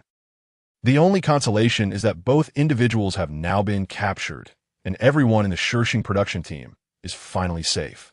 Chapter 56, Sister Lu, the small matter of snatching resources. Anyway, this matter has finally passed.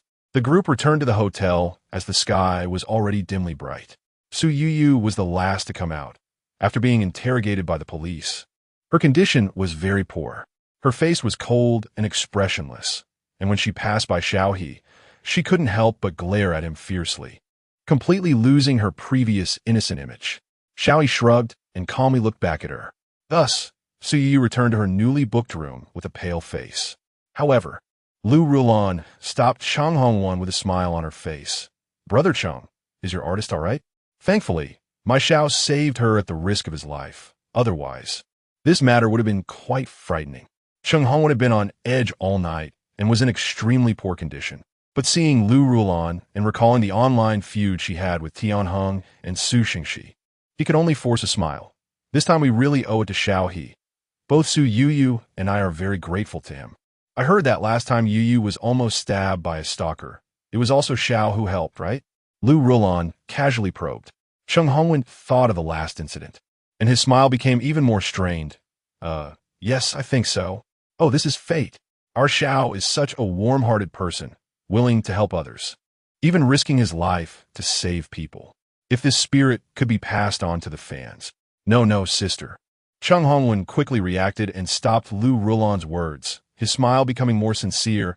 I think it's better to keep a low profile about these things. Recently, Xiao He has been quite high profile online. I think it's unnecessary to publicize everything. Although this was a great marketing point, Su Yuyu's condition was terrible, and she repeatedly urged Chung Hongwen not to leak this incident online to avoid attracting more attention and discussion. Moreover, if this were to be made public, wouldn't it be disgusting for Xiao He to keep tying them to being his lifesavers? At this moment, Chung Hongwen completely forgot that he had wanted Xiao He to pretend to be Su Yuyu's boyfriend. Xiao He actually had no interest in binding their artists. Lu Rulan rubbed her long fingers, her tone gentle. How can that be? Recently, Xiao He's career has been greatly affected by the online public opinion. We just want to use these events for good marketing. Chung Hongwen's mind was quick, and he immediately understood Lu Rulan's meaning, cursing this woman for being shameless while smiling. Sister Lu, how about this? Our Hao Entertainment has a project next year. If I remember correctly, Director Feng seems to be selecting cast members for a film starting in June this year. Lu Rulan smiled and asked, is that so? Chung Hongwen choked. Damn, which stupid idiot leaked this news? How did this woman find out? He forced a smile. Sister Lu, you know this spot. Our little Ran is relying on this opportunity to transform. Lu Rulan crossed her arms, completely unconvinced. It's not like you're taking away a spot from your Ran Yunrui. It's just adding a spot for your company. Chung Hongwen. So, is there any difference? There's so many people competing for Director Feng's roles. If he takes one more, the other agents in the company will definitely tear him apart. But Chung Hongwen thought of Ran Yunrui's acting skills, which were only visible to fans, and felt relieved. Fine, but this is just an audition opportunity. If your Xiao He doesn't perform well, then don't blame me. Lu Rulan snorted with a smile. Don't worry, he will definitely have a better chance than your little one. Chung Hongwen pouted and said nothing. So, as soon as Xiao He returned to his room, he inexplicably gained an audition opportunity. Xiao He, what just happened? In the afternoon, when Xiao He arrived at the set, the looks from the people around him were quite complex. Xiao He thought it was due to last night's online battle causing them to have a different view of him, but he didn't care and directly found a spot to sit down. About 10 minutes later, Tian Heng and Su Xingxi arrived. Their attitude was completely different from last time. Tian Heng was all smiles, coming up to Xiao He to ask how he was doing. Teacher Xiao, how are you feeling today? What did you have for breakfast this morning? Come, we specially brought you breakfast. Xiao He, Teacher Xiao, I'm not saying this lightly. You definitely have the fate to become a big star. Look at you. You have the acting skills, the looks, and your character. Oh my, your character speaks for itself. A great hero who saves people. If it weren't for Sister Lu getting to you first, I would have definitely signed you. Su Xingxi remained silent throughout, just smiling at Xiao He like a living statue. Xiao He, please don't do that. I'm scared. Xiao He felt a chill and silently rubbed his arms, forcing a smile. Thank you for your concern, Manager Tian, but I didn't rest well yesterday. Can you let me be quiet for a while? Tian Heng was taken aback. Ah, haha, then I won't disturb you. After that, Tian Heng took Su Xingxi and left the area very tactfully. Xiao He, TSK. He looked at Lu Rulan. Sister Lu, what is wrong with him? He really couldn't figure out what these two were up to. Were they using some new tactic to dig a pit for him? Lu Rulan casually glanced at the two leaving and replied nonchalantly. They think you were attacked by Su Xingxi's fans yesterday. So naturally they don't dare to offend you anymore. Xiao He was dumbfounded, huh?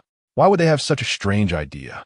The online public opinion against you is so fierce, and then you encountered danger, with police cars and ambulances arriving. Do you think they're not scared? Lu Rulan explained. Producer Ma was also present at that time. He has a big mouth, and he happened to be the only witness. After he came back, he spread the word everywhere. And the result was that the story changed into you being chased by Su Shangxi's fans and nearly needing hospitalization. If this gets out, they will really be in trouble. Originally, the issue about Xiao He bullying Su Shengxi on set had already caused a stir online. And after Xiao He's character received official support, Su Shengxi's fans became like clowns, losing any advantage and being blacklisted and reported by passers-by who were fed up with him. If it were to come out that Xiao He was chased by Su Shengxi's fans, and it escalated to a criminal level, Lu Rulon felt that Su Shengxi would become a thorn in the side of everyone in the entertainment industry. After all, while insults are thrown around, who would think of fighting offline? Being a celebrity has become a dangerous profession these days. Should I help you promote this online? Lu Rulon asked, assuring that it would only be a rumor, letting them taste the bitterness of public opinion backlash. However, Xiao He shook his head. Forget it. This incident was just a coincidence, and there is no need to shift the blame onto them, compared to making a big deal out of this. I'd rather it pass quickly and not attract too much attention. Lu Rulon saw Xiao He's meaning, shrugged, and was not too disappointed, but said, all right, but since they started this, the compensation they owe shouldn't be little. I'll help you snatch some resources from them. Su Xingxi is quite a big piece of meat. As a former manager, Lu Rulon was well aware of how many resources he had on that side, making negotiations much easier. Xiao He felt awkward. Sister Lu, you truly are something else. She is indeed his only sister. Chapter 57 Shining Star, wrapped up. The following days could be described as calm and peaceful. The online public opinion did not affect the filming in reality. And after Su Shengxi clarified the bullying rumors, he did not dare to provoke Xiao He again, and both sides returned to their previous state of keeping to themselves. Xiao He was also pleased with the piece and earnestly followed the crew to shoot. Until one day, he received a message from He Junhao. Wow, bro, how are you planning to handle your thesis? I'm almost going bald. Huh? At that moment, Xiao He suddenly remembered that he seemed to have forgotten something. Oh no, my graduation thesis. I had a topic drafted before, but I got so busy with filming that I forgot about it, Xiao He said awkwardly. He Junhao seemed to have a feeling of as expected. Oh no, what are you going to do? I forgot about it too. My advisor just came to urge me. Xiao He's scalp tingled. Of course, I have to hurry and do it. My advisor is the vice dean of our college. This advisor was randomly assigned, and at that time, it happened to be the worst luck. He drew the most terrifying advisor from their college. At that time, several people in the dormitory had even sent him little white flowers in advance to mourn his impending doomed graduation season. Xiao He let out a cry. Don't talk about it. I need to check my messages right away. He then hung up the phone and rushed to find his advisor's chat box. Sure enough, the last conversation with his advisor was still from last year, and the latest message was the advisor's death smiley emoji. Xiao He broke into a cold sweat and quickly went to dig out the thesis topic and preliminary plan he had prepared earlier. Looking at his previous thesis topic and direction, Xiao He had a black question mark face. Sometimes, one cannot even empathize with their past self. Now, when Xiao He looked at his previous thesis, it felt no different from seeing poop. He suddenly empathized with the thesis advisor. This piece of work was indeed rather unpalatable. So, Xiao He did not dare to delay any longer and directly took out his computer to start modifying his thesis topic and direction, trying to gain his advisor's forgiveness. In the following month, Xiao He was shuttling back and forth between his graduation project and the filming with the crew. Their filming progress finally reached the point of Meng Zetian's offline scenes, which was the part Xiao He auditioned for. That time was a no-prop performance, with Zhang Mo, who played Li Shuo, temporarily acting alongside Xiao He as by Ming Chuan. This time, it was Xiao He officially performing this scene with Su Xingxi. After this period of acting, Xiao He had a deeper understanding of the character, and the emotions he expressed were more sincere. Moreover, Xiao He now discovered the wonderful use of the newly acquired skill of art of lying. This skill allowed him to deliver lines with more impact, causing his character's relatability to soar. As a result, after hearing his various sophistries about his previous acts of treason, some people present even felt a bit dazed, thinking that Meng Zetian was not wrong. He was just born in a wrong era. Without a god's perspective, he chose the path he wanted to take. Perhaps in his view, Bai Ming Chuan and the others were the madmen, diving headfirst into a hopeless career. But the next moment, Meng Zetian, lying on the ground, let out a mocking laugh, his eyes filled with derision and disdain, showing no signs of repentance, only endless resentment and fury. At that moment, the spectators broke into a cold sweat, realizing that they had almost started to sympathize with a traitor. He harmed his own compatriots to survive. How could someone who betrayed their own country still have a conscience or morals?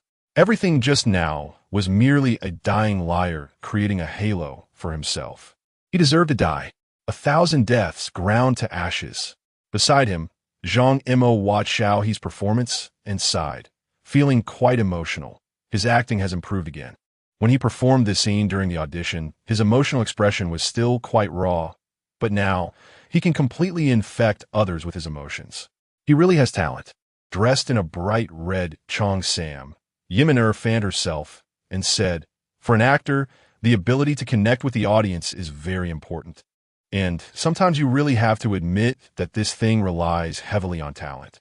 Systematic learning can sometimes backfire, leading to a loss of emotional impact. While relying purely on intuition and immersion is very taxing and limited." But what surprised both of them the most was that Xiao He, a newcomer without formal training, managed to complete the shooting by asking a few questions to the senior actors in the crew and self-studying books, relying on his feelings. And he performed much better than Su Xingxi next to him, although Xiao He himself did not understand what this meant, thinking that everything he did was based on his natural performance. As a senior, Zhang Yimou had already seen Xiao He's immense potential. Sigh. It looks like I need to work harder too. If I get surpassed by the younger generation, that would be really embarrassing, Zhang Yimou said half-jokingly, half-sighing. Yiminur then smiled and said, "Then, Teacher Zhang, you need to step up.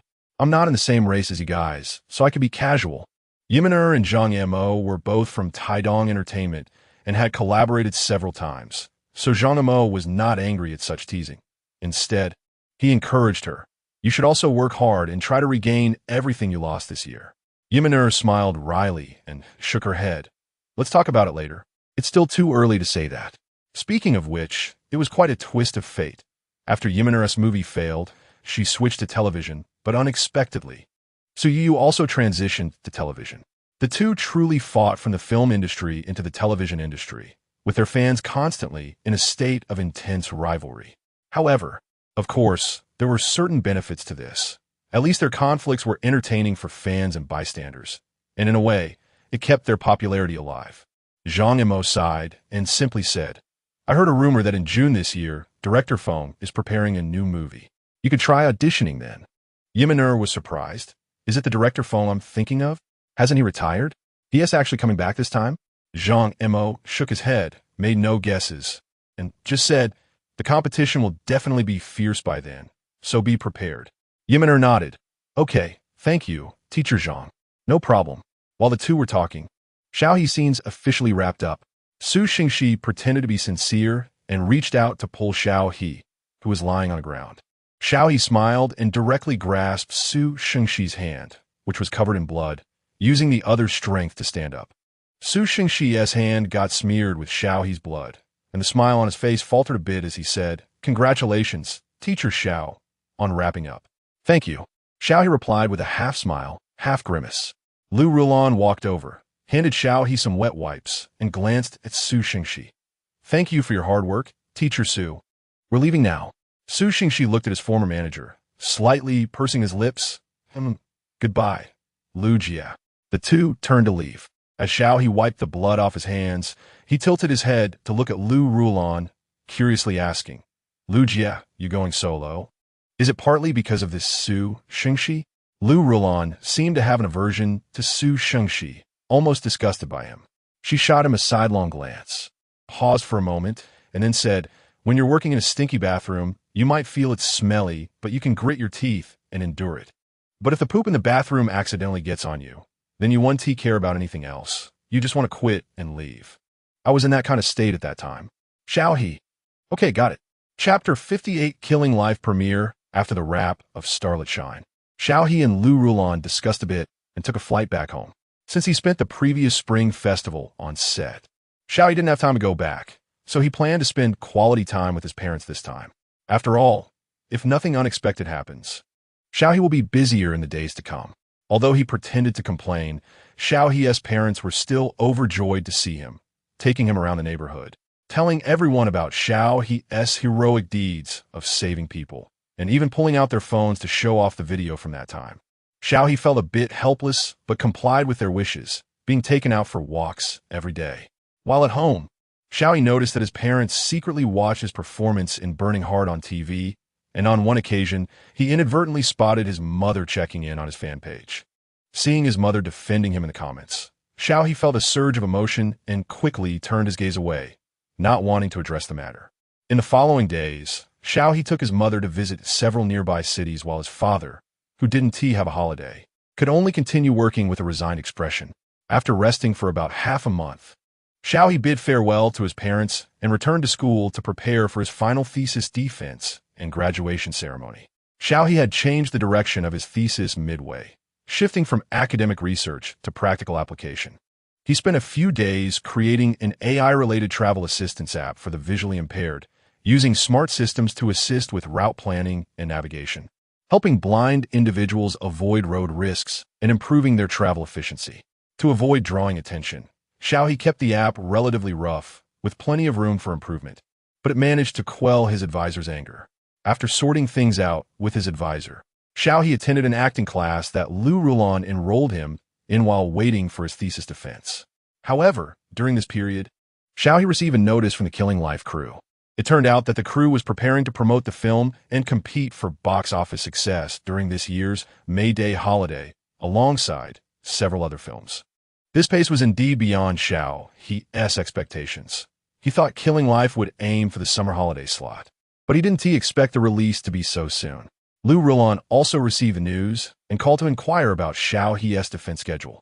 Unfortunately, Xiao He's defense was scheduled for the first batch, right at the beginning of May. If nothing changes, he would have to stay at school for his defense during the roadshow.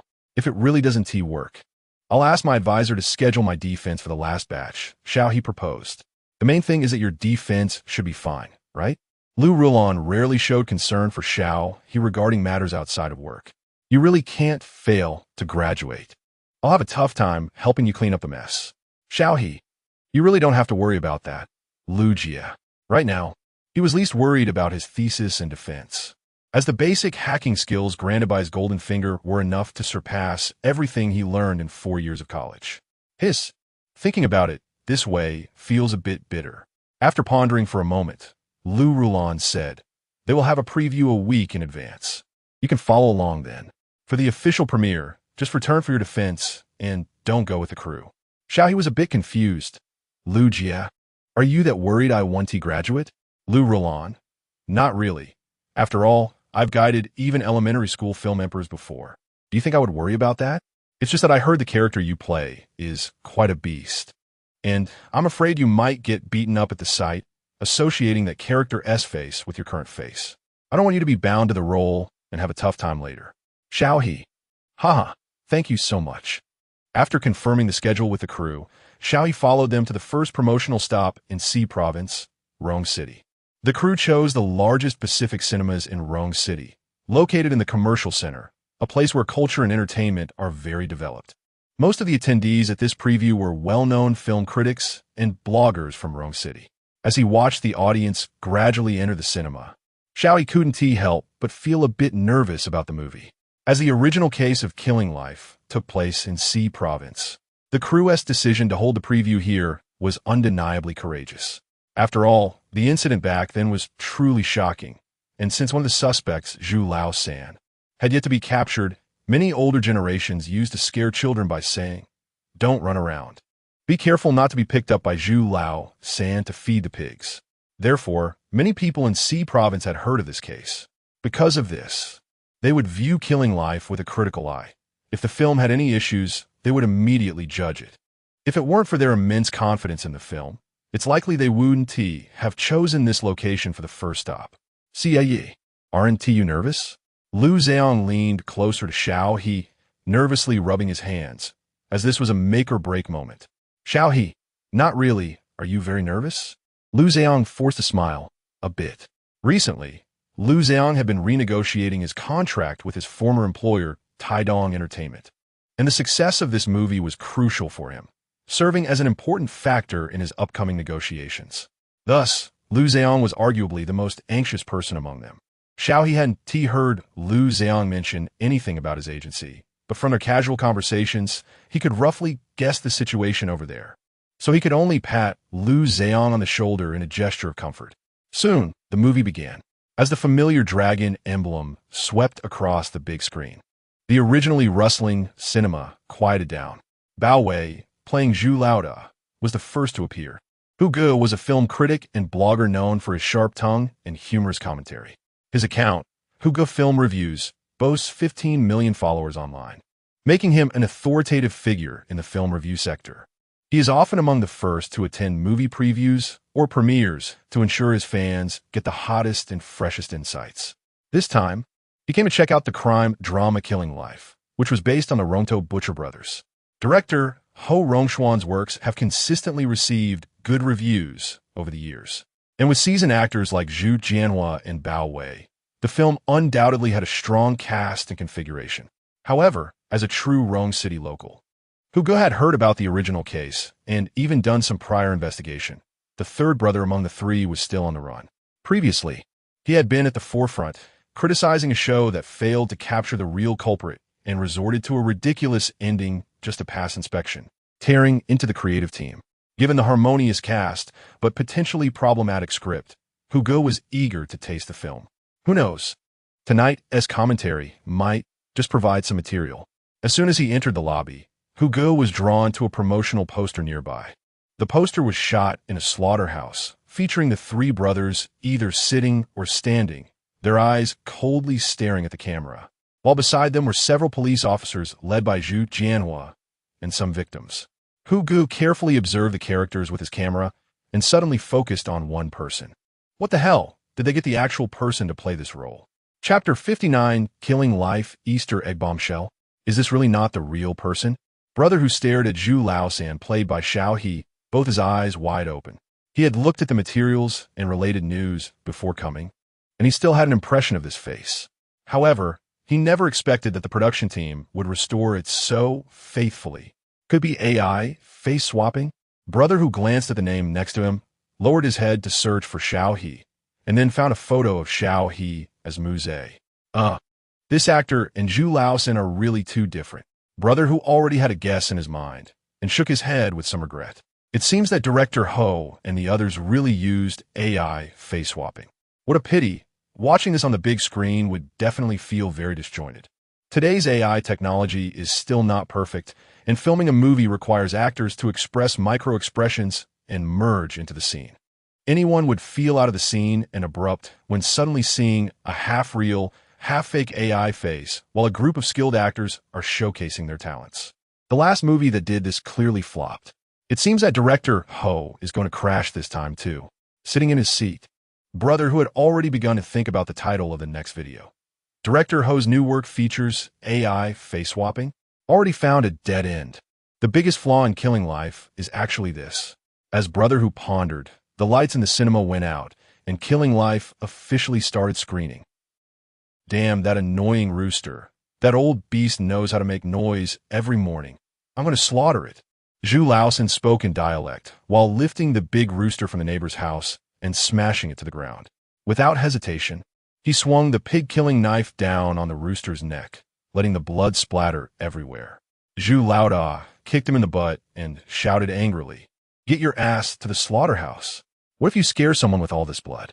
Zhu Laosan pouted but said nothing, just stood up, holding the rooster's two legs in one hand, as if he were carrying trash, and leisurely walked back to the slaughterhouse.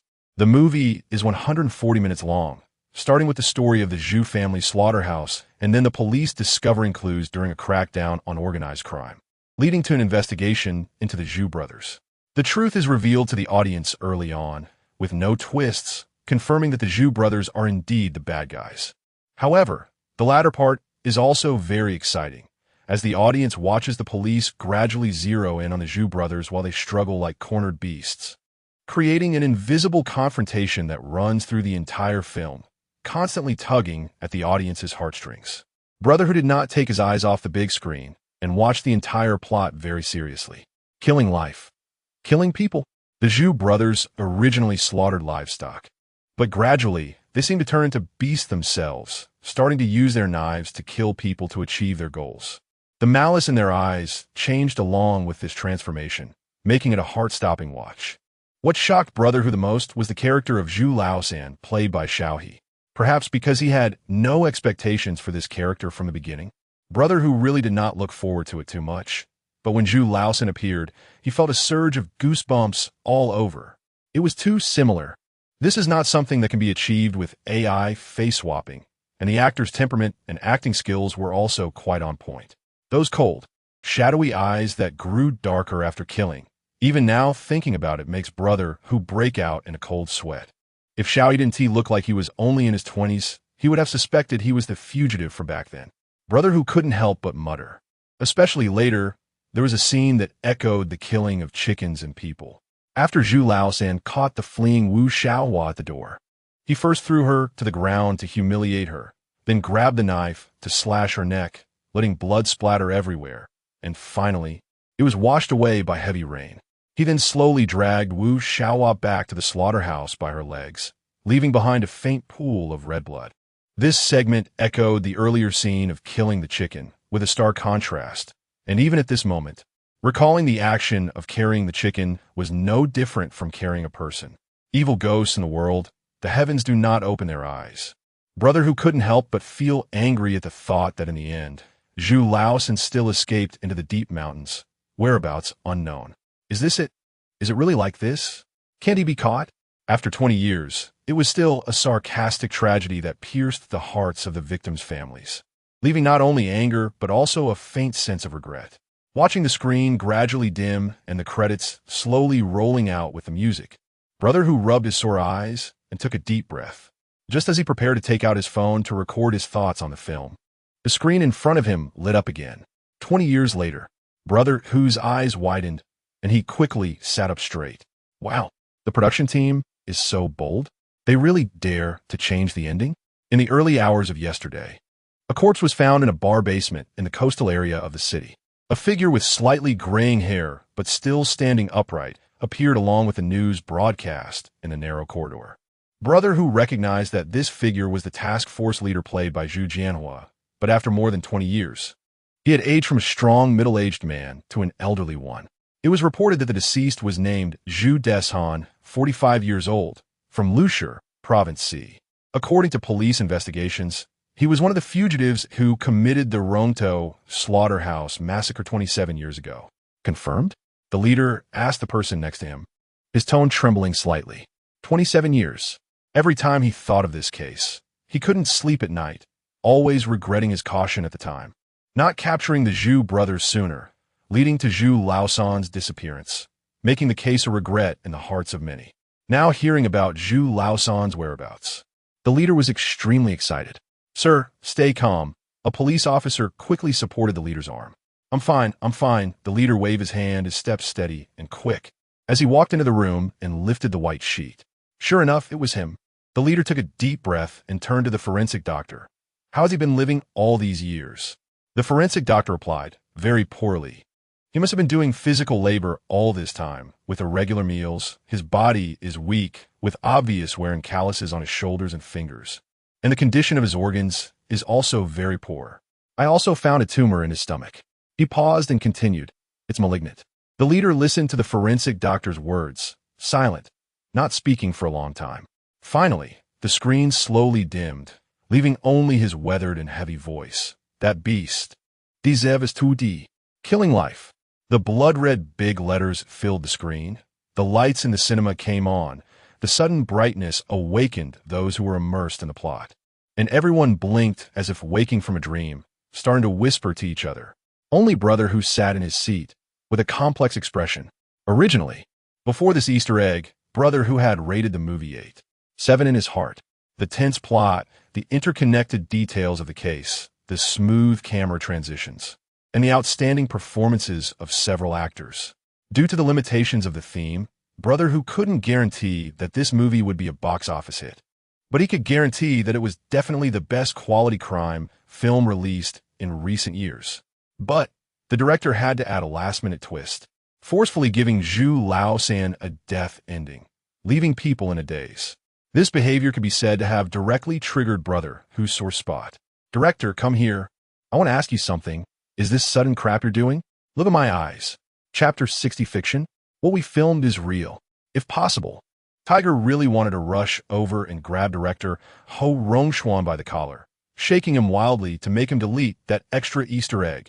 Come on, let's just pretend we didn't see that. Hurry up and delete it. In the front row, the creative team stood up one after another, while Ho Rongxuan, completely unaware of Tiger's inner cries, picked up the microphone and followed the host onto the stage. Xiao He rubbed his neck and followed Lu Zheong. To be honest, this was the first time Xiao He was officially watching the movie he filmed. Perhaps because that special effects face looked quite different from his own. Xiao He viewed the entire film from the audience's perspective. His evaluation of the movie was similar to Tiger's, probably around 8.7, which is considered quite good for a domestic film. However, what Xiao He didn't expect was that the director had actually included the scene of Li Ziqing's death as an Easter egg. It was clear that director Ho had put in a lot of effort with his brother-in-law. After all, Li Ziqing did not die a natural death, and this matter was connected to other cases that the police were still investigating and had not released information about. But director Ho was quick-witted and simply omitted the case of Zhu Laosan's murder, just shooting the situation of Zhu Laosan's death. No matter if the person was murdered or not, the question is whether the person is dead or not. How?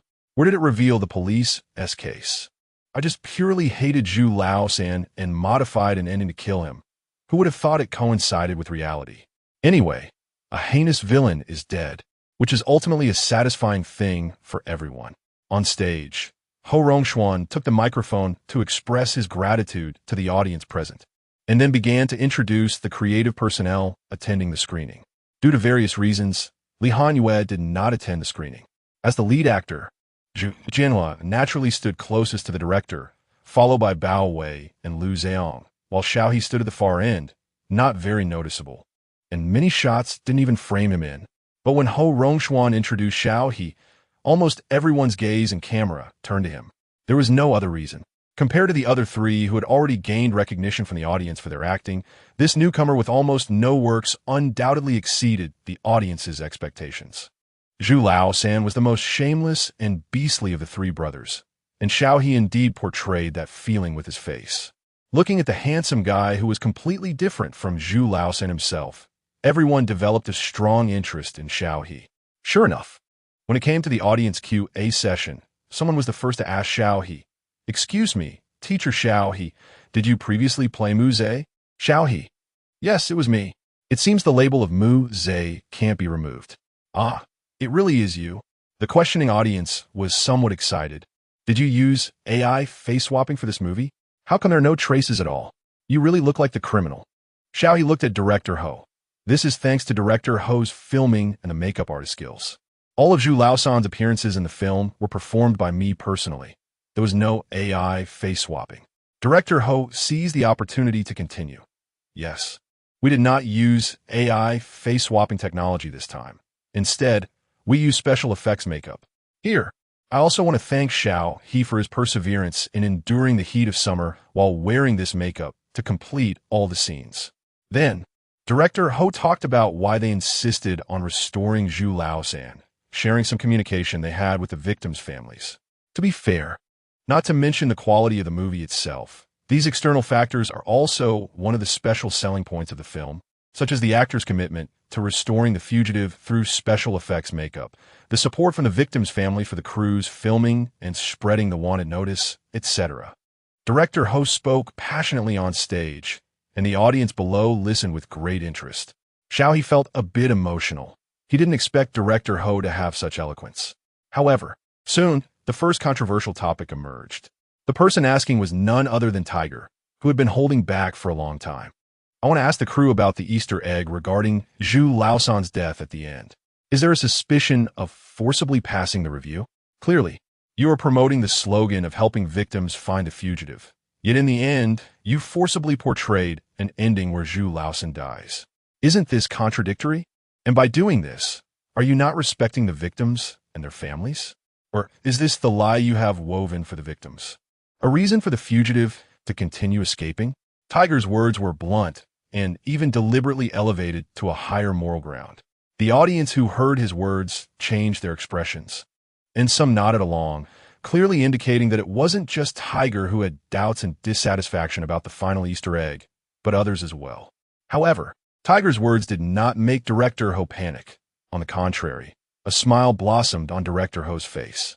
Clearly, he had been waiting for someone to ask. "Our crew has always respected the original case and the victims and their families. We can guarantee that all the plots in Shisheng were filmed according to real case situations. Afraid that others wouldn't understand, director He even added, including the Easter egg. Instantly, Tiger's eyes widened. Huh?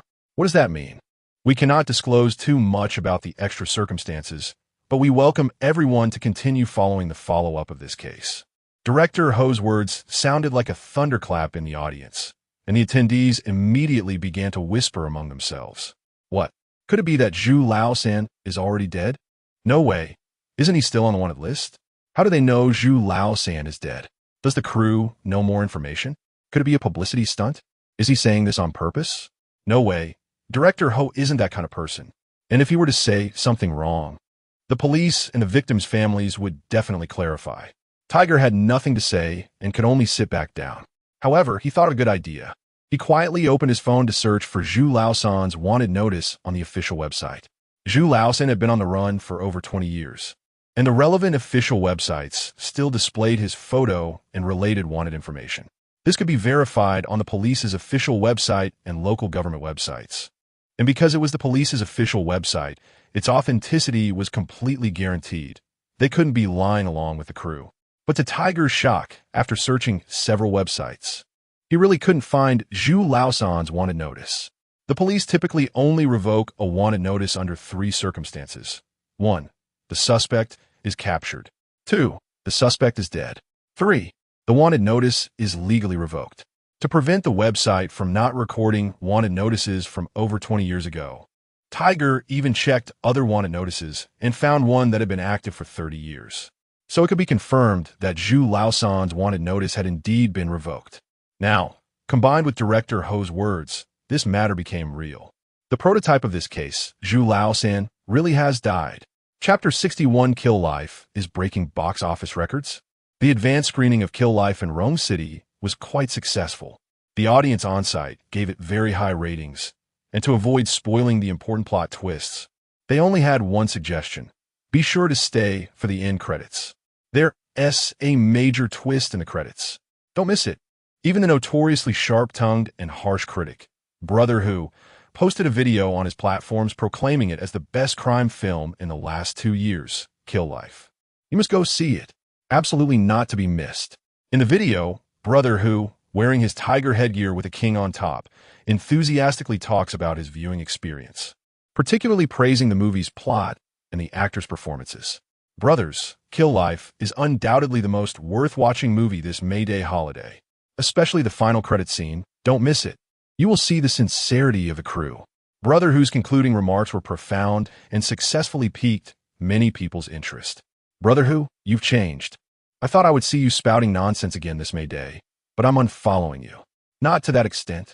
At least wait until after watching Kill Life to decide whether to unfollow. To be fair, the reviews for Kill Life from this advanced screening are indeed quite good. Brothers, I also saw someone a bit familiar. Xiao He, who was bullied online by his Su Qingxi's fans last time, seems to be part of the cast. It looks like I have to go see it.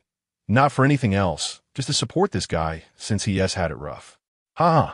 What's going on? Suddenly being sold on this. I really should support this guy, just to annoy Su Qingxi's fans.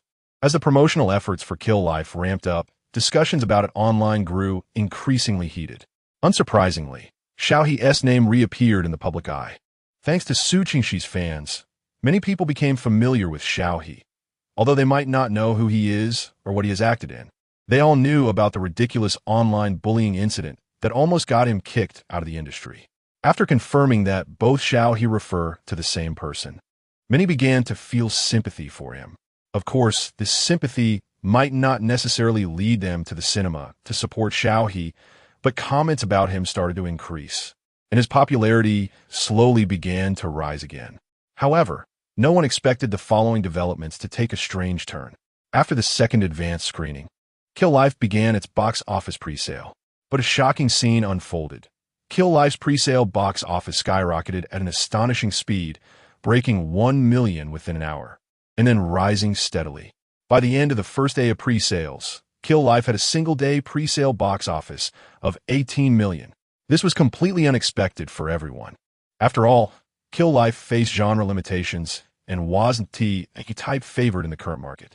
Among the main cast, Only Liu Zhang had a significant following. The rest were seasoned actors with a broad audience base, but lacked the box office draw of the younger generation. They were expected to rely on solid word of mouth once the film officially released. Thus, everyone anticipated that Kill Life's pre-sale box office would be around 10 million, with the possibility of only 8 million in total pre-sales. But unexpectedly, it broke their predicted total on the very first day. This bizarre growth curve truly left people puzzled. It even stunned other films competing during the same May Day holiday.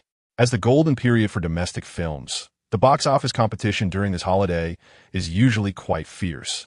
For example, around this May Day, a total of 10 films were released, covering genres like action, romance, comedy, suspense, and animation. However, based on the current audience interest, there were 4 strong contenders for the box office crown. The comedy Gentleman-S Rhapsody, the action film The Wind Rises, the romance film Thinking of You 365 Times, and the crime film Kill Life.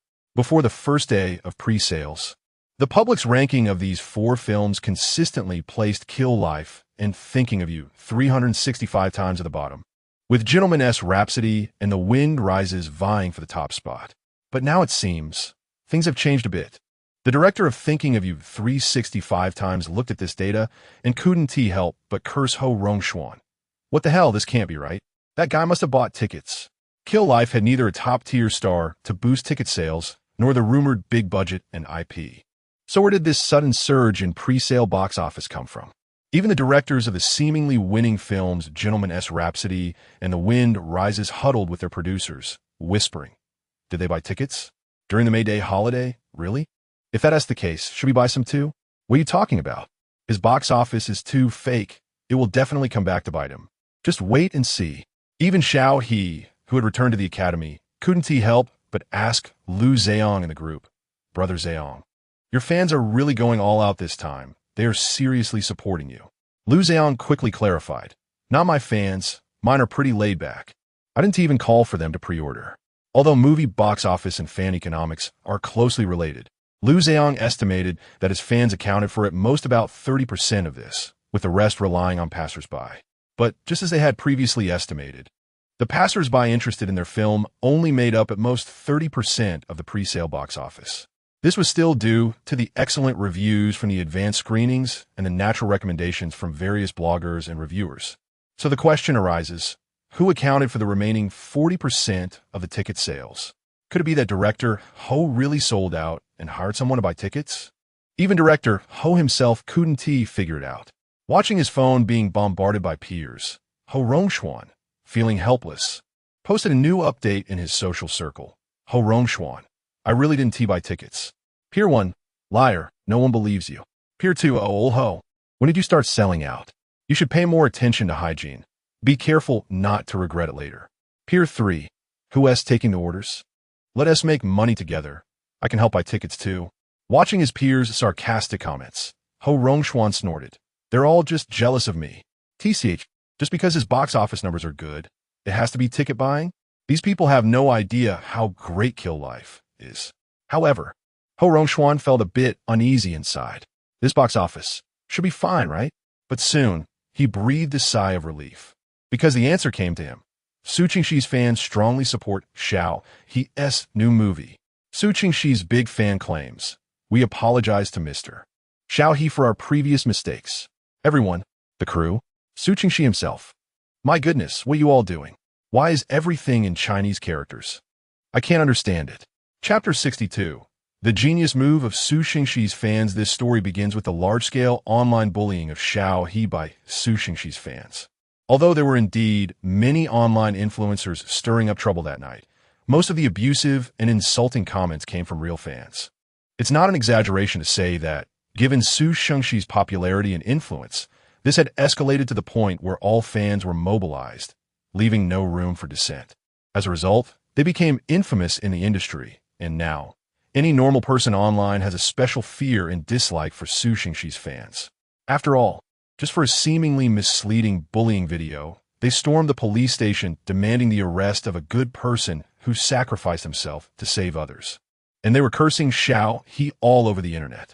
This was indeed one of the rare absurd scenes in the entertainment industry. In the end, Due to the severe impact, the fans' actions made the idol pay the price. After Su Shengxi released a video clarifying the situation for Xiao He, related accounts were directly muted by the officials. The super topic was suspended, and many leading fans were banned, with a small number called in for offline discussions. The remaining fans were on edge, fearing that this incident would affect them and, even more, their idol, Su Shengxi.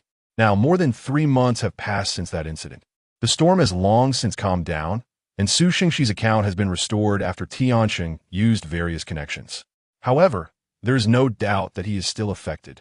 Coupled with the previous relationship scandal, his reputation and public perception have plummeted, resulting in significantly fewer endorsements and activities.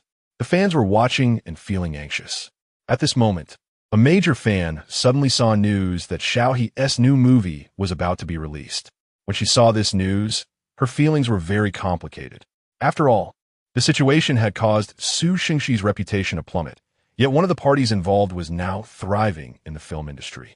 Although they knew it was a misunderstanding, many fans still harbored malice toward Xiao He and felt unhappy seeing him succeed. However, looking at the comments section under the related video, a brilliant idea suddenly popped into this major fan's mind. Perhaps this is an opportunity. The incident started with Xiao He, so the solution should also lie with him. The thoughts in a major fan's mind gradually became clear, and she decisively shared this topic in her group to discuss it with other fans. At first, other fans thought this major fan was joking or had lost her mind, and they were all indignant. But after hearing her explanation, everyone fell in a deep thought. Indeed, after that incident, fans had faced significant ostracism in the industry, to the point where they couldn't even socialize normally online while identifying as Su Shengxi's fans. Everyone's morale was quite low, although Su Shengxi's assistant comforted them in the group, saying they were just being used by malicious rivals and marketing accounts. And that Su Gu, brother Su, didn't blame them. Their hearts were still in turmoil and pain, longing to find a way to help Su Gu out of his current predicament. So, just as the major fans said, perhaps this was truly an opportunity for them. If they did something wrong, they should sincerely apologize, regardless of whether Xiao He or any bystanders would accept it. They needed to show their attitude. The upcoming Song Xing Yao still needed to be aired, and reaching a reconciliation with Xiao He now would mean that Su Gu and Xiao He wouldn't constantly be at odds in the future. Moreover, this matter should make a significant noise, done in a grand manner, so everyone could see their strength and sincerity. It didn't matter whether Xiao He himself forgave them. As long as bystanders helped with forgiveness, that was enough. They could invest real money to support Xiao He's movie, and at least they would have an excuse to restore their dignity if the news got out. If others continued to criticize them, it would be somewhat excessive since they had already apologized, right? Furthermore, internet users are often fickle. This operation could at least recover half of their public image. And as for the remaining stubborn individuals, they could fight back. With this thought, everyone surprisingly felt that it was a pretty good idea, as long as it could help Su Gu and was a matter that could be solved with money. What was the problem? This major fan was also a doer. Being a little wealthy herself and having significant influence among fans, she immediately took action, mobilizing within the fan community and leading by example, putting forth a large sum of money to invite local fans to watch Shengxi for free. During this time, Su Shengxi's fans have been feeling stifled, and with a breakthrough, they charged forward. Some individuals who were still oblivious to the situation angrily shouted in the comments, but they were quickly silenced by other Su Shengxi fans. Due to the very sudden nature of this plan, and without Su Shengxi and his team knowing, Su Shengxi's fans united and began to purchase a large number of pre-sale tickets for Shengxi, striving to contribute their part. As a result, what everyone is witnessing now is that the first-day pre-sale box office for Shengxi reached an astonishing 18 million, and among that, Su Shengxi's fans accounted for 40% of the box office. This was just data collected in a short period. If the remaining fans also joined it, one could only say that this is the power of fan economy. Truly impressive. Upon learning about what his fans had done, Su Shengxi nearly spat blood. Damn, are they fools? Eagerly giving Xiao He a boost. His manager, Tian Heng, was much calmer, observing the gradually shifting public opinion online, and comforted Su Shengxi. What they're doing can at least help clear your recent bad reputation. The fans are paying for their own actions. You could just benefit from it. Look, many people online are already helping Xiao He forgive them for their previous bullying behavior. If Xiao He doesn't forgive, then he is just being petty and insatiable. Su Xingxi coldly huffed. I just can't stand Xiao He. If his fans apologize to Xiao He, wouldn't he that be slapping his face? Tian Heng replied, just hold on for now. At least wait until Cong Xingshan Yao airs. The filming has been completed, and confronting Xiao He head-on wouldn't benefit either side. Su Xingxi knew this was reasonable and could only take a deep breath, suppressing his anger. On the other side, Xiao He, having figured out the whole story, couldn't help but chuckle. I really have to thank the unexpected gift from Su Xingxi's side. Lu Rulan didn't seem surprised. Having seen through the essence of the fans' actions, she merely shrugged. But you won't get a single cent of that money. And if you don't respond, they will have a reason to turn the tables and say you're petty. In plain terms, Xiao He was just an actor getting paid. The real money was made by the investors. These fans were cunning, using Xiao He to clear Su Xingxi's name while ensuring that Xiao He didn't benefit at all. Xiao He. His face instantly fell, no longer smiling.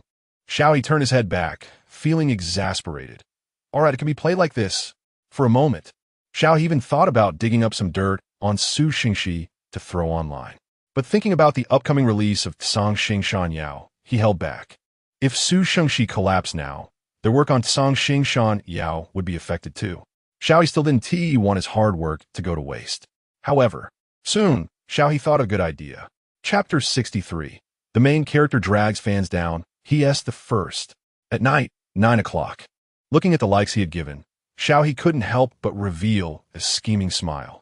He then quickly unliked the post and used his hacking skills to erase any traces of his intrusion, quietly exiting Su Xingxi's Weibo account. Indeed, after careful consideration, Xiao He felt that he couldn't let Su Xingxi off so easily, nor could he allow that group of girls to follow someone who had been using them all along so wholeheartedly. So, Xiao He decided to play a clever trick to help Su Xingxi gain likes. Since you, Su Xingxi, dislike me so much, don't pretend. I'll help you peel off your skin. Thus, on another uneventful night, the news of Su Xingxi accidentally liking and quickly unliking a post skyrocketed to the trending topics at an astonishing speed. Many fans rushed to check it out, and their blood pressure instantly soared. There was a particularly thought-provoking comment. Wait, are Su Xingxi's fans just full and idle? Have you asked Su Xingxi's opinion? Maybe your brother hates Xiao He to death, and by doing this, he must be secretly cursing you all for being fools. Su Xingxi liked your comment. Su Xingxi unliked it, everyone. Fans. At that moment, many fans who genuinely wanted to help Su Xingxi turn the tide of public opinion and had spent real money felt their heads buzzing. They didn't even know what expression to make, staring blankly at their phones, feeling as if the world had turned pitch black. Clearly, they were only doing it for Su Xingxi. How could he think like this? Did he really think they were fools? At first, they were just worried that Su Xingxi was being bullied, so they charged to Xiao He, making a huge fuss that even led to many friends getting involved in real life. But Su Xingxi casually posted a photo later, saying he and Xiao He were good brothers and asked fans not to misunderstand. They ended up looking like clowns, caught between a rock and a hard place. But fine, they listened, and they were still trying hard to recover the losses they had caused, even organizing together to help Su Xingxi's so-called good brother, Xiao He, boost the box office. In the end, they became clowns again. Can any fan base have such a refreshing experience of being made a fool of twice, becoming a laughingstock in the industry? At this moment, their unwavering love began to waver. Bystanders sincerely inquired, "Wait, Big Fool Chung, what are you doing? The fans are working so hard to help you. Why are you popping out and messing things up?" Ha. Can't Su Xingxi and Qinyuan form a clumsy yin-yang master? They both have clumsy fingers. How can they live like this, huh? Even other entertainment fans who came to join were dumbfounded. I really feel sorry for Su Xingxi's fans now. They charged into battle for their brother. But when something happened, their brother ran away first, and then he even stepped on them, saying it was the fans' misunderstanding, that it was the fans' self-initiated behavior. This isn't being a fan. You're just being used as tissues to wipe his backside. The back is shit, and the outside is shit too. To be honest, I don't sympathize at all. When Su Shengxi was in that dating scandal, I advised them to run and not spend money on a real sister-in-law. But they wouldn't listen. Later, the online bullying of Xiao He was the same. It was obvious to anyone that it was Su Shengxi's company that found Water Army to guide the narrative, letting fans bully Xiao He. Then when something happened, they immediately backstabbed the fans, making them pay for their own actions. I really found it amusing. After experiencing this a few times, if the fans still don't leave, then how much brain do you need to have to stick with this shit? Soon, a prominent fan directly stepped in to tear into it. "Bumwuxi, where is Su Shengxi? Only daring to lurk? Come out and explain clearly. Don't tell me it was a hacked account. The IP is from the same place. I spent real money to help you, and you call me a fool? This is the first time I've seen the main character drag down the fans. I'm truly shocked. Come out and clarify."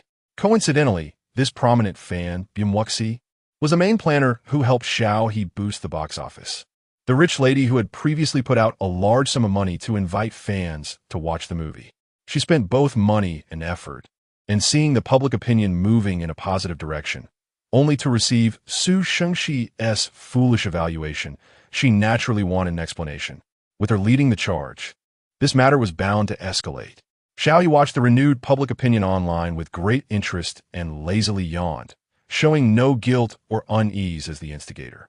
Based on his understanding of Su Shengxi, he figured that Su Shengxi probably thought this way, and he merely helped Su Shengxi like a post, pointing out what Su Shengxi only dared to secretly curse about.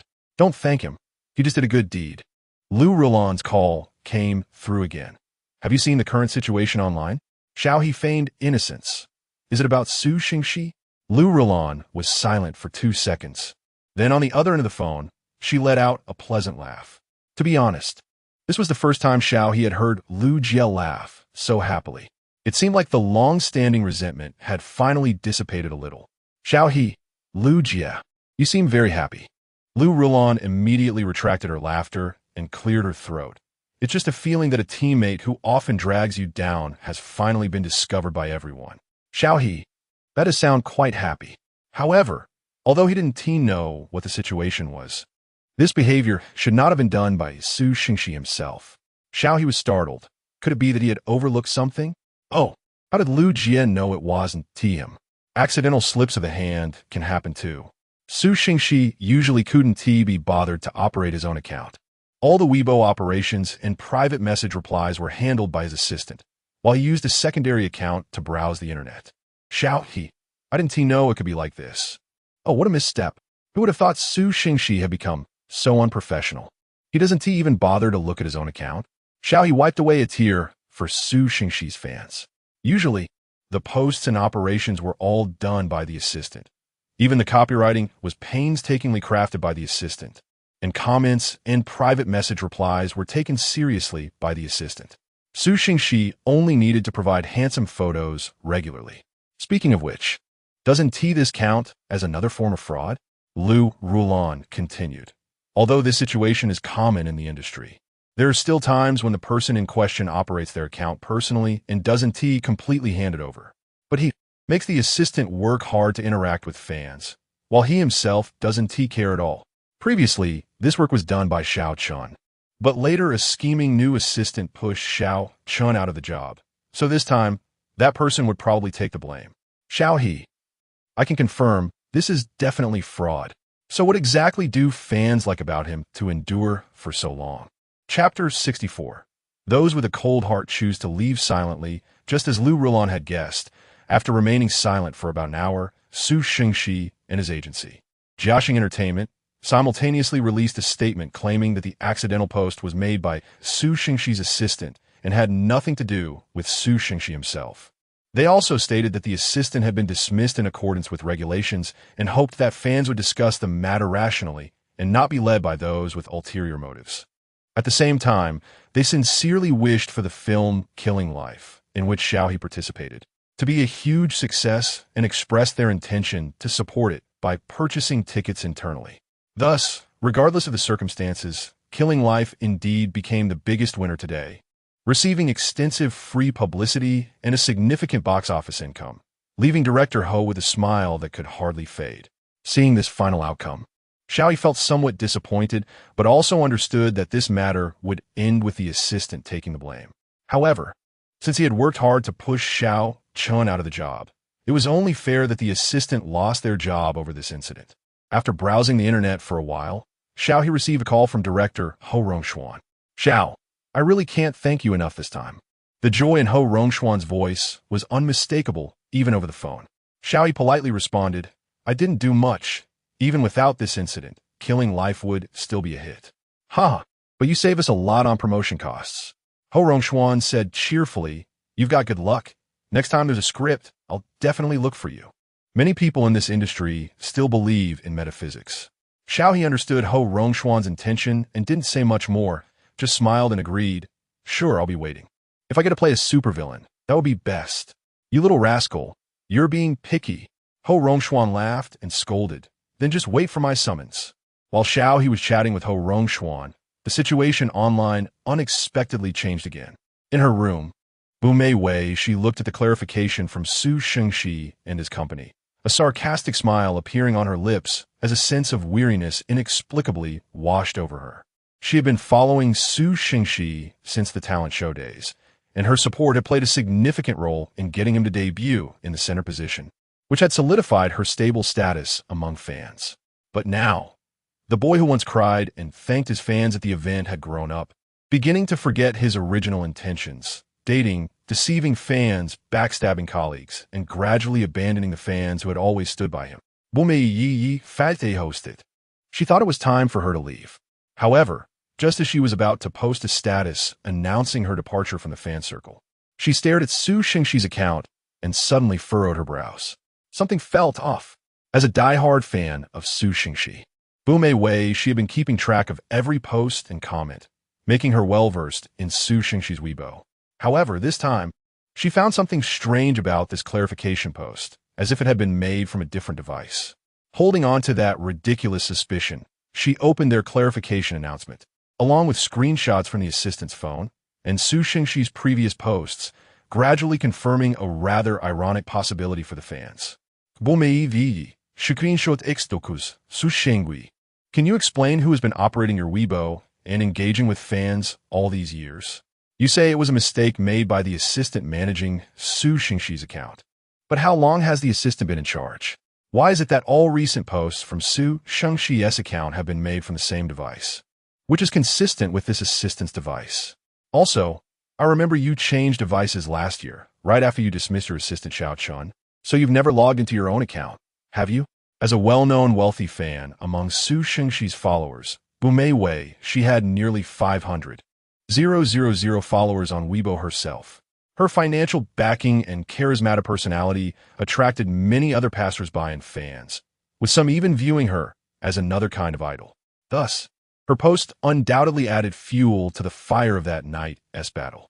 Netizens, still buzzing from the drama, became excited again. Wow, tonight was worth it. Suddenly, all netizens turned into detectives, meticulously searching through Su Shengxi's Weibo for various suspicious details. By the time Xiao He hung up the phone, the online community had already confirmed that Su Shengxi's account was not operated by him, but had been completely managed by his assistant. Emphasizing the point, completely managed by the assistant. This meant that all the statements and posts made on Weibo over the years were not directly handled by him. Although it was generally accepted that these accounts were mostly managed by agents or assistants, one would think he would at least personally post something, even if it was just one. The most outrageous part was that many replies in the comment section were entirely imitating Su Shengxi's tone and manner of speaking, and fans had basically assumed they were his responses. And now he was pulling this stunt? Moreover, this matter could not be washed away, because if Su Shengxi denied that the account was managed by an assistant, it would mean he admitted to accidentally liking comments that insulted fans and Xiao He. However, if they did not deny it, it would be a solid confirmation. Old fans knew how to strike back the hardest. In Bumei Wei, she actually dug up an interview with Su Shengxi from 2 years ago from her collection of magazines, where he explicitly stated that he often read fans' private messages and comments, and when he felt sad or down, he would seek strength from the care of his fans. Looking at it now, it was nothing short of ironic. Bumei Wei, I just want to ask on behalf of that past fan who truly loved you. Su Xingxi, how many words of truth have you actually spoken? Where do you get your strength from? Oh, it's certainly ISNT from us fans. The ones who voted for you back then. Bu Meiwei-shi's words were heart-wrenching and expressed the final questioning of a disheartened fan towards their idol. However, she did not expect Su Xingxi to answer.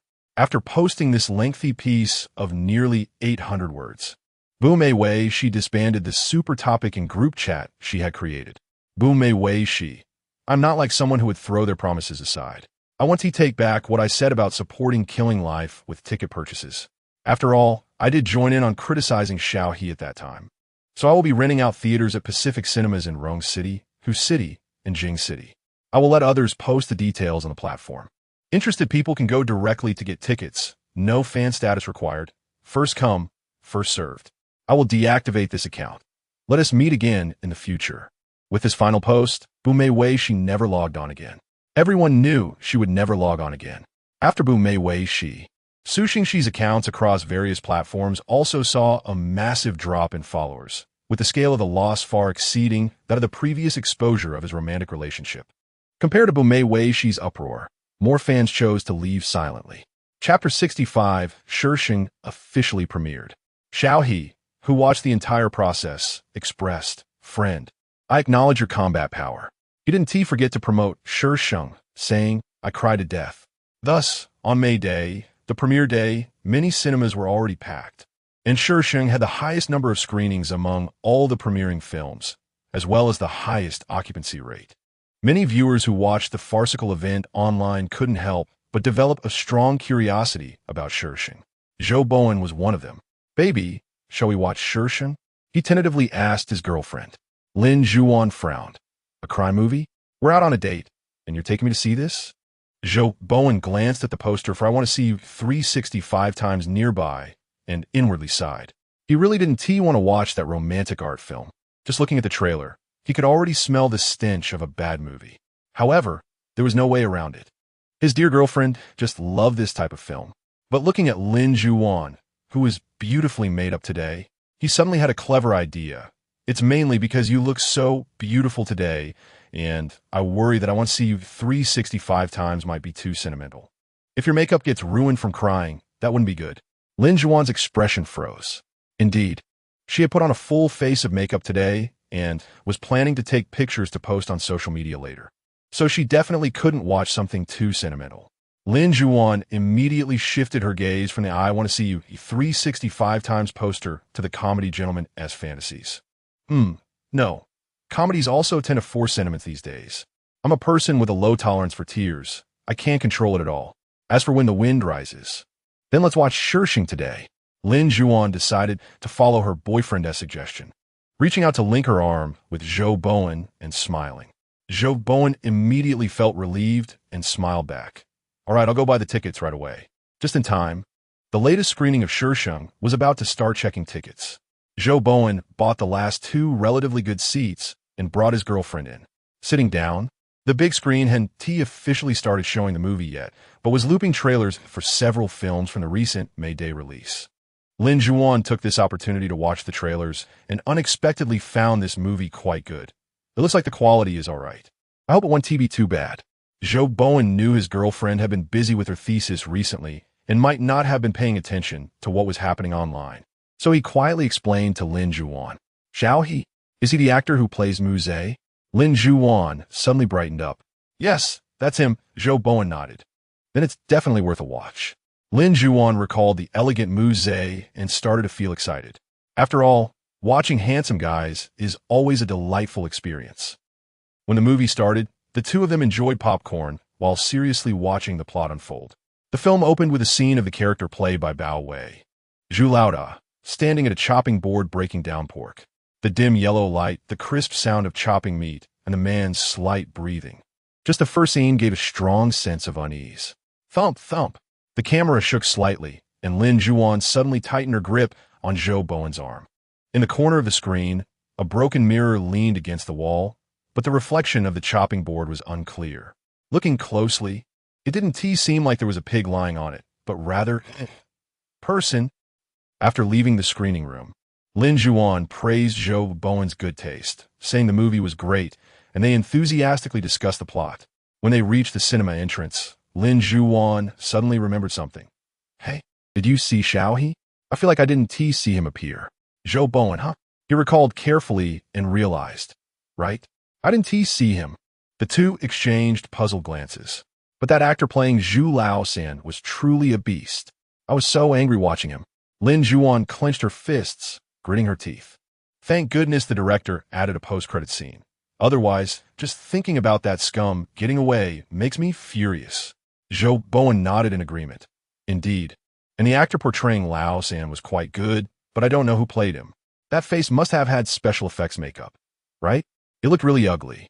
Lao Dao was played by Bao Wei, who looked decent, and Liu Zheong, as a new generation actor, though not stunning, had a very upright appearance. But that Laosan, with a face full of acne, was suffocating just from the close-ups. It's unclear if it was intentional on the director's part, but many scenes featured close-ups of that face, especially when he was assaulting the victim. His ugly and mad expression made even a male like Zhou Bowen feel extremely uncomfortable, let alone Lin Zhuan.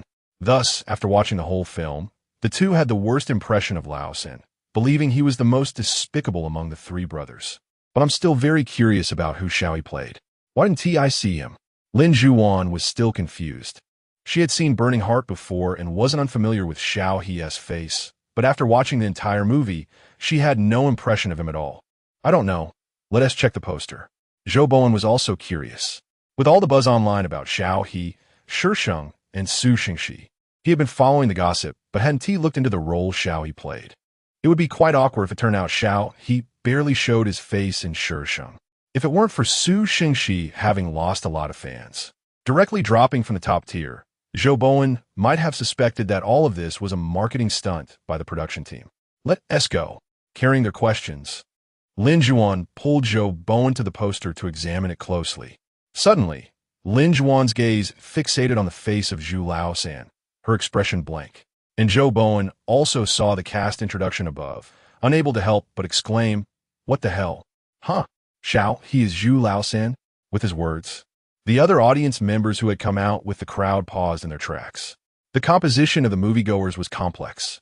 Not everyone knew all the details about the film, nor did everyone recognize Xiao He, but Zhou Bowen's words still sparked a wave of astonishment. Huh? Zhu Laosan is really played by Xiao He? Yeah, I told you earlier, but you didn't believe me. What a joke, mainly because Zhu Laosan is such a beast.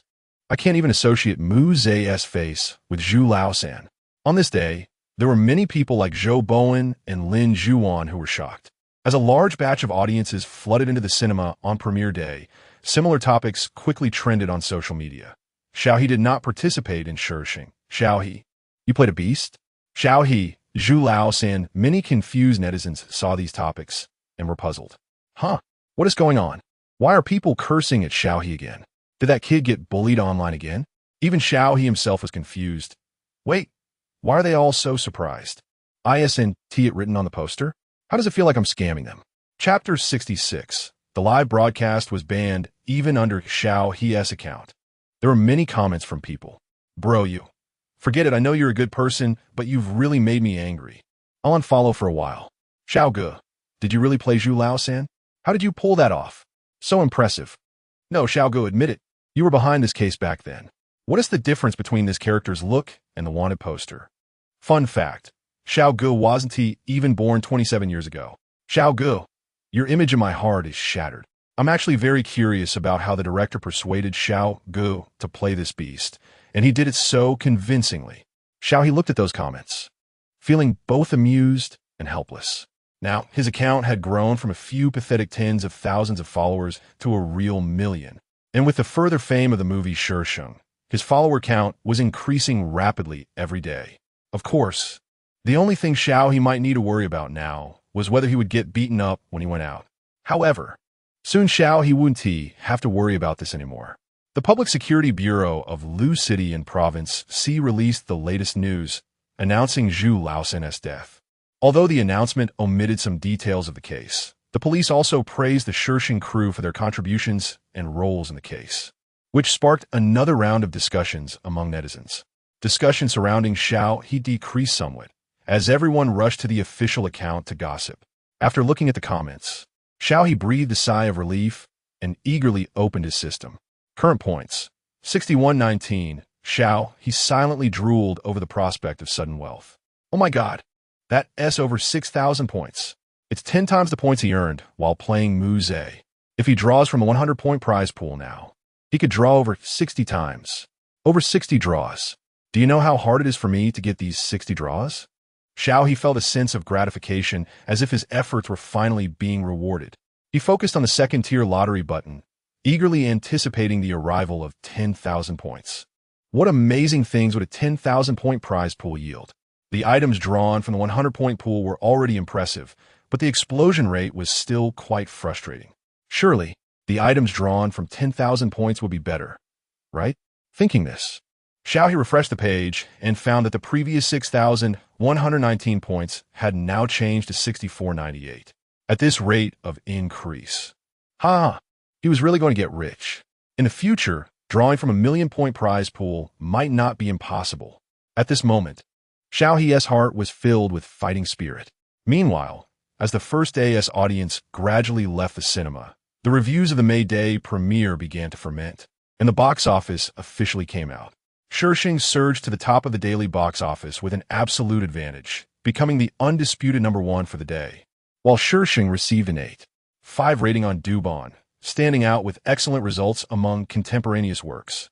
Among the competitors in the same time frame, Thinking of You 365 times, presented as a romantic film, had a terrible plot and was essentially a scam to lure the audience in, leaving viewers feeling cheated and angry, rating it only 4.8.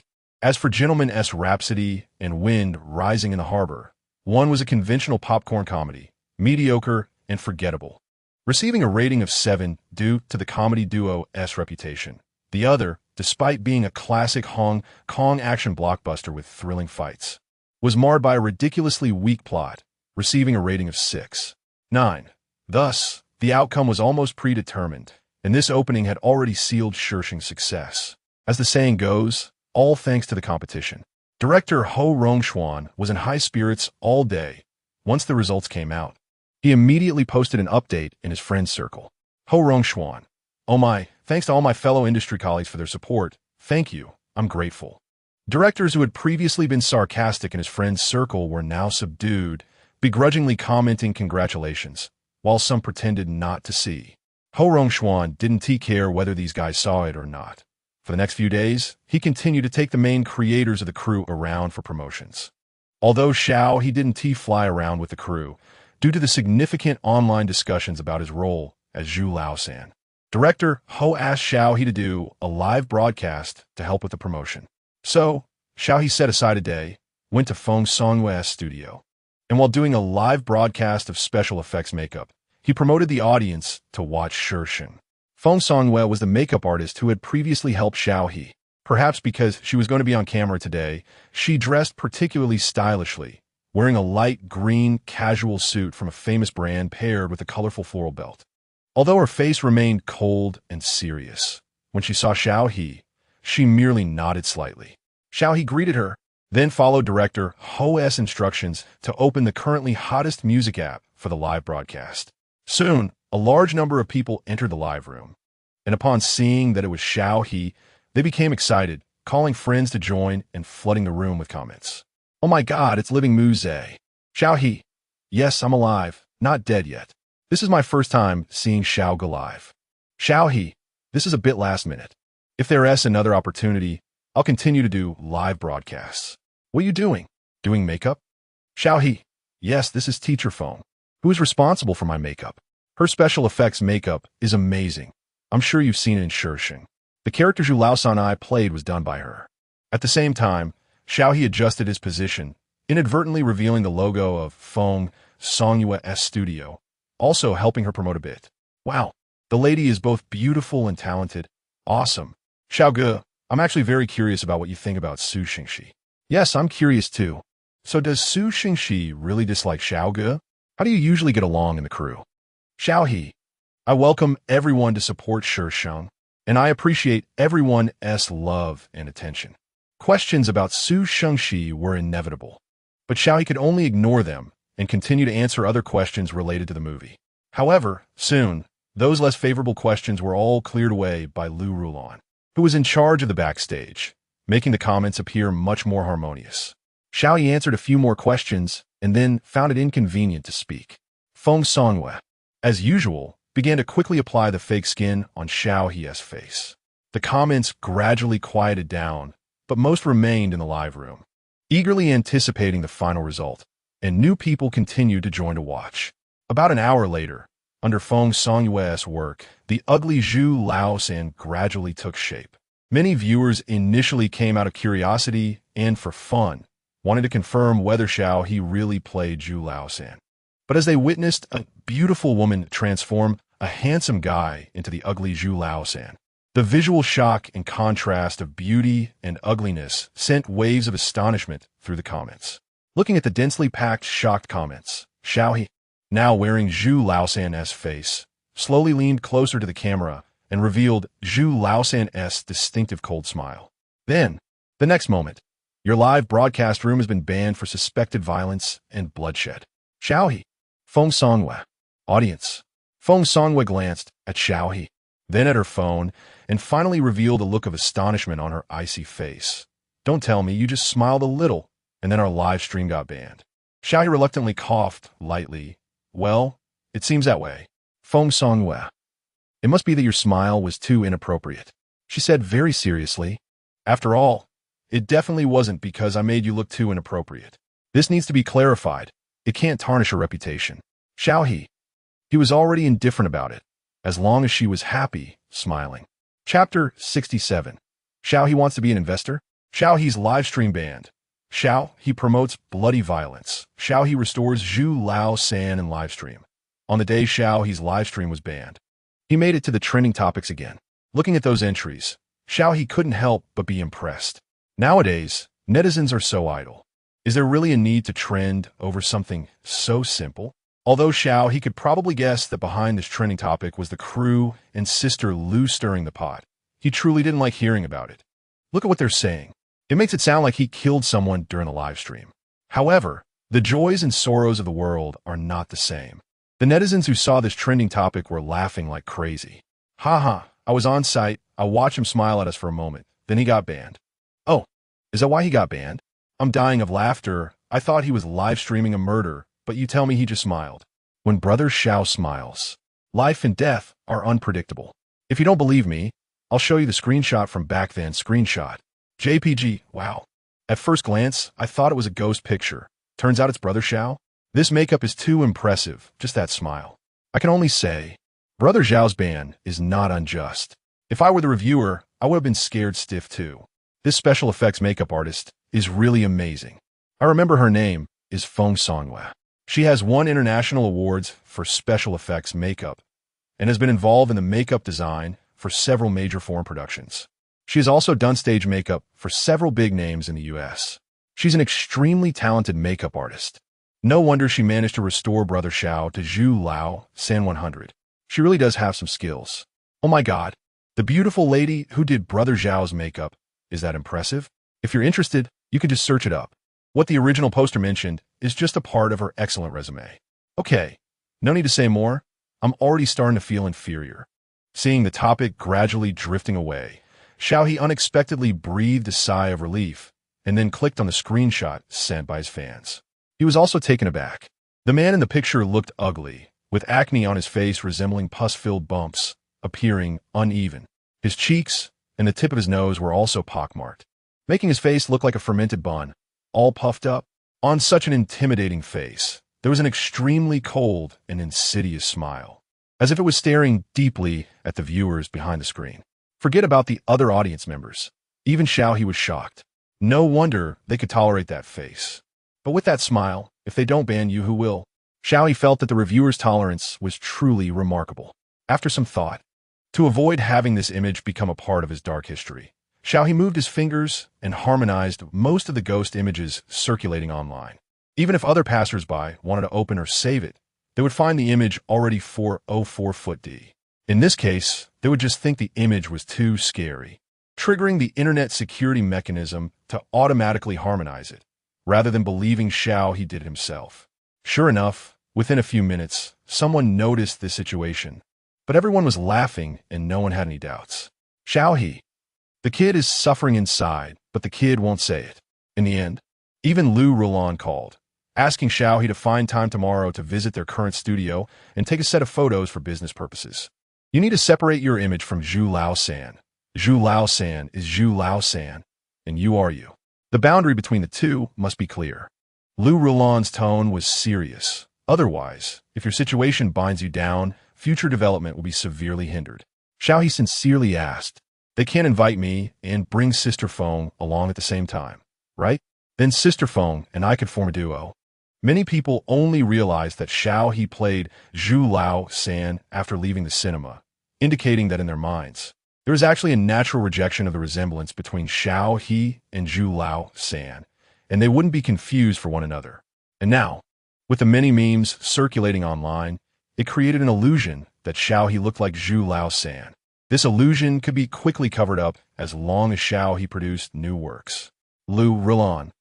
Don't change the topic. Xiao He. Okay, Sister Lu. You talk. Lu Roland lightly coughed and continued. Our studio has just been renovated, so we need to take more sets of photos for storage. This will be convenient for future fashion resources and business resources. After all, when you submit your resume, you can't just show them your headshot, right? Xiao He's appearance and physique are quite good, and Lu Roland planned to help him secure some fashion resources. And photos are naturally indispensable. Xiao He, I understand. Then he thought for a moment and asked Lu Roland about their studio situation. Sister Lu, is the studio solely invested by you, or are there other partners? Lu Roland was a bit surprised. Why are you suddenly asking this? I was just asking casually. That's right, I should tell you some details. Lu Roland said calmly. This studio was indeed created with my own investment. As long as you work hard to make money, I expect to break even within 2 years. Xiao He. Sister Lu, you're so rich? Lu Roland chuckled lightly. Although I have left Jiaxing Entertainment, I was one of the old employees who built it up back in the day, and I still hold some shares.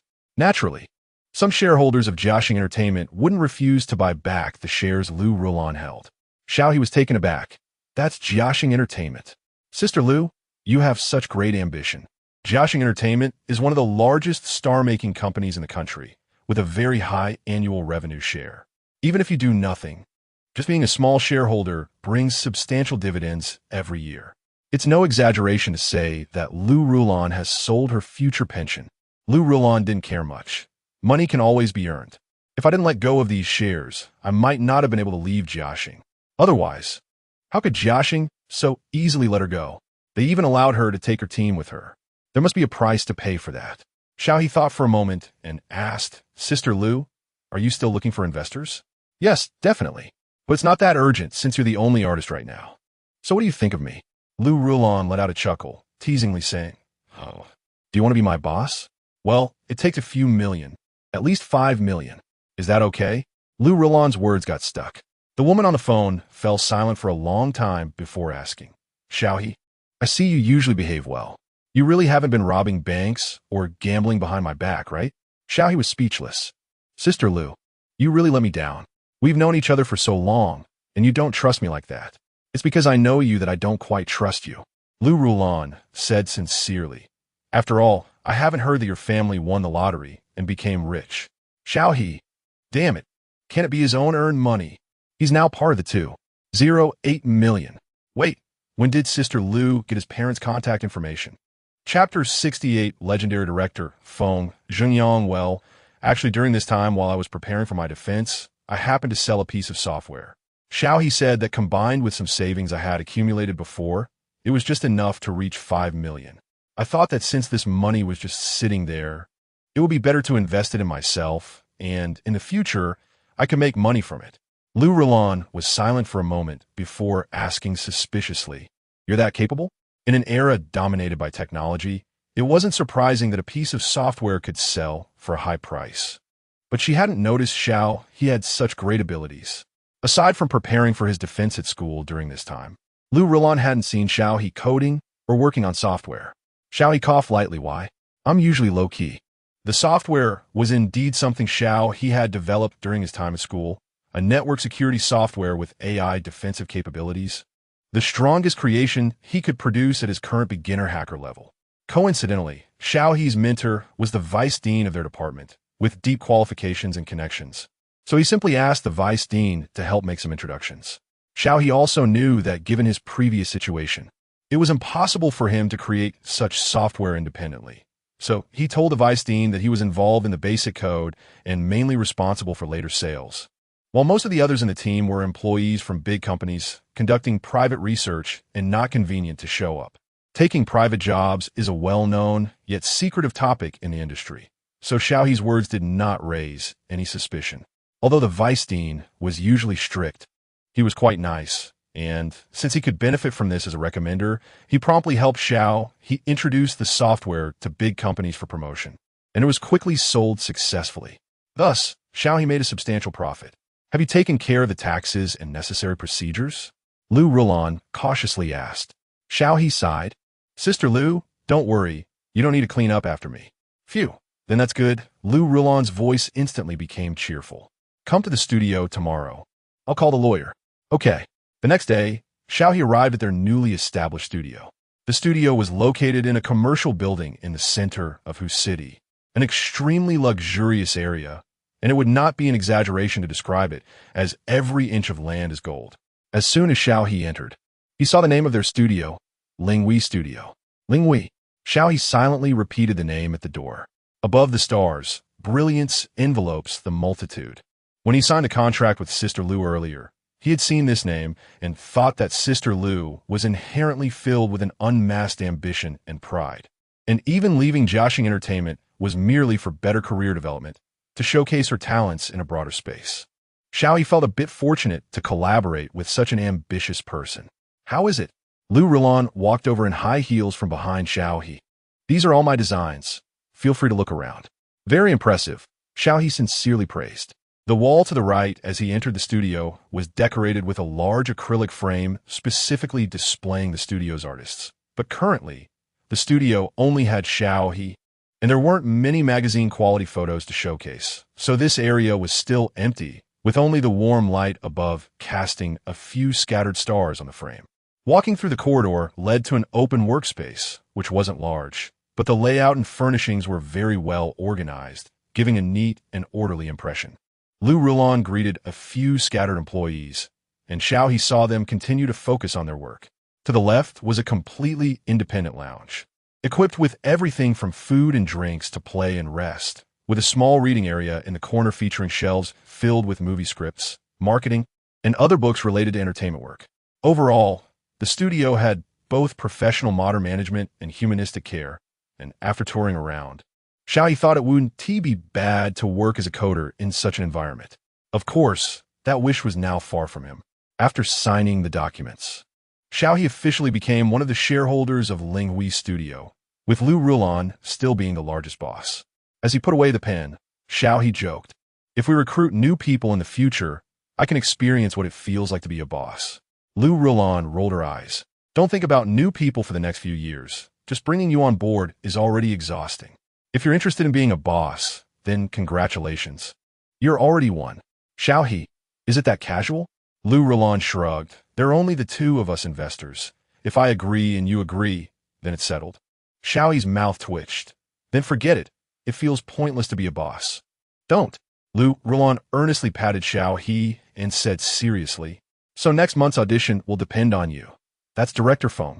If we can snag a role, we'll have recouped our investment in half a year. And I'm counting on you, the boss, to give out more bonuses." Xiao He, wait, something feels off. Why do I feel like I fell into a pit? However, of course, these are just jokes. Since they mentioned the audition next month, Xiao He shifted the topic and asked the question that had been on his mind. What exactly is the situation with that audition? Sister Lu, didn't you find any reliable leads? Even if you let me prepare in advance, I'm still in the dark. There was no mention of a theme, no details about the role, no script. He only knew that director Feng Jingyang was about to make a comeback to shoot a new movie. And now the entire entertainment industry was buzzing, eagerly waiting for further news from director Feng. Speaking of Feng Jingyang, he was undoubtedly a legendary director in the industry, with works that had won multiple awards at the Hong Kong Film Awards. and his last work before retiring even went abroad to win the Best Director award at the Cannes Film Festival. Moreover, due to Feng Xingyang's distinct personal creative style, some people straightforwardly refer to it as the Feng Xingyang style, and even today, many film students learn and emulate him, treating him as an idol and goal. Such a director, significant in terms of the era, had originally retired 7 years ago and rarely appeared in the public eye. So when the news of director Feng's return came out, it naturally attracted countless eyes. But strangely, this time, director Feng was particularly mysterious, not revealing the film's theme or even its name. Only those who caught wind of it were anxiously speculating. Even Liu Rulan, who was usually well-informed, couldn't find any reliable information. It was said that even the investors hadn't seen the script.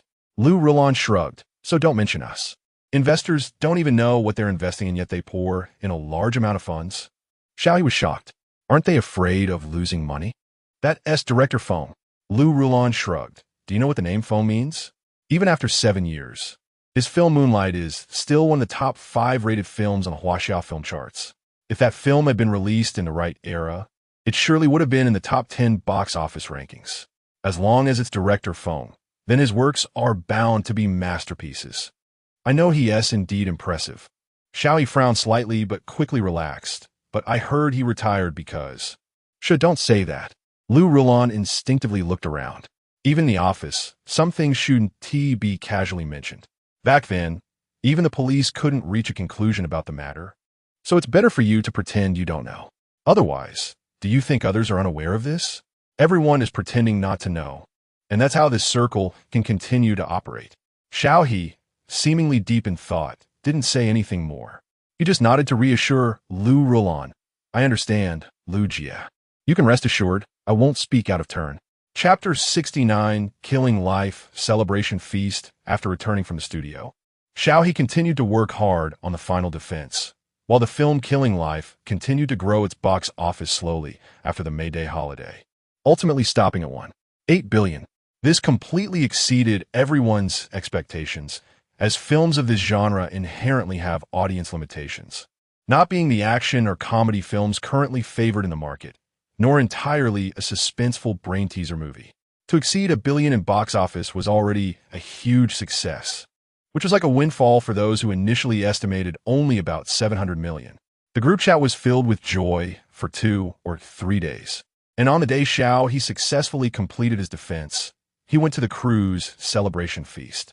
As an important contributor to the promotion, this celebration feast was specifically arranged by Ho Rongshuan to take place after Xiao He's defense. It is no exaggeration to say that the box office success was indeed partly due to Xiao He, but of course, gold will shine anywhere. Xiao He's contributions were just a catalyst. The quality of the work itself was what truly attracted more viewers to the cinema. During the banquet, Xiao He sincerely raised his glass and expressed his heartfelt thanks to Ho Rongshuan.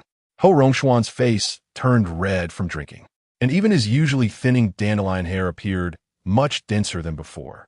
He looked at Xiao He with warm eyes and couldn't stop praising him. "Xiao He, you don't have to be humble. I've never been wrong about people in my years as a director.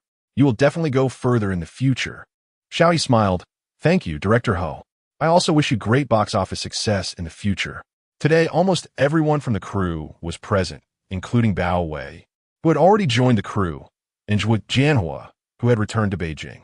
Xiao He even saw Li Hanyue, whom he hadn't seen for a long time. Li Hanyue was wearing a cream-colored shirt dress, with the same radiant smile she had when Xiao He first met her. It seemed that the shadow of the previous incident had dissipated from this girl's heart. Upon seeing Xiao He, Li Hanyue proactively walked over with a glass. "Xiao Gu, I said last time that I would treat you to a drink, but I didn't expect it to drag on until now, so I'll drink one for my punishment." Before Xiao He could say anything, Li Hanyue downed her drink. Seeing this, Xiao He raised his glass and followed suit. "I'm glad to see you doing well."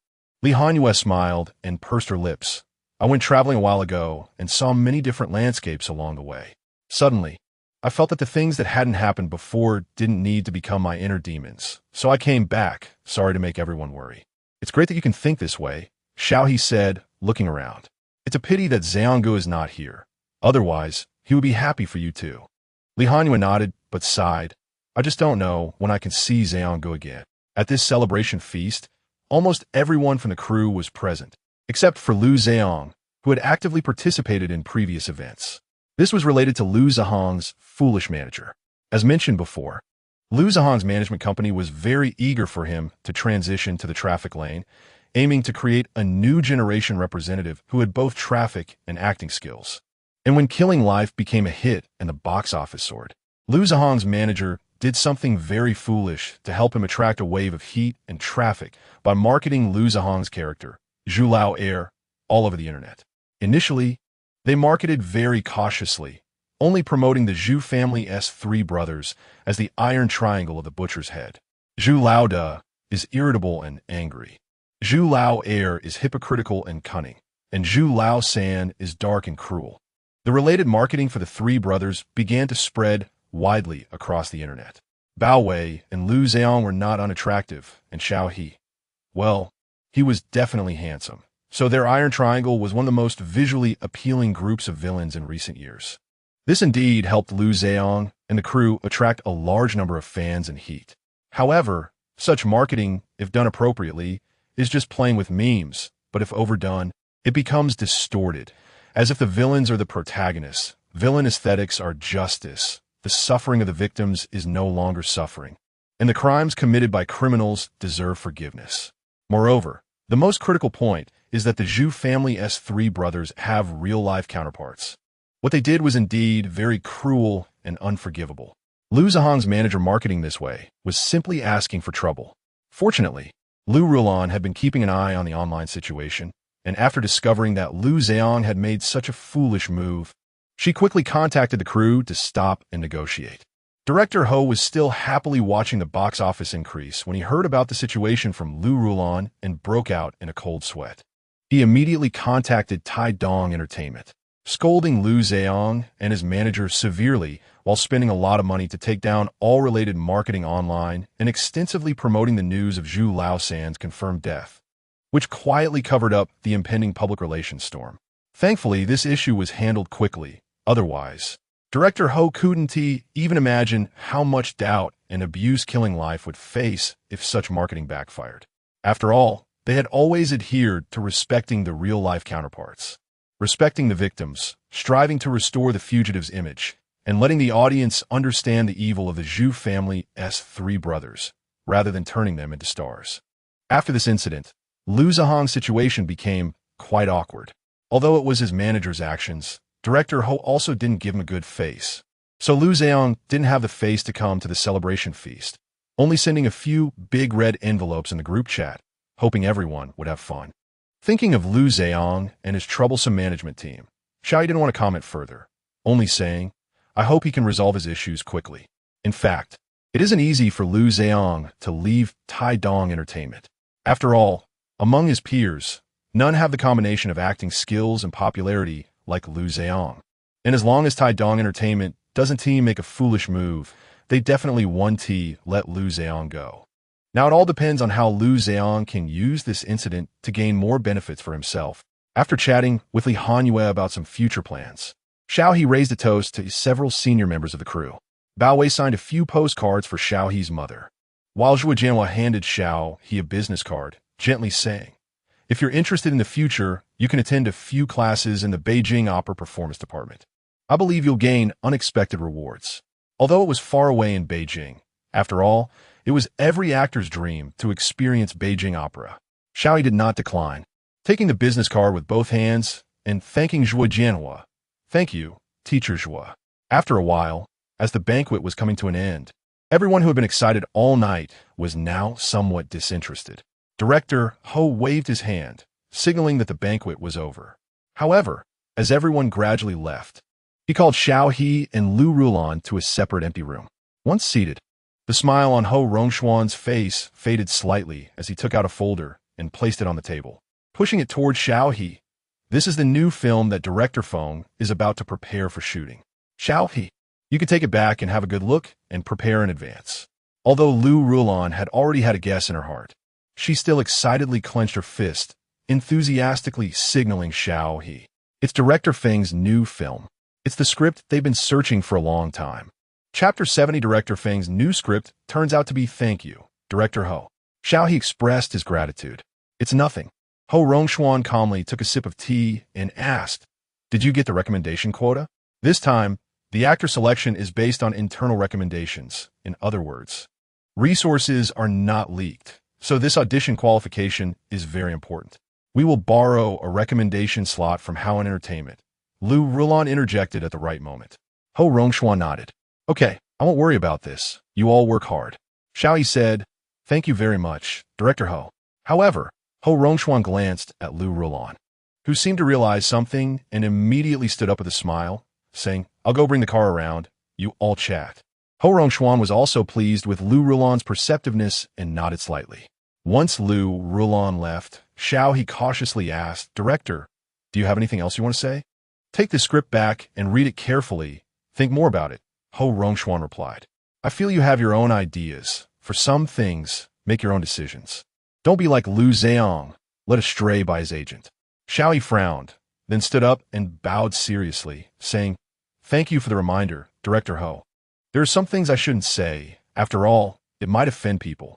Ho Rongxuan lightly coughed. You can go back now. Think about it yourself. What Ho Rongxuan said could be described as heartfelt. It was indeed advice and counsel from senior to Xiao He, as a way to repay Xiao He's strong promotion of Shisheng. Whether Xiao He can grasp the deeper meaning of Ho Rongxuan's words depends on his own insight. All the way, Xiao He was particularly silent. Lu Rulon, who was driving, found it strange and glanced at Xiao He through the rearview mirror. What did Director Ho say to you after I left? You look troubled. Xiao He pondered for a moment and shook his head. He didn't say much. Just told me to read the script carefully. I still don't understand what he meant. Lu Rulon chuckled. What? Did he give you a riddle to guess? Xiao He seriously agreed. Actually, Director Ho is quite suitable for being a riddle master. Could it be he knows some insider news? Lu Rulon also fell into deep thought. Should we investigate further? He probably won't tell us again, Xiao He said. Let's just look at the script first. Maybe what Director Ho wants to say is in there. All right, let's look at the script. About 30 minutes later, Lu Rulon drove into a high-end community. Previously, Xiao He either stayed in different hotels arranged by the crew or lived in the school's dormitory. Now that he had officially graduated from Hu University, he naturally couldn't continue living in the dormitory. Moreover, with Xiao He's growing fame, Lu Rulon decided to find him a safer place to live. Thus, Xiao He was arranged to move into this well-known high-end community in Hu City. Of course, given their current financial situation, they couldn't just buy a house outright, so they rented it for 3 years. As for the rent for these 3 years, even though Xiao He now had money, it still made him feel a pinch. However, such a high rent brought a super spacious independent villa and a very secure environment. So there was no need to worry about strange people entering the community, ensuring privacy. Lu Rulon drove the car straight into the garage and gestured for Xiao He to get out and see his home for the next 3 years. This was Xiao He's first time looking at the house he would live in. He had been busy with his thesis defense recently, so Lu Rulon handled these matters personally. Xiao He hardly needed to look. Just seeing the garden, which was bigger than 3 classrooms, brought tears of poverty to his eyes. The taste of money.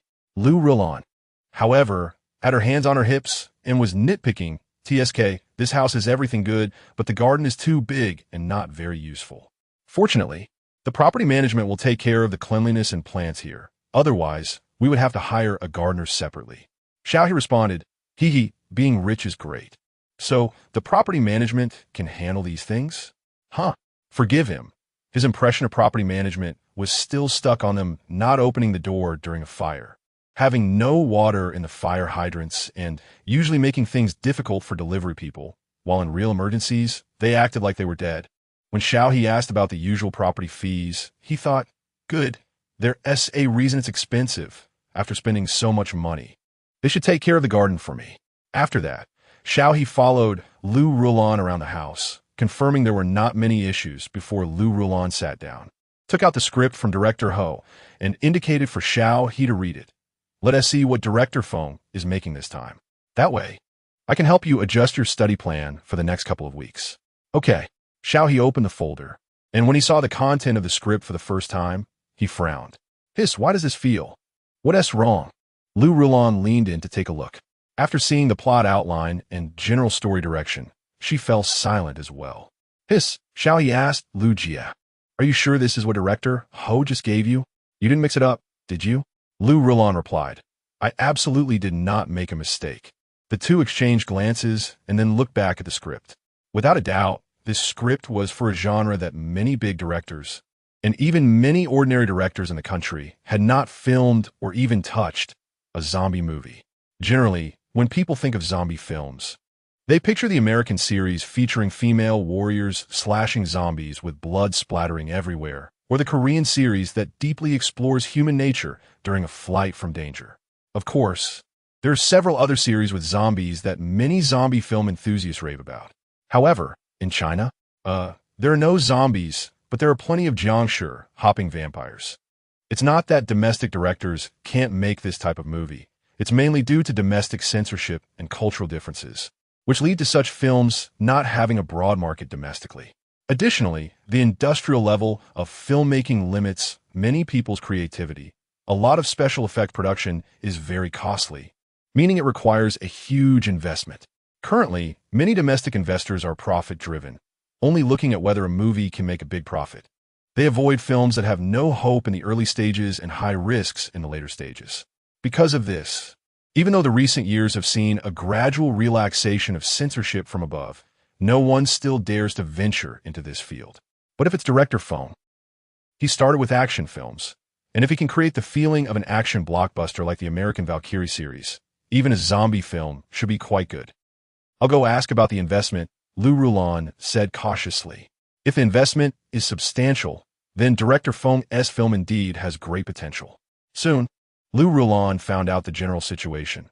Currently, the investment is around $500 million, and the investors have expressed strong support, ready to continue investing at any time. There is effectively no upper limit. Xiao He gasped. This funding is already very good for such a film. As far as he knows, the last installment of that American Valkyrie zombie film only had an investment of $40 million, which translates to about 276 million yuan. In comparison, 500 million is already a top-tier investment amount for this type of movie, showing just how much the investors trust director He. They're completely all in. However, it wasn't just the investors who relaxed upon hearing such an amount. Lou Roulon felt much more at ease too, with a renowned director and high investment as double insurance. Even if there's never been a commercial zombie movie in the market, so what? Director He's film will be the first to take the plunge. Chapter 71. Choosing a new role? However, Xiao He was not as optimistic as Lou Roulon. He felt that the market could sometimes reflect many things. If there were just a few, it only indicated that not many people could produce good work. But if there were none at all, it represented, to some extent, that it was unsuitable. This matter was a choice of the public, and even renowned directors were no exception. However, seeing Lou Roulon's eager expression, Xiao He still gently said, let's first look at the script. What if there isn't a role suitable for me? It's still uncertain. True enough, Lou Roulon picked up the script and started taking pictures of it, then handed it to Xiao He. I'll look at my phone, you read the script. Let's do it together. Xiao He did not refuse and began to seriously read the script. The movie currently had no title. It was unclear whether director He had intentionally removed it when looking for actors or if it just hadn't been decided yet. So he skipped that question and went straight to the plot. The story began with the cliché zombie outbreak, and like many classic zombie films, the main characters were a man and a little girl, set in a hospital in a fictional world. As everyone knows, when a zombie outbreak occurs, hospitals are the most dangerous places since many unsuspecting infected individuals are sent there. The male protagonist encounters the zombie outbreak while bringing his daughter to the hospital for an infusion. Due to the urgent and chaotic situation, he mistakenly takes another little girl who is wearing the same uniform as his daughter. By the time he realizes the area has completely fallen and he can no longer return, it is overrun with flesh-eating zombies, and he cannot even ascertain whether his daughter is still alive. If he wants to go back, he must first detour to the inpatient building and then circle around to the emergency room. However, looking at the little girl of the same age as his daughter, tears of helplessness and confusion on her face, the protagonist faces a moral dilemma. Should he drop this burden and leave her behind, or take her along to find his daughter? Naturally, the story progresses with the protagonist choosing to take this unrelated, completely unfamiliar little girl with him. This decision is also influenced by his hope that someone like him will help his daughter, rather than abandoning her. Thus, the protagonist embarks on a journey through a horde of zombies with a 7-year-old girl in search of his daughter. During the outbreak, many people remain in the hospital. Under the fear of death, the darkness and distortions of many individuals are magnified. Yet there are also those like the protagonist who persist in saving others and holding their ground. They form partnerships along the way, but lose them just as quickly, encountering various individuals and making numerous choices that test humanity. The protagonist repeatedly considers abandoning the little girl as a burden, but ultimately decides to protect her. Between life and death, the light of humanity shines brightly.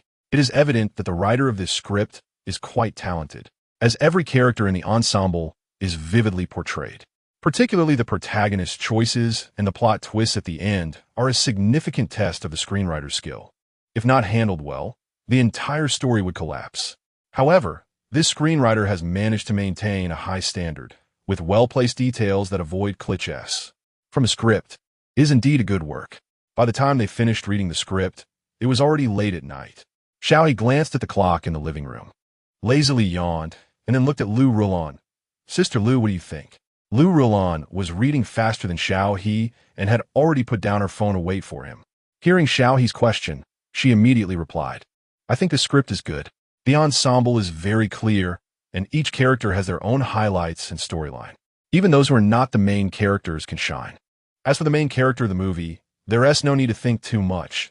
Someone like Xiao He, who doesn't even have a girlfriend, is unlikely to have a 7 or 8-year-old daughter. The production team will definitely look for middle-aged actors over 30 from the industry to play that role. Moreover, the competition is fierce. For someone of Xiao He's stature, just being able to participate is already impressive." Based on the current script, Lu Rulan recommended a character to Xiao He, a swordsmanship teacher in his 20s. This teacher serves as the martial force in the film. He originally came to the hospital with a girl he secretly loved, only to unexpectedly encounter such a situation and, like the protagonist, become separated from her. Unlike the protagonist, he is genuinely skilled and a reliable presence in the early part of the film. However, in this scenario, good people do not get rewarded. Indeed, during an escape, this teacher faces betrayal from a companion and nearly loses his life. Even if he survives and returns, he is suspected of having been infected with the zombie virus. Humanity is revealed at this moment. Even if you have saved everyone, even if you are a good person, so what? You are no longer one of them. You only bring danger and death. Originally just a kind, ordinary person, the light in his eyes slowly dims due to everyone's accusations and wariness, until finally, he quietly picks up his weapon. This is a relatively deep character, somewhat like an honest person being driven to become a villain, requiring a certain level of acting skills to support this series of changes. It would be best if the transformation of the character's mindset could be subtly conveyed throughout the performance, so it wouldn't seem too abrupt. Compared to other characters, he is more challenging to portray, but undoubtedly has more highlights and personal charm. However, while Xiao He thinks it's not bad, he is not particularly satisfied. If he had to say what was not quite right, he couldn't quite put into words. The main issue is the theme. He wonders if killing zombies counts as killing people. This has been a dilemma for him since he got the script. Previously, he wanted to participate in Director Feng's film because he felt that many of his action movies were well made, and the antagonists were indeed ruthless, making the mind games with the protagonist very enjoyable, with life and death confrontations that were deadly. But this time, the style has changed to a zombie film, with the main antagonists being zombies. He cannot even play a ruthless villain. If the ones being killed are zombies, then they were human in life. And the actors portraying them are also human, so when he attacks, does he get points for that, or not? What do you think? Lu Rulan continued to ask Xiao He. He should be the most suitable role for you among all the characters. Xiao He did not answer, but instead asked Lu Rulan, "Sister Lu, do you think this role is necessary to play?" Lu Rulan frowned slightly, but was not angry. She crossed her legs and asked, "Are you not satisfied with this character?" "I definitely wouldn't dare to speak carelessly about the director's role." Xiao He nodded. "I'm just thinking that all these ensemble characters are quite good, and there will definitely be many big names competing. It might even be an all-star lineup." "Can I do it?" Lu Rulan replied. "Whether you can or not is one thing. and whether you want to or not is another. Xiao He was momentarily speechless. Sister Lu, after you said that, I don't even know how to respond. Chapter 72. 3 draws to meet the lucky one, so do you want to act or not? Lu Rulon asked directly. Xiao He answered honestly, I don't really want to. I feel like this script is a bit risky, and I suspect Director He is hinting that I should be cautious about choosing this project. Lu Rulon pondered. Over the years, many major directors with big investments and star-studded casts have failed. Xiao He continued, besides, it's a zombie theme. It's hard to say whether it has a market in the country. Moreover, with a star-studded cast, the big names are in the forefront, and we small roles are just embellishments. Even if I act, I want to get many good shots. Xiao He felt it wasn't necessary to compete. He wanted effective footage. You have a point. Lu Rulon decisively stood up. I will help you find a new script, but you still have to go to this audition. You can't cut corners in your preparations. I'll help you sign up for a swordsmanship class. Even if you don't use it this time, having basic skills is always competitive. Huh? Do I still have to go? Xiao He was a bit dumbfounded. Lu Rulon shot him a sidelong glance. This audition opportunity is not just an audition. It's also a display of resources and abilities. No matter how you think now, Director Feng's status is there. Until everything is settled, his work is a good work, and his box office is guaranteed. Being able to attend his audition proves your standing and capability. This is like a threshold. Those who can get in must have ability and background, while those who can't automatically drop a level. Even if Xiao He just goes in for a spin, the information he releases in the industry will be different. It sounds ironic, but that's the entertainment industry. Thinking positively, going in for a spin might attract better scripts, Lu Rulon comforted. All right, Xiao He sighed. Prepare for tomorrow and report to the teacher. Huh? Are we starting to learn now? Xiao He was a bit surprised. Lu Rulon said matter-of-factly, since we got the script early, we naturally have to start preparing. You can't really perform poorly at the audition, right? I'll have to work hard to help you save face then. Xiao He. Okay then. By the way, have you learned any other related skills before? I can add them to your resume when I help you. Lu Rulon continued to ask. Xiao He opened his mouth, hesitated. Well, maybe I have quite a few. But Lu Jia, it's too late today. You should go back first. Let me think about it and tell you later. Lu Rulon was puzzled. If you know it, you know it. If you don't, you don't. Why do you need to think about it? Xiao He scratched his head. Maybe I'll suddenly remember it in a flash. So to avoid missing any skills, it's better to give me more time to recall. Lu Rulon. Suit yourself. She shrugged indifferently. You must start class tomorrow. Don't slack off. I know. After Lu Rulon left, Xiao He finally breathed a sigh of relief and lay back on the sofa. To be honest, the expensive sofa was indeed comfortable. It was just a pity that a comfortable sofa couldn't change his current sad reality. If he really missed out on Director Feng's script, he didn't know when he would find another suitable one. Xiao He sighed. Now that he had enough points, he didn't have to worry about life and death issues. So dreaming of a good script wasn't too much, right? After all, the big money he was making now was from criminal influence, much more than the points he earned from being stabbed one by one. Thinking this way, Xiao He casually opened his long-dormant system panel. He had been waiting for his points to reach 10,000, but later he was too busy and forgot about it. Now that the movie had already grossed 8 billion, his points should be current points, 32,011. Xiao He gasped and jumped up from the sofa. 30,000 points? Ha. Xiao He has worked hard to save for so long. Finally. Without any hesitation, Xiao He quickly ran to wash his hands carefully, then bowed to the void, putting his hands together and chanting, Dear System Lord, I know you're there. The good skills I drew before have all come in handy, and I believe you have arranged everything. Please give this child a chance to become stronger, I beg you. Then, Xiao He took a deep breath, raised his hand, and pressed the lottery button for 10,000 points. Congratulations, you have gained 100 days of lifespan automatically exchanged. Congratulations, you have gained magic hands automatically learned. Congratulations, you have gained skill copy capsule automatically stored. Magic hands details. Fine crimes require a pair of dexterous hands. It comes with basic criminal techniques such as stealing, gambling, bomb disposal, and forgery, helping you complete more delicate criminal tasks. Skill copy capsule details. It can help you copy any criminal skill you want, provided that the object and technique being copied truly exist. After 3 draws, There were both joys and sorrows. The sorrow was that this time he only drew one skill, and this so-called magic hand seemed like a package of multiple skills, but the contents of this package. Xiao He held his phone, smoothly flipping it between his fingers. The palm-sized phone at this moment was like a coin played with by characters in a movie, spinning without any impact. In the next moment, as he flipped it, the phone was wedged between his fingers and wrist, creating a visual illusion, as if it had instantly disappeared from his hand. Then his palm kept moving back and forth, ensuring that anyone in front couldn't see the existence of the phone. This was just a magician's basic skill. No need to say anything. It's not useful in daily life. At most, he could use it to show off a magic trick, or would try to unlock his door when he forgot his keys. Oh, he almost forgot that the house he currently lived in had an electronic lock, which could be accessed with a password and fingerprint. Even if he couldn't get in, he could still call the property manager. That seemed even less useful.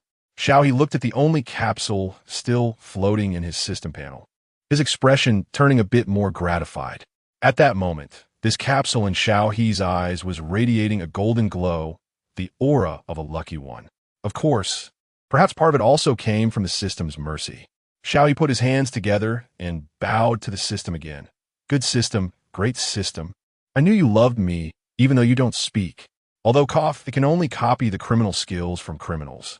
But this is definitely more stable than the skills he has drawn. Custom-made, absolutely reliable. Everyone who has used it says it's good. Thumbs up. However, a new problem arose. Xiao He started to rest his chin on his hand, deep in thought. What skills should he copy? To be honest, the more common criminal skills that he could use in daily life seem to be only those related to violence. Wait, if I pull out from the Shanghai Telenkio prison, how would that be explained? Find a most powerful financial mogul inside and copy a bit of criminal finance. Then go stir up some trouble over with old me. Make a huge pile of money, and when I return gloriously, instantly transform into a high-level president of Lujiazui, sitting on hundreds of billions of assets, waving my hand as if money was just a cent. Cough, cough. Xiao He admitted that he genuinely had that moment of excitement. It just felt like this method was quite punishable. What if he not only copied someone else's criminal skills, but also ended up copying their sentence? Then went to prison and had a tearful eye-to-eye encounter with a real person? Xiao He kept reminding himself, in his heart, to stay calm, to stay composed. This capsule is very precious, and he worked hard to draw it. He must be cautious, and more cautious.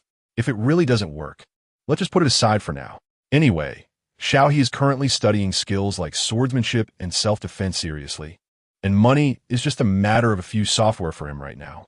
It's neither illegal nor criminal, and so far, he hasn't felt an urgent need to acquire a specific skill. It's better to play it safe. After making up his mind, Xiao He put the capsule away again. Chapter 73. Learning at the martial arts school the next day, Xiao He went to the swordsmanship class that Lu Rulon had arranged for him. Coincidentally, this martial arts school was run by Pu Rong's family. However, Pu Rong was not there. Instead, it was Ma Hongwu, who had been pestering Xiao He about his bone-cutting knife technique last time. Upon seeing Ma Hongwu, Xiao He felt a jolt in his heart. While Ma Hongwu's eyes lit up, Xiao, I didn't expect you to come to our martial arts school. Xiao He replied, Yes, I'm here to learn basic swordsmanship. Ah, Lu Jia, you treacherous teammate. How could you arrange for him to come here? After the previous incident, Xiao He had vaguely guessed that this old man might suspect his bone-cutting knife technique. However, Xiao He didn't care too much. After all, he hadn't spent much time with the old man, and they were relatively unfamiliar with each other. Even if the old man had suspicions, it was unlikely he would discover anything. To Xiao He's surprise, this time the old man was very friendly, completely devoid of the sharpness and probing from their last meeting. Xiao, I've seen the video of you saving people. I really didn't expect it. Not only is your knife technique good, but you are also so agile and kind-hearted. I really admire you, this old man. Xiao He understood. It turned out that the incident of saving someone had cleared up the old man's suspicions about him. He felt relieved and humbly replied, Ma, Qianbei, it was just a small effort, nothing to mention. Oh, no need to be too modest. Since you are willing to come to our martial arts school to learn, I will definitely arrange the best teacher for you. No, that's not necessary. But before Xiao He could refuse, the old man pulled him by the arm and led him upstairs. Yes, yes, you definitely have a good foundation, right? Oh, if not, it's okay. I guarantee I can teach you in half a month. Don't worry, it definitely won't affect your filming schedule.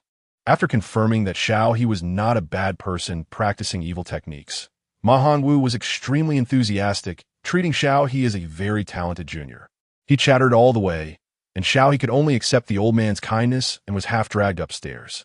The second floor of the martial arts school had many independent practice rooms. Most of them were closed, but faint sounds of practice could be heard from inside.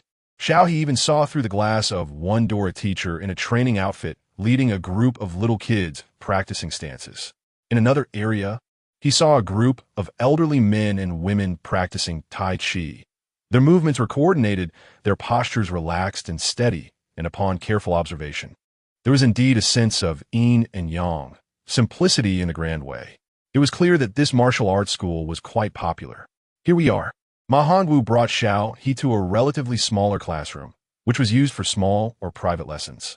The decor and facilities were also very well maintained, with the walls even cleaner than those of the larger classrooms they had passed. Ma Hongwu knocked on the door and then took Xiao He into the practice room.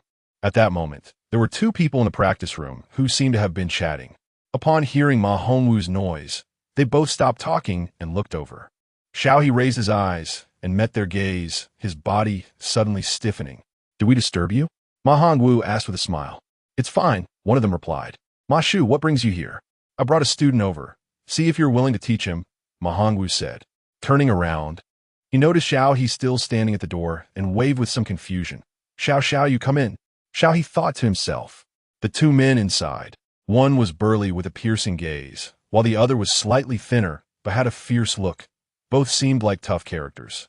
Xiao He really didn't want to go in, but since Ma Hongwu said so, he could only brace himself and step inside. "This is Xiao Yu, a student from Hu University, currently an actor." Ma Hongwu introduced Xiao He. "Though he is young, don't underestimate him. He has acted bravely on multiple occasions and has been in the news. He is a very good kid, and his martial arts talent is also quite impressive. His bone-cutting knife technique is extraordinary." Xiao He. Unknowingly, one of the burly man's nerves was touched by something, and his gaze suddenly locked on Xiao He, exuding a strong pressure that made Xiao He break out in goosebumps. His instincts screamed of danger. Even his usually steady heart began to race. Danger. Very dangerous. Is this man a police officer? No. Such a presence definitely suggests more than just a police officer. He is a soldier, possibly even a special forces type, because Xiao He could smell a faint trace of blood. The burly man narrowed his eyes. His keen gaze locked on Xiao He's face, and he said seriously, "Are you afraid of me?" As he spoke, the air seemed to freeze for a moment. No, not at all. I just feel that this uncle has a strong presence. He doesn't seem like an ordinary person." Xiao He forced a smile. "Is that so?" The man continued to stare at Xiao He, while Xiao He tried to maintain his composure and asked calmly, "Right, uncle? Are you a soldier? I feel like you have an extraordinary aura." The man looked Xiao He up and down and then revealed a faint smile. "Your observation skills are indeed quite sharp. No wonder you managed to catch a thief in a crowd." "Huh?" Xiao He was genuinely surprised. "You know me? Xiao He, who has acted bravely multiple times, helping the police catch criminals and thieves. I've also seen the video of you climbing to the outside of a building to save child. I really admire your courage and ability, but next time you save someone, you should consider your own safety first. You need to protect yourself," the man said. Xiao He felt relieved. So that is how it was. Seeing the atmosphere ease up, Ma Hongwu then smiled and introduced. "You can call him Uncle Yin." "Hello, Uncle Yin." Xiao He quickly greeted proactively. Yin Zhongbai nodded slightly. "You guessed correctly earlier, but I've already retired, so I'm not really a soldier anymore." Xiao He chuckled awkwardly. "Oh, I see. Since there is a student here, I'll take my leave." Fortunately, Yin Zhongbai didn't intend to linger and took his leave. The thin man beside him also said, "Okay, goodbye, Team Yin." After Yin Zhongbai left, Ma Hongwu formally introduced Xiao He to his teacher. "This is teacher Song Zhe." Song Zhe's presence was slightly weaker than Yin Zhongbai's, but Xiao He could still detect a hint of blood from him. Although his appearance was somewhat fierce, he had dimples when he smiled, and his gaze toward Xiao He was gentle. "Hello, Xiao student." "Hello, teacher Song," Xiao He replied. This teacher's song, if nothing went wrong, should also be a retired soldier. Xiao He discreetly observed the teacher in front of him when suddenly his gaze focused on Song Zhe's right arm. Song Zhe was wearing a fitted short sleeve, holding a wooden sword in his left hand, but his right sleeve was empty. At first, Xiao He thought he had his hand behind his back, but only upon closer inspection did he realize that Song Zhe's right arm was entirely missing up to the shoulder. This teacher Song Zhe turned out to be disabled. Chapter 74. It's broken, really a martial arts genius. Song Zhe was very perceptive. Following Xiao He's gaze, he looked down at his right arm and smiled heartily, his previous gloom and seriousness completely dissipating, revealing a somewhat honest demeanor. Ah, although I use my left hand for swordplay, don't worry, it won't have any impact. I can still teach you. If you mind, we can always switch to someone else. Oh, no, I don't mind. I actually came to learn swordplay with both hands. Xiao He quickly waved his hand. To be honest, I'm here to learn swordsmanship just for next month's audition. So I'm not pursuing intensity. I want to look cool while performing. I see. Song Zhe looked Xiao He up and down and asked, do you have any relevant foundation? No. Xiao He was about to say when Ma Hongwu beside him slapped him on the back, proudly saying, Xiao He is exceptionally talented. He has learned the bone-picking knife technique. His foundation must be solid. Just teach him a few moves, and he'll definitely manage. Xiao He was sweating profusely. No, I can't. Who gave you such a misunderstanding? Senior Ma, wake up. Stop boasting for me. I'm really going to be embarrassed.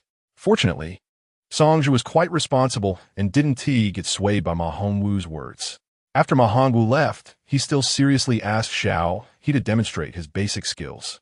Xiao He had not undergone systematic training before. He had only briefly learned some basic footwork and hand techniques from Pu Rong while working on the set of Thief Catcher. Although he had seen Pu Rong demonstrate some sword moves, he personally did not know how to do them. He could only mimic Pu Rong's sword moves from memory. However, surprisingly, Xiao He executed the entire set of sword techniques very fluently, his hand movements even coming out instinctively without thought, and the sword flourishes were smooth and graceful. After the demonstration, Song Zhe couldn't help but nod in praise. You're quite impressive. Your basic techniques are very good. It's just that your footwork is a bit messy and your posture needs some correction. Xiao He was stunned. Huh? When did I really become a martial arts genius? I just thought about it. I didn't really expect to replicate Pu Rong's sword moves. Suddenly, Xiao He opened the system panel, his gaze landing on the magic hand, and his expression finally changed a bit. This name for the magic hand is truly misleading. You should have said you could use it like this. If so, wouldn't he be able to learn many things faster? This was interesting. Then, the first thing Xiao He thought about was, when I learn to cook in the future, can I finally replicate the tutorial essay pinch of salt accurately? Xiao classmate. Song Zhe called out to Xiao He, who had drifted off. Xiao He immediately snapped back to attention, instinctively standing up straight. I'm here. Song Zhe was amused by his actions and pressed his lips together. I'll adjust your posture now. You redo the movements you just did. Oh, okay. So in the following days, Xiao He learned swordsmanship under Song Zhe. There was no doubt about Song Zhe's strength. The sword he wielded could even create afterimages, truly resembling the descriptions in martial arts novels, with sword light like brilliance and sword edge like a torch. Every time Xiao He observed, he felt deeply shocked. However, what Xiao He didn't know was that every time Song Zhe watched him practice, he also felt a sense of shock. Xiao He's hand movements progressed rapidly. Although his footwork and posture still needed improvement, for a teacher with 3 years of experience like Song Zhe, he was already a genius among geniuses. If Xiao He weren't an actor, Song Zhe would have really wanted to advise him to try competing in national competitions. Such a martial arts talent shouldn't be buried in the entertainment industry. Alas, what a pity, as Xiao He remained unaware. Song Zhe fell into the same dilemma as Ma Hongwu. After a few days of contact, their relationship gradually became closer. Xiao He learned from Song Zhe that Song Zhe's arm had actually been injured years ago while carrying out a task. After the injury healed, he didn't want to accept an assignment to a more relaxed position and passively live the rest of his life. So he simply retired and came here to be a swordsmanship teacher. Song Zhe had previously won the National Youth Martial Arts Championship in the swordsmanship category. After joining the army, he set aside this hobby, and now returning here as a teacher was also a pursuit of his youthful dreams. I must say, Xiao He admired such people the most. They can protect their country when needed and pursue their dreams upon retirement, not letting the loss of anything lead to a laid-back life. They maintain a consistently positive attitude toward life, as if no difficulty could ever defeat them. Xiao He grew increasingly respectful toward Songzhe. After a training session one day, Xiao He also met Songzhe's partner and daughter. The woman was a beautifully gentle-looking person, wearing a simple blue silk shirt and white high-waisted wide-leg pants, exuding a calm, scholarly aura with her every move. The little girl she was holding wore a beautiful princess dress, looking adorable like a small cake, bouncing over to Songzhe and sweetly raising her hands for a hug. Songzhe smiled and bent down, effortlessly lifting his daughter. The family atmosphere was harmonious and warm, and Xiao He took a few more glances before deciding not to disturb them, tactfully packing up to leave. Meanwhile, while Xiao He was diligently training, Director Feng was starting to spread the news about casting for his new movie, with many marketing accounts and media outlets successively sending out related messages. The previously calm domestic entertainment scene was finally beginning to shake again. After all, this was Director Feng, renowned for his outstanding films in early Hong Kong action cinema.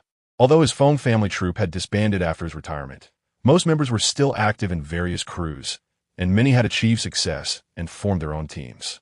His comedy action film Flight Navigation was the first domestic film in Chinese cinema history to break $1 billion at the box office, marking the beginning of a spring for comedy action films.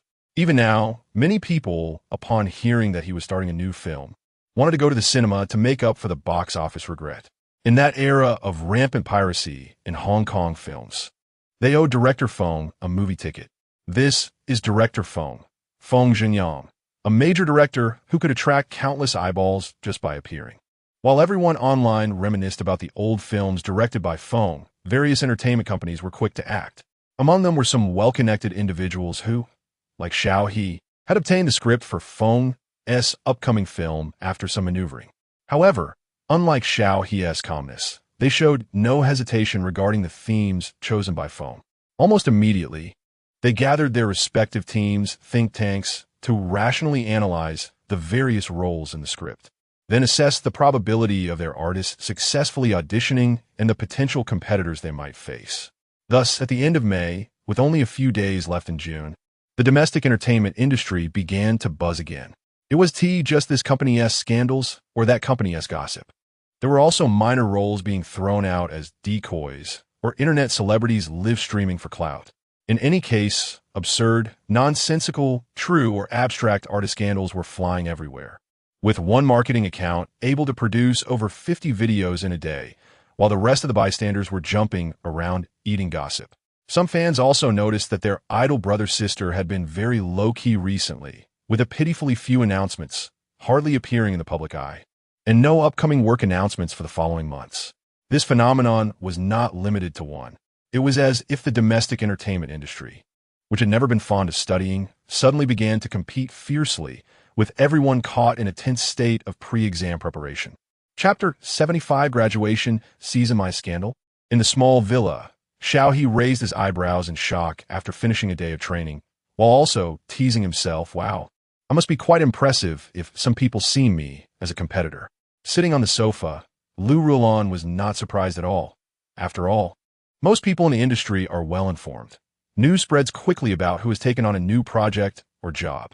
Conversely, if someone hasn't had any gigs recently, they're probably eyeing Director Feng's audition. None of this is a secret anymore.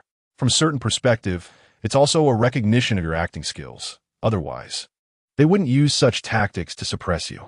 So what is my scandal this time? Xiao He asked with interest. Is it about cheating, being a scumbag, sleeping with fans, or insulting peers? Or maybe gambling, attracting fans, being a pest, or a hit and run? It's news about you faking your graduation thesis. Huh? Xiao He, who had been slumped over, immediately sat up straight and reached for his computer. No, that's truly insulting. What's the current state of public opinion? Damn it, who thought of such a dirty trick? Once I find out, I'll make sure to expose them online. Don't rush. Lu Rulan shot him a sideways glance. With me around, how could they succeed? If I can't stop such low-quality public opinion, then I wouldn't deserve to be a top-notch agent. Xiao He breathed a sigh of relief. That's good, but this matter could be a breakthrough. Lu Rulon pondered for a moment. Aren't you all going to take graduation photos soon? Xiao He recalled. It seems so. Isn't your roommate a Billy content creator? You should greet him and shoot a graduation vlog together. I'll help you with marketing later, which could enhance your academic halo. Hey, since they're all doing marketing, we can't fall behind. Lu Rulon sized up Xiao He, clearly satisfied. After all, you're a prestigious university graduate. I've never done such a marketing plan before, so we must utilize it. Remember to take more photos with your deputy dean to prevent some people from continuing to use these matters against you. Xiao He hesitated for a moment, but nodded in agreement. Okay, I'll mention it to him. But Lu Jia, do we really need to follow the marketing trend? They want to get noticed, but we just want to ride on their coattails. What if the marketing succeeds and we actually get selected? That would be awkward. Lu Rulon found it amusing and patted Xiao He. If you really get selected, there will be plenty of people wanting to replace you. Are you already dreaming? Have you forgotten how hidden stars, shining change 6 actors? Nothing is absolute. What if you're just too outstanding and Director Feng notices you? Well, Lu Rulon has plenty of ways to handle it. After all, it won't be you who offends anyone in the end. A few days later, Xiao He returned to Hu University to take graduation photos. Looking at the familiar green tree-lined corridor, Xiao He felt quite emotional. It all felt like a dream. He had been just an ordinary college student before, with his biggest worry being which big company to work for in the future. The happiest moments were playing games with friends after dinner and then going to bed contentedly. In the blink of an eye, everyone was about to go their separate ways and start their own lives. Xiao classmate. A beautiful girl in a graduation gown approached shyly, her makeup exquisite. May I take a photo with you? Xiao He nodded. Sure. Xiao classmate, me too. Xiao go, I'm your fan. After taking a photo with this girl, many classmates came over one after another, asking for pictures. The computer science department had produced a star, which was big news for the students. Not only computer science students, but also those from other departments rushed over to watch and take photos. Although the recent online bullying incident had caused a frenzy, there were still classmates who understood Xiao He's character and spoke up for him online. Unfortunately, their voices were quickly drowned out by the torrent of insults and had little impact. However, Xiao He remembered the help they had offered. So on that day, he satisfied everyone who came to take pictures or asked for autographs. Once they left, a few boys dressed in graduation gowns walked over. They were Xiao He's 3 roommates. Woo, Godfather, I'm going to miss you. He Juanhao wailed, but after shouting for a long time, he didn't shed a single tear, instead making Xiao He's ears hurt. Xiao He rubbed his ears, pushing He Juanhao away in disdain. Get away, don't make it seem like I'm about to die. He Juanhao clutched the tissue in his hand, as if it were a handkerchief, weakly wiping non-existent tears. Woo, it turns out all this was just your disguise. Now that you don't love me anymore, you just push me away. Xiao He gross. Dai Bai held He Juanhao's head and forcibly turned it away, then kicked his butt. Are you disgusting? Go away. Don't disturb me and my brother-S reunion. He Juanhao immediately turned around to hit Dai Bai. Damn, my butt can only be hit by my godfather. Are you looking for a fight? Dai Bai immediately countered. Old Xiao is my brother, so I'm also your godfather. Why can't I hit you? Hey, you've gone too far. The two instantly started to wrestle. Xiao He rolled his eyes. You two go argue somewhere else. Don't affect my image. Seeing that they didn't listen, he shrugged as a matter of course and looked at his other roommate. We're about to graduate. How are they still acting like elementary school kids? Zhai Jiping spread his hands. I don't know. Meanwhile, the 2 elders stood by, watching the 2 kids fight while discussing their upcoming plans. I definitely want to continue developing in the entertainment industry, Xiao He said, which was quite different from what he had said before. He remembered in his freshman year. He only wanted to get into a big company, but now, even though he entered a big company, he had entered the industry. That's great. Zhai Jiping pushed his glasses. I watch your movie. Your acting is really good. I never realized you had this talent. I believe you'll definitely become very popular next. Xiao He smiled helplessly. Good acting? It's just playing myself. Thanks, what about you? Me? I'll just find a class and continue being a workhorse. Zhai Jiping said casually. Xiao He remembered Zhai Jiping had mentioned before that his father owned a small internet technology company. So he guessed Zhai Jiping would probably go back to take over the family business. Are you going to your dad's company? No. Zhai Jiping denied it. My dad's company is just a small business. Whether I'm there or not makes no difference. So I plan to try working in a big company first. That sound good? Xiao He nodded. Although big companies have their issues, it's undeniable that the basic benefits and salaries are among the best in the industry. Do you have any goals? I plan to try it a certain wave. Maybe I'll be the one to manage your trending searches in the future. Xi Jinping joked. Xiao He laughed and replied, then you can help me remove negative trending searches for free. Xi Jinping immediately rolled his eyes. Then let us not stay in touch. As everyone knows, getting on the trending list and removing it are two different price points, and removing it is generally the most expensive. Chapter 76. A thrilling scene. Xiao He immediately clutched his heart. That's really ruthless. Xi Jinping was speechless. You're the one trying to take my life.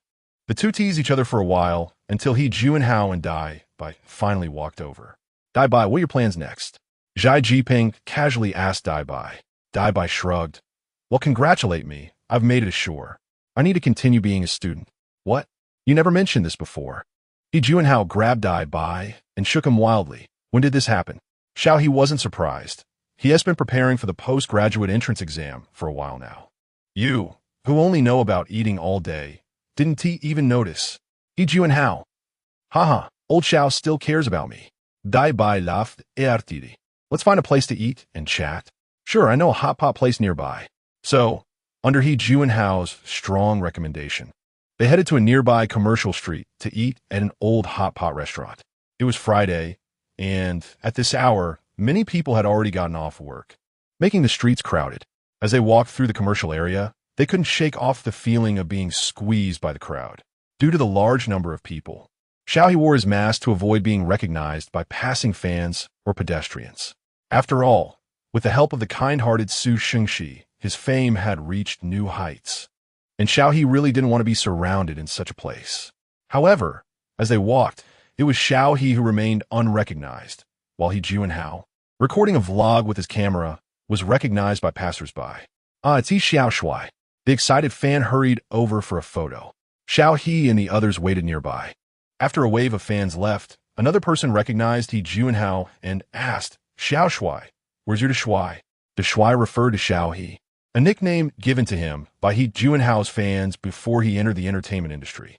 Back then, as an ordinary person, Xiao He appeared in He Junhao's videos a few times, and fans were astonished, dubbing him De Shui, implying he was a bit more handsome than He Xiao Shui. Of course, this was just teasing from the older fans, and only He Junhao's longtime fans would understand the joke. Now, most of the inquiries about Xiao He in He Junhao's videos were addressed as Muze or directly as Xiao Ge. He Junhao was a bit surprised. Oh, old fans? Old Xiao isn't here. Come, let's take a photo. He Junhao provided cover while glancing over at Xiao He. Meanwhile, Xiao He and his companions had cleverly slipped away. Don't blame them for being evasive. It was just too crowded here, and if they were exposed, they might not get to eat tonight. So dear old fans, don't blame him. Xiao Ge really isn't here. Xiao He and the others entered the mall early. Being close to the campus and the economic zone, the mall was quite luxurious, encompassing shopping, dining, and entertainment, creating a vibrant commercial atmosphere. As they passed by some luxury brand counters on the first floor, Xiao He could faintly catch the scent of expensive perfumes in the air. However, it didn't linger and took the escalator straight to the hot pot restaurant. Coincidentally, the usually bustling restaurant had an empty table in a corner. Of course, private rooms were out of the question. They wouldn't be able to wait for one. Xi Jinping looked around and asked Xiao He, we can only sit in this corner. You won't be recognized, right? Xiao He adjusted his mask. Not too sure. Should be fine. There's so many people eating. They probably won't be looking around, right? However, Xiao He was too naive. Just as he took off his mask, he heard a quiet gasp nearby. Oh, it's Xiao He. Oh my God, he's actually eating here too. Xiao He. No, doesn't the internet say there aren't that many spectators in life? What kind of eyesight do you have? He's sitting in the corner, and that comment made it sound like he shouldn't be eating. Xiao He, can I take a photo with you? I really like your muse. With one girl taking the initiative, more girls came over asking for photos and autographs, and even several big brothers joined in. Xi Jinping and the others could only give Xiao He a helpless look. Xiao He couldn't refuse, so he greeted Xi Jinping and the others. leading his fans to a slightly more spacious but not too conspicuous spot, patiently signing autographs and taking photos with them. Fortunately, the hot pot restaurant was usually crowded, so they generally only allowed people to enter after being seated, keeping the number of patrons stable. There wasn't a situation where more and more people joined in, and the fans didn't cause chaos or any negative impacts. Even the restaurant owner came over to ask for a photo and autograph from Xiao He. At the same time, Xiao He received a warm complimentary meal from the owner. After about 10 minutes, Xiao He had satisfied all the fans' requests. All right, it's my personal time now. I hope everyone can cooperate, okay? Thank you. Perhaps because Xiao He usually gave fans a cool and serious impression, coupled with his currently fierce demeanor.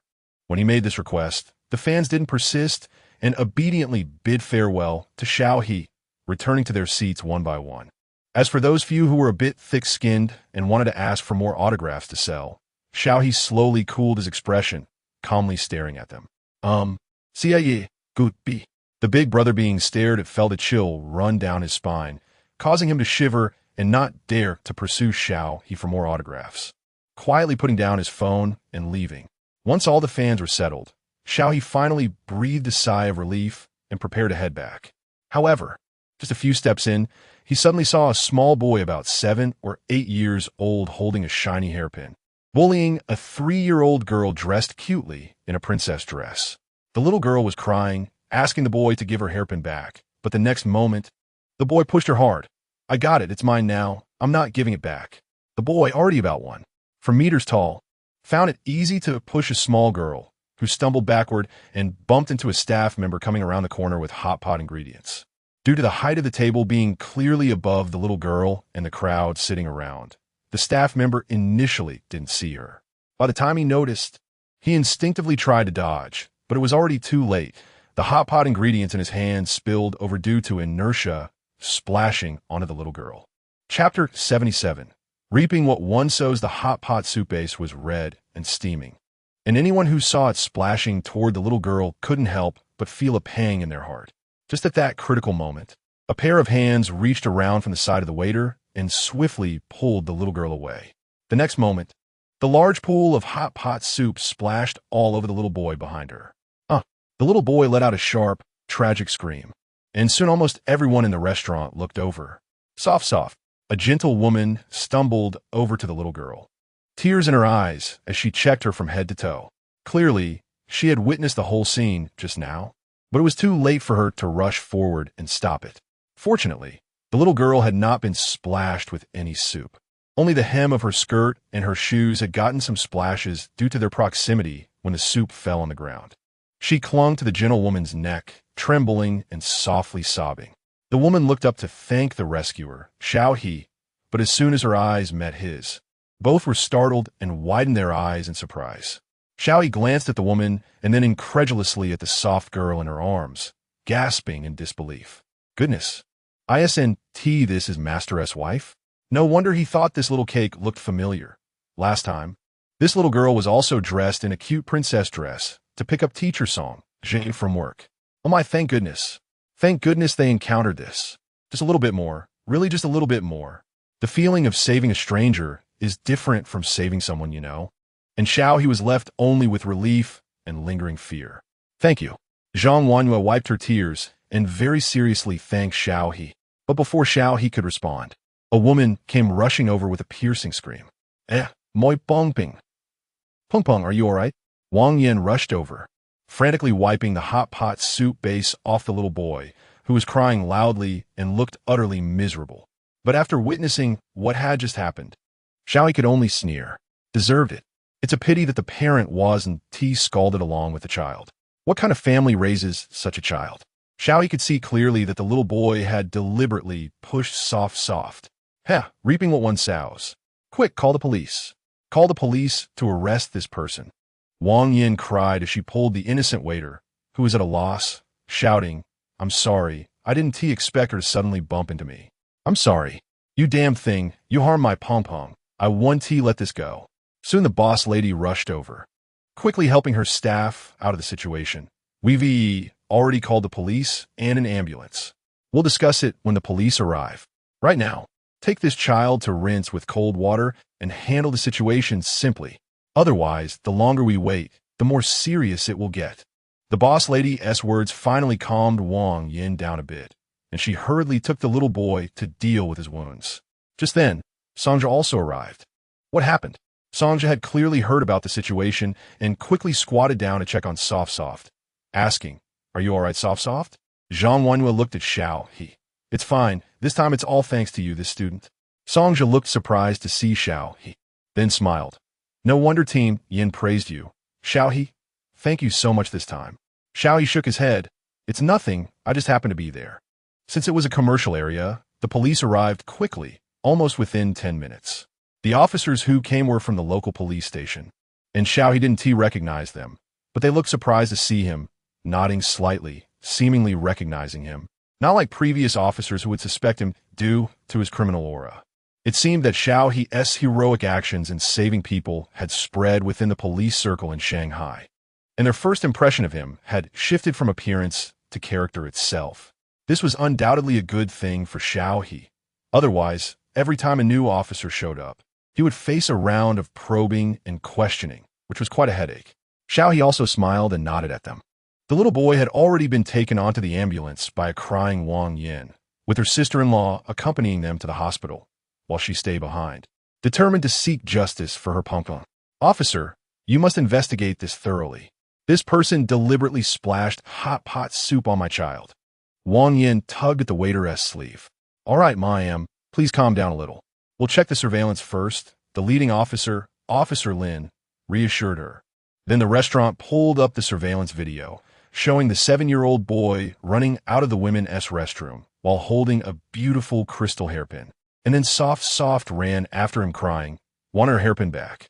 As they reached the corridor, the little boy suddenly pushed Soft's small frame couldn't withstand such a push and directly fell into the nearby table, where the waiter was trying to help. It was clear that the waiter had been trying hard to save her, but a portion of the soup still splashed out of the pot onto Soft. And to avoid being scalded, the little boy squatted down, intending to use Soft as a shield. Unexpectedly, Xiao He appeared out of nowhere and swiftly pulled Soft away, resulting in the hot pot soup pouring right over the little boy's head. After watching, the scene fell into a brief silence. He Junhao, who had come to watch, cleared his throat and gave Xiao He a thumbs up. "Father of Justice, I want to read any without you in the future." The beginning of the surveillance video made people feel a surge of anger, but the ending was particularly satisfying, especially watching the little boy covered in red oil, crying out in pain. He Junhao felt as refreshed as if he had just drunk an ice-cold cola on a hot day. There was no helping it. After all, he was now a malicious adult. "Why was your child coming out of the women's restroom?" Officer Lin looked at Wang Yin curiously, signaling the officers to rewind the footage.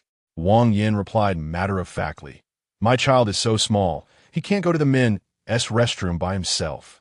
So I had to take him with me." Sure enough, the surveillance footage showed Zhang Wanhua taking Soft into the women's restroom first. And then about half a minute later, Wang Yin brought her own little boy into the women's restroom. "I just reminded them, and then she started cursing at me." Zhang Wanhua interjected at this moment. It turned out that there had been a dispute in the restroom just now.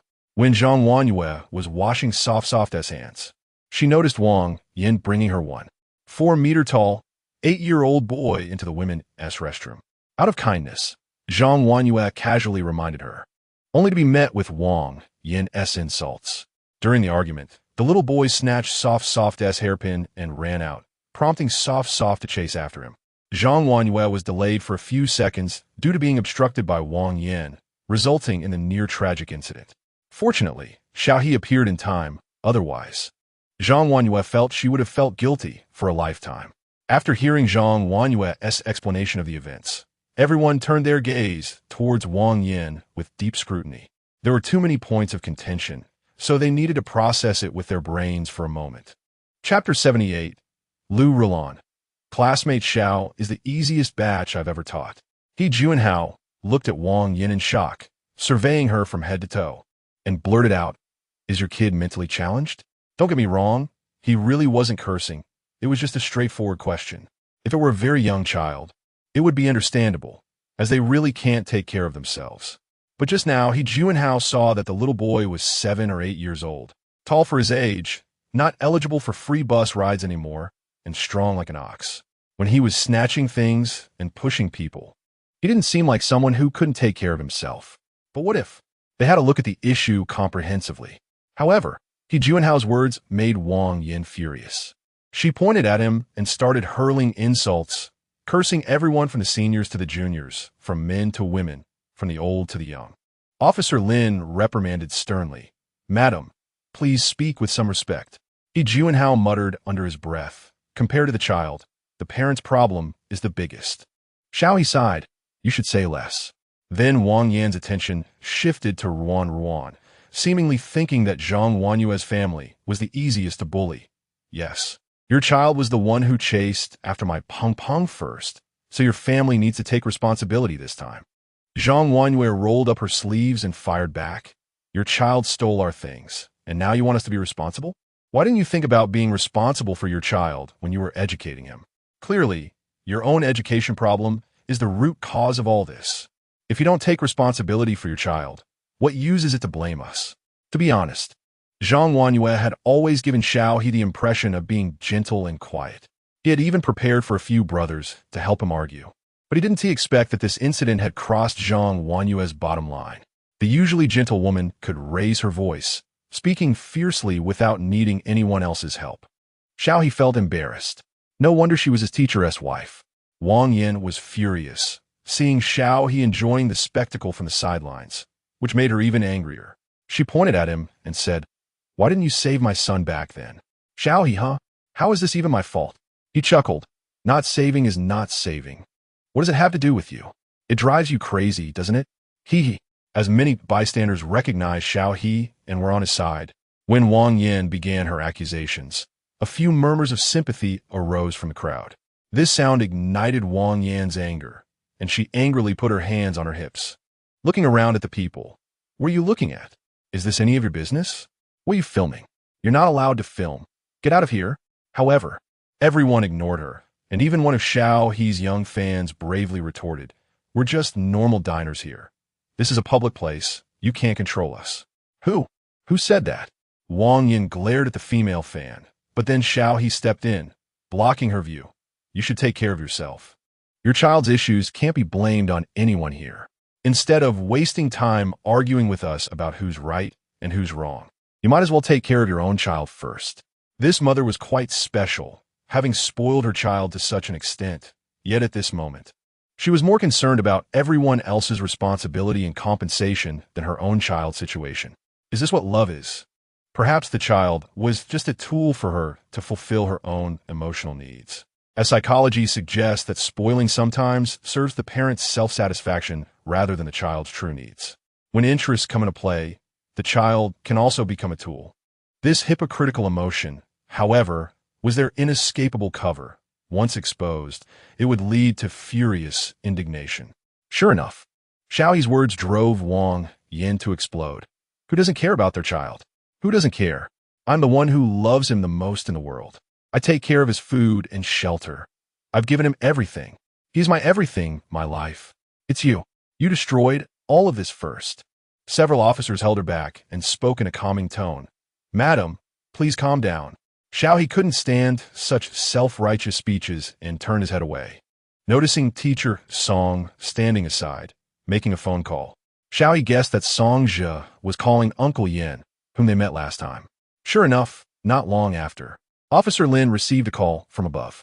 The other side simply said, "Comrade Song Zhe has previously received a second-class merit in the army. He is our good comrade. A hero. Now that the hero's family is in this situation, we must treat it with caution. Understand?" Officer Lin's expression immediately turned serious. "I understand." He then hung up, his attitude a bit more resolute than before. "In this situation, your family does bear the main responsibility. The surveillance footage has been reviewed, evidence has been collected, and eyewitnesses and material evidence are all present. Wang Yan's family's responsibility is indisputable. Of course, if Wang Yin disagrees, she can always take it to court. But even in court, it would be unlikely for them to favor Wang Yin and her child in such a clear-cut situation. Wang Yin did not expect Officer Lin to be so firm. She stuttered a bit, but quickly turned her focus back to the staff. But they must take responsibility for injuring my child, right? Why should we bear the main responsibility? They are so rich. What's the harm in compensating a little? The shop owner sneered. The surveillance footage shows that our staff did nothing wrong. Our floor is anti-slip, and warning signs have been set up according to regulations. In that situation, our staff had already taken evasive measures, which is considered reasonable risk avoidance. Your child brought this upon himself. Our shop has fulfilled its obligations and is not responsible for anything else. I don't care, this is outrageous. The shop injured our child and refuses to take responsibility. This is simply unreasonable. Wang Yin took her nonsensical arguments to the extreme. Xiao He rolled his eyes. Encountering such a person was just pure bad luck. At this moment, Lu Rulan's call also came through. Hello, Lu Jia. Xiao He moved to a slightly quieter spot to answer the call. You're not injured, right? Lu Rulan asked from the other end. The situation on this side was quite chaotic, with crowds already gathered around the store. And since a relatively well-known actor was involved, many fans or passers-by had already spread the news online. As Lu Rulan's manager, she was particularly concerned about Xiao He's situation online. So as soon as the news began to spread, she was already aware of the incident. Xiao He immediately whispered, Lu Jia, don't worry, I'm fine. What exactly is going on over there? Lu Rulan asked. Xiao He informed her of the general situation as he understood it. Lu Rulan frowned, then smiled. Xiao He, you're truly the easiest batch I've ever taught. Originally, they planned to create a graduation season vlog for publicity to market Xiao He and maintain his current slight popularity. But they never expected that Xiao He would bring chaos wherever he went, completely outdoing themselves. This made Lu Rulan very pleased, but also somewhat helpless. Why couldn't things just go according to the script? It left her with no room to maneuver. We're preparing to go to the police station, Xiao He said. Okay, I'll head over soon. You don't need to worry about the situation online. I'll handle it for you. Okay, Luya. Then Xiao He and the others followed the police to a nearby station for follow-up processing. After the crowd dispersed, the news began to spread wildly online, resulting in various news articles and sparking heated discussions across the internet. Chapter 79, Entertainment Industry. Not bro, where did you trend? Mom takes 7-year-old boy into women's bathroom and does such a heartless thing. Xiao He saves someone and gets severely burned. 7-year-old boy breaks into women's bathroom, pushes down girl, and causes severe burns while trying to escape. Revenge served. Boy maliciously pushes down girl in hot pot restaurant, but gets his just desserts. Another incident. Child causes severe burns while playing in hot pot restaurant. The topic of unruly children is already hot right now. And with the recent buzz around the artist Xiao He, this news shot straight to trending. It easily pushed aside Chen Yulin, who was previously at the top of the trending list with his rivalry. Chen Yulin, damn it, why is it Xiao He again? Where did he pop up from? Others in the entertainment industry were also stunned. Not bro, you have such skills. As mentioned before, due to director Feng's new movie auditions, everyone in the entertainment industry has been restless, even starting to create conflicts with competitors in advance, trying to use online public opinion and scandals to prevent them from attending auditions, while also crazily marketing their own personas and acting skills to leave a good impression on director Feng. For example, today Chen Yulin is doing just that. His company is simultaneously releasing negative news about a competitor while promoting Chen Yulin's role and acting skills, even spending a lot of money to get him trending. But then, out of nowhere, Xiao He appeared. Now everyone is completely uninterested in Chen Yulin and his rival. They are wholeheartedly focused on Xiao He. Chen Yulin is really going to be driven crazy, but looking at the high trending rank, he feels helpless. It's hilarious, something that can't be learned, absolutely can't be learned. Not to mention Chen Yulin, others are envious, but they can't replicate it. They even feel like this guy is not in the same lane as them. They are in the entertainment lane, while this guy is in the social lane. Even in trending, they are not in the same division. How can this be imitated? Go to sleep, garlic bird. However, no one cares about what these entertainment stars think anymore. Such a socially charged news story instantly ignited public discussion. Honestly, I wanted to say this for a long time. Can some of these entitled moms avoid other people? Last time I went to the bathhouse, she brought her 6-year-old prince right in, completely disregarding us, and the kid kept looking around. It was really annoying. I agree. I encountered something similar in the restroom last time. I understand some moms worry about their kids, but can't they take them to a stall? Let everyone criticize as they please. I wouldn't risk my child's safety. I could definitely take my son into the restroom wherever I go. Upstairs. The root of this issue lies in the bad attitude of the parents of that one. For meter-tall, 8-year-old boy who insulted others. Okay? At 8 years old, already in the 2nd grade, and still needing to go to the restroom with mom? If you also take your 4-meter giant baby into the women's restroom, then I'll criticize you too. Haha, if my son is in 2nd grade and still needs to go to the women's restroom with his mom, I'd whip out a belt and break his legs. Seeing these unruly kids is just annoying. Last time I went out for skewers with a few buddies, a kid next door was making noise all night. To be honest, I was already feeling murderous. Brothers, be sure to keep an eye on these kids. Last time I went to eat at a certain hot pot place with my girlfriend, we are both pretty easygoing, and just after a few sips of milk tea, we want to get dipping sauce, and when we came back, we saw the kid at the next table sneaking sips of my girlfriend's milk tea. I really want to beat that kid up, but my girlfriend stopped me. So I sincerely remind everyone, when you're out, keep an eye on your food. Try to avoid touching food that's out of sight. You never know if someone with bad intentions is taking the opportunity to do something. Many people also ran to Xiao He's comment section to leave messages. Boss, are you okay? Reply to us. Everyone is very worried about you. Xiao He. You're the biggest difference between on-screen and off-screen actors I've ever seen. You're not a person in the play, but a real man outside. Playing a bad guy is so bad, and you trend. Being a good guy is too good, and you trend again. Xiao He's amazing. Not bro so handsome. My girlfriend and I will be your fans from now on. At this moment, someone on site posted a video. In the video, Xiao He was signing autographs for fans in the hot pot restaurant, and after handling the remaining fans' requests, he turned to walk back. Just then, the young man in the frame suddenly paused. In the next moment, he shot out like a swift leopard. In an instant, he dashed to the side of a staff member holding the hot pot broth and reached out with lightning speed to pull the little girl next to him. And then the tragedy occurred. The remaining hot pot broth splashed onto the little boy behind the girl. Mom, I think I saw the light. Xiao Ji's reaction speed is truly incredible. So awesome. To be honest, when I saw that broth splashed all over the little boy, I felt indescribably relieved. You guys are too malicious. The kid was just being mischievous. He deserve this. That broth was still steaming. So scary.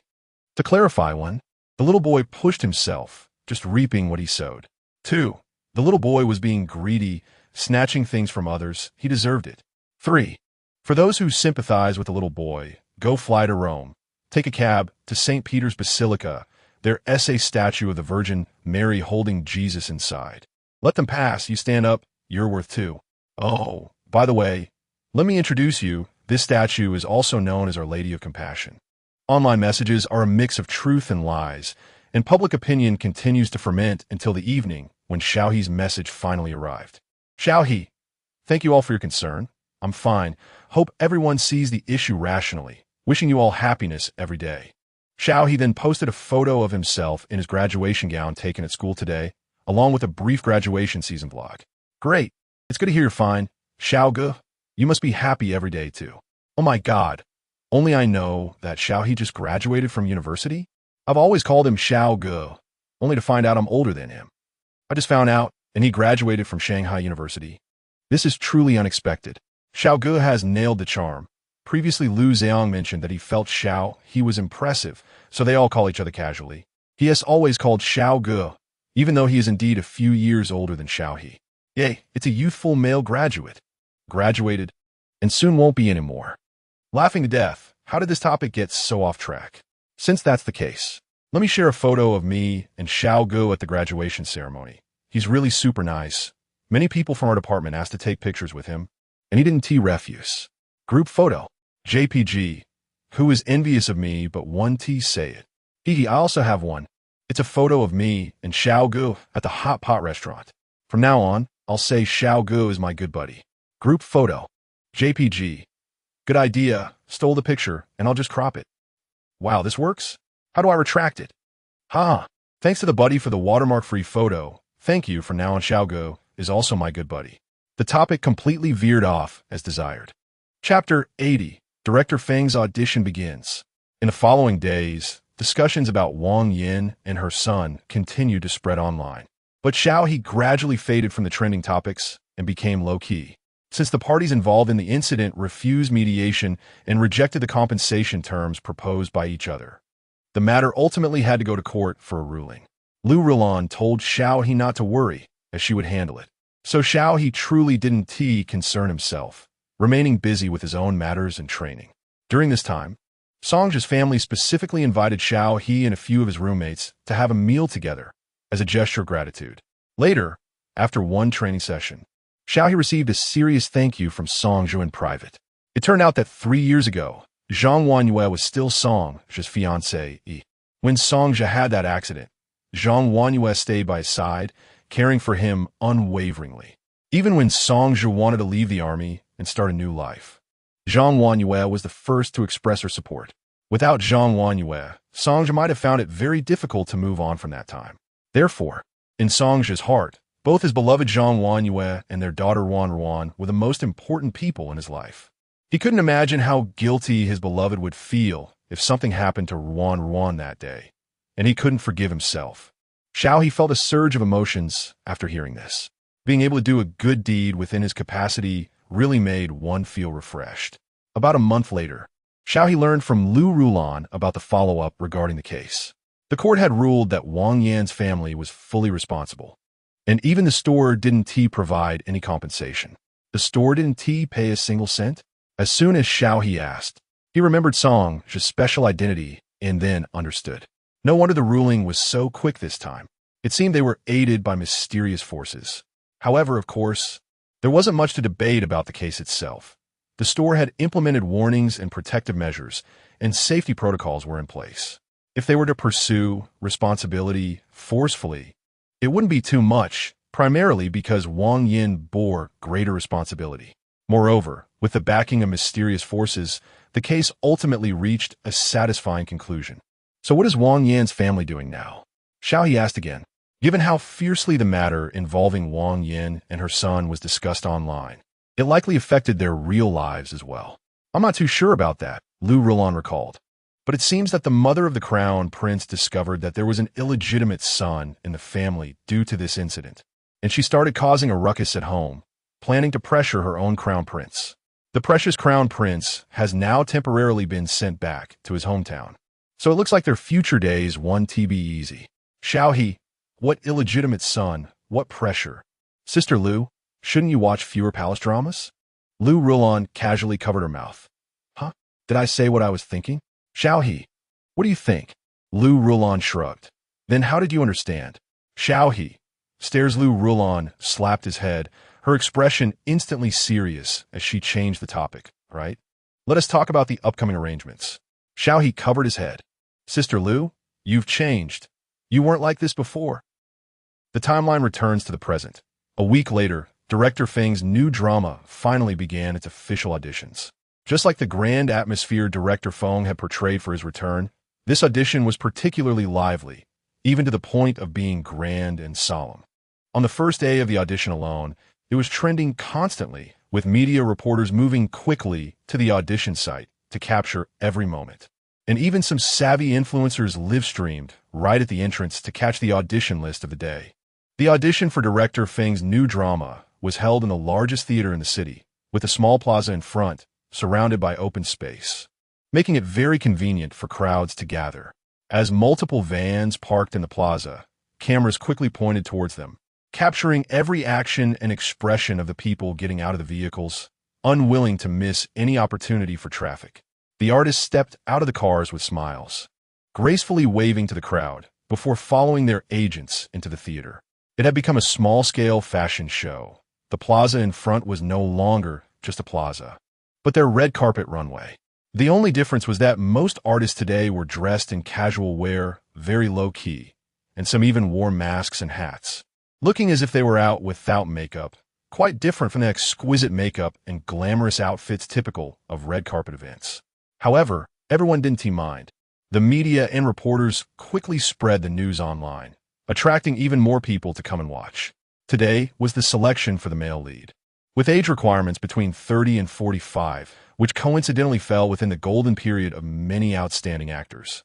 Therefore, most of the actors present were well-known and had representative works, including several who had won Best Actor awards. Many of them had specifically cleared their schedules for this period to prepare for director Fong and his new drama, even pausing their upcoming work. According to some benevolent calculations, several film crews had halted or delayed their production to await the results of these auditioning actors. Otherwise, if all the actors in domestic entertainment were here, they wouldn't have anyone left to film. This shows how powerful director Feng's influence is. On the internet, the results of this audition became a hot topic of interest for many. LOL, other crews are in a complete standstill. I do like to call this day the Black Wednesday of domestic entertainment. Oh my god, this is the most gathered assembly of domestic best actors. Has he Jin and who really not interacted for 5 or 6 years. I can't believe I'm witnessing them in the same place in my lifetime. It's astonishing. Isn't anyone concerned about Tong Junhui? Didn't he retire from the industry? He.S. back. Aha, they're all back. Our domestic entertainment is finally saved. Director Fong is amazing. Am I the only one with more memories than everyone else? Why is the whole internet looking forward to this? That incident still has no conclusion. The police haven't figured it out. So some people shouldn't jump to conclusions. Huh? What happened to Director Fong? To clarify, Director Fong retired previously because his partner mysteriously disappeared at home. And after police investigation, they believed Director Fong to be the prime suspect. He was interrogated several times, but no results emerged, so the case remains unsolved. Due to public pressure, Director Fong retired. Huh? Is that how it is? I remember Director Fong and his wife were very affectionate. Why would the police suspect him? That's absurd. Let us not talk about that. It's too sensitive, and I'm afraid my account will be banned. Let us continue discussing the candidates for the lead role in this drama.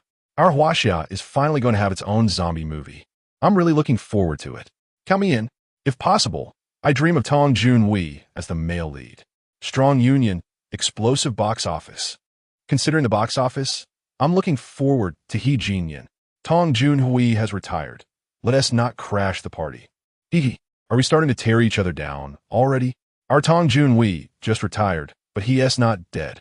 We Tong fans still love him, and he is very much alive. I advise some younger fans to be cautious with their words. Chapter 81. The retired best actor led by Lu Rulan on the first day of auditions. Xiao He and Lu Rulan were also paying attention. Seeing Tong Junhui, Xiao He was surprised for a moment and turned to Lu Rulan. Sister Lu, wasn't this Tong Junhui also your artist before? I remember he retired due to illness. I didn't expect Director Feng's film to be so attractive that he would come back. Lu Rulan looked at Tong Junhui's name with a somewhat dazed expression, then nodded. This is quite surprising to me. After all, he was the one who chose to retire at that time, and he didn't contact me when he came back. I didn't think he would appear here. Before Su Shengxi, Lu Rulan had managed Tong Junhui. At that time, Tong Junhui had just won the highly prestigious Huaxiang Award again, and his career was at its peak. However, he suddenly fell ill and insisted on retiring at that time. Seeing that Tong Junhui's health was indeed deteriorating, Lu Rulan did not insist on keeping him and actively helped him handle the follow-up work in the entertainment industry, allowing him to retire and focus on his recovery. After that, she took over Su Shengxi and became his manager. However, she didn't expect that years had passed, and she would learn about Tong Junhui's comeback only online. This was indeed somewhat ironic. Seeing Lu Rulan's expression, Xiao He instinctively felt that this Tong Junhui was not simple. He thought to himself and secretly checked Tong Junhui's general resume, then frowned slightly. Sister Lu could be considered Tong Junhui's benefactor in the entertainment industry. Back then, it was Lu Rulan who discovered the still unknown Tong Junhui and helped him rise to become a best actor. Later, when Tong Junhui wanted to retire, it was also Lu Rulan who helped him withstand the pressure, actively coordinating the follow-up work, resolving the company's contract issues, and allowing Tong Junhui to leave the entertainment industry with ease. It could be said that without Lu Rulan, Tong Junhui would not have made a name for himself in the entertainment industry, nor could he have retired gracefully, leaving all the mess behind for Lu Rulan. Now, he returned without even greeting her. That was indeed somewhat disheartening. After all, Lu Rulan had genuinely invested her heart and soul in nurturing him. Xiao He was firmly on Lu Rulan's side. Why didn't He this Tong Junhui even say a word? It was really too much. As Xiao He said this, he observed Lu Rulan's expression, secretly guessing whether there was some unknown conflict between them. Sure enough, Lu Rulan sighed and said with a complex tone, "Maybe he still blames me." Xiao He was curious. "Sister Lu, do you have a conflict with him?" Lu Rulan explained that Tong Junhui's last role before retiring had earned him another Best Actor award, but had also left him with severe psychological issues. During that time, Tong Junhui had undergone a very strict diet and weight loss regimen to fit the role. In just 3 months, he went from a normally built adult male to a severely emaciated patient. Because of this weight loss, Tong Junhui developed severe stomach problems and depression. Even 2 months after filming wrapped, his physique had not recovered. Instead, he became even thinner, to the point where he would gasp for breath after walking just a few steps. Lu Rulan was very anxious at that time and tried various ways to help Tong Junhui recover, but he instead gave up on treatment, refused to see the doctors Lu Rulan had found for him, and began to blame her for taking on that role, claiming it ruined his life. After trying various methods with no signs of recovery, Tong Junhui, who valued his reputation, did not want his fans to see him in that state. So he chose to retire and went back to his hometown to recuperate. Even though I tried to contact him later, he blacklisted all my contact information after leaving. I thought he wanted to quietly focus on his recovery and not deal with the chaos of the entertainment industry. So I gradually stopped trying to contact him. But I didn't expect. Lu Rulan lowered her eyes, looking at the photo of Tong Junhui covering himself up, her expression complex. And she did not blame him. I just don't know if he is in a better state now. Xiao He leaned over to take a look and shrugged. This photo only shows a silhouette. You can't see anything. But since he can come for auditions, he should be okay. Let us hope so. Lu Rulan sighed softly. Back then, I was too eager. Perhaps if he hadn't taken that role, everything would have been different. Xiao He fell silent, just looking thoughtfully at the person in the photo. The buzz around the first male lead casting for director Feng's comeback continued from day to night. After the netizens observed the audition lineup, they began analyzing the micro-expressions of the actors as they left, with fans from various factions confidently believing they already had a grip on the male lead position. By evening, news about the final results of director Feng's casting started to spread online. Lu Rulan inquired, and her expression became complex again. Xiao He, who had been lying on the couch looking at his phone, immediately sat up. What could it be? Tong Junhui? It's him. Lu Rulan nodded. Director Feng personally decided, and he is reportedly going to participate in the follow-up auditions starting tomorrow. Huh? Xiao He pondered. It seems Director Feng is very satisfied with him. But for them, this might be bad news. After all, the situation between Tong Junhui and Sister Lu. Lu Rulan also said, I want to accompany you to the audition the day after tomorrow. Why? Does Tong Junhui know you are my manager and will deliberately make trouble behind the scenes? Xiao He frowned and asked.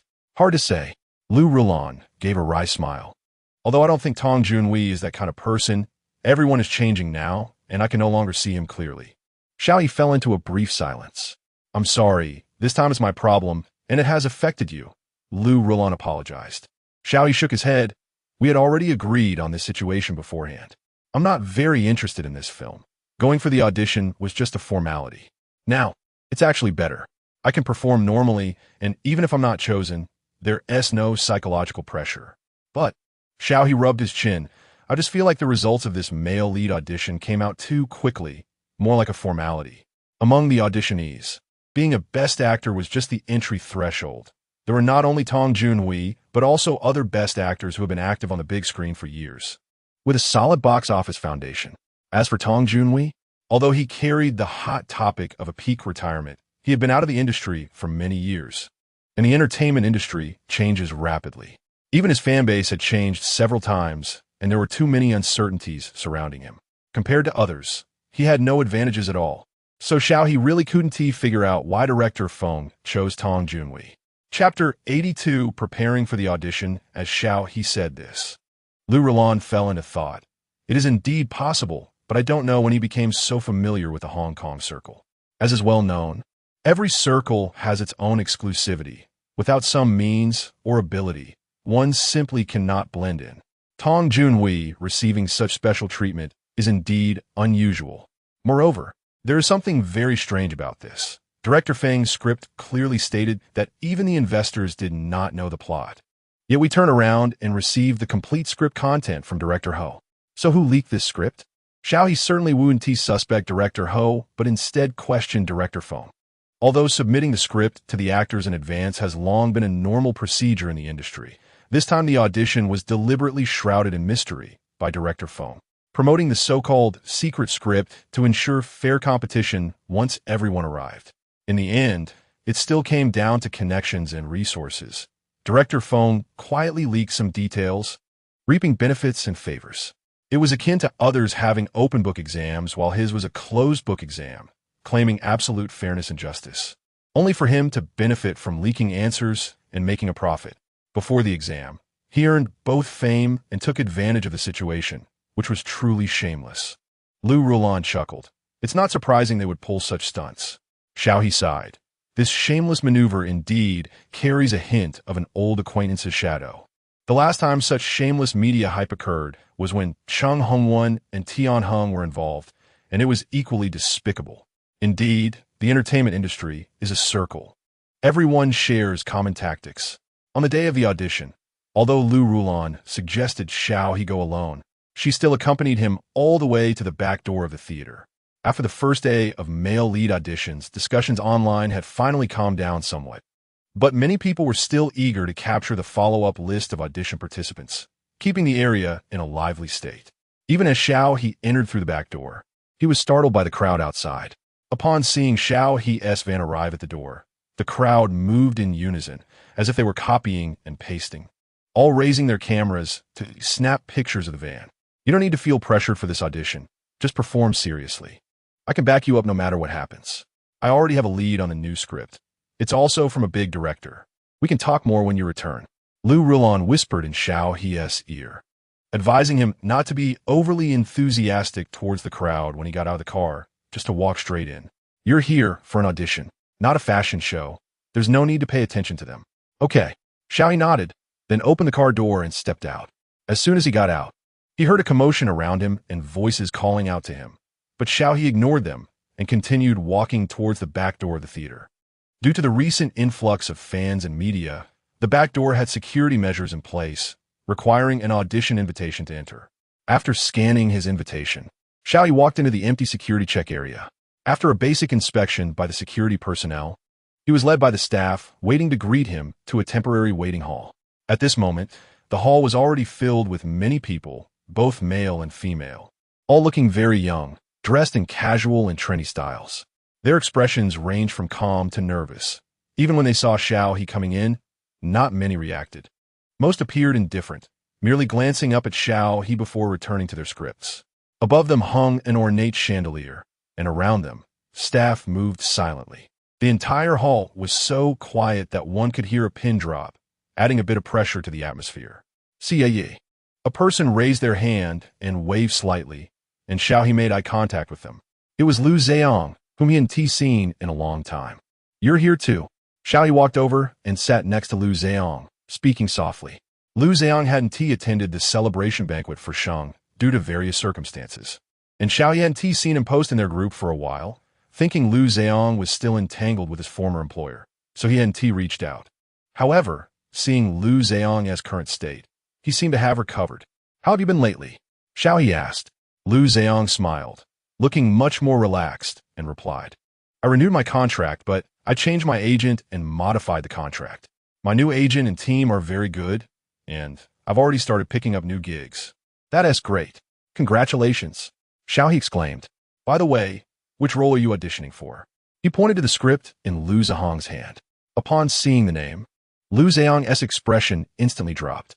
Oh no, we're auditioning for the same role. It turned out that the role Lu Zheong wanted to audition for was the same as Xiao He's. Lu Zheong still vividly remembered Xiao He's performance in Sheng, especially since he had been confident back then, thinking he had an amateur to rely on, only to be crushed by a newcomer who kept making mistakes. That kind of sorrow was something he didn't want to recall again. Xiao He's acting skills were something Lu Zheong acknowledged from the bottom of his heart. However, That was only if the other party wasn't his competitor. But the next moment, Lu Zhang regained his confidence. I took swordsmanship lessons for a month in advance. Xiao Ge, you might be in danger. Xiao He replied, oh, I went too. Lu Zhang, wait, is everyone this well informed? Xiao He, what? Want to compare skills later? Thinking of Xiao He's bone-cutting technique displayed in the crew, Lu Zhang automatically regarded him as an expert with training, and he immediately looked mournful. No need. I'm afraid I'll be left with just bones after you're done with me. Xiao He, TSK, I wouldn't do that. I'm also a beginner, and haven't learned swordsmanship. But Lu Zhang had already quietly distanced himself from Xiao He. Step back. We're competitors now before the audition. Don't ruin my resolve. Beginner? Haha, who believes that? Xiao He. All right, how about we go eat after the audition? Lu Zhang, that works. While the two were casually joking around, someone behind them snickered. Xiao He and Lu Zhang turned their heads simultaneously. It was Chun Yulin, the guy who lost the audition for Songxing Shining to Xiao He and was overshadowed by the trending marketing that followed. The moment Lu Zhang saw Chun Yulin, he sarcastically said, oh, it's you, the one who accidentally clicked like. What brings you here today? Hope you're not clicking like again. Be careful not to let your sword fly out during the audition. Chun Yulin was momentarily taken aback, his face alternating between black and red. Last time, when Su Xingxi accused Xiao He of bullying on set, Chun Yulin had been quietly watching. When he saw Xiao He being criticized online and bullied by Su Xingxi's fans to the point he didn't dare log into his account, Chun Yulin felt elated, thinking Xiao He was finished and wouldn't amount to anything. In a moment of excitement, Chun Yulin accidentally liked a comment that said Xiao He stole his role, hoping to take advantage of the situation to play the victim and kick Xiao He while he was down. However, he never expected that event would lead to a dramatic reversal, and the incident of him accidentally liking the comment would become a topic of ridicule in the industry. Don't be too much like Chun Yulin. Being clumsy with your likes is your forte. During that time, not only did Su Xingxi lose fans, but Chun Yulin was also losing fans rapidly. Although he had already apologized and shifted the blame to his assistant, he still suffered significant losses. And even the originally good male lead role was gone. The new supporting roles recently weren't particularly impressive, so Chun Yulin could only take a break for a while, which was really frustrating for him.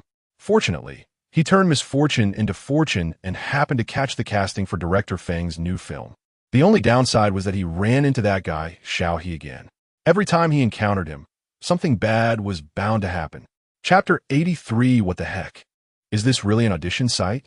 Humph. Chun Yulin scoffed, disdainfully sizing up Xiao He and Lu Zhang from head to toe. Some people are really funny. Clearly, they are in a competitive relationship, yet they still have to put on an act and flatter each other, making it seem like they could actually get selected. By the looks of it, they might not even be able to eat later. Lu Zhang, if we can't get selected, how can you? According to seniority, as a junior, Chun Yulin shouldn't dare to provoke Lu Zhang. But unfortunately, Chun Yulin's vast entertainment backing is great at marketing and generating traffic. This means that although Chun Yulin has yet to star in a leading role, his fan base is not inferior to that of Lu Zhang, who has produced multiple leading roles as a skilled actor, which gives him confidence. Chun Yulin, teacher Lu should care less about others and focus more on yourself. If in the future your good buddy becomes the lead and you end up as a supporting character, adjusting to that will take time. Lu Zhang rolled his eyes. Teacher Chun, maybe you should refrain from giving others advice since you haven't been a lead either. I doubt you understand what it feels like to need adjustment. Chun Yulin, TCH, Xiao He, you two are making it hard for me to join the conversation. Just then, a staff member came over and took Chun Yulin inside for the audition. After a while, Lu Zhang was also ready to go in. Before leaving, Lu Zhang encouraged Xiao He. Good luck, Xiao Ge. I want to lose to you. Xiao He also encouraged him. All right, I'm waiting. You do your best too.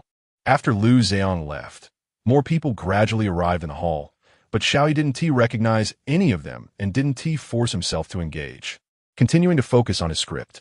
However, after sitting for a while, someone suddenly sat down next to him. Xiao He glanced over and saw a middle-aged man in his 50s wearing a mask, with deep lines at the corners of his eyes. He was dressed very simply and modestly, and it seemed he had a staff badge hanging around his neck, making him stand out among the others. Upon meeting Xiao He's gaze, The man smiled and nodded at him. Xiao He didn't sense any danger from him, so he politely nodded back. He then continued to look at his script. The man was quite perceptive, sitting quietly beside him without speaking or making any strange moves, as if he were just there to sit. But Xiao He could feel a subtle gaze inspecting him back and forth. Xiao He pretended not to notice. After waiting for about 10 minutes, Xiao He finally entered the preparation area, where the staff handed him a script with the audition segment he needed to perform. Xiao He quickly glanced at it. It was a monologue. The character he played had finally escaped from danger and returned, but instead of receiving care from people, he was met with panic. The looks in everyone's eyes were filled with fear, doubting that he had been infected with a zombie virus and could turn violent at any moment. While everyone debated his fate, he just sat quietly, silently tending to his wounds. Yes, he was injured, but it wasn't a bite from a zombie. It was a knife wound inflicted by humans. In this environment filled with zombie threats, the most dangerous thing turned out to be people. This segment had no lines, relying entirely on actions and expressions to highlight the character's psychological process. If performed poorly, with hollow eyes, it might look more like the character was in a daze, failing to convey any tragic emotion, making this part the most challenging performance in the entire script. Fortunately, Xiao He had been diligently honing his acting skills during this time, and since he had the support of the art of deception, his performances had become more impactful and persuasive. For such a challenging performance, Xiao He had developed his own understanding and style. Silently going through his self-introduction and performance in his mind, Xiao He began to carefully check his outfit. For this audition, in order to fit the character, Lu Rulon had specially put together a tactical fitted shirt and khaki work pants for Xiao He. He wore a pair of dark brown combat boots, and with Xiao He's recent dedication to exercising, his broad shoulders and narrow waist gave him a more powerful and composed presence, perfectly matching the character's identity as the strongest force in the story. Although he was only here to go through the motions, Xiao He didn't want to take it lightly. He aimed to present himself in the best possible state. As for other issues with Sister Lu around, he didn't worry at all. Finally, guided by the staff, Xiao He knocked on the door to the performance hall. Creak. The door to the performance hall was somewhat old and made a sound, but what came before the sound was the chilly air conditioning breeze inside the hall. As soon as Xiao He stepped into the hall, he felt as if his skin was wrapped in something, making him feel cold and uncomfortable. Xiao He instinctively frowned. Hello, teachers. My name is Xiao He. Following the temporary arrows on the floor, he walked to the center of the performance area and respectfully bowed to the few people in front of him. However, when he saw the faces of the people on stage, his pupils involuntarily narrowed. Sitting in the middle of the judging panel was director Feng Zhengyang. Now over 70, he still appeared quite robust, with dark hair and a full face, but his gaze towards Xiao He was filled with scrutiny, and those somewhat murky, drooping eyes made Xiao He very uncomfortable, as if he were being compared and measured like a commodity. What made Xiao He feel even more uneasy was the similar aura emanating from director Feng. No, not just him. Everyone on stage felt off. In the center, director Feng had a strong scent of blood, even to the point of being putrid, making one want to retch. Next to director Feng was a refined man in his 30s, handsome, with narrow phoenix eyes that sparkled gently, exuding a mature charm like that of a university professor. Xiao He recognized him as Tong Junwei, an artist previously managed by Sister Lu and the male lead designated by director Feng for this film. Before this, Xiao He had seen his photos but had never felt this way. Seeing him in person, Xiao He noticed a particularly chaotic aura around him. Although he didn't smell of blood, there was a faint trace of a similar vibe. Those phoenix eyes, often praised by fans as warm and precious, now revealed a cold indifference beneath the gentle fade, as if shrouded in mist, making it difficult to see his true thoughts. What made Xiao He wary was that there was also an unfamiliar man sitting next to director Feng. This man had an average appearance and sharp triangular eyes, which seemed to scrutinize and measure others, even his whites being more pronounced than usual. When he stared at Xiao He, there was an arrogant expression on his face.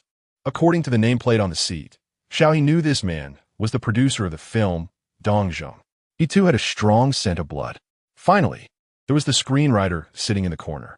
Xiao He could also sense something was off about him, But ironically, he was the cleanest among this group.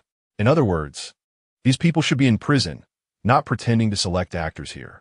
At this moment, Xiao He almost forgot why he was there. What the heck? What kind of place is this? Is this really an audition site? How to become a gathering of criminals? Chapter 84. Start your performance. If he weren't still auditioning, Xiao He would really want to call the police and have all these criminals captured. This is such a huge mess. How can one stay in this production team? Wouldn't staying here lead to a sudden death? There isn't a decent person among them from top to bottom. Xiao He, seeing the young man on stage staring blankly at them, not answering the question for a long time, Feng Xingyang's expression turned displeased. He directly put down Xiao He's resume and banged on the table. What's going on? I'm asking you a question. Are you mute? Xiao He immediately snapped back to reality. He still had to maintain his facade, so he quickly bowed and apologized. Sorry, director, please go ahead. Forget it. No more questions. Start your performance. Director Feng didn't waste any time and directly crossed his arms, leaning back in his chair, signaling Xiao He to begin his audition. Xiao He hesitated for a moment, but decided to perform in the best state he could muster. After all, being rejected for a good performance and being rejected for a bad performance are two different things. No matter what, he had to do his job well and not leave anyone with any ammunition against him. Xiao He sat on the only chair on stage, slowly rolled up his sleeves, then picked up an imaginary saline solution, gritting his teeth as he poured it onto his injured spot. This scene was not just a monologue. It was a performance without any props. Around him were the noisy discussions of others. They were afraid that his presence would bring harm to everyone. Yet they were also worried that after he left, they wouldn't have any protection and couldn't leave the hospital. Everyone argued passionately, but no one truly cared about him. The ugliness of humanity and the distortion of human nature were vividly displayed in this small doctor's office. He didn't speak, only silently and sluggishly cleaned his wound, then trembled as he bandaged it. Those people regarded him as their hope, but forgot that he was just an ordinary swordsmanship teacher before this. He wasn't much stronger than an average person. He was only 23, younger than many present, and he had never killed anyone before. He wasn't born to kill zombies. He would also tremble in fear when holding a sword and would be unable to speak due to the pain from his wounds. But no one cared. Many of these people were saved by him, and how many of them reignited their hopes because of him. The light in the young man's eyes was slowly fading, as the dead gray hostility spread in his dark eyes. His hands slowly stopped trembling, tightening the bandage on his arm, letting the blood re-dye the bandage. When he raised his head again, a cold and sarcastic expression appeared before everyone. He stood up unsteadily, lifted the bloodied wooden sword in his hand, and scanned the crowd from a higher vantage point, self-deprecatingly tugging at the corner of his mouth. His lips moved a few times, but in the end, he said nothing. He simply turned around and walked out with firm steps. Xiao He's performance ended, and Feng Xingyang's expression finally shifted from indifferent to serious. Even Tong Junhui, who had initially been uninterested in the casting, turned his gaze to Xiao He. You only have 2 works so far? Feng Xingyang asked while flipping through Xiao He's simple resume. Yes, I currently have only 2 works airing, Xiao He answered truthfully. Not from a professional background. Correct. The assistant leaned close to producer Dong Zeng and whispered something. Xiao He noticed they were speaking in Cantonese. Dong Zeng seemed quite displeased, looking at Xiao He with a hint of wariness. You are Xiao He? The one who has been trending recently? Xiao He nodded. Yes, that's me. The assistant handed Dong Zeng a phone, and Dong Zeng opened the screen to take a look. Based on the audio coming from the phone, Xiao He guessed they were watching the video of him rescuing someone by climbing a building. From a certain perspective, this rescue video could be considered one of his representative works.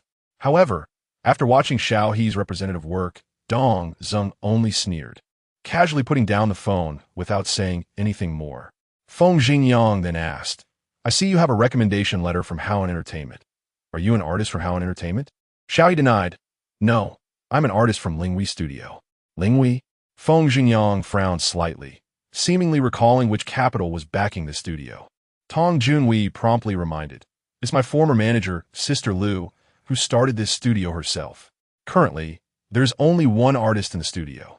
Xiao He raised an eyebrow, looking at Tong Junhui. This guy actually knows their situation quite well. Oh, I see. Feng Xingyang nodded, his expression becoming even colder. He turned his head and whispered something to Dong Zeng. Xiao He was no longer too concerned. Based on a series of recent moves by director Feng, Xiao He could easily guess that the main purpose of his return was actually to make money. Don't talk about ideals, don't talk about hobbies. And don't mention how fans are waiting for me. The domestic entertainment industry needs me to save it. In short, it's about the money. Who doesn't understand a little bit of everyone's motives? Moreover, since they needed to choose suitable roles, the acting skills had already been demonstrated. So naturally, they would ask the actors about their understanding of the characters and their insights and analysis of the plot, rather than worrying about the actors having too few works or being unqualified, or caring about the companies and capital behind the actors. Haha, he previously thought the male lead was already decided and that everyone was just being used as stepping stones for Tong Junhui. Now Xiao He realized that they actually intended to use all the actors in the domestic entertainment industry as stepping stones. Then he would not accompany them. These directors, leads, and screenwriters all had huge landmines, and whether this movie could be made or released was still an unknown. When the time comes, if something goes wrong, the whole crew would blow up. But to be honest, Xiao He felt a bit wicked and even somewhat looked forward to this production starting and being released. When it finally hits the screens and bombs, all the competitors in the same period would be laughing. All right, Xiao He, you can leave. After discussing with those around him, Feng Xingyang said, wait for the news at home. Thank you, Director Feng. Thank you, teachers. Xiao He suppressed his disgust, politely bowed to the few people, then turned and left without hesitation. Damn, is Feng Xingyang eating shit every day? How can he smell so bad? That rotten smell is practically going to lift his skull off. I can't take it. I can't take it. I need to run away quickly. Encountering such a production team, I must take a rocket to escape. Dead legs, move quickly. Xiao He stepped on the whirlwind, quickly moving his feet, even forgetting the dinner appointment he had made with Lu Zheong. He rushed out the back door of the theater, hopped into the nanny car waiting for him, and urged Lu Rulan to hurry up and leave. Lu Rulan looked bewildered, glancing back at Xiao He with uncertainty, then asked, what's wrong? Why are you in such a hurry? Is there a ghost chasing you? Xiao He was almost out of breath, sort of more terrifying than a ghost. Lu Rulan was puzzled. What happened? Did the audition go wrong? Xiao He didn't want to disclose his discovery, only vaguely replied, something like that. Lu Rulan shrugged. Then don't think about it. I've already received the latest news. Another big director has a new project in mind, but for some reason, we haven't been able to contact him lately. His assistant said he leaves early and comes back late every day, and no one knows where he went. You should rest for a couple of days, and I'll personally wait at his place to figure out a way to get the script. Xiao He nodded. Okay, Sister Lu. Chapter 85. The domestic entertainment industry has no rivals, all thanks to peers for highlighting each other. The van headed towards the villa, and Xiao He felt as if he had forgotten something. However, his mind was still occupied with the outrageous scene at the audition. So he asked Sister Lu for his laptop and began investigating in the car. The bloody aura surrounding the producer Dong Zeng was quite understandable. After all, everyone in the port city during that era knew the situation. Gangs were rampant, with over 50 small and large gangs. Later, many like Dong Zeng managed to clean up their acts and became producers or big bosses, entering the entertainment industry with clean hands, living openly again. The methods of these people go without saying. They were quite clean and efficient, having long established their own survival rules through dealings with the authorities. Xiao He's investigation might not yield more evidence than what the police had already gathered. As for Feng Xingyang, it was even more understandable. He was most likely the culprit behind the mysterious disappearance of his lover. Unfortunately, Xiao He couldn't use his hacking skills to find any useful leads, as the police had already investigated him multiple times back then, uncovering all the leads, both legitimate and illegitimate. It was impossible for Xiao He to uncover everything right away. However, he had a vague intuition that these people coming to the domestic entertainment industry to film must be involved in something unusual. It felt like something was about to be exposed, and they were preparing to make a big escape. If that were the case, many things could be explained, such as the zombie-themed script, the casting that prioritized capital over acting ability, and the intense audition marketing. At that moment, when Xiao He reflected on their actions, he sensed their urgency. With that thought, Xiao He reviewed the list of victim participants circulating online and nodded in satisfaction. Yes, not bad. All of them have a somewhat questionable reputation. Although he didn't know what stage the police investigation was at. Seeing these people in such a hurry to make money led Xiao He to believe they wouldn't last long. To avoid alerting the snakes and affecting the police's plans, Xiao He simply sent a few anonymous tip-off letters and didn't pursue further actions. To be honest, would these guys really be wiped out when the movie is released? Cough cough, Xiao He absolutely did not admit that he was gloating. Indeed, sometimes it really did hold true that the domestic entertainment industry has no rivals. All thanks to peers highlighting each other. Just as Xiao He was pondering the entertainment to come, his phone suddenly rang. Looking at the contact, Xiao He finally remembered what he had forgotten. Damn, are you forgetting your brother after passing the audition? Lu Zihang's voice came through. You heartless man. I was wrong to trust you. Cough cough, sorry, this meal is on me. Xiao He felt a bit embarrassed and quickly arranged to meet Lu Ziyang at a nearby restaurant. When Lu Ziyang arrived, Xiao He noticed he was accompanied by someone else. The person looked quite young. Even with a sophisticated, mature makeup look, her doll-like face still made her appear very young. This is my new manager, Cheng Shui. Lu Ziyang introduced. Hello, teacher Xiao. Hello, sister Lu. Cheng Shui politely greeted Xiao He and Lu Roland. Lu Roland looked a bit surprised, then nodded slightly. Hello. Xiao He also nodded. Lu Ziyang walked over to Xiao He and said with a smile, Don't be fooled by Cheng Jie's young appearance. She is actually a mother of two, and her business skills are top-notch. I had to put in a lot of effort to get her from the company. Xiao He was surprised. Looking at her doll-like face, he thought she was a recent university graduate. Lu Roland also chimed in. Xiao Shui is only 1 year behind me. Our ages are probably similar. Cheng Shui smiled. Yes, but it's been a long time since we last met, Sister Lu. Lu Roland. I thought you were really planning to focus all your thoughts on your family. Cheng Shui shrugged nonchalantly. I got divorced. So I had to come out to work and earn tuition for my kids. Lu Roland was momentarily taken aback, then said nothing further. Then welcome back. Thank you. The group chatted as they walked and entered the pre-booked private room. Lu Ziyang asked Xiao He about the audition results. How do you think this audition went? I feel it's not looking good. Now it depends on whether you can help your brother save face. Xiao He shrugged. I have no hope. Lu Ziyang was puzzled. So certain? I'm pretty sure. Just don't know if you've got any connections over there. Damn it. Lu Ziyang muttered quietly. Isn't this supposed to be fair competition? Why do you need connections? Right? I suspect many people were simply brought in to ride the wave of popularity. What? Is that true?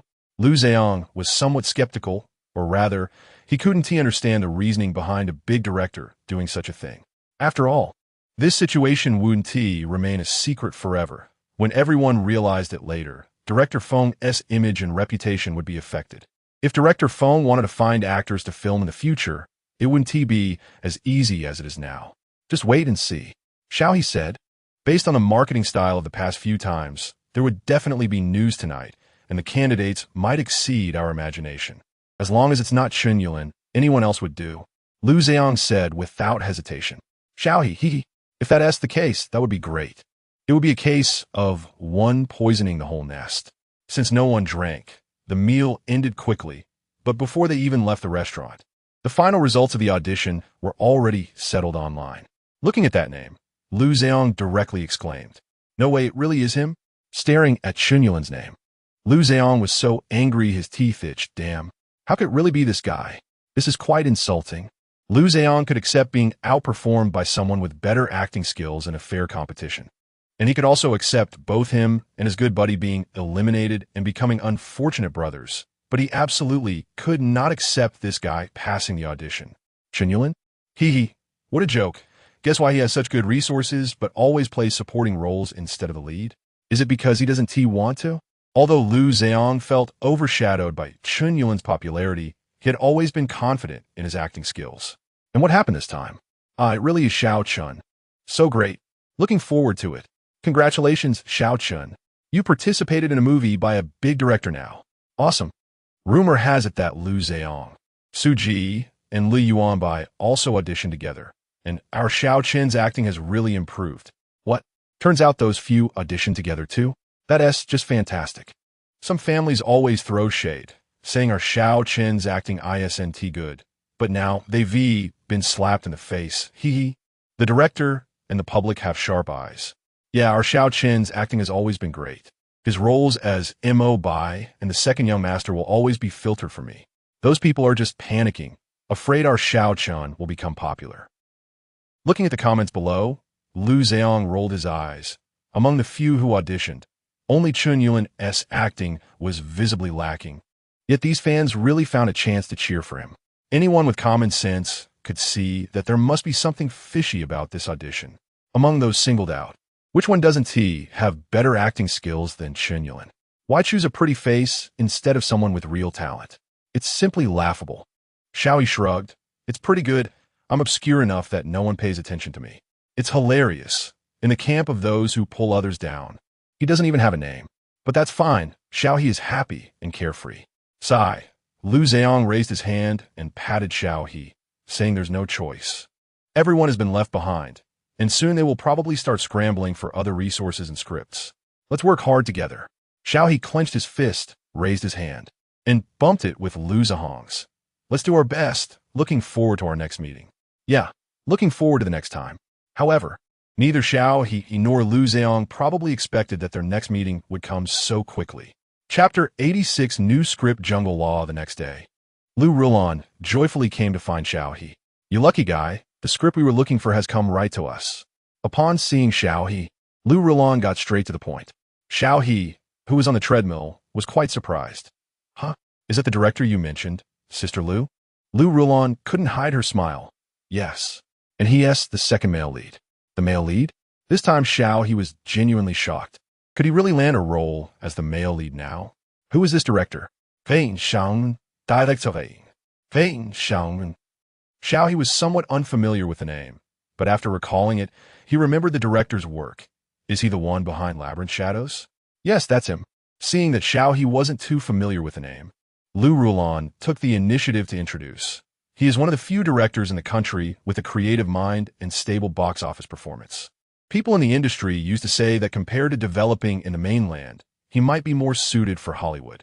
Many current filmmakers seem to have entered a strange loop, obsessed with big IP adaptations, patriotic themes, or directly importing content from abroad, copying whatever is popular and repackaging it for the domestic market, pursuing stable box office returns and guaranteed profits. However, Ren Changwon is different. His scripts are always very innovative, insisting on originality, and there are very few similar works in the domestic market that can serve as substitutes. For example, the time loop genre that was a huge hit abroad but rarely made domestically, or virtual dream sequences crossing into reality, as well as the film Labyrinth Shadows that Xiao He was quite interested in, which is similar to a battle royale theme. This director has a unique style. Despite focusing on relatively niche subjects, his films consistently achieve impressive box office results, and he has a large number of loyal fans domestically and a significant following abroad, making him a magical director that others cannot easily imitate. To be honest, I actually thought this director would be the first major filmmaker in the country to shoot a zombie film. Lu Rulon sighed, but unexpectedly, Director Fong came in and boldly attempted a zombie movie, while Director Ren's new script is not a zombie film, but a battle royale. Another battle royale? This time Xiao He was genuinely interested. With Labyrinth Shadows as a precedent, he believed in this director's ability to handle battle royale themes. So he opened his hands and asked, "Is there a script?" Lu Rulon nodded and took out her tablet. "I'll forward it to you now." With curiosity and anticipation, Xiao He opened the script titled Jungle Law. Similar to many overseas battle royale premises, the male lead, Lin Yuanan, grew up in an orphanage, where the headmistress was his only family. However, one day, a sudden crisis hit. The orphanage faced financial problems, and the headmistress fell seriously ill and urgently needed money. But the scholarship Lin Yuanan had saved up was nowhere near enough to cover the expenses. At this moment, another protagonist, Su Ning, made his entrance. He brought an invitation to a death game created by wealthy individuals, called the Jungle Game, which reportedly offers a substantial cash prize to anyone who participates and survives. Knowing Lin Yuanan needed money, Su Ning invited him to join him on the island to participate in this death game, to save the headmistress. Lin Yuanon ultimately embarked on this dangerous adventure with Su Ning.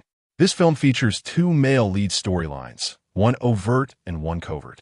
Lin Yuanon and Su Ning serve as the game's golden duo, with their roles almost equal throughout the narrative, each with their own responsibilities. Lin Yuanon is a top student from a prestigious mathematics department who had already begun to make a name for himself in the academic world, but ultimately faced damage to his reputation due to his mentor stealing his published work, putting him on the edge of expulsion. In the jungle game, he possesses a sharp and clear mind, acting as the intellectual backbone of the story, responsible for analyzing the game rules and devising escape strategies. Kuning, whose identity is a mystery, has high combat skills and serves as the muscle of the film. Although he actively invites Lin Yuanon to join the game, he maintains a nonchalant attitude towards it, saving Lin Yuanon from life-threatening situations but often choosing to stand aside in other matters, making him a rather enigmatic character. The jungle game is based on a food chain model, deriving a set of one-way food chain rules. Initially, players are dealt 12 cards, 4 wolves, 4 foxes, and 4 rabbits. According to the food chain logic, wolves can eat both foxes and rabbits, while foxes can only eat rabbits, and rabbits are naturally at the bottom of the food chain. Of course, there is competition at the top of the food chain. If a wolf and a fox encounter each other, they not only consume cards but also deduct 1 point. Conversely, if rabbits meet, only cards are consumed without point deduction. All participating players will be uniformly dropped onto an island filled with surveillance. Everyone starts with 3 points, and the condition for survival is to deplete all their cards while ensuring their points are not exhausted. If they manage to do so, they can exchange their remaining points for money when leaving the island. In other words, participants must not only exhaust all their cards within a specified time frame, but also aggressively seize others' cards to maximize their earnings and achieve their purpose of participating in the jungle game.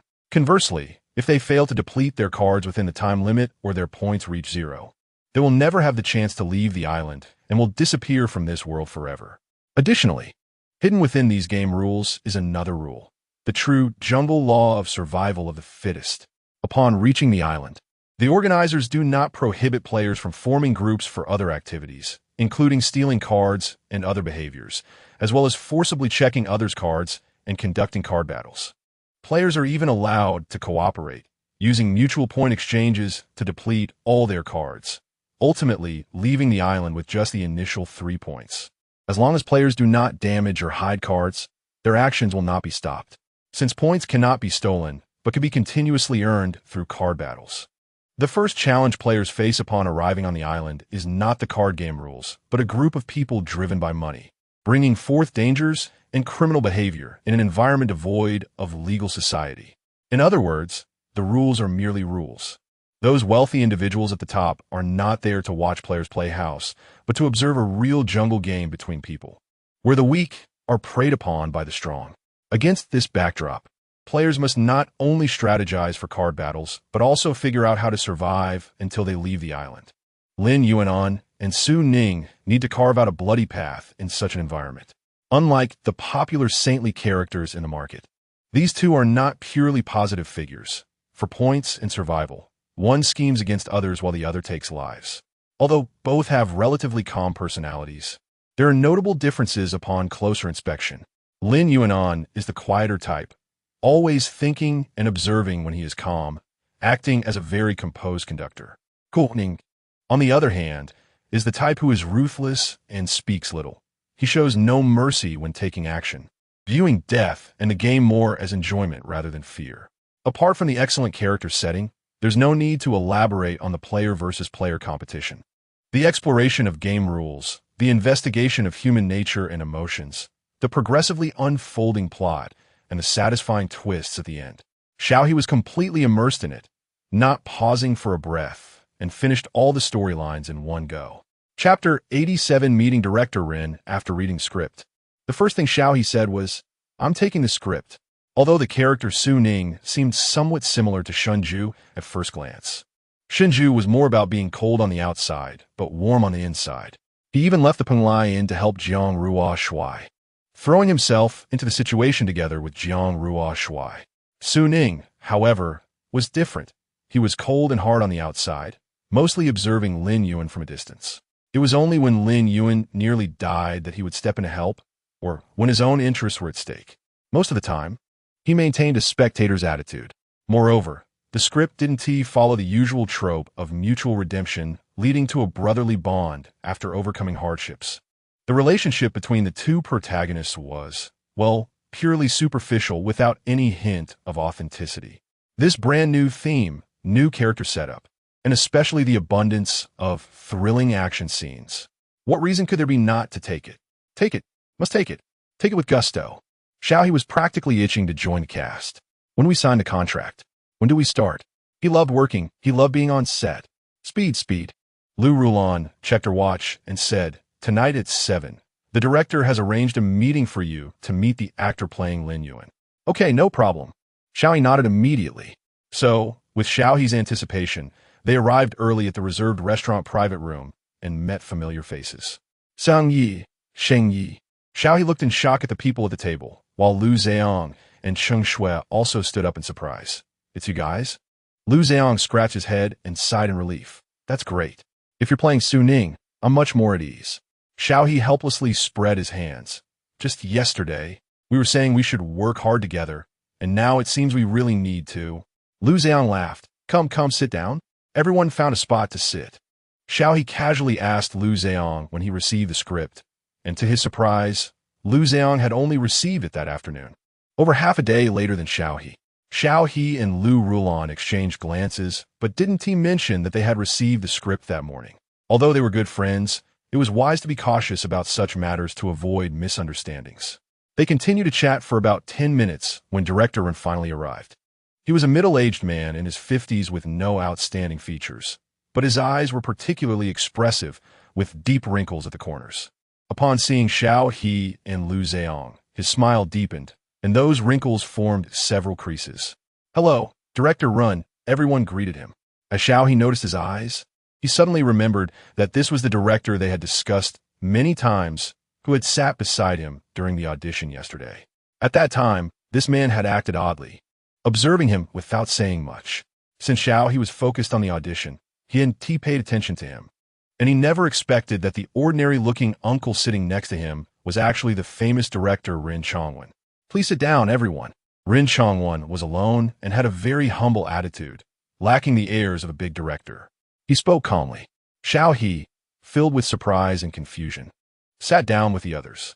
"This script was created by my old friend Shin Zhongqing, but he hasn't been well lately, so I'll be discussing any script-related questions with you," Ren Chongwen said.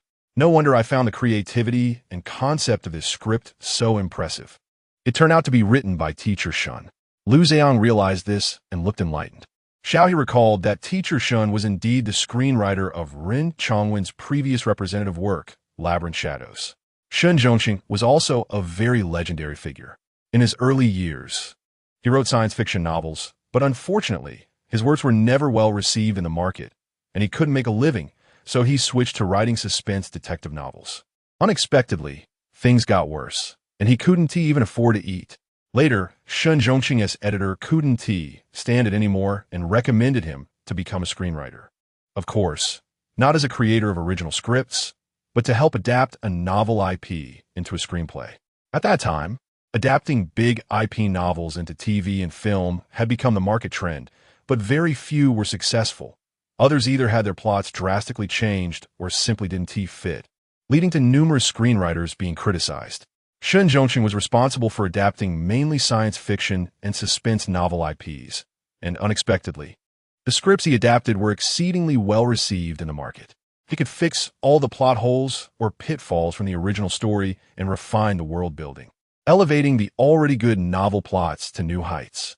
Even though many of the films and TV shows he worked on didn't become massive hits for various reasons, the plot was basically the only aspect praised by audiences. There was even a project where the lead actor was so unattractive that it turned away countless viewers.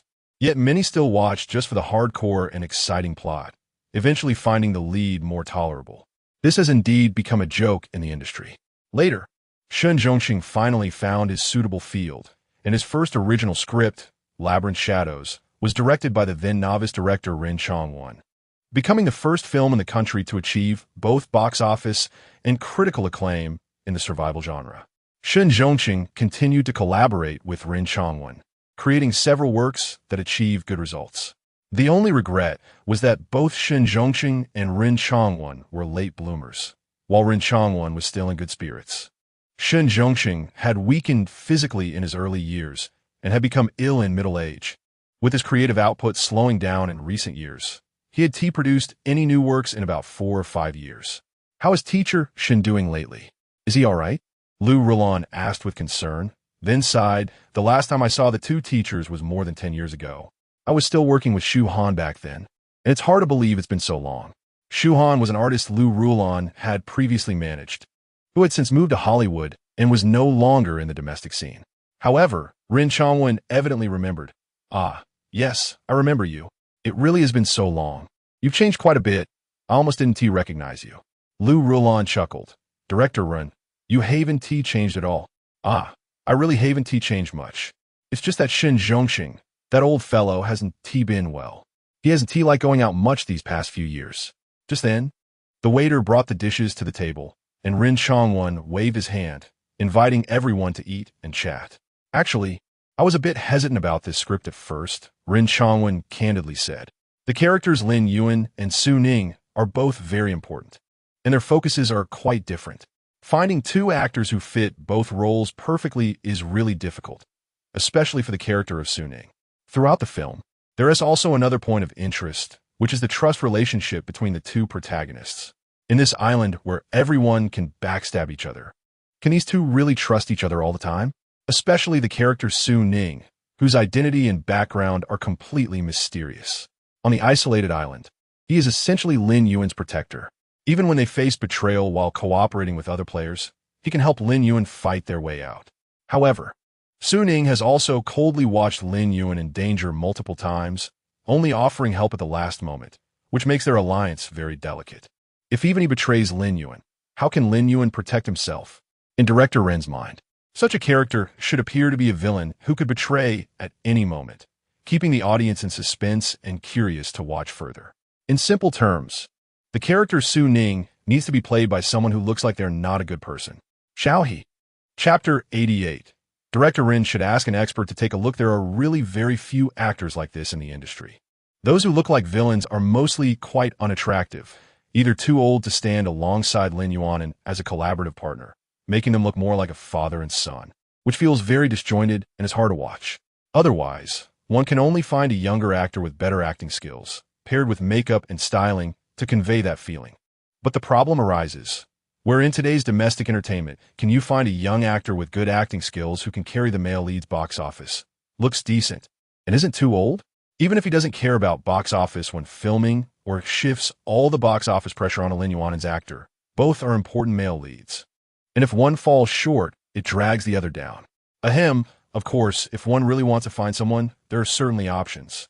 I could casually name a few actors, but director Ren looked through the roles these people had played before and just felt dissatisfied, sensing something was lacking. Coincidentally, during this time, director Feng Xingyang's new movie was heating up, and even Ren Chongwen, who doesn't like to join in on the excitement, had heard some rumors, especially when he heard that director Feng was scouting talent in the domestic entertainment scene. Suddenly, Ren Chongwen had a light bulb moment. Hey, if you want to see so many young actors recently, it must be at director Feng's audition site.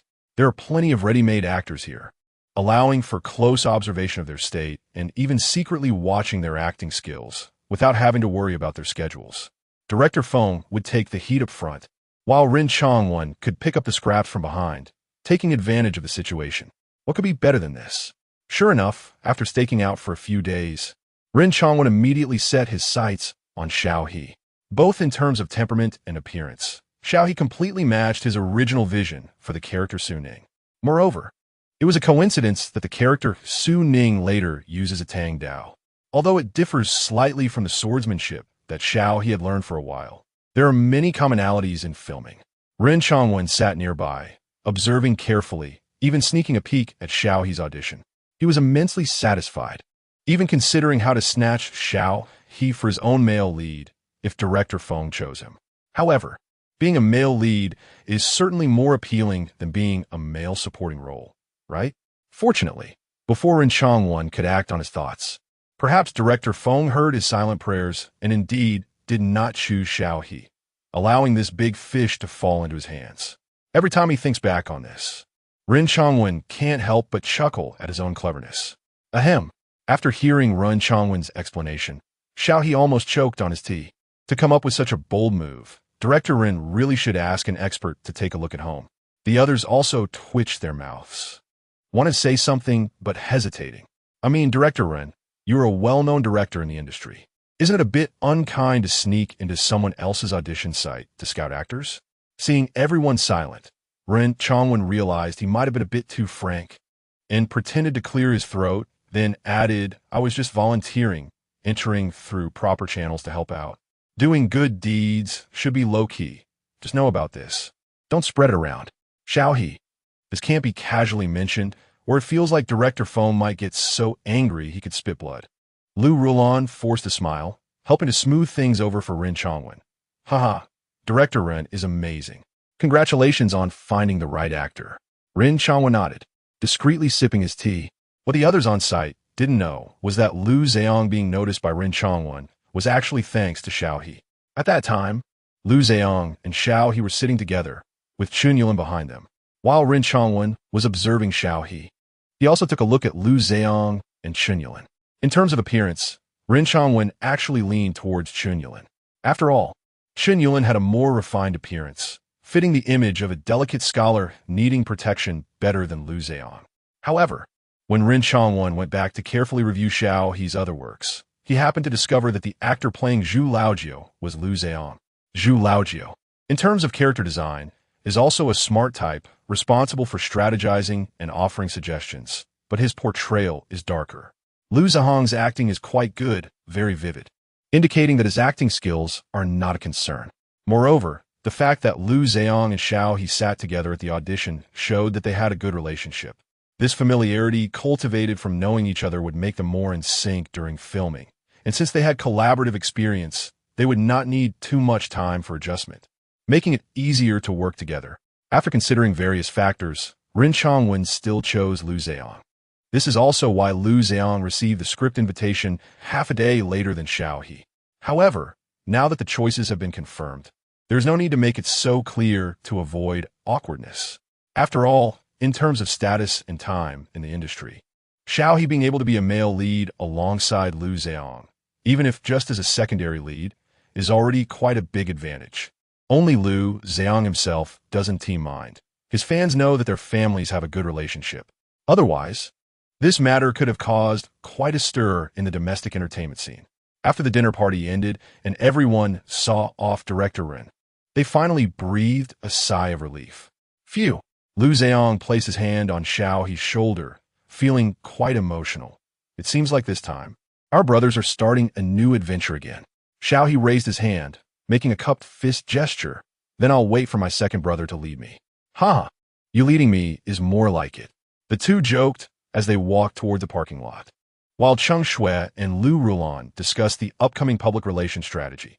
After this crew officially announces, we will adjust the emotions of our fans here.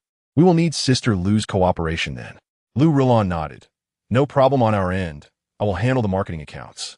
Although the casting of the two male leads for this drama is in a state where both main parties agree, both sides' fans agree, and the crew's director agrees, it still cannot withstand the meddling and commentary from netizens.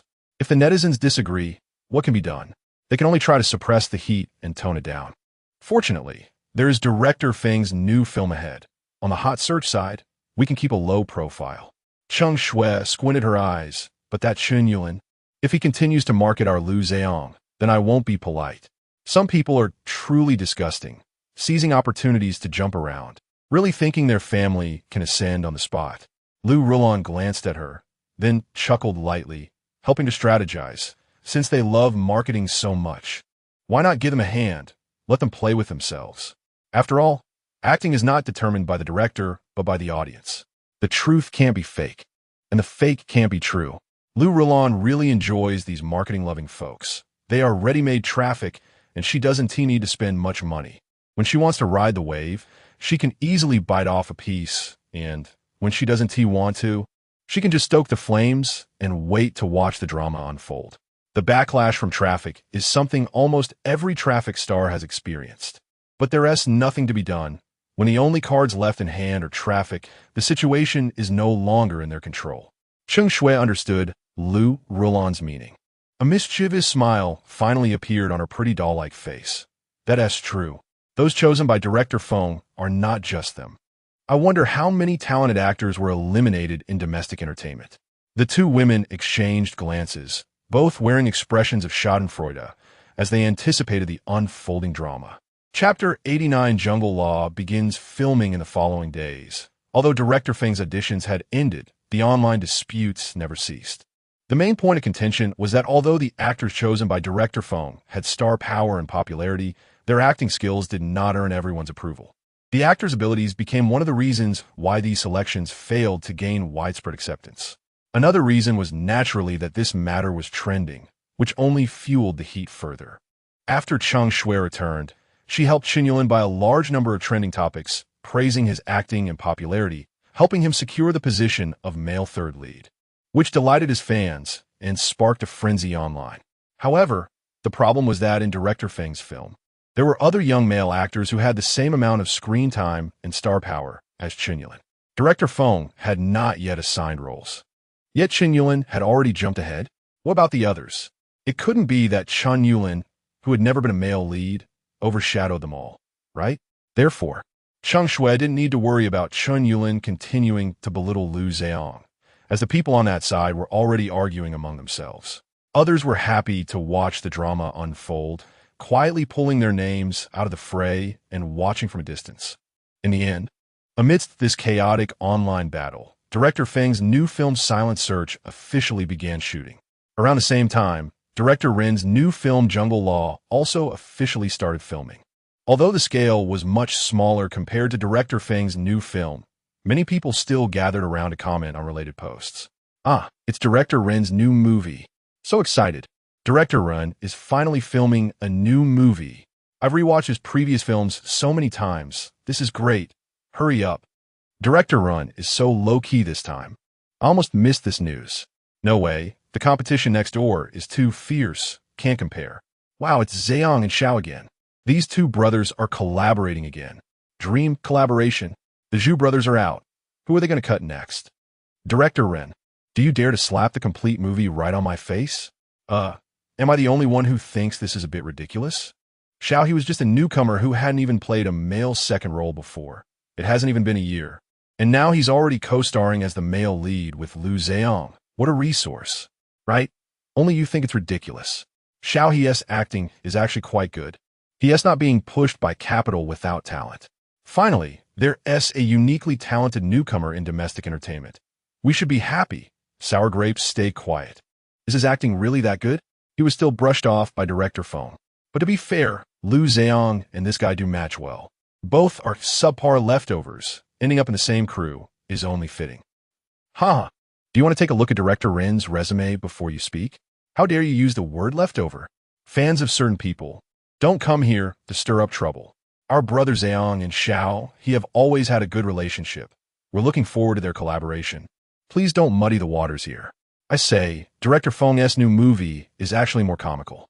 Among a bunch of award-winning actors like Hu Wen and He Jinyan, he picked Tong Junhui, who has retired, and from Lu Zheong, Su Ji, and Xiao He, he picked Chen Yulin. In the end, he chose the group with the worst acting skills. What is up with that? Does director Feng like to train them? Really hard to guess. Soon the fans will come over and say the director chooses based on character fit, not just acting skills. TSK. You're really brave upstairs. I'll run as soon as fans come over. The discussions online did not affect the filming of the crew. After completing the opening ceremony, Xiao He and the others began preparing for the first scene. The filming locations for this movie were mainly 3 places. One was within the city of Hu City for scenes that could be shot there.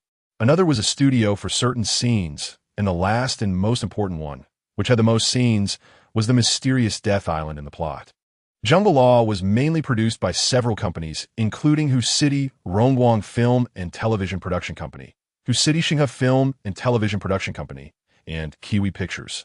Directed by Ren Changwon, with a script by Shun Zhongqing, with an investment of 300 million, most of which was allocated to the island. The chosen island was located in Haishur, originally a tourist attraction, but recently suffered severe damage to its buildings and infrastructure due to a hurricane, so was still under repair. However, this environment perfectly matched their filming's plot background, and the island's natural desolation saved the crew a lot on set design costs. Once they finished filming the scenes before going to the island in whose city, they could prepare to go to the island. Lin Yuanan, Su Ning, get ready. Rin Changwon shouted from behind with a megaphone. All right, we're coming. Xiao He and Lu Zheong stood up from their seats and walked to the set to wait. As the first scene after the start of filming, this scene wasn't too difficult. It was the first meeting between Lin Yuanan and Su Ning. The night outside was hazy, with only a few neon lights filtering through the hospital room's window and casting patterns on the floor. After a long day, Lin Yuanan sat on the hospital bed, feeling drowsy and exhausted. Just then, the door to the hospital room was suddenly pushed open. A tall figure stood in the doorway. Lin Yuanan struggled to open his eyes a crack and saw a stranger standing at the door, realizing it was a man he didn't know. Could it be someone here to collect the debt again? Lin Yuanan thought groggily, rubbing his eyes, and just as he was about to say something, his collar was suddenly grabbed by the stranger, lifting him up and pulling him out of the room. Hey. Lin Yuanan wanted to loudly question who he was and what he wanted, but upon seeing the person in the hospital bed, he quickly fell silent, not daring to make too much noise and wake the person up. Thus, Lin Yuanan was dragged to the hospital stairway by this sudden stranger. Who are you? Who sent you? Lin Yuanan looked at the man in front of him with suspicion, his drowsiness completely gone. This is for you. Su Ning handed an invitation letter to Lin Yuanan. The invitation letter looked very high-end. Even the seal on it was made of gold flakes, quite valuable. Lin Yuanan was taken aback for a moment, then suddenly remembered something. His pupils constricted, and his gaze fell on the invitation letter in Su Ning's hand. What is this? What? Want to play dumb? This is what you signed up for yourself. Su Ning's face revealed a smirk as he waved the invitation letter in his hand. This was your choice. Pretending now is a bit pointless, and I can guarantee that if you let me go back empty-handed, you will definitely die a very miserable death. Lin Yuanan met Su Ning's cold gaze that seemed capable of killing, fell silent for a moment, forced out a smile, and then tremblingly took the invitation letter. Thank you. Good. Su Ning nodded slightly, then turned to walk outside. I'll come to pick you up in 2 days. Remember to leave a will. I don't handle corpses. Lin Yuanan frowned. I still don't know your name. Su Ning lazily waved his hand. You can call me Su Ning. Chapter 90, The Thief Catcher, is about to go live. Not bad, this one passed. After checking the shooting content, Ren Changwon nodded to Xiao He and Lu Zheong, then said to Lu Zheong, Lin Yuanan is coming over to shoot the solo scenes. Good. Lu Zheong walked to the designated position and stood still, while the makeup artist quickly helped him touch up his makeup. Having completed his task, Xiao He went to a relatively quiet spot in the corridor to sit down and rest. At that moment, Lu Rulan walked over. You just had a phone call. Who was it? Xiao He asked, puzzled. It was the director from when you were filming The Thief Catcher. Lu Rulan replied. I think her name is Lin Yiping. Although The Thief Catcher was filmed before Lu Rulan signed Xiao He, she still needed to keep an eye on these matters. Considering the timing, it should be about time for The Thief Catcher to be released. Lu Rulan handed her phone to Xiao He. She should be looking for you to discuss this. Lu Rulan hadn't interacted with Lin Yiping yet, so she didn't take the initiative to discuss this matter with her, and waited for Xiao He to come over. Xiao He recalled the timing and realized it was indeed about time. He had entered the Thief Catcher crew right after finishing the kill, and now that the kill had been released, the Thief Catcher should be close behind. So Xiao He greeted Director Run and walked with Lu Rulan to the lounge. Hey, Xiao He. When he redialed Lin Yipeng, the call connected quickly. It's me, Xiao He said.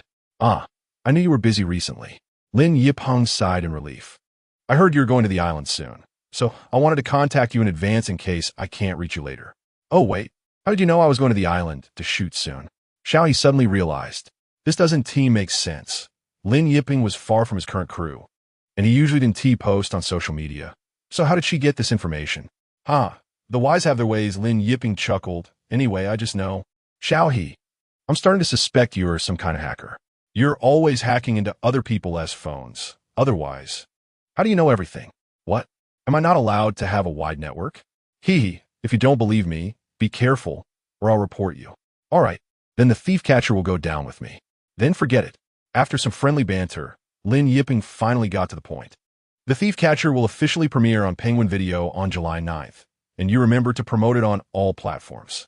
Although The Thief Catcher was filmed according to the aesthetics and standards of a theatrical martial arts film from the beginning, it is ultimately just a web movie and can only be released online, which everyone has a psychological expectation for. However, despite being a web film, the exposure it can get should still be pursued. Lin Yipeng had been running around with the finished product to various video platforms and eventually negotiated terms and contracts with Penguin Video, allowing The Thief Catcher to have its premiere on their platform and receive certain promotional support. With a former child star turned martial arts swordsman and supporting actor Xiao He gradually gaining recognition in the entertainment industry, coupled with Lin Yipeng's mysterious network of connections and the quality of The Thief Catcher itself, everyone still believed that The Thief Catcher would have a good outcome. Xiao He noted the time and replied, "Okay, but I might already be on the island when it premieres, so if there are any issues, you can contact my agent. As for Lu Jia, I know her." Lin Yipeng stretched her tone. "Don't worry, I'll communicate with her about the follow-up situation." All right, so July 9th. Wishing The Thief Catcher a big success. Thank you.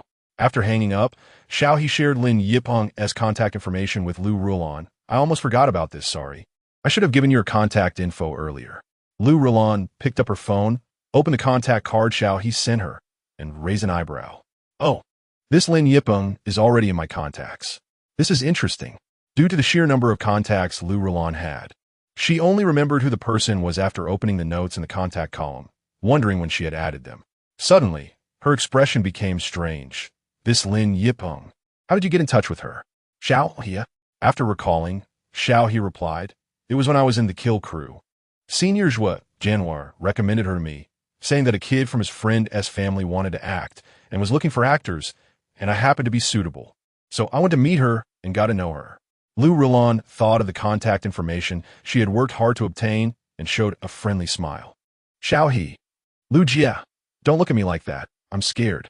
Lu Rulon gritted her teeth, looking at Xiao He, who seemed blissfully unaware of his fortune, and with an annoyed huff crossed her arms and walked out. "I'll go help you prepare for the upcoming promotions. You should keep this in mind these days. Promote more. The Thief Catcher must succeed." "Xiao He, okay? Why does Lu Jia look like she wants to eat someone? Who offended her?" After wrapping up the pre-island filming for the Jungle Law in whose city, the crew was finally ready to head to High City. Speaking of High City, it naturally brings to mind the sea, beaches, coconut juice, seafood. And this was Xiao He's first time in High City. Not sure if it was psychological, but the moment Xiao He stepped off the plane, he caught a whiff of the faint smell of the sea in the wind. It wasn't too unpleasant, but rather refreshing, as if he had caught a whiff of freedom.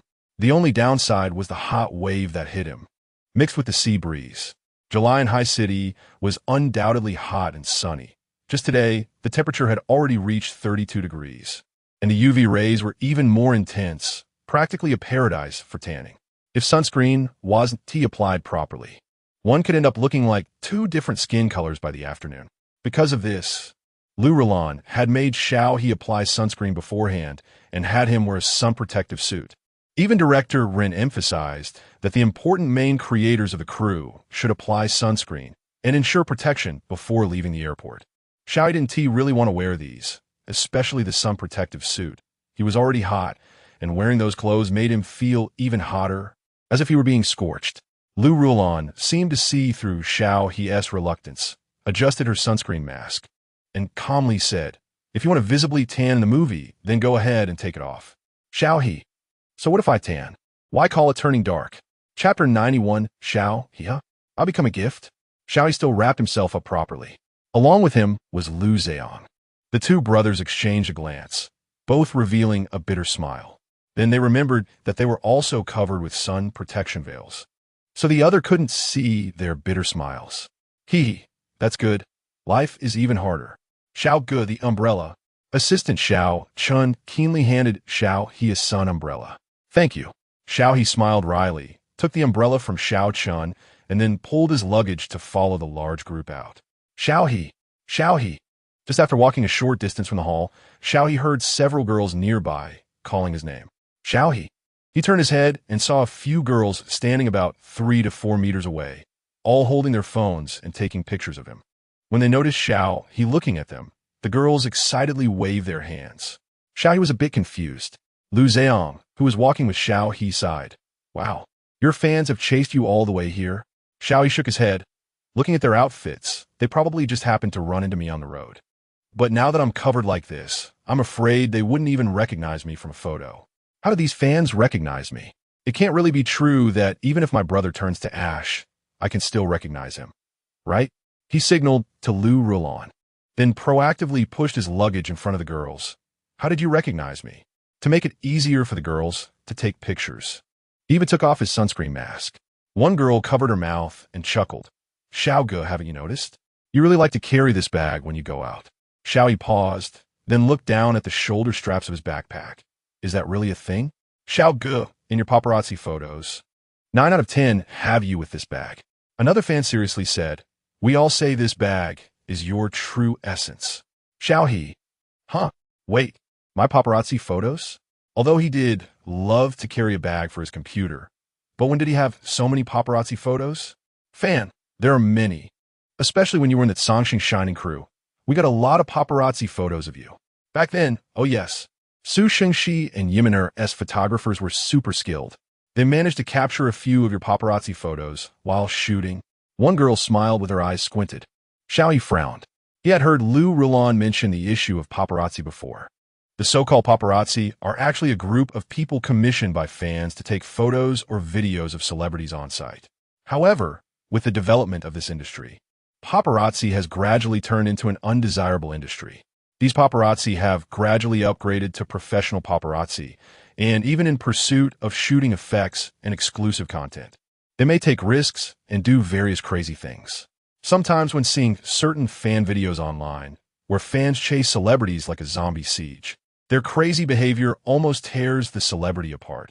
In fact, a large part of those people are professional paparazzi. They themselves don't even like these celebrity idols. Everything is for money. Their attitude towards fandom is naturally not good, only working hard to squeeze closer to the celebrity to take better photos than others. When Xiao He was in the Songxing Shining crew, he had seen Su Shengxi's paparazzi.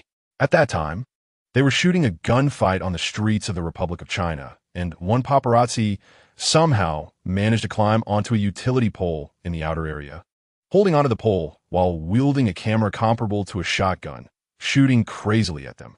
Xiao He admitted that at that moment, he was deeply shocked.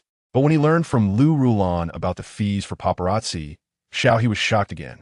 The private paparazzi photos taken by these paparazzi start from thousands in quality. And even photos can be sold for hundreds, and some skilled paparazzi can earn several tens of thousands in one go, making their business comparable to robbery. Looking at their crazy actions afterward, everything becomes reasonable. Xiao He never expected that he would also benefit from Su Shengxi's fame and have paparazzi photos. You, how much did you spend? Xiao He cautiously asked, then took out his phone. I'll transfer this money to you. And you should stop looking for paparazzi in the future. I don't have many clothes in my wardrobe anyway, and there's no point in paparazzi photos. Just enjoy the works. No. The girls repeatedly waved their hands. It wasn't T.S. who bought them. One fan scratched her head shyly. It was a big fan sister in our group. She really likes you. So she bought a lot of paparazzi photos and generously shared them with everyone, so we could all see them. Xiao He was a bit surprised. A big fan? Oh my, he actually has a big fan? He used to feel that these fandom terms wouldn't apply to him. Then, Xiao He, it's time to go. Lu Rulan walked over and interrupted what Xiao He was about to say. Xiao He glanced at Lu Rulan, then smiled again at the fans in front of him. Sorry, I have to go. Then he extended his hand. So, I want to have time to sign. Let us take a group photo together. Thank you for your support, and I wish you a pleasant journey. The fans happily handed over a phone, and then Xiao He took a photo with them, returned the phone, and waved goodbye. Once outside, Xiao He asked Lu Rulan, Sister Lu, why didn't you let me finish? Lu Rulan replied calmly, I've already contacted that big fan privately, so you don't need to worry about her. Xiao He. He looked at Lu Rulan in disbelief. ISNT had said that contacting fans is a serious crime. Lu Rulan shot him a sideways glance. It's not like you contacted her. The management team contacting big fans has long been a normal operation in the industry. Don't be so surprised. Otherwise, do you think big fans really have the ability to get such detailed artist schedules and insider information every time? Xiao He. Okay, it's me who's being overly cautious. But why did Sister Lu contact her? About this paparazzi issue. Lu Rulan coughed lightly. As your manager, I must understand these matters clearly. If there are any potential public relations issues, I need to be prepared in advance. Also, some paparazzi are actually supported by the management team. Although Xiao He doesn't have to deal with these now, Lu Rulan as previous artist was Su Shengxi. The manager of a top idol has seen all kinds of absurd things. Xiao He looked at Lu Rulan suspiciously. You seem strange. Is there something you haven't said? Lu Rulan.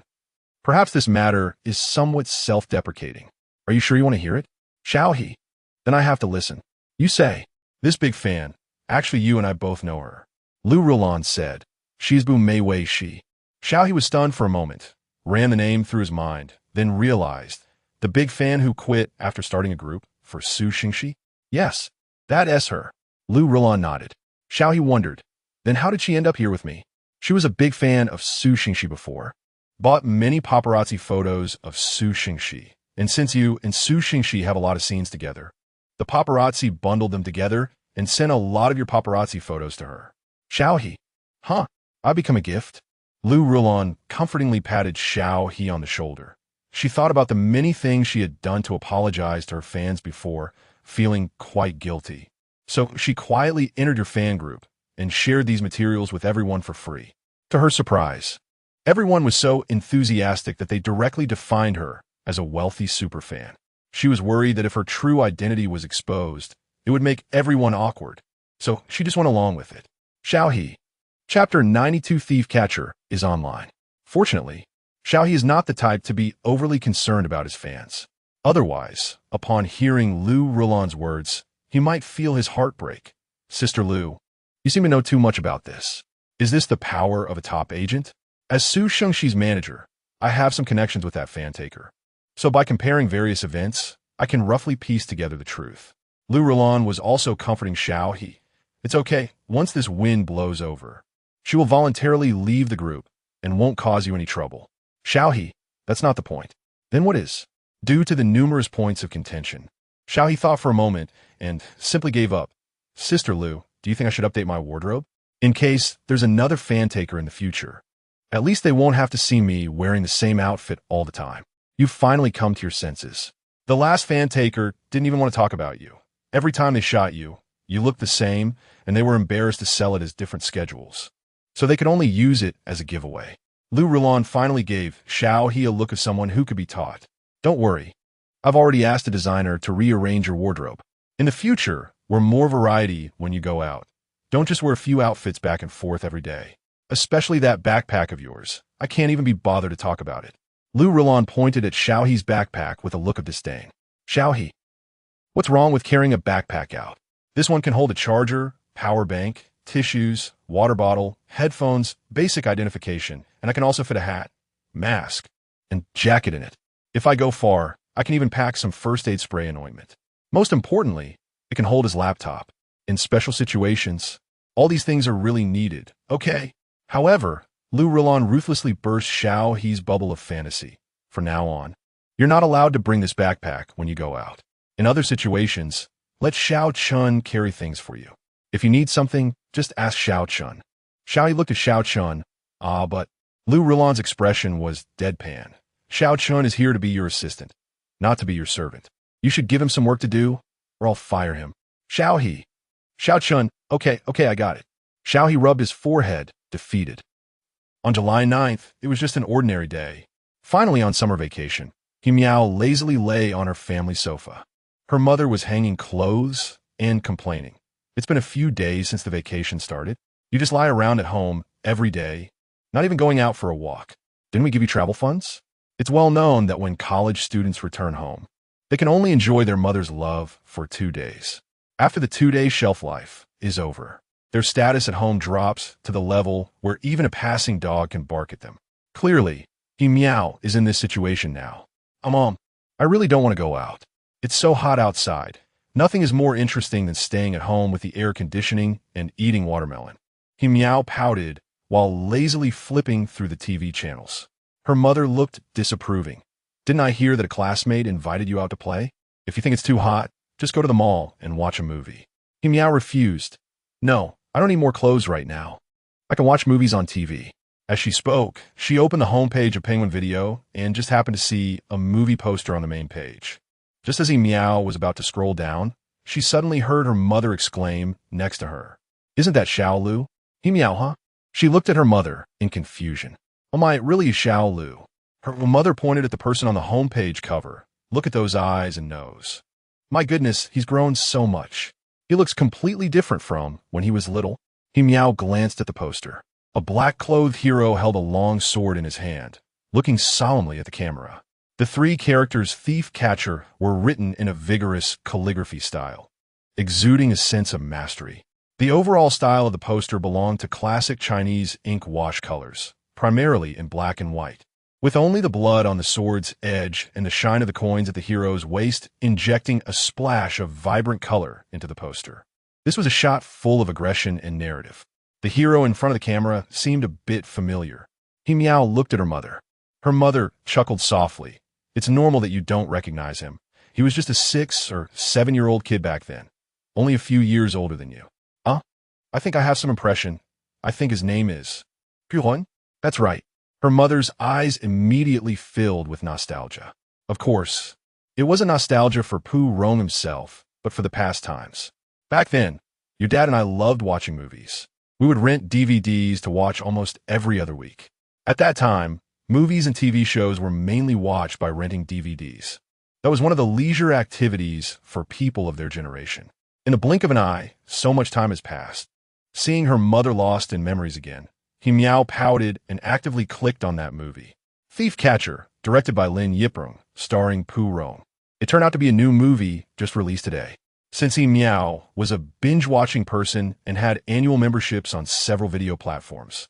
The single ticket for this film was discounted for members, costing less than a cup of milk tea, which was practically free for her. Therefore, she decisively paid for it and started playing the film. Misty morning, pink walls and black tiles. A winding, clear river flows through a peaceful town, carrying a black boat that slowly passes by. The crisp sound of horse hooves approaches, suddenly shattering the tranquility of the town. Please, just give us a little more time. I beg you. Amidst the noisy clamor, a burly man with a face full of flesh punches a man kneeling on the ground and grabs a little girl nearby. Amidst the woman's cries, he throws her out. The little girl is thrown into the cold river, flailing in fear. The woman cries out, wanting to jump in after her, but the burly man grips her neck, forcing her to watch her daughter struggle in the water. I've already given you a lot of face. But what about you? Do you really think I'm easy to bully? Today, I want you to watch your child drown in this water. No, please. The woman struggles continuously, while her husband tries to crawl up from the ground with difficulty, but is stomped down by the burly man, unable to move. The little girl in the river is struggling less and less, and it seems she is about to sink completely. Just then, a black boat drifts closer. The black-clothed swordsman on the boat reaches out, casually lifting the little girl from the water, a hint of a smile in his eyes. Oh, what luck today? I caught a little fish. The morning breeze still carries a hint of coolness as the little girl shivers. Yet her eyes looking at the black-clothed swordsman are filled with confusion and gratitude. She coughs a few times and hoarsely says, "Thank you, big brother." Damn it, over there. What are you doing? Looking for death? The angry roar of the burly man echoed from the shore. However, the black-clothed swordsman ignored him and simply took off his raincoat and draped it over the little girl. Chapter 93. The Bounty Hunter 1. The little girl shrank her neck, clearly afraid of the people on the shore, but also worried about her parents by the riverbank. She blinked her eyes and suddenly saw a long sword beside the black-clad swordsman. Her eyes lit up. "Big brother, are you a hero? Can you save us?" The black-clad swordsman did not answer, only smilingly raised his hand to ruffle the little girl's hair. "Child, I'm not a hero. I'm just a bounty hunter." The little girl was confused and did not understand what a bounty hunter was. She touched her clothing pocket, pulled out a copper coin. and placed it in front of the black-clad swordsman, stammering, This is what I saved up from helping out. I'll give it to you. Can you save us? Daddy, didn't he mean to owe him money? He took the fishing boat from my daddy first, and when the boat capsized, he came back to ask my daddy for compensation. We really aren't refusing to pay. The black-clad swordsman glanced at the copper coin in the little girl's hand, his smile fading a little. It was unclear whether the girl's actions displeased him or if the noise from behind was annoying him. He picked up the sword in his hand and stood up. Hey, over there, I'll count to 5. Come over here right now, or you won't be able to leave today. The people on the shore were still shouting, even waving to threaten the nearby small boat to come over and lend it to them. The black-clad swordsman glanced sideways at the burly man over there, picked up the little girl, and leaped, both of them landing lightly on the top of the black awning boat, then jumped to the shore. The little girl hurriedly ran to her mother's side. The burly man stared at the black-clad swordsman, suddenly squinting his eyes, his expression changing slightly. You are the bounty hunter Jiang Rushui? Jiang Rushui looked at the burly man in front of him with interest. Oh, you actually know me? Usually, those who know me are either officials or bandits. Which side are you on? The burly man, feeling guilty, did not dare to hesitate and took the initiative, drawing the large knife at his waist and directly slashing at the black-clad swordsman in front of him. Jiang Rushui did not draw his sword, merely raised the scabbard to block the opponent's knife, then pulled out a small booklet from his bosom. Since you know me, I need to get to know you properly. The burly man's expression turned grim, and he forcefully withdrew the large knife from Jiang Rushui's scabbard, twisting his waist to swing horizontally, attempting to cut Jiang Rushui in half. However, Jiang Rushui merely leapt back, his right hand wielding the scabbard to fend off the burly man's attack while his left hand flipped through the booklet, his posture graceful, his steps calm, and his gaze not even leaving the booklet. In the next moment, his gaze sharpened.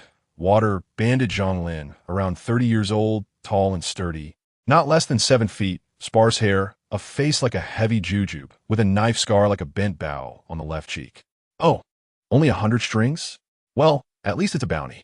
As the words fell, the expression of the black-clad swordsman finally turned serious. His wrist twisted, and the long sword suddenly unsheathed, attacking the water-bandit Zhonglin. Upon contact, the burly man's expression changed greatly, regretting that he had provoked this guy, realizing he could never be Jiang Rushui's opponent. But it was too late. Jiang Rushui's sword was already upon him, and the burly man could only brace himself to take the hit, ultimately being forced to retreat step by step. In this segment, despite the disparity in strength between the two sides, it wasn't treated as casually as many current martial arts dramas, where the protagonist stands still and casually swings a sword to defeat the opponent with sword energy or lightly flies around on wires. Instead, it was a genuinely intense battle. From the increasingly strained expressions of the burly man to his retreating movements, and the protagonist's agile and graceful footwork, the audience could genuinely feel the gap between them. Moreover, this gap did not create a sense of disappointment due to the absence of a one-hit kill, but rather, as the protagonist's elegant and fierce sword light shone, it gradually constructed an image of a skilled expert in the audience's minds, making it even more convincing. He Miao was completely immersed in the story. The swordplay exchanges were some of the most fluid action scenes rarely seen in current domestic entertainment. Even He Mu did not realize when she had quietly sat down on the sofa to watch alongside. He father, who had been reading in the study, came over with his hands behind his back, plopping down on the chair beside her, his eyes fixed on the television screen without blinking. After dealing with Zhonglin, Jiang Rushui did not linger, holding Zhonglin's head and preparing to go to the local government office to claim his reward. But before he left, the little girl, emboldened by some unknown courage, broke free from her mother's embrace and ran up to Jiang Rushui, presenting the copper coin to him. Jiang Rushui was momentarily taken aback, then chuckled lightly, picked up the coin, and waved his hand casually, jumping back into his black awning boat with the head in hand. The boat continued to sail along the river, but the scenery along the way was vastly different from the usual impressions of the Jiangnan water towns. The banks were sparsely populated, and although the once bustling streets and shops still had their doors wide open, the passers-by moved hurriedly or walked with weary steps. What should have been a thriving scene had become so desolate and bleak. As the camera slowly rose, the dismal sight flowed down the river. The small boat gradually becoming a dot, landing on the character in the title, with the three large characters of the bounty hunter officially appearing before the audience. He Meow finally relaxed a bit, wanting to change to a more comfortable position to watch the movie, but when she turned her head, she found that both He Moo and He Father had already sat down beside her. He Meow was startled. You guys. Shoo. He Moo raised a finger to interrupt her, her eyes still glued to the screen. Go pull the curtains over there. Hurry up. He Meow. Okay. He Meow quickly pulled the curtains, then darted back to the sofa. At this moment, the plot had progressed to a few days later, with Jiang Rushui capturing the wanted criminals according to the small booklet he had drawn, finally choosing a nearby government office to submit the heads. But what Jiang Rushui did not expect was that the Zhang Lin he killed actually possessed an important token. The government office had been looking for him for several days, only to find that he had been killed by Jiang Rushui, and the token on him had naturally disappeared. The chief clerk sitting in the chair gave a knowing glance to the constable beside him, and the originally wide-open front door of the government office slowly began to close, even having the constable kindly lower the door latch. Jiang Rushui, feeling alert, tightened his grip on the long sword. Chief Clerk Ma, what do you mean by this? Chief Clerk Ma smiled at Jiang Rushui, his cheeks so chubby that his eyes were nearly squinting into a line. Oh, Jiang Hero, what are you afraid of? Let us go to the backyard. I'll get your reward. Jiang Rushui narrowed his eyes and decisively refused. People in the Jianghu have a heavy blood scent and are generally quite vulgar. It's better not to enter the adult's backyard, lest I offend everyone. I hope the adults will understand. Chief Clerk Ma's face immediately fell, and his beady eyes glinted with malice. Then you 1T have a choice. Immediately, the surrounding constables armed with knives surged forward, attempting to kill Jiang Rushui on the spot. A relentless chase began. Chapter 94, The Thief Catcher, 2. Jiang Rushui escaped from the government office, but found that the world of rivers and lakes outside had changed dramatically, with various factions wanting his life. In desperation, he fled to the Penglai to seek help from his friend Shinju. When Shunju appeared, Miao couldn't help but exclaim, "Is that Xiao He?" Oh my! Xiao He was completely absent from the posters, and she hadn't noticed the cast list. So she never expected that Xiao He would also be in this play. Xiao He's character, Mu Zhe, is still one of Miao's favorites. Shinju is a cold-faced yet warm-hearted person. Although he complained about the trouble Jiang Rushui brought, he still provided shelter for him and helped him through a tough time. What intrigued Miao was that the Penglai only had Shinju as the cook, and he was usually the one busying around. Although they often mentioned the landlady, her face had never been revealed, and even her figure was half hidden, making her very mysterious. At the same time, this landlady seemed to be very well informed, even more so than Jiang Rushui, directly pointing him to seek out the Chai family in Jiangnan. It is said that in Jiangnan, the business of selling official salt privately is mainly controlled by a certain official surnamed Chai. They wield immense power in Jiangnan, monopolizing not only the salt mines on land, but also controlling transportation along the riverbanks. Even in a prosperous place like Jiangnan, the people are being squeezed to the point of misery. Controlling official salt was one of the important means of strengthening central authority in ancient times. And salt is essential for maintaining physiological functions in humans. It plays a crucial role in health. Even though common people at that time may not have had fish and meat every meal, a long-term lack of salt would lead to a decline in physical health, making them sick and lacking the strength to live, which would subsequently alter social order. The only good news is that the greater the power of the Chai family and the more arrogant their actions, the more people would dislike them. Jiang Rushui might be able to use this point to carve out a path for himself. Soon, the plot reached a small climax as the people chasing Jiang Rushui finally gathered at the Penglai.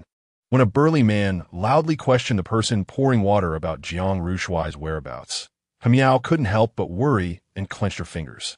Oh no, Xiao He isn't going to be taken down right after his debut, is he? The young man in tattered clothes in front of him simply placed the teapot down leisurely, wiped the spit off his face, and calmly replied, "Please enjoy your tea, sir. I'm asking you a question." A broadsword was swung down, slicing across Shunju's cheek and heavily landing on the table, creating a deep crack in the surface. Yet Shunju didn't even blink, coldly watching the burly man in front of him. I know you, Shinju. The rivers and lakes call you the Bone Cutter. To have a nickname that directly represents your skill shows Shunju's extraordinary prowess. But clearly, this burly man did not think so. Everyone is afraid of you, but I'm not. You and Jiang Rushuai are close friends, so you should know his whereabouts. I advise you to think carefully, otherwise, my big knife shows no mercy. As he spoke, the broadsword was drawn, and the table shattered into pieces. The bustling in hall fell silent, and everyone continued their business. But all eyes were now fixed on Shunju. Meanwhile, someone began to slowly draw a knife. Shunju stared at the burly man. His gaze finally landing on the shattered remains of the table, squinted his eyes, and sighed deeply. This is going to cost money. In the next moment, a whirlwind surged in. The young man drew his knife so quickly that even the audience in front of the screen barely saw it.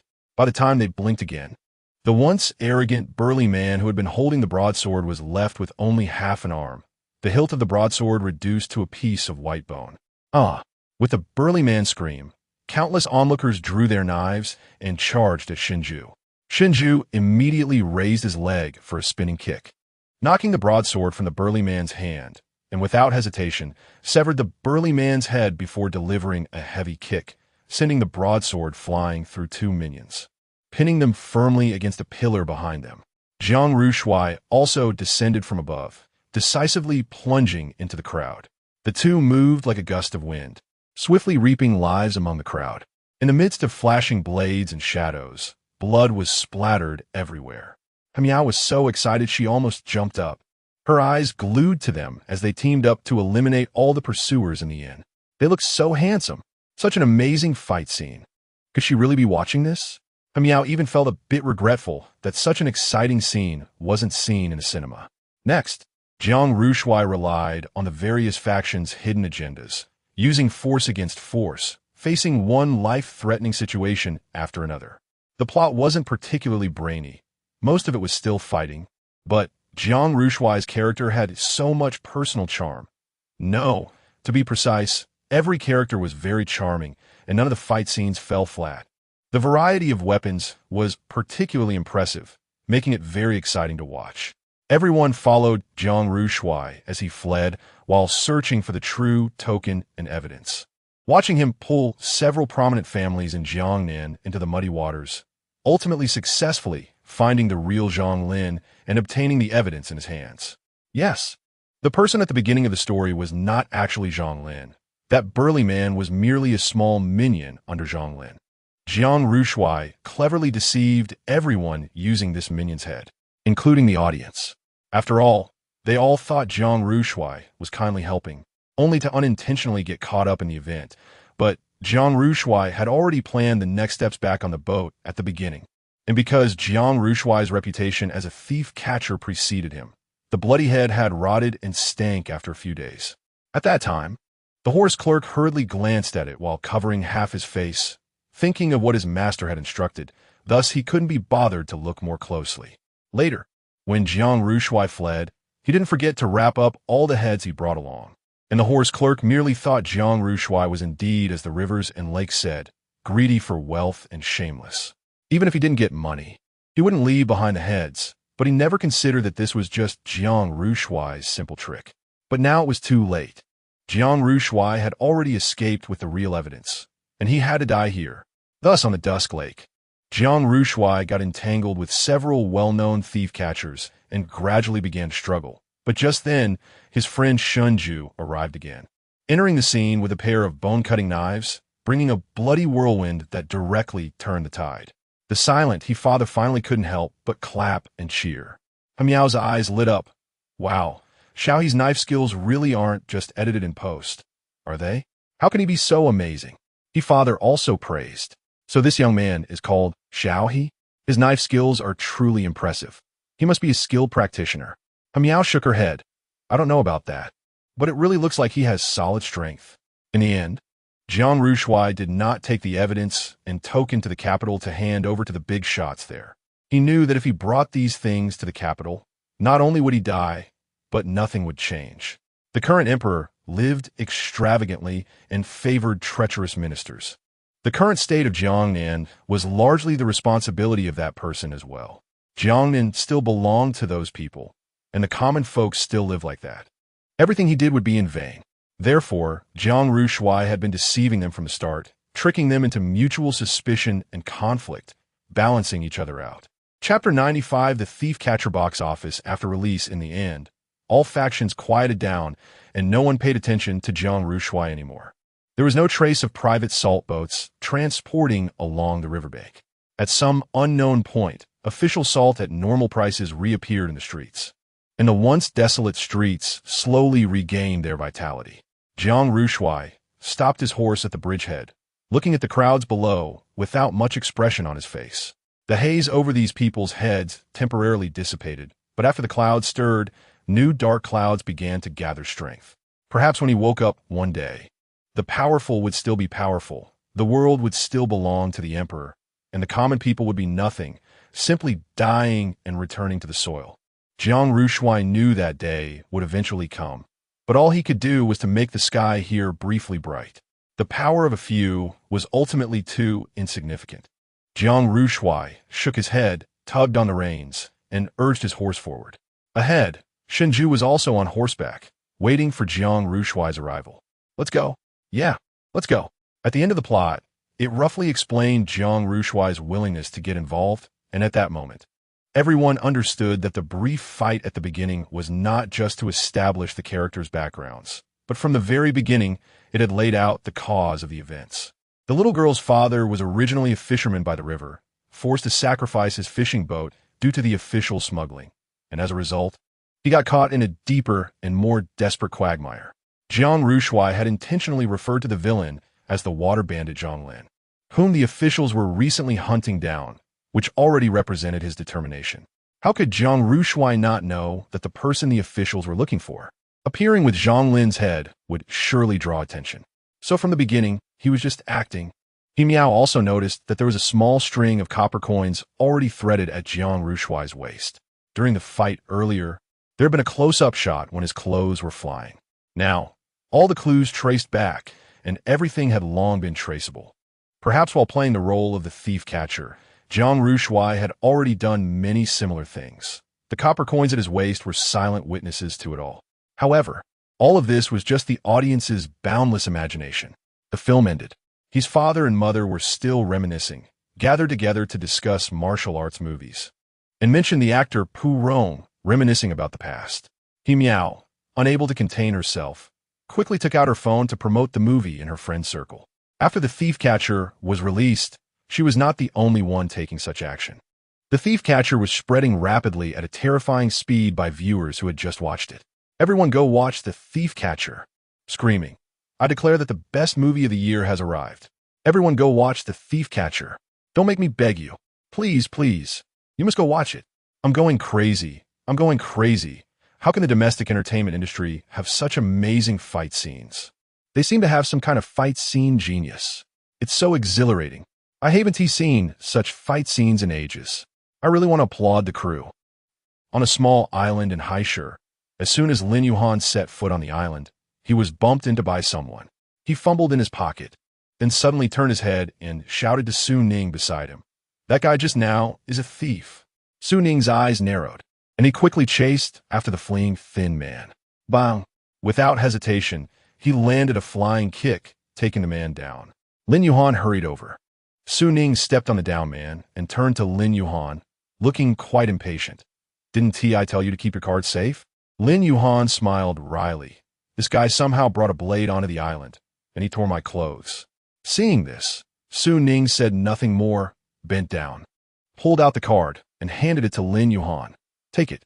Lin Yuhan took the card, glanced at the man on the ground, and hesitantly asked, Is this guy dead? Su Ning shot him a sideways glance. No. Lin Yuhan thought for a moment, then said, Keeping him is also a risk. Let us tie him to a tree. If we encounter other people, we can't be blamed. Su Ning shrugged indifferently. No need to be that troublesome. Then he pulled out the blade hidden on the thief, grabbed the thief's head, and with the other man's terrified and pleading eyes, mercilessly slashed a cut across his neck. In an instant, blood splattered, even landing at Lin Yuhan's feet. Lin Yuhan took a step back, quickly scanning the surroundings.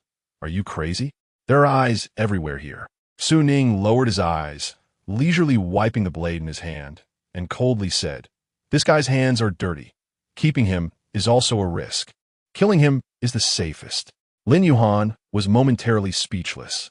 "You better adapt to the rhythm here quickly." Su Ning's tone was calm, but carried a hint of mockery. "Otherwise, you will definitely die." Today's shooting came to an end. Director Run was very satisfied with Xiao He and Lu Zihang's performance and planned to treat everyone to coconut juice. Xiao He found a shady spot to sit down with a coconut and saw a heavily wrapped woman walking towards him from a small path. Without needing to look, he knew it was definitely Sister Lu. Xiao He quickly called for Xiao Chun to get another coconut for Sister Lu. Phew! As soon as Lu Rulan sat down, she drank a few sips of coconut juice and took the small fan Xiao Chun handed her, fanning herself. Xiao He asked, "Sister Lu, what's wrong?" Although Lu Rulan was his manager, Xiao He didn't need her to follow him around the set every day, so she had been spending most of her time in the hotel recently, helping Xiao He handle other matters. Seeing Lu Rulan come to find him surprised Xiao He a bit. It's naturally good news. Lu Rulan took off her sunglasses, her eyes carrying a hint of a smile. The thief catcher has been released and is performing very well. Xiao He, he was aware of the quality of the thief catcher. It was expected to have a good performance, so he wasn't too surprised. However, he clearly underestimated what Lu Rulan meant by very well. Lu Rulan noticed Xiao He's indifference and slowly continued. The current box office share has already reached 20 million, and the numbers are still soaring. Xiao He's eyes widened instantly, turning to look at Lu Rulan. 20 million? The box office share of online films is somewhat similar to that of theatrical films. Both are ways to measure a film's commercial value, but the sources of revenue and distribution mechanisms are different. The box office share mainly consists of effective viewing time by members, single film payment counts, product placements, and ad insertions. Essentially, is the platform distributing shares based on payment results and agreements with the film side. Due to this low-risk, high-flexibility approach, more and more young directors have started favoring this release method, and even members of big-name director teams are stepping out to gain experience. In recent years, online films have been gradually evolving towards a higher quality akin to theatrical films, sprinting towards high-level box office shares. However, up until now, the highest box office share for online films that Xiao He knew of was a Tomb Raiding-themed online movie, which had achieved a box office share of 56 million. Although its production cost was also in the tens of millions, it ultimately broke the historical record for online films in China, becoming the highest-grossing work. Later, although there were online films that broke 50 million with the support of platform resources, there was still a gap, and no excellent online film had broken the 60 million box office share record. As for a 100 million box office share, that would probably have to be a phenomenally excellent work, which is yet to occur in history. As of now, The Thief Catcher has only been released for 3 days and has already achieved a box office share of 20 million, which is an astonishing figure.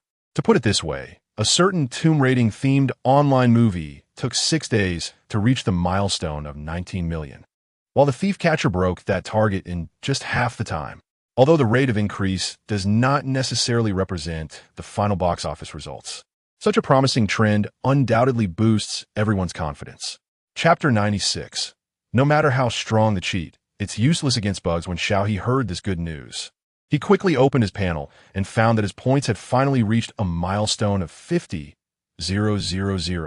However, nearly 40,000 of those points came from the long-tail effects of the characters Zhu Lao San and Mu Zhe, especially Zhu Lao San.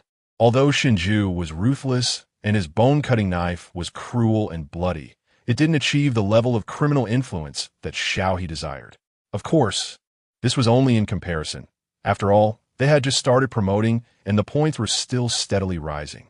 One could only say that Zhu Lao San was simply too evil. From the audience's perspective, Zhu Lao San was clearly more of a beast. After studying his points, Xiao He's gaze fell on the 100-point draw next to him. Speaking of which, with so many draws accumulated, could he empty the low-level card pool? Xiao He propped his chin and thought, if I draw now, that would be 500 draws. Should I try 200 draws first? Xiao He muttered to himself. also tapping the system. System, I'm doing big business with you. Don't you have a prize pool to show me? At least let me see what's left in the basic prize pool. I don't even know what's in your remaining pool. The system fell silent for a moment, seemingly considering that Xiao He was indeed its major investor, and quietly displayed a portion of the lottery prizes to him. There were indeed many items that interested Xiao He, but more were things he wanted to complain about. Xiao He's gaze shifted from several appealing skills to the prizes below, his mouth twitching slightly. Huh? A bloodless knife for killing? What use is that? Grave digging sense? Are you suggesting I go dig up someone else's ancestral grave? Human cooking encyclopedia? Ugh, take it away. Don't disgust me. Toxic powder quality appraisal? That looks somewhat useful. At least I won't be afraid of being poisoned. Wait, the poison you mentioned? How dare I taste that? And savor it? Get out of my head. I'm calling the police. Human transportation? What is this? What? After changing my physique, I can stuff things inside me to get through security? I feel dirty. Huh. There's even an artistic skill, vase-making technique. Oh my god. Are you saying this vase is a person? Go away. This one seems pretty normal, sniper mastery. Ugh, no, that's not normal either. Where would a sniper rifle come from in this law-abiding society? Is it for me to shoot balloons at a market stall? Besides these, there was something Xiao He felt too powerless to complain about. For example, human flavor enhancer, basic torture techniques, robbery disguises, and even a bunch of indescribable skills and items specifically for sexual crimes. Xiao He's worldview was shattered. He felt he was wrong. He was terribly, terribly wrong. Why did he think a crime system could have anything good? His understanding of the criminal world was still too narrow. Did he really think it was just about killing? Killing? No. Xiao He was even relieved that he had been very restrained with his draws, not randomly pulling things. What if he had drawn something bizarre? These things were non-refundable. If he had drawn something like human transportation or toxic powder appraisal, then Xiao He felt he could find a place to restart. The only thing that relieved Xiao He was the note at the bottom by the system.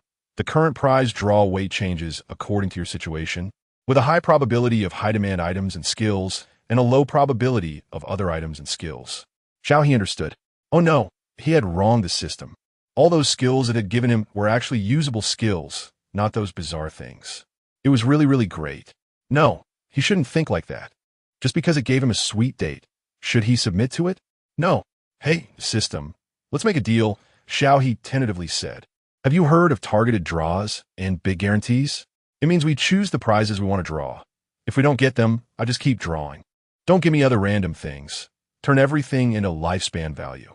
Of course, you have to give me a guaranteed number, right? Otherwise, I might just end up drawing trash and still not get what I want. With Xiao He's words, the system fell into a long silence. Xiao He was anxious inside. Also, I'm currently receiving daily points, and my lifespan value is almost increasing instead of decreasing. It won't really make me live like a turtle, right? Don't you have any other exchange mechanisms? Although immortality was wonderful, he wanted to be an ordinary person. Don't let me turn into a turtle, please. After stating these demands, Xiao He quietly waited for the system's response.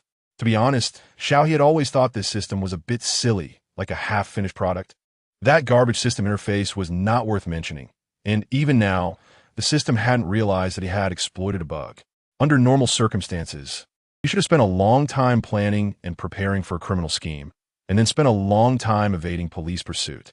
Even if he actually committed a crime that shocked the nation, the shadow of the case would fade from people's view in just a few months, ultimately earning at most a few thousand points. But Xiao He had exploited a bug and jumped straight to the top. So this tells us, no matter how strong the cheat, it's useless against bugs. The system is the cheat, but Xiao He is the bug. What to do? So, in Xiao He's anxious yet expectant wait, the system updating, please wait. Xiao He, no, I've been waiting so long. And you just show me this? Hey, are you still there? System? Dog system, don't play like this.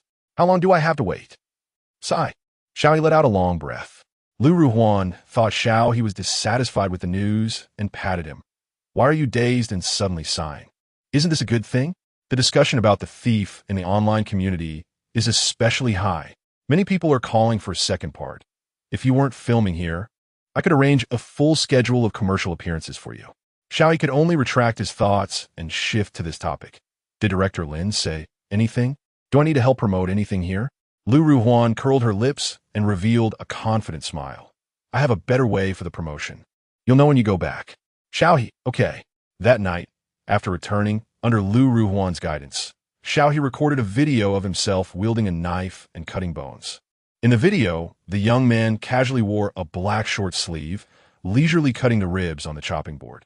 As the rhythm of the background music intensified, he lifted the ribs high and swiftly flipped the knife in his hand, transforming the ribs into clean white bones with a blur of movement. Just as the music reached its climax, the knife in the young man's hand suddenly slashed horizontally toward the camera, and the screen was instantly cut open by the blade, narrowing abruptly, becoming a nearly frozen slow-motion shot. Behind the blade, only the young man's eyes, belonging to Shunju, were revealed, carrying a chilling and murderous aura. At the same time, the title of his video was, I Bet You Can't Swing This Knife. Chapter 97, The Thief Catcher Promotion, goes viral that night. Xiao He's short video went viral, racking up over 10 million views and 1 million likes in just a few hours, becoming the most popular video of the day. A large influx of fans rushed in. Front row group photo. I'm crawling all over the place because I look so handsome. Xiao He. I absolutely love your moves, Zay and Shinju. Can't wait for your next work. Teacher Xiao, are you filming a second season? I really like Shinju and Jiangru Shuai. Agreed. Requesting the original cast for the second season. Please don't make me beg you on my knees. Bro, tell me honestly, how did you practice that knife technique? How many people did you have to cut to get that skilled? To be honest, I just watched that knife technique frame by frame. It's real skill, not special effects or editing. Those bones were really shaved clean by Xiao He. It's truly impressive. Haha, this is too absurd. The official even launched a Let Us Learn bone cutting knife video event. They actually want to try to get us to join in, huh? I also filmed a similar video. Come check it out. The funniest part was Pu Rong, who posted a string of question marks in the comments after Xiao He's video. Puhun? How did you get this handsome? Shortly after, Pu Rong also filmed a video. In the video, he dressed more casually, in a simple t-shirt and shorts, holding the long sword he used while filming Jiangru Shuai, with the same background music as Xiao He. However, in the video, Pu Rong wasn't cutting meat, but rather drawing various sword forms. As the music reached its climax, a handful of flower petals spilled down from outside the frame, and Pu Rong quickly slashed horizontally with the sword. The video image once again splitting apart with a fierce blade, 2 petals slowly falling onto the sword and